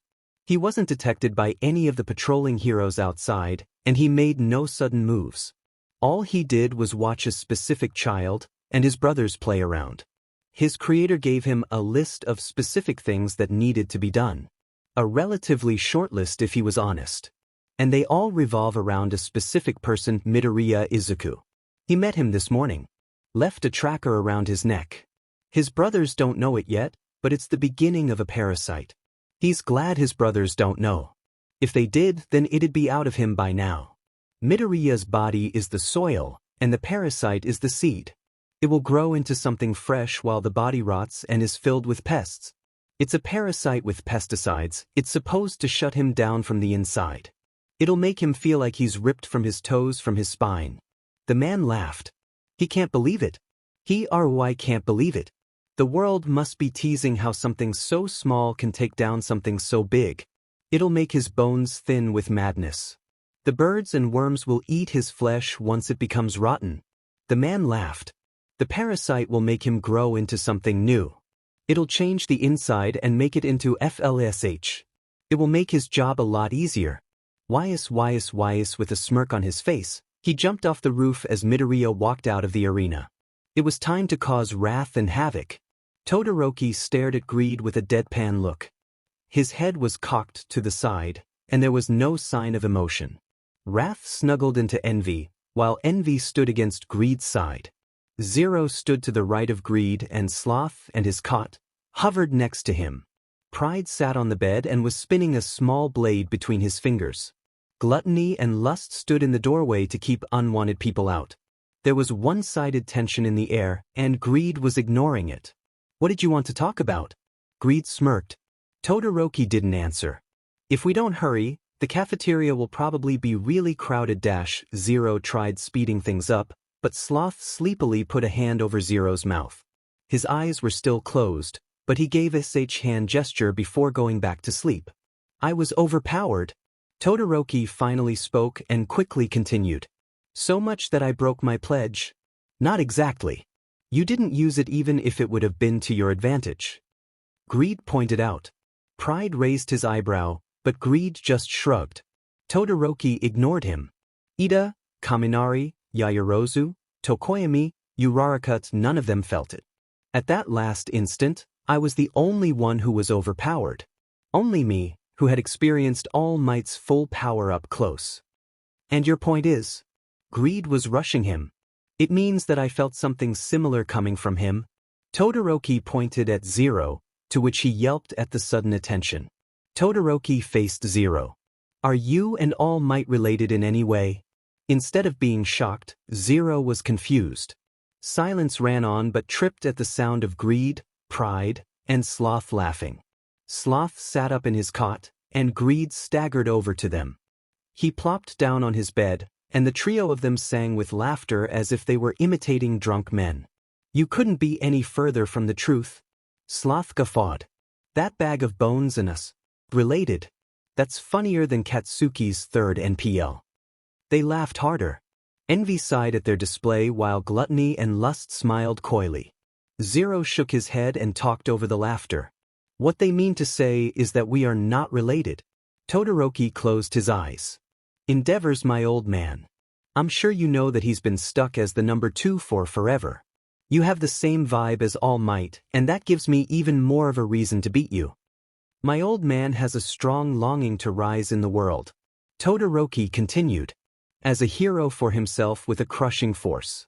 Because of that, the living legend All Might is a great eyesore to him. Since he couldn't surpass All Might, he moved on to his next plan. What are you talking about, Todoroki? What are you trying to tell me? Zero asked, his words dripping with emotion that made his brothers squirm. You've heard of Quirk marriages, right? Todoroki saw the answer in Zero's eyes and continued. That thing that became a problem for the second and third generation after superpowers appeared. Choosing a spouse based only on strengthening your own quirk and passing it on to your children, forcing people into marriage. The old-fashioned way of thinking brought about by a lack of ethics. He is a man with both accomplishments and money. He won over my mother's relatives and got a hold of my mother's quirk. He is trying to fulfill his own longing by raising me to be a hero to surpass All Might. Zero's eyes widened. He felt arms come around him and realized it was wrath. He didn't know that Todoroki's words were shaking him to the core. I won't become the tool of scum like that. Todoroki put his left hand on his scar. In my memories, my mother is always crying. Your left side is unsightly? My mother said that as she poured boiling water on me. Zero stopped breathing and covered his mouth. Wrath squeezed him. Basically, I picked a fight with you to show him what I can do without using my demon old man's quirk? He took his hand down from his face and glared coldly at Zero. No, I'll reject him completely by winning first place without using it. Greed randomly turned his head to the empty hallway. His instincts told him that someone was there, he even knew who it was. But now was not the right time to pursue him. Tears stung at Zero's eyes. He looked down and tried to wipe them, but they kept being replaced. The world you talk about is so different. I'd be scared every day if that is what I had to live with. He looked up at Todoroki and sneered. I promise that you won't have to deal with that ever again. Despite the heavy tension that masked them, Todoroki gave a small chuckle. And how are you going to do that? Zero looked at Sloth, and to Zero's surprise, he was awake and leaning on Greed. Pride raised an eyebrow as he looked at his brothers but kept the silence. Sloth caught onto the situation and gave a malicious smile. I have my ways, is all that Zero said. If I would have known you were so headstrong about this resolution, then I wouldn't have I accepted your help willingly. I just want you to know that I will not be accepting it anymore. I will win this competition using my right side only, and I will surpass you and that man. Todoroki turned away and began walking to the cafeteria. Sorry for wasting your time. Gluttony and lust made way for him, and he walked out of the hallway. Sloth, Zero faced Todoroki's back. Do you think that I don't think I know? Sloth scratched his head, and Zero turned to look at him. If I can see a picture of his dad or if I just see him in general, then I can shake some fear into him. A picture? I thought you have to make eye contact. Zero pondered. Seems like I got a little upgrade. Sloth beamed, and Zero gave an airy chuckle. Lust came behind Zero and draped an arm over his shoulder. What's wrong? I can tell you're still sad. Wrath can too. Envy said as he stepped a bit closer. Wrath was still hunkered to Zero's waist, but his grip was soft. Gluttony stepped forward and put a salty hand on Zero's back. What man can call himself a father and do such terrible things? Zero felt a twinge in his neck and unconsciously rubbed it. Greed shrugged. I can name a few dead men who've done the same. And I honestly think he's mad at the wrong person. I'd be mad at the lady for pouring boiling water on me, not the dad who helped make me. Sloth nudged him, but Greed just shrugged. Zero shook his head. His dad was the one who made her act that way. She must have felt so trapped. Greed looked like he was going to say more but decided against it. Sloth nudged him again and said, Sorry about that, Zero. Sometimes Greed forgets to pack his heart in his backpack. That gained some snickers from everyone. Greed fake gasped. I'll have you know that my heart only beats for only 2 people. Only 2. How come I get the feeling that I'm not one of them? Pride rolled his eyes. And you'd be right. Greed got off the makeshift bed and stood. My heart pumps for Zero and Katsuki. Greed ignored the full range of astonished looks his brothers gave him. He turned towards the dark corridor and waved his hand. Come on out, I know you're there. The sound of feet shuffling was heard first, and then Katsuki made his appearance. How did you know I was here? Greed scoffed. I know everything, thought you would have known that by now. Katsuki nodded and looked at Zero. Before you ask, I didn't hear much. I went to the dining hall and noticed that you all weren't there. It didn't take me long to find you, but I didn't want to interrupt. He then turned to Greed. And do you really like me? Greed shrugged. I just said that to make you come out. You're still dead to me just like the rest of them. He pointed to all of his brothers except Zero. Laughter was heard from everyone as Greed said he was joking. The atmosphere was instantly lifted with one of Zero's smiles, and everyone felt rejuvenated. Zero, Greed said, his tone serious. I believe that Todoroki will bring nothing but what he thinks is his A-game. If you end up having to face him head-on, we cannot help you. You have everything you need to beat him. Zero nodded, determination written all over his face. We can't leave Todoroki feeling like this. Knock some sense into him, alright? Greed smiled. Yet hit him real strong for me. Make sure all that nonsense is out of his head. Pride punched his knuckles together. Sloth nodded sleepily before lying back down on the bed. But don't lose before our fight. Kachin smirked. Oh, he won't lose, so you have nothing to worry about, Greed laughed. Yeah. Save my future husband. Lust punched a fist into the air, and Gluttony licked his fingers before punching the air as well. But please be careful, Envy said. Wrath gave him a thumbs up from Envy's side. Zero beamed, a flare of passion overwhelming him. He nodded quickly as his smile lit the dark hallway. Everyone smiled at his radiance as the wind danced with happiness. Now, let's go get some food before Gluttony wastes away. Now that lunch is over, it's finally time to reveal the last game. Present Mike screamed over the roaring crowd. All the surviving students was crowded around the stage that Midnight stood on. Zero looked excited about the last round, while his brothers didn't share the same joy. They all stood to his right and seemed to be in their own world. Well, Sloth and Lust were. It's about time, Sloth yelled. I'm tired of standing, Lust talked without taking an eye away from his phone. Then go to sleep. I will wake you up when things get important. Sloth raised an eyebrow. So, I'll most likely wake up in bed at home, right? Lust looked at him. Most likely. Sloth clapped his shoulder with a wide smile. Thanks, bro. He looked at Zero. Good luck, Zero. If you need anything from me, then don't hesitate to ask. Zero returned the smile. Alright, Sloth. I hope you sleep well. Envy's shadow tendril was already awake with life as it curled around Sloth's body. It wrapped around him like he was prey, and Sloth snuggled into its embrace. Zero silently chuckled, before looking back to the stage. He missed some things about the recreational games that Present Mike was spewing, but he caught the critical part. The 16 from the 4 teams that made it to the final round will duke it out tournament-style, one-on-one. Pride smirked. Doesn't matter, they'll all fall like dominoes. Indubitably. Greed added.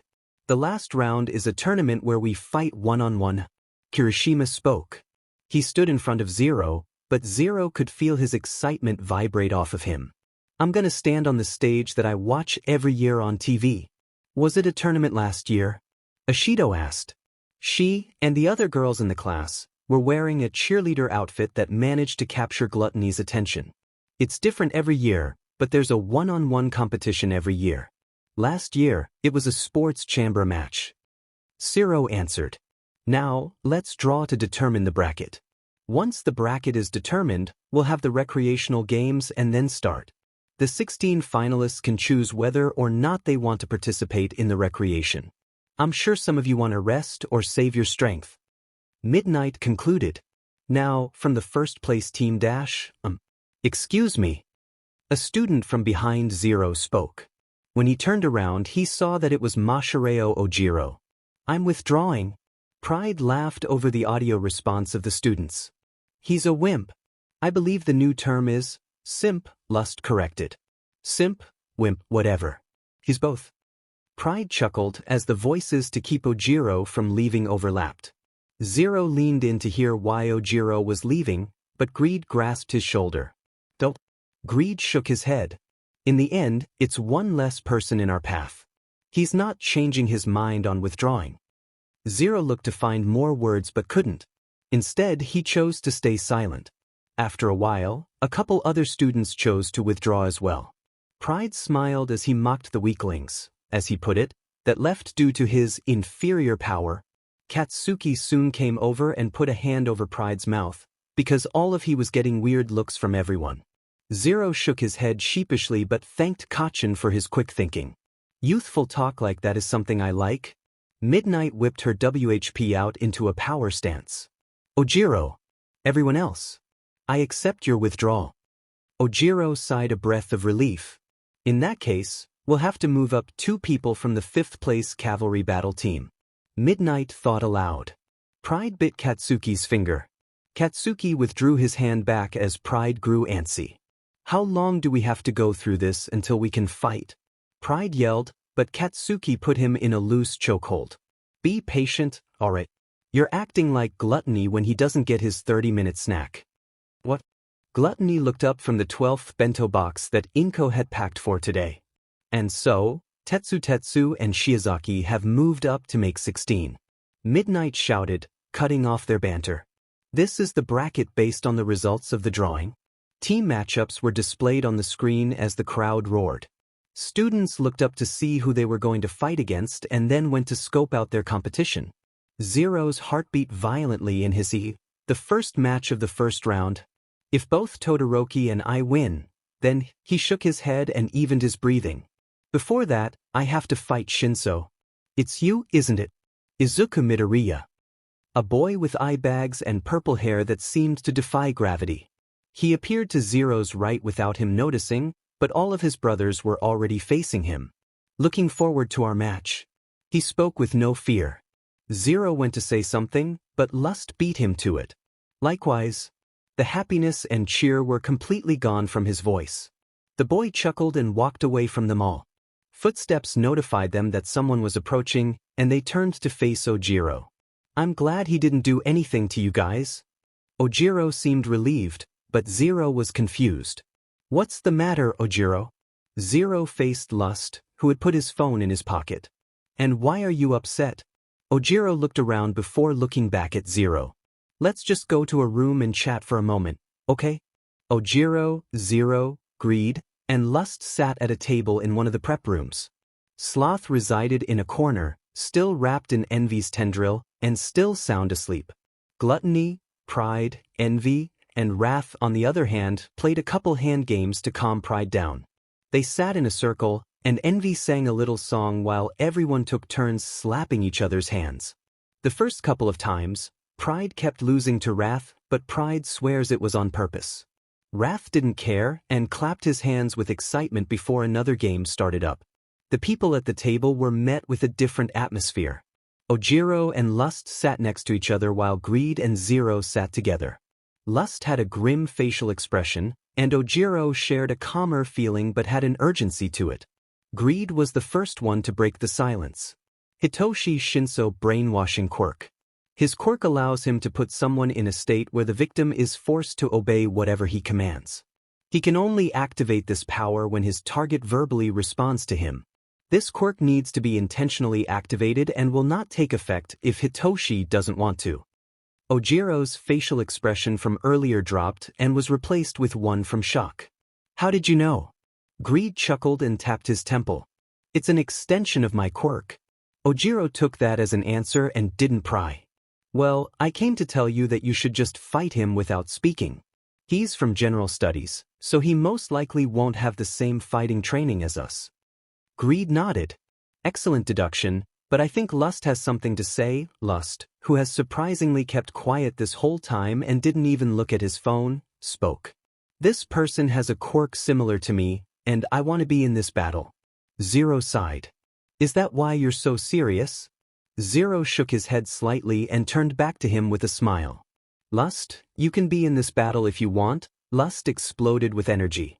Oh my god, thank you Zero. I just really need to fight him so I can measure my abilities. I'm not a fighter, and when I saw him, I just Lust let go of a squeal that made everyone smile. Wrath made some quick hand gestures. Wrath is happy you're not serious anymore. He said it didn't suit you. Envy translated.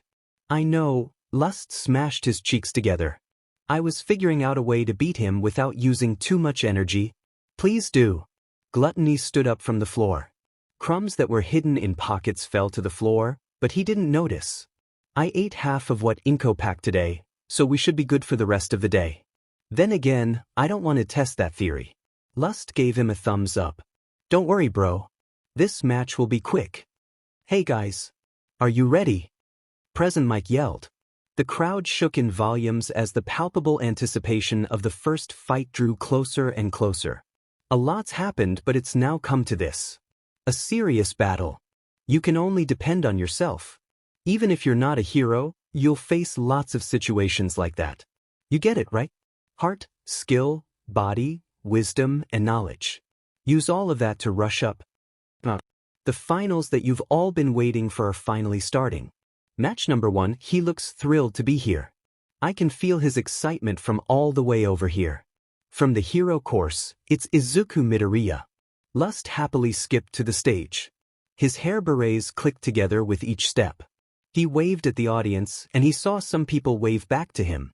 It made him smile, and it made his heart happy. Versus, sorry, he hasn't done anything to stand out yet. From general studies, it's Hitoshi Shinso. On the other side, the boy from earlier stalked out of the tunnel and towards the stage. The rules are simple. Force your opponent out of bounds or immobilize them. You can also win by making your opponent say, I give up. Bring on the injuries. Because we've got our very own recovery girl waiting on standby. Put your morals and ethics aside for a moment. But of course, anything life-threatening is CRP. It is not allowed. Heroes should only use their fists to catch villains. Present Mike droned. I'll stop things if they go too far, Cementos added. Lust took a deep breath and smiled sweetly at Shinso. I give up, he questioned. This is a fight to test the strength of your spirit. If you know what you want for your future, then you can't worry about appearances. Ready? Present Mick's voice cracked. That monkey was going on about his pride. Shinso started. Start. But don't you think he was dumb for throwing away his chance? Shinso finished. Lust raised an eyebrow, baiting Shinso. Shinso smirked. I win. Lust felt a twinge in the back of his mind. If he wasn't careful, then that twinge could possibly overtake his mind. But after investigating it, it was just that, a twinge. It felt weak compared to what he actually thought it was going to be. Lust sighed and planted a seed into Shinso's mind with ease. Hey. What's up? It's the important first match. Liven things up. Midoriya. The match just started, and he's completely frozen. He has a blank look on his face, and he's not moving a muscle. Is this Shinso's quirk? He didn't stand out at all, but could he actually be someone amazing? Present Mike asked the audience. Shinso stood looking at Lust with a blank stare. You're lucky that you've been blessed, Izuku Midoriya. Turn around and walk out of bounds. That twinge in Lust's head made a faint spark but was directed somewhere else. Lust's body turned around and began to walk towards the exit. The shrill sounds of Present Mike announcing his every move and praising Shinso as the underdog made him sick, but he had to stick to his plan. His brilliant plan. A plan so great, Greed would probably CRP himself once he finds out. With each step he took, he felt one that was mimicked elsewhere. He wished he could smile, but that'd give away his plan to Shinso. He needed to act so carelessly that no one would notice it coming. Lust faintly heard screaming from his classmates, but he knew it was with joy. With one more step, he'd cross the line, and Lust would win. A foot lifted into the air and was placed outside the boundary line. Midnight raised her hand into the air. Shinso is out of bounds. Midoriya advances to round 2. Shinso blinked. And then he blinked again. He was standing, facing the crowd, with his back towards Midoriya. He looked down at his feet and saw that one foot was out of bounds. But how? He wondered. I was victorious. I wasn't even moving. Everything was finally going my way. I should have dash. It's because we both have the same quirk, except I'm stronger. Shinso heard from behind him. He whipped around and saw Midoriya smiling and waving at the audience who were shouting his name. Shinso became angry fast, as his hands balled into fists. Impossible. I was in the lead. I used my quirk to make you walk out of bounds. And here we are, with you losing and me winning. Midoriya smiled, which infuriated Shinso even more. You saw my brother, Izuku, fight. Well, I'm not him. He continued as Shinso's eyes widened. Before you even ask, yes, it is within the rules. Now, I am one of his calmer brothers because I do not fight with my hands like they did. He tapped his temple. I fight with my mind. He smirked. You have a brainwashing quirk? Yes. Well, I have a quirk that controls the entire brain, as in, I can make you see things that are not really there.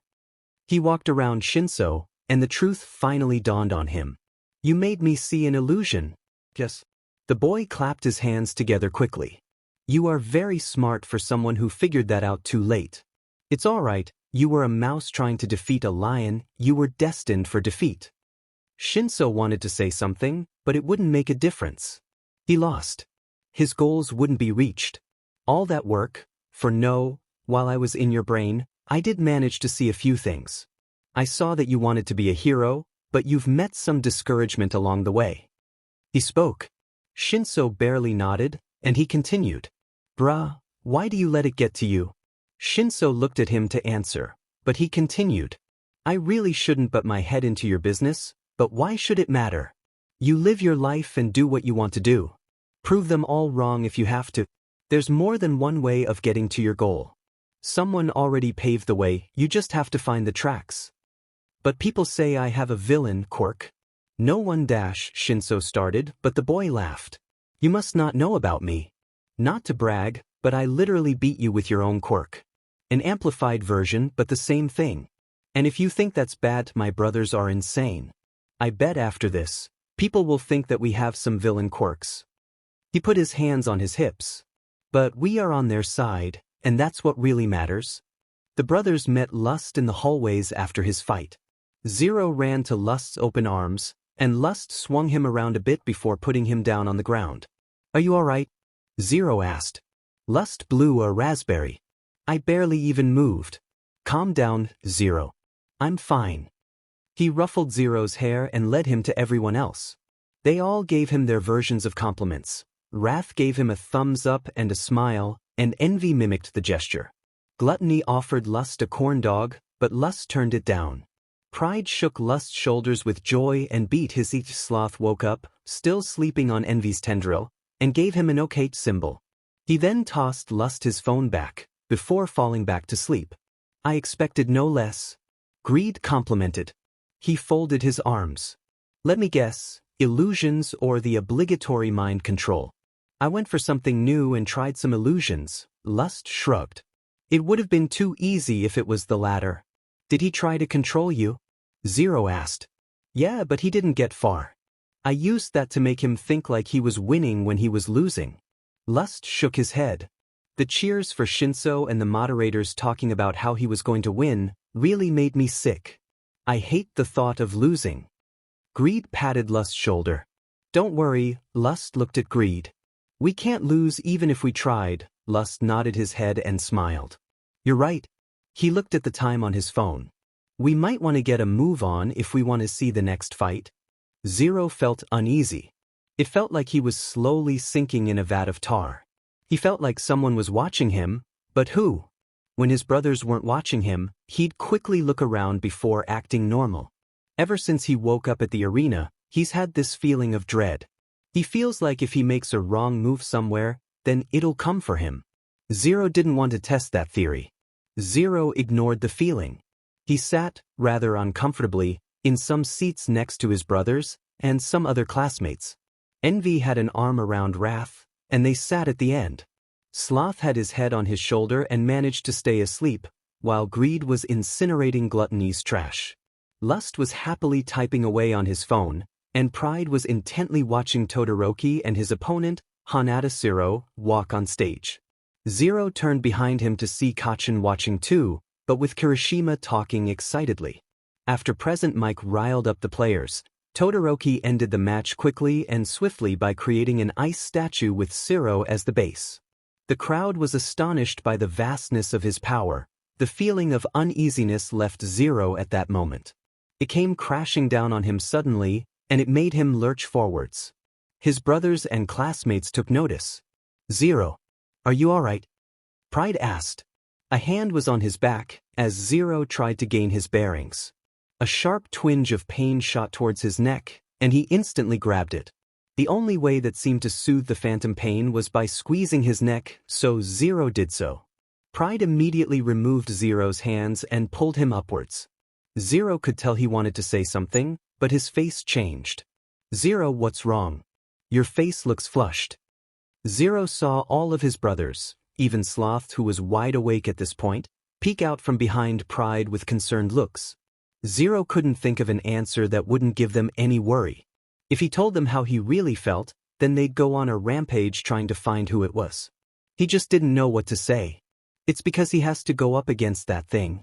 A classmate, Kaminari Denki, said while eating some chips. I'd want to die too if I had to face him.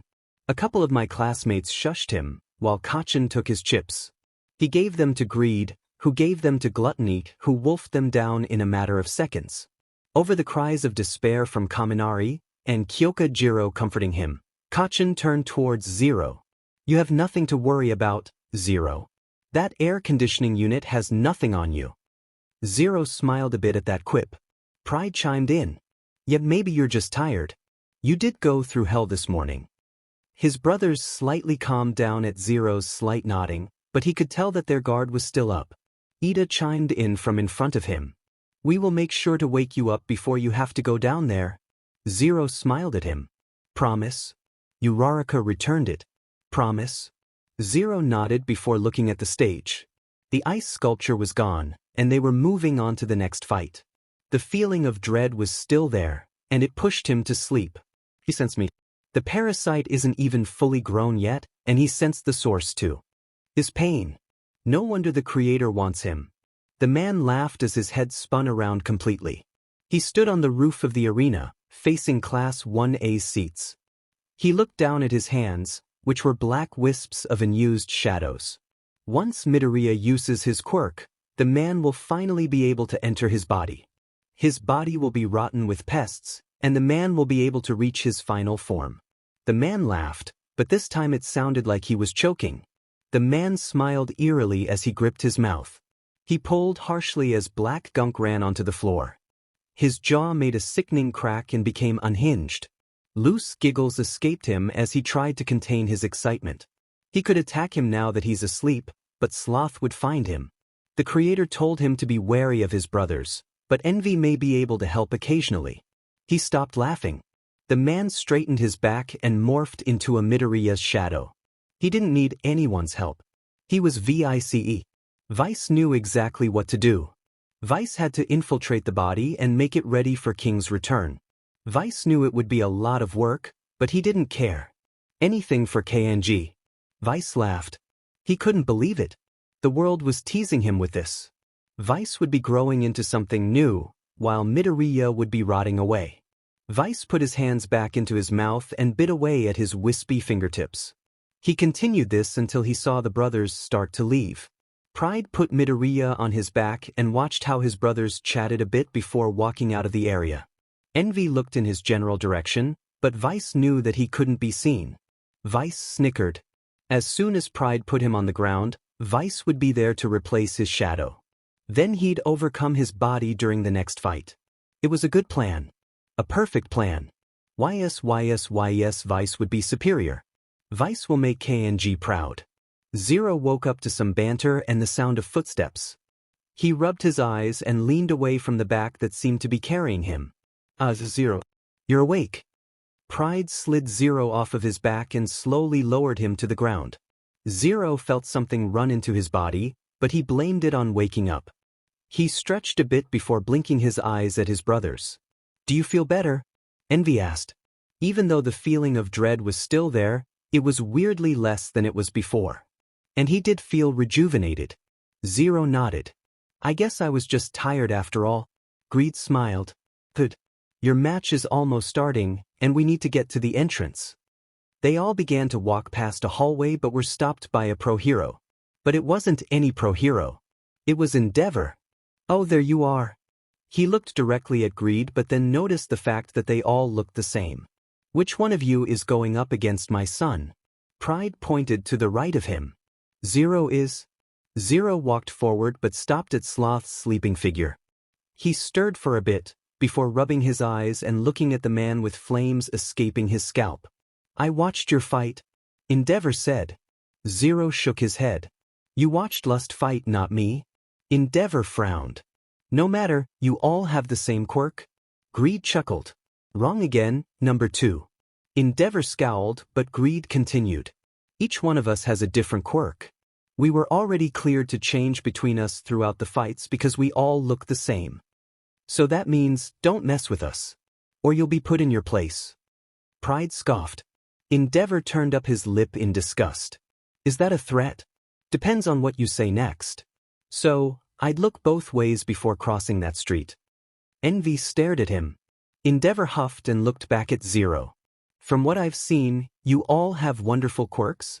Why, thank you, Lust said coyly, but Endeavor continued. It is my Shoto's duty to surpass all might.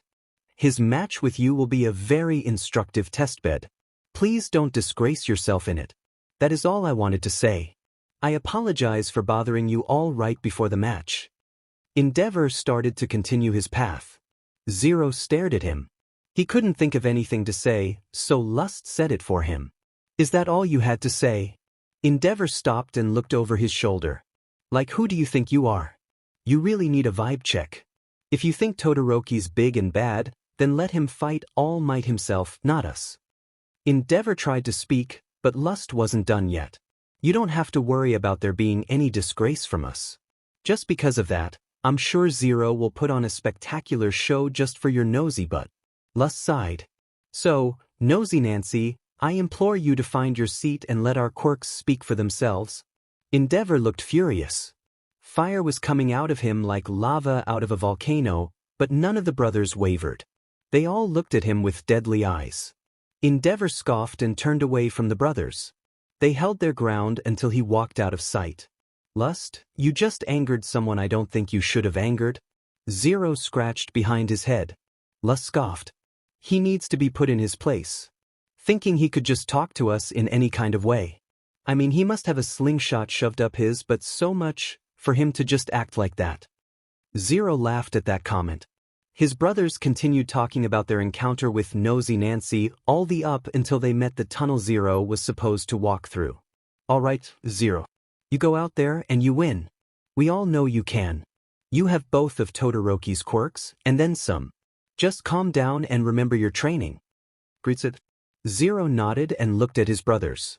All the attention was on him, and he knew that he needed to win for Greed's sake. We'll all be here when you're done. Take your time and have fun. Gluttony waved a dirty spoon in the air, with rice bits falling off the corners of his mouth. He looked towards the entrance and walked into the light. Thanks for waiting, everybody. The first match of the second round is a big match. Present Mike announced. The man who won a huge victory in the first round and literally left the audience frozen from the hero course. It's Shoto Todoroki. An uproar of cheers cried at the sound of his name as Todoroki walked to the stage. He stared at Izuku with intensity. On the other hand, this guy made his first opponent walk out of the ring. With too many quirks to count, what kind of fight will he show us this time? From the hero course, it's Izuku Midoriya. A thunderous wail erupted from the crowd. Izuku stood tall at the stage and held Todoroki's gaze. He knew Todoroki meant business, so he had to be ready. So, you're here, Todoroki spoke. Why wouldn't I be? Izuku smirked.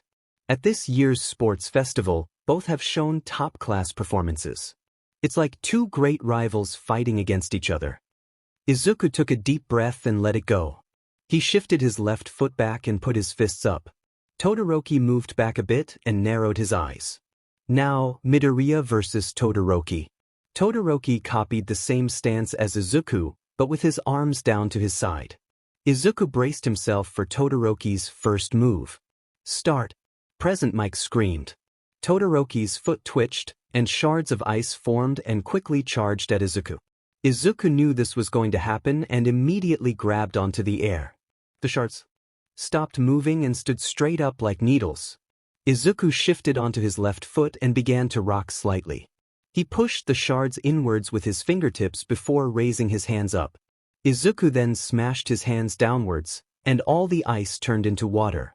The water lay there still and silent, as Todoroki gritted his teeth. Wow. Midoriya stopped Todoroki's attack. Present Mike yelled as Izuku smirked at Todoroki's dismay. The crowd cheered as Izuku dropped his stance and stood up tall. Maybe it's pride rubbing off on me, but I feel insanely confident that you won't win this fight, Todoroki. He flexed his hands and spoke to himself. Is this what it feels like? This adrenaline rush, no wonder my brothers like to win. Todoroki huffed. This round isn't over yet.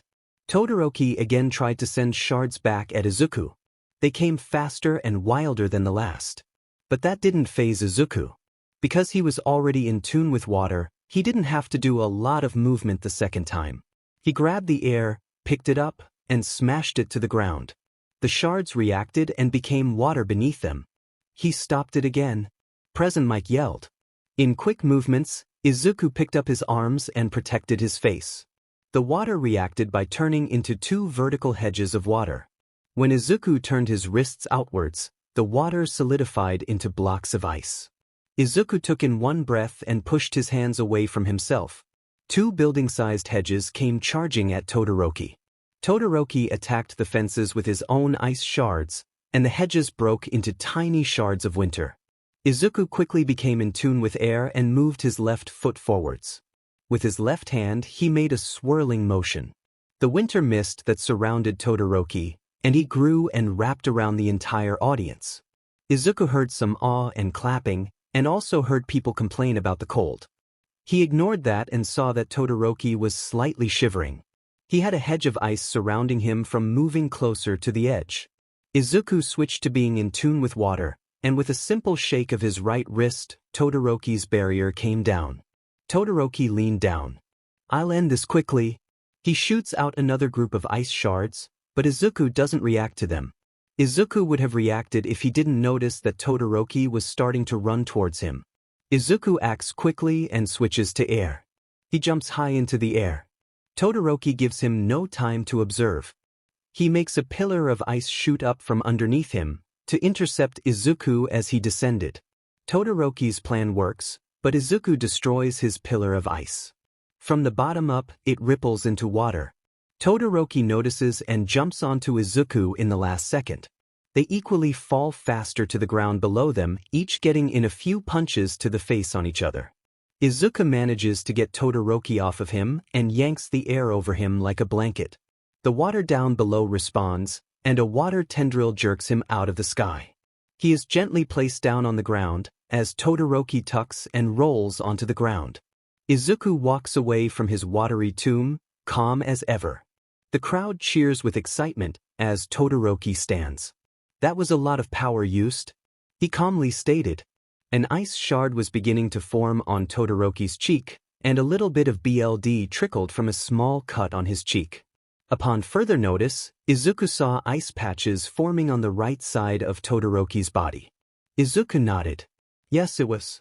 I must say, Todoroki, your judgment, application skills, and mobility sure do make you quite strong.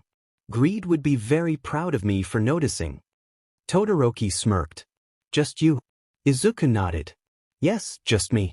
Don't get me wrong, he'd be proud of you too, but also mad. I'm mad. Todoroki was slightly curious. You see, it started out as friendly competition. But now, it's like beating a dead bush. You prove no competition for me. Izuku smirked. Todoroki saw a flicker of darkness in Izuku's eyes but thought his mind was playing tricks on him. I thought you said that you didn't want to see any of your friends hurt. Todoroki recalled Izuku stating that earlier in the day. Izuku's eyes turned soft. Well, I don't. His eyes rolled into slants. But something about you not going 100% is really pissing me off. What do you mean? Use your other side, Todoroki. Izuku smiled widely. Todoroki's right side trembled at the thought. Let's finish this. Todoroki shot a barrage of ice shards at Izuku. Izuku sighed. They never learn. He shifted into a strict stance, which had him facing the shards head-on. Then he ran. Izuku ran towards the shards at a frightening speed. Just before the shards became too close, Izuku jumped up and swung his hands together in a clapping motion. The shards finally met their mortal enemy. Fire. Fire met those shards with a demonic embrace, and the shards were destroyed on impact. Steam was the evidence of their cries as it rose away from the ground. Switching over to water, Izuku flexed his pointer fingers at Todoroki, and the steams became small icicles. Zero waved them down, and they followed Todoroki like heat-seeking missiles. Todoroki managed to evade most of them, but one hit the mark. His right hand. Todoroki cradled his hand as an icicle was slightly impaled in it. His screams of pain died in his throat as he ripped the shard out of his hand. BLD spurted out and caressed his face. It was a small hole, but a mess nonetheless. Todoroki was glad he could still flex his fingers, but the gap would be a hindrance from now on. You know, if you'd use your fire, then you could cauterize the hole. Shut up, Todoroki shouted. Izuku chuckled. You're trembling, Todoroki. It could be because of the hole I just created, or the fact that you're almost at your limit. You're almost at a limit too. Really? Izuku sounded surprised. He tapped his chin. Actually, I'm not. I feel fantastic. I'm riding this adrenaline rush to the end. He stopped smiling and actually looked a little concerned. There's a limit to how much cold your body can take, isn't there? And isn't that something you could solve by using the heat from your left side? Izuku saw the look of hatred flash across Todoroki's eyes. Izuku matched that hatred. He stalked towards him and stopped, just inches apart. Everyone's fighting with everything they've got to win and get closer to their dream, to become number one, and you just want to win with half of your strength. Izuku stood tall and looked down on Todoroki's crouching figure. If you keep up that mindset, then you'll never beat me. Izuku then smirked. So how about coming at me with everything you got? Or are you willing to accept defeat? Midoriya, Todoroki stood. His hand was dripping, but he didn't seem to mind. What are you planning? Everything I've got. Did my DM an old man buy you off or something? Todoroki rushed for him, but Izuku managed to jump out of his way. Todoroki stopped his route and charged straight towards Izuku. Izuku, curious as to what Todoroki would do, stood and watched. Todoroki jumped and threw his left arm back, but Izuku ducked. In that split second, Izuku switched to earth and dug the palm of his left hand into the ground. He turned it to the left and a pillar of concrete rose. The pillar of concrete collided with Todoroki's abdomen and sent him flying back. A solid hit? Present Mike announced. Cheers were the reply, but Izuku did not care.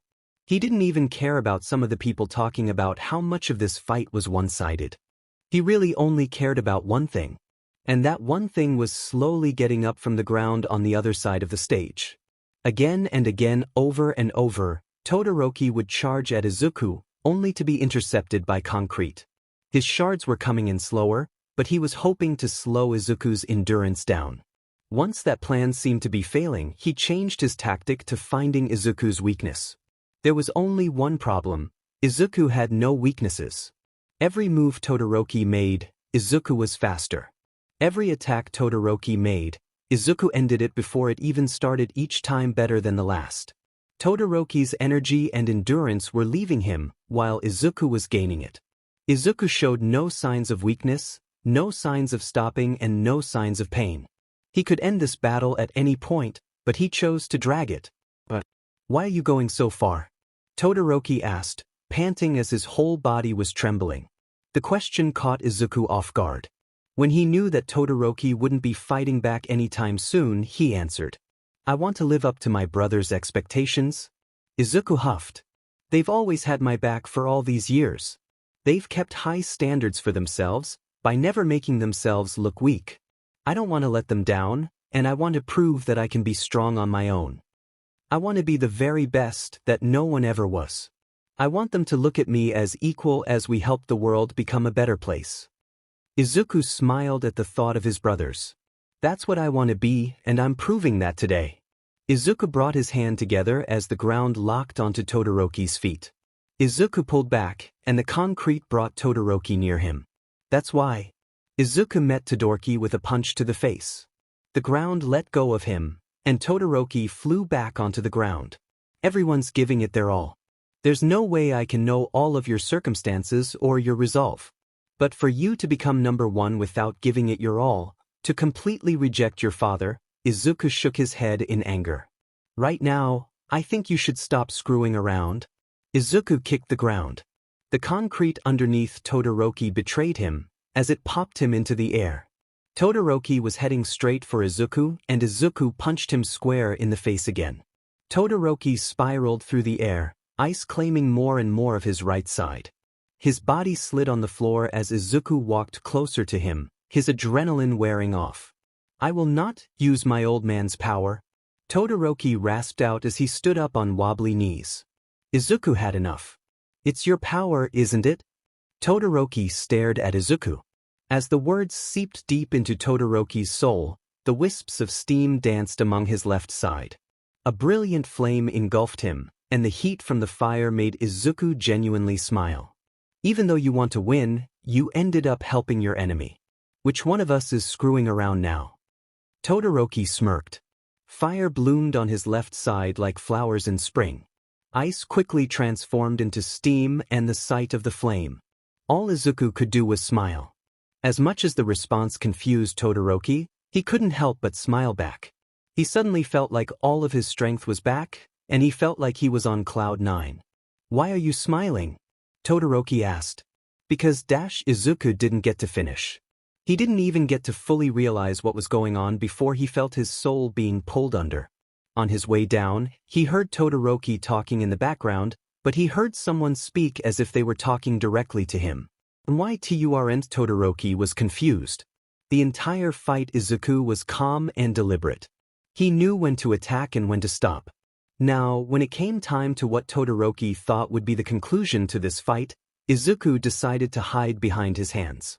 He was in the middle of talking, and it caught him off guard when Izuku shoved his head down in his hands. It made the hair on his neck stand up on end, but he waited until he was, Todoroki, a voice yelled. It was a distinctive yell, and it caught him off guard because it usually came with an insult. Todoroki! Bakugo yelled. Todoroki made sure Izuku wasn't moving anymore and faced him. He was strong to see, but he could make out his general direction. The next few words that tumbled out of his mouth didn't hit him until later. The world slowed down again, and it wasn't until he faced his opponent that he heard the words Bakugo yelled. That's not Izuku. And it wasn't. Stood in his place was a boy who looked like Izuku, but that's it. The boy had a black choker on, and they matched the black eyes he had. A black wisp coiled on the right side of his face and wrapped around his right arm and hand. His shoes melted off of his feet, and he stood there barefoot with a blank expression on his face. What has happened to Midoriya? Present Mike said over the speakers. He didn't look like that before, it was silent. Everyone watched this version of Izuku, and just watched him stand there. He looked straight ahead at Todoroki, while the blackness licked his pale skin. And just when Todoroki thought to attack and end this round, he stopped. Because Izuku started laughing. It wasn't his normal voice. It sounded like a man's voice, mixed with Izuku's voice. It was warbly and wobbly and all over the place. The boy arched his back backward and swayed side to side. He said a few things, but Todoroki could not pick them up. Once the boy stopped staggering, his laughter reached a high-pitched noise. It hurt Todoroki's ears and went to cover them. Many other people in the audience went to cover their ears as well. The sound was so shrill, it shattered the glass box where present Mike and Erasure had sat. One look at them and Todoroki could tell that they were in shock too. Todoroki felt it before he saw it. It was a fire. A massive fire tornado shot straight into the air. It pierced the sky and created a beacon to the arena. At the sight of this fire, Todoroki's flame was snuffed out and he couldn't summon it again. He tried to protect himself with some ice, but those weren't coming either. He looked around the stage for anyone that could help him, but his eyes landed on his father. Endeavor was standing near the ledge, with a facial expression that Todoroki knew as fear. Todoroki turned around and saw that the fire was now blue. He heard a sickening noise before the tornado stopped. In its place stood the boy, with his right fist in the air. Around his arms swirled the blue fire and electricity that vibrated along with it. The boy looked at Todoroki. He raised his arm, and he fired away. Izuku Midoriya. Present Mick's voice warbled back into his ears. Cheers were deafening and instantly made Izuku touch his head to stop the oncoming headache. Except his right arm was limp at his side. It was bruised and beat up. But that's not what scared him. What scared him was that there was no stage in front of him. He stood on an edge. Directly across from him was a new tunnel. Rubble was in piles everywhere before him, and Cementos worked strong at putting everything back in place. Fortunately, whatever he did didn't hurt any people from the stands, but Todoroki was nowhere to be found. He looked up and saw Kacchan staring back at him. Izuku wanted to say something, but his legs crumbled, and he fell forward into the rubble pit below. Falling, and being caught in rough arms. Bakugo Katsuki didn't know when he left his seat. He saw Izuku falling into the rubble pit he created, and suddenly Katsuki was airborne. He jetted over towards Izuku, and it was like everything was moving in slow motion. Katsuki's hands pulsed with slight pain, but he ignored it. Shouts from people in the stands, and his classmates were shouting at him to come back, but he ignored them as well. He had to catch Izuku.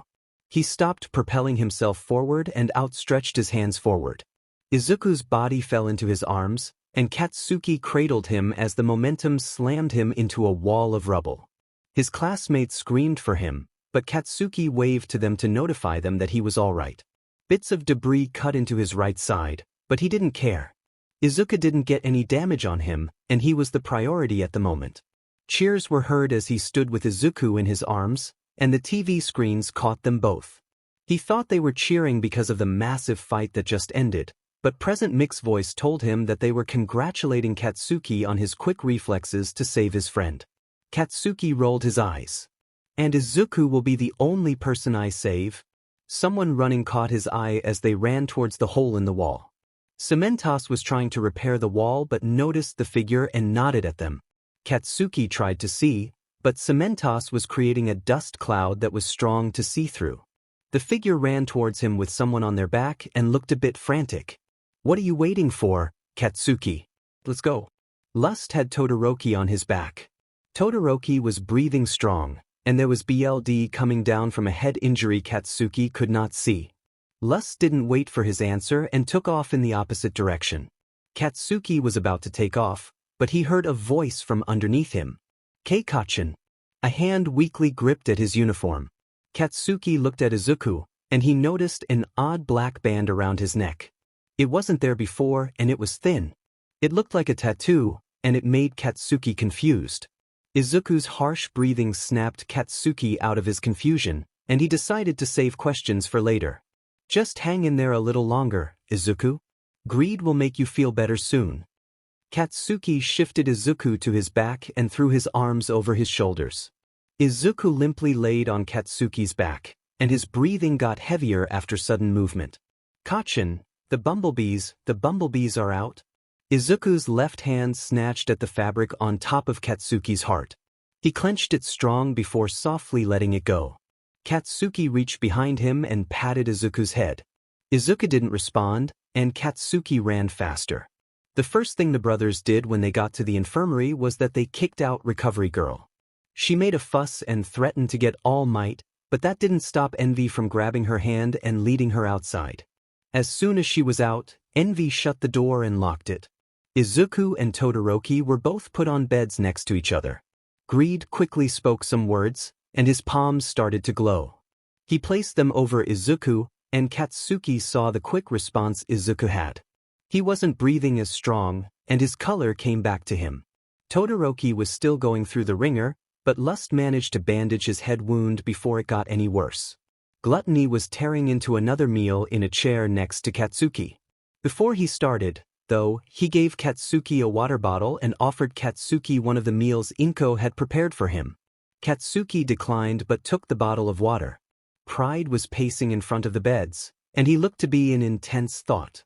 Envy and Wrath stood behind Lust and were leaning against the cabinets. Wrath wore a frown, and Envy was hugging him. Sloth stood next to Envy with his arms crossed, and he was looking at Izuku with slitted eyes. While all this was going on, Katsuki noticed that all of the brothers had black bands around their necks. Finally, finished? He managed to finish healing Todoroki in record time. Greed wiped the sweat from his brow and walked out of the small slit of space between both beds. Todoroki will wake up soon. He was just a bit exhausted and must have cut his head on a rock while dodging. And Zero? Gluttony asked with rice stuck to his face. All of his brothers looked to Greed for the verdict. Zero will be all right physically. He'll wake up soon as well. A breath of relief swiped through the room. Now that our main priority is taken care of, can someone explain what the F was that?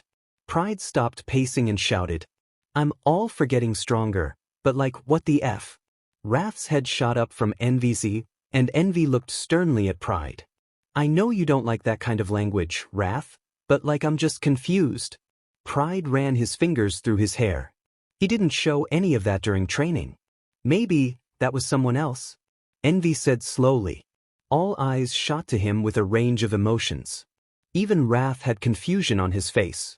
Apparently, King and Zero have been commuting. What if King made another version of himself? Envy asked. But why would he do that? He has 7 different versions of himself already. Pride yelled and gestured to all of his brothers. Maybe it's another barrier of defense for King. But Zero has use of some of his quirks, so I don't know why Lust spoke but stopped. He looked at Greed. Unless you know what's going to happen in the future, and King had to take precautions. Greed huffed and flicked his hand upwards. A small black agenda popped up, and Greed flipped through it. I will admit that things get harder from here on out, but we are always with Zero. Another flick of the hand made the agenda disappear. Unless something is coming that we can't escape from without a little more help. Sloth scratched behind his head. Katsuki spoke up. I don't know King as much as I know the rest of you, but if he protects Izuku as much as you all do, then it should be fine, right? Everything King did for Zero and us. King is very protective, so maybe this is a safe system for all of us. Gluttony pointed to his neck. Maybe we all can transform into that state. So, you all can get even stronger than you are now. Katsuki leaned back in his chair. I'm curious to see what dangers King saw for you guys to have a defense like this. If he's like us, then he should be able to talk to us himself. Envy supplied. Greed nodded and looked at Zero's sleeping figure. Until then we just have to wait. Zero lays on something comfy. He feels something nudging his shoulder but ignores it as he turns over. Sloth, let me sleep. Zero heard a low rumble before the person nudging him forcefully sat him upwards in bed. Zero blinked his eyes slowly and noticed he was back in his room. It did not hit him that he was not supposed to be here. He was supposed to be at the sports festival, but the figure standing by his bedside kept shaking that idea out of him. Zero was mainly focusing on all the empty beds and was curious about where his brothers were. It was then that he finally looked at the figure, shaking him as it stopped. It was the boy from the bathroom. Now that the boy wasn't attacking him, Zero could get a good look at him. He looked just like him, except his eyes were black. His hair was full of black locks, and his head was angled towards the floor. Markings were running up the right side of his face and down his right arm. They seemed to swirl, but Zero thought his mind was playing tricks on him. As soon as Zero went to open his mouth, he heard a sound coming from outside. His bedroom door. It sounded like yelling and something hitting the floor. Zero and the boy stared at the door before the yelling turned into frantic shouting. The boy grabbed Zero's wrist and led him out of the room. They stood a few feet in front of the doorway before moving closer to the kitchen. Zero didn't feel when the boy let go of his wrist, but he noticed his mother's back. She was shouting at a man he has seen before in his dreams, but he did not know who he was. He had black hair, and he had a suitcase that was by the door. The man turned his back away from Inko, and his hand hovered over the doorknob. Zero's mom was clutching onto his back and was holding him in place. The sound of her crying rang through Zero's head like a bell. Why, Hisashi? Why are you leaving me? Inko cried. The man, Hisashi, turned away from the door and looked at her in disgust. I gave you the option to come with me, you know. To leave him and to come with me. Inko sputtered. I'm not going to leave my son. The man turned around and grabbed Inko by the collar. He has no quirk, Inko. He is a failure in the eyes of society, and I do not want a failure as a son. He dropped her. Who says that he's a failure? You don't need a quirk to be somebody. Ink retorted. Says you? The man yelled back. He was in Inko's face, and she shuffled back a bit. Only heroes write history, and Izuku will always be a loser. As the scene before him stilled in sound, Zero looked down. Was he talking about me? A loser? That's when it hit him. This was the same man from his other dream. This must have been a continuation, but he did not know if this was real or not. Was it? It felt real, but Zero had no memory of this ever happening. He felt a pat on the back and looked to the boy next to him. The boy's face was in a grim smile, and his eyes started to retain some color. The swirls on the right side of his body seemed to fade and were replaced with new skin. His black eyes turned gold, and his hair began to have streaks of green run through it. It was like looking through a mirror, and his name popped into Zero's mind. King. What's going on?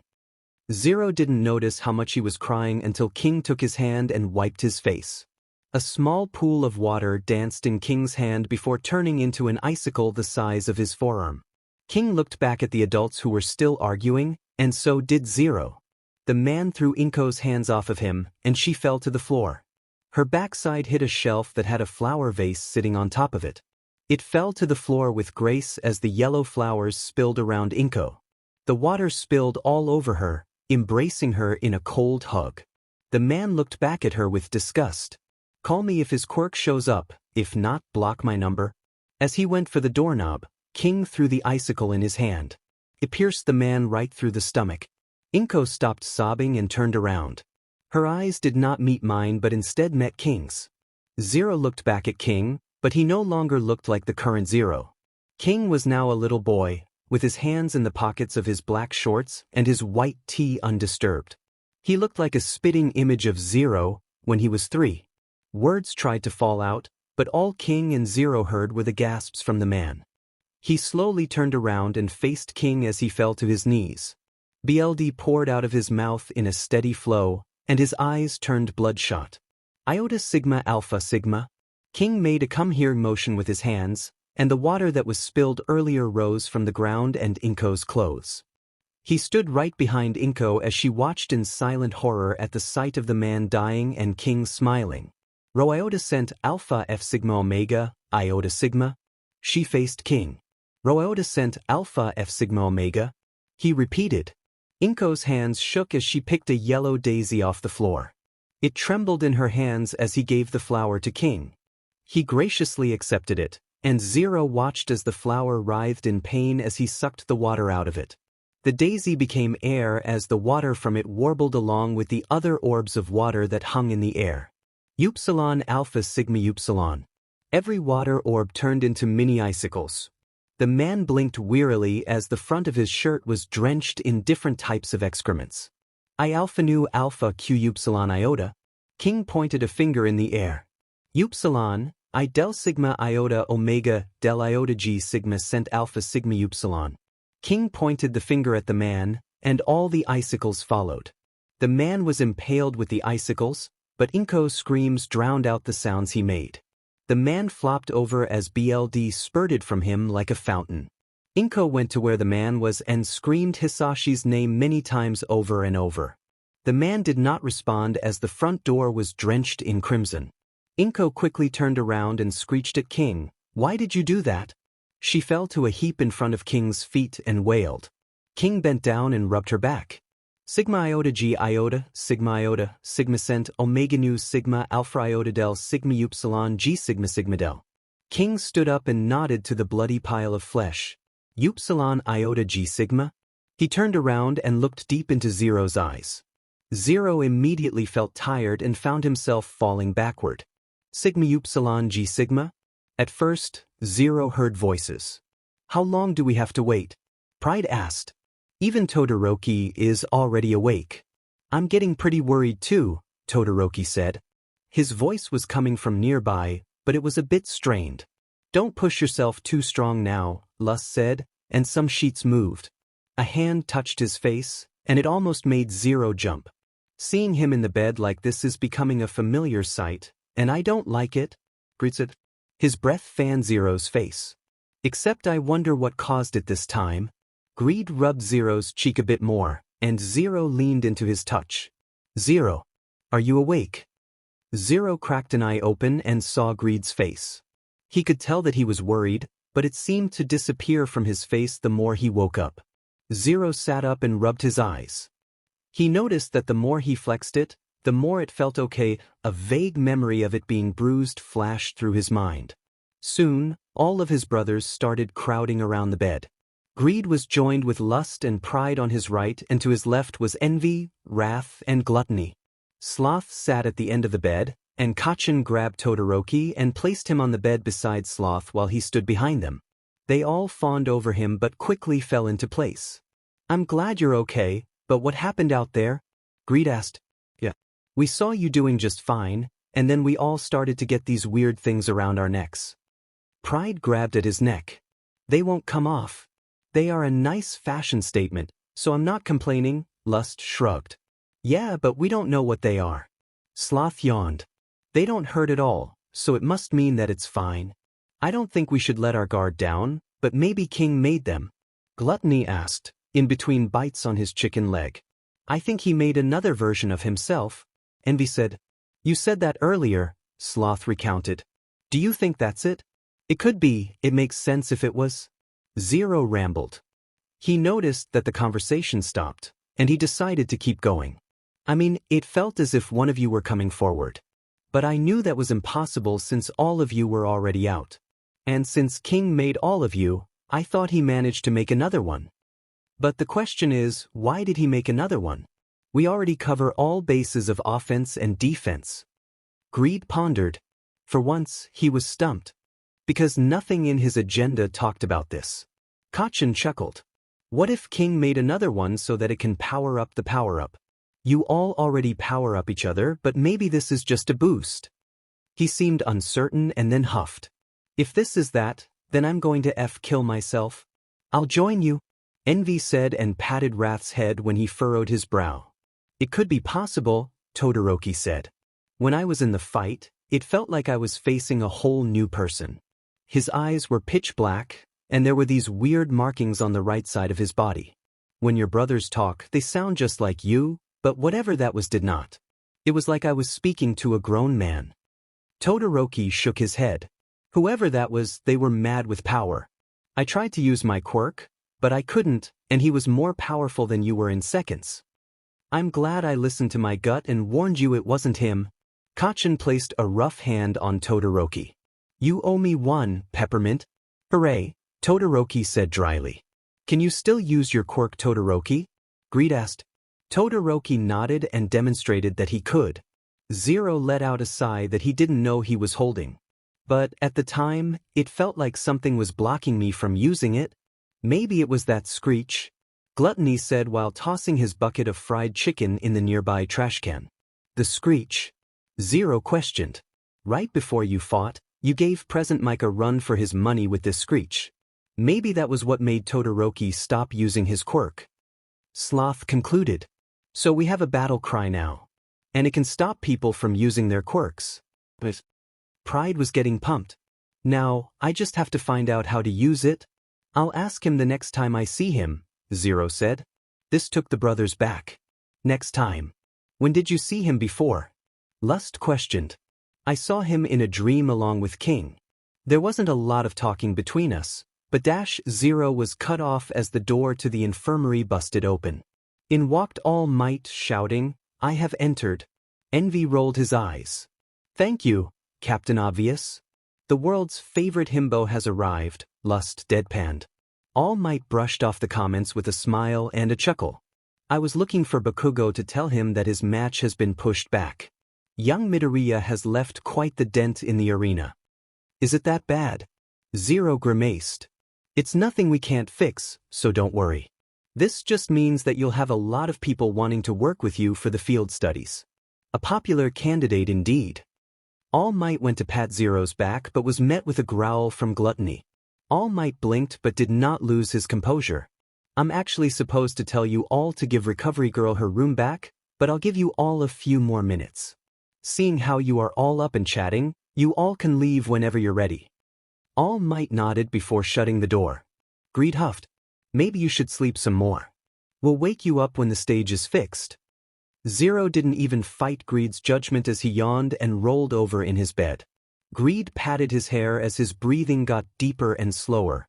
At speed, Katsuki has never seen him move before. Sloth quickly jumped off the bed and tapped Zero's forehead. His eyes swirled in their sockets for a minute before humming. Well, what did he dream about? Greed asked. Wait, what? Katsuki asked. Sloth can see what people dream. It works better with contact, but he can do it with a glance. Pride answered. What makes you think that he dreamed something important? Todoroki asked. King communicates with Zero in his dreams. They have been very off-putting lately, but maybe the most recent one can tell us what King's up to. Envy said as he looked to Sloth. Sloth sighed.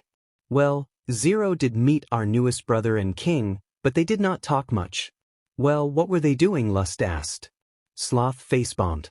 King was showing Zero the day he killed his father.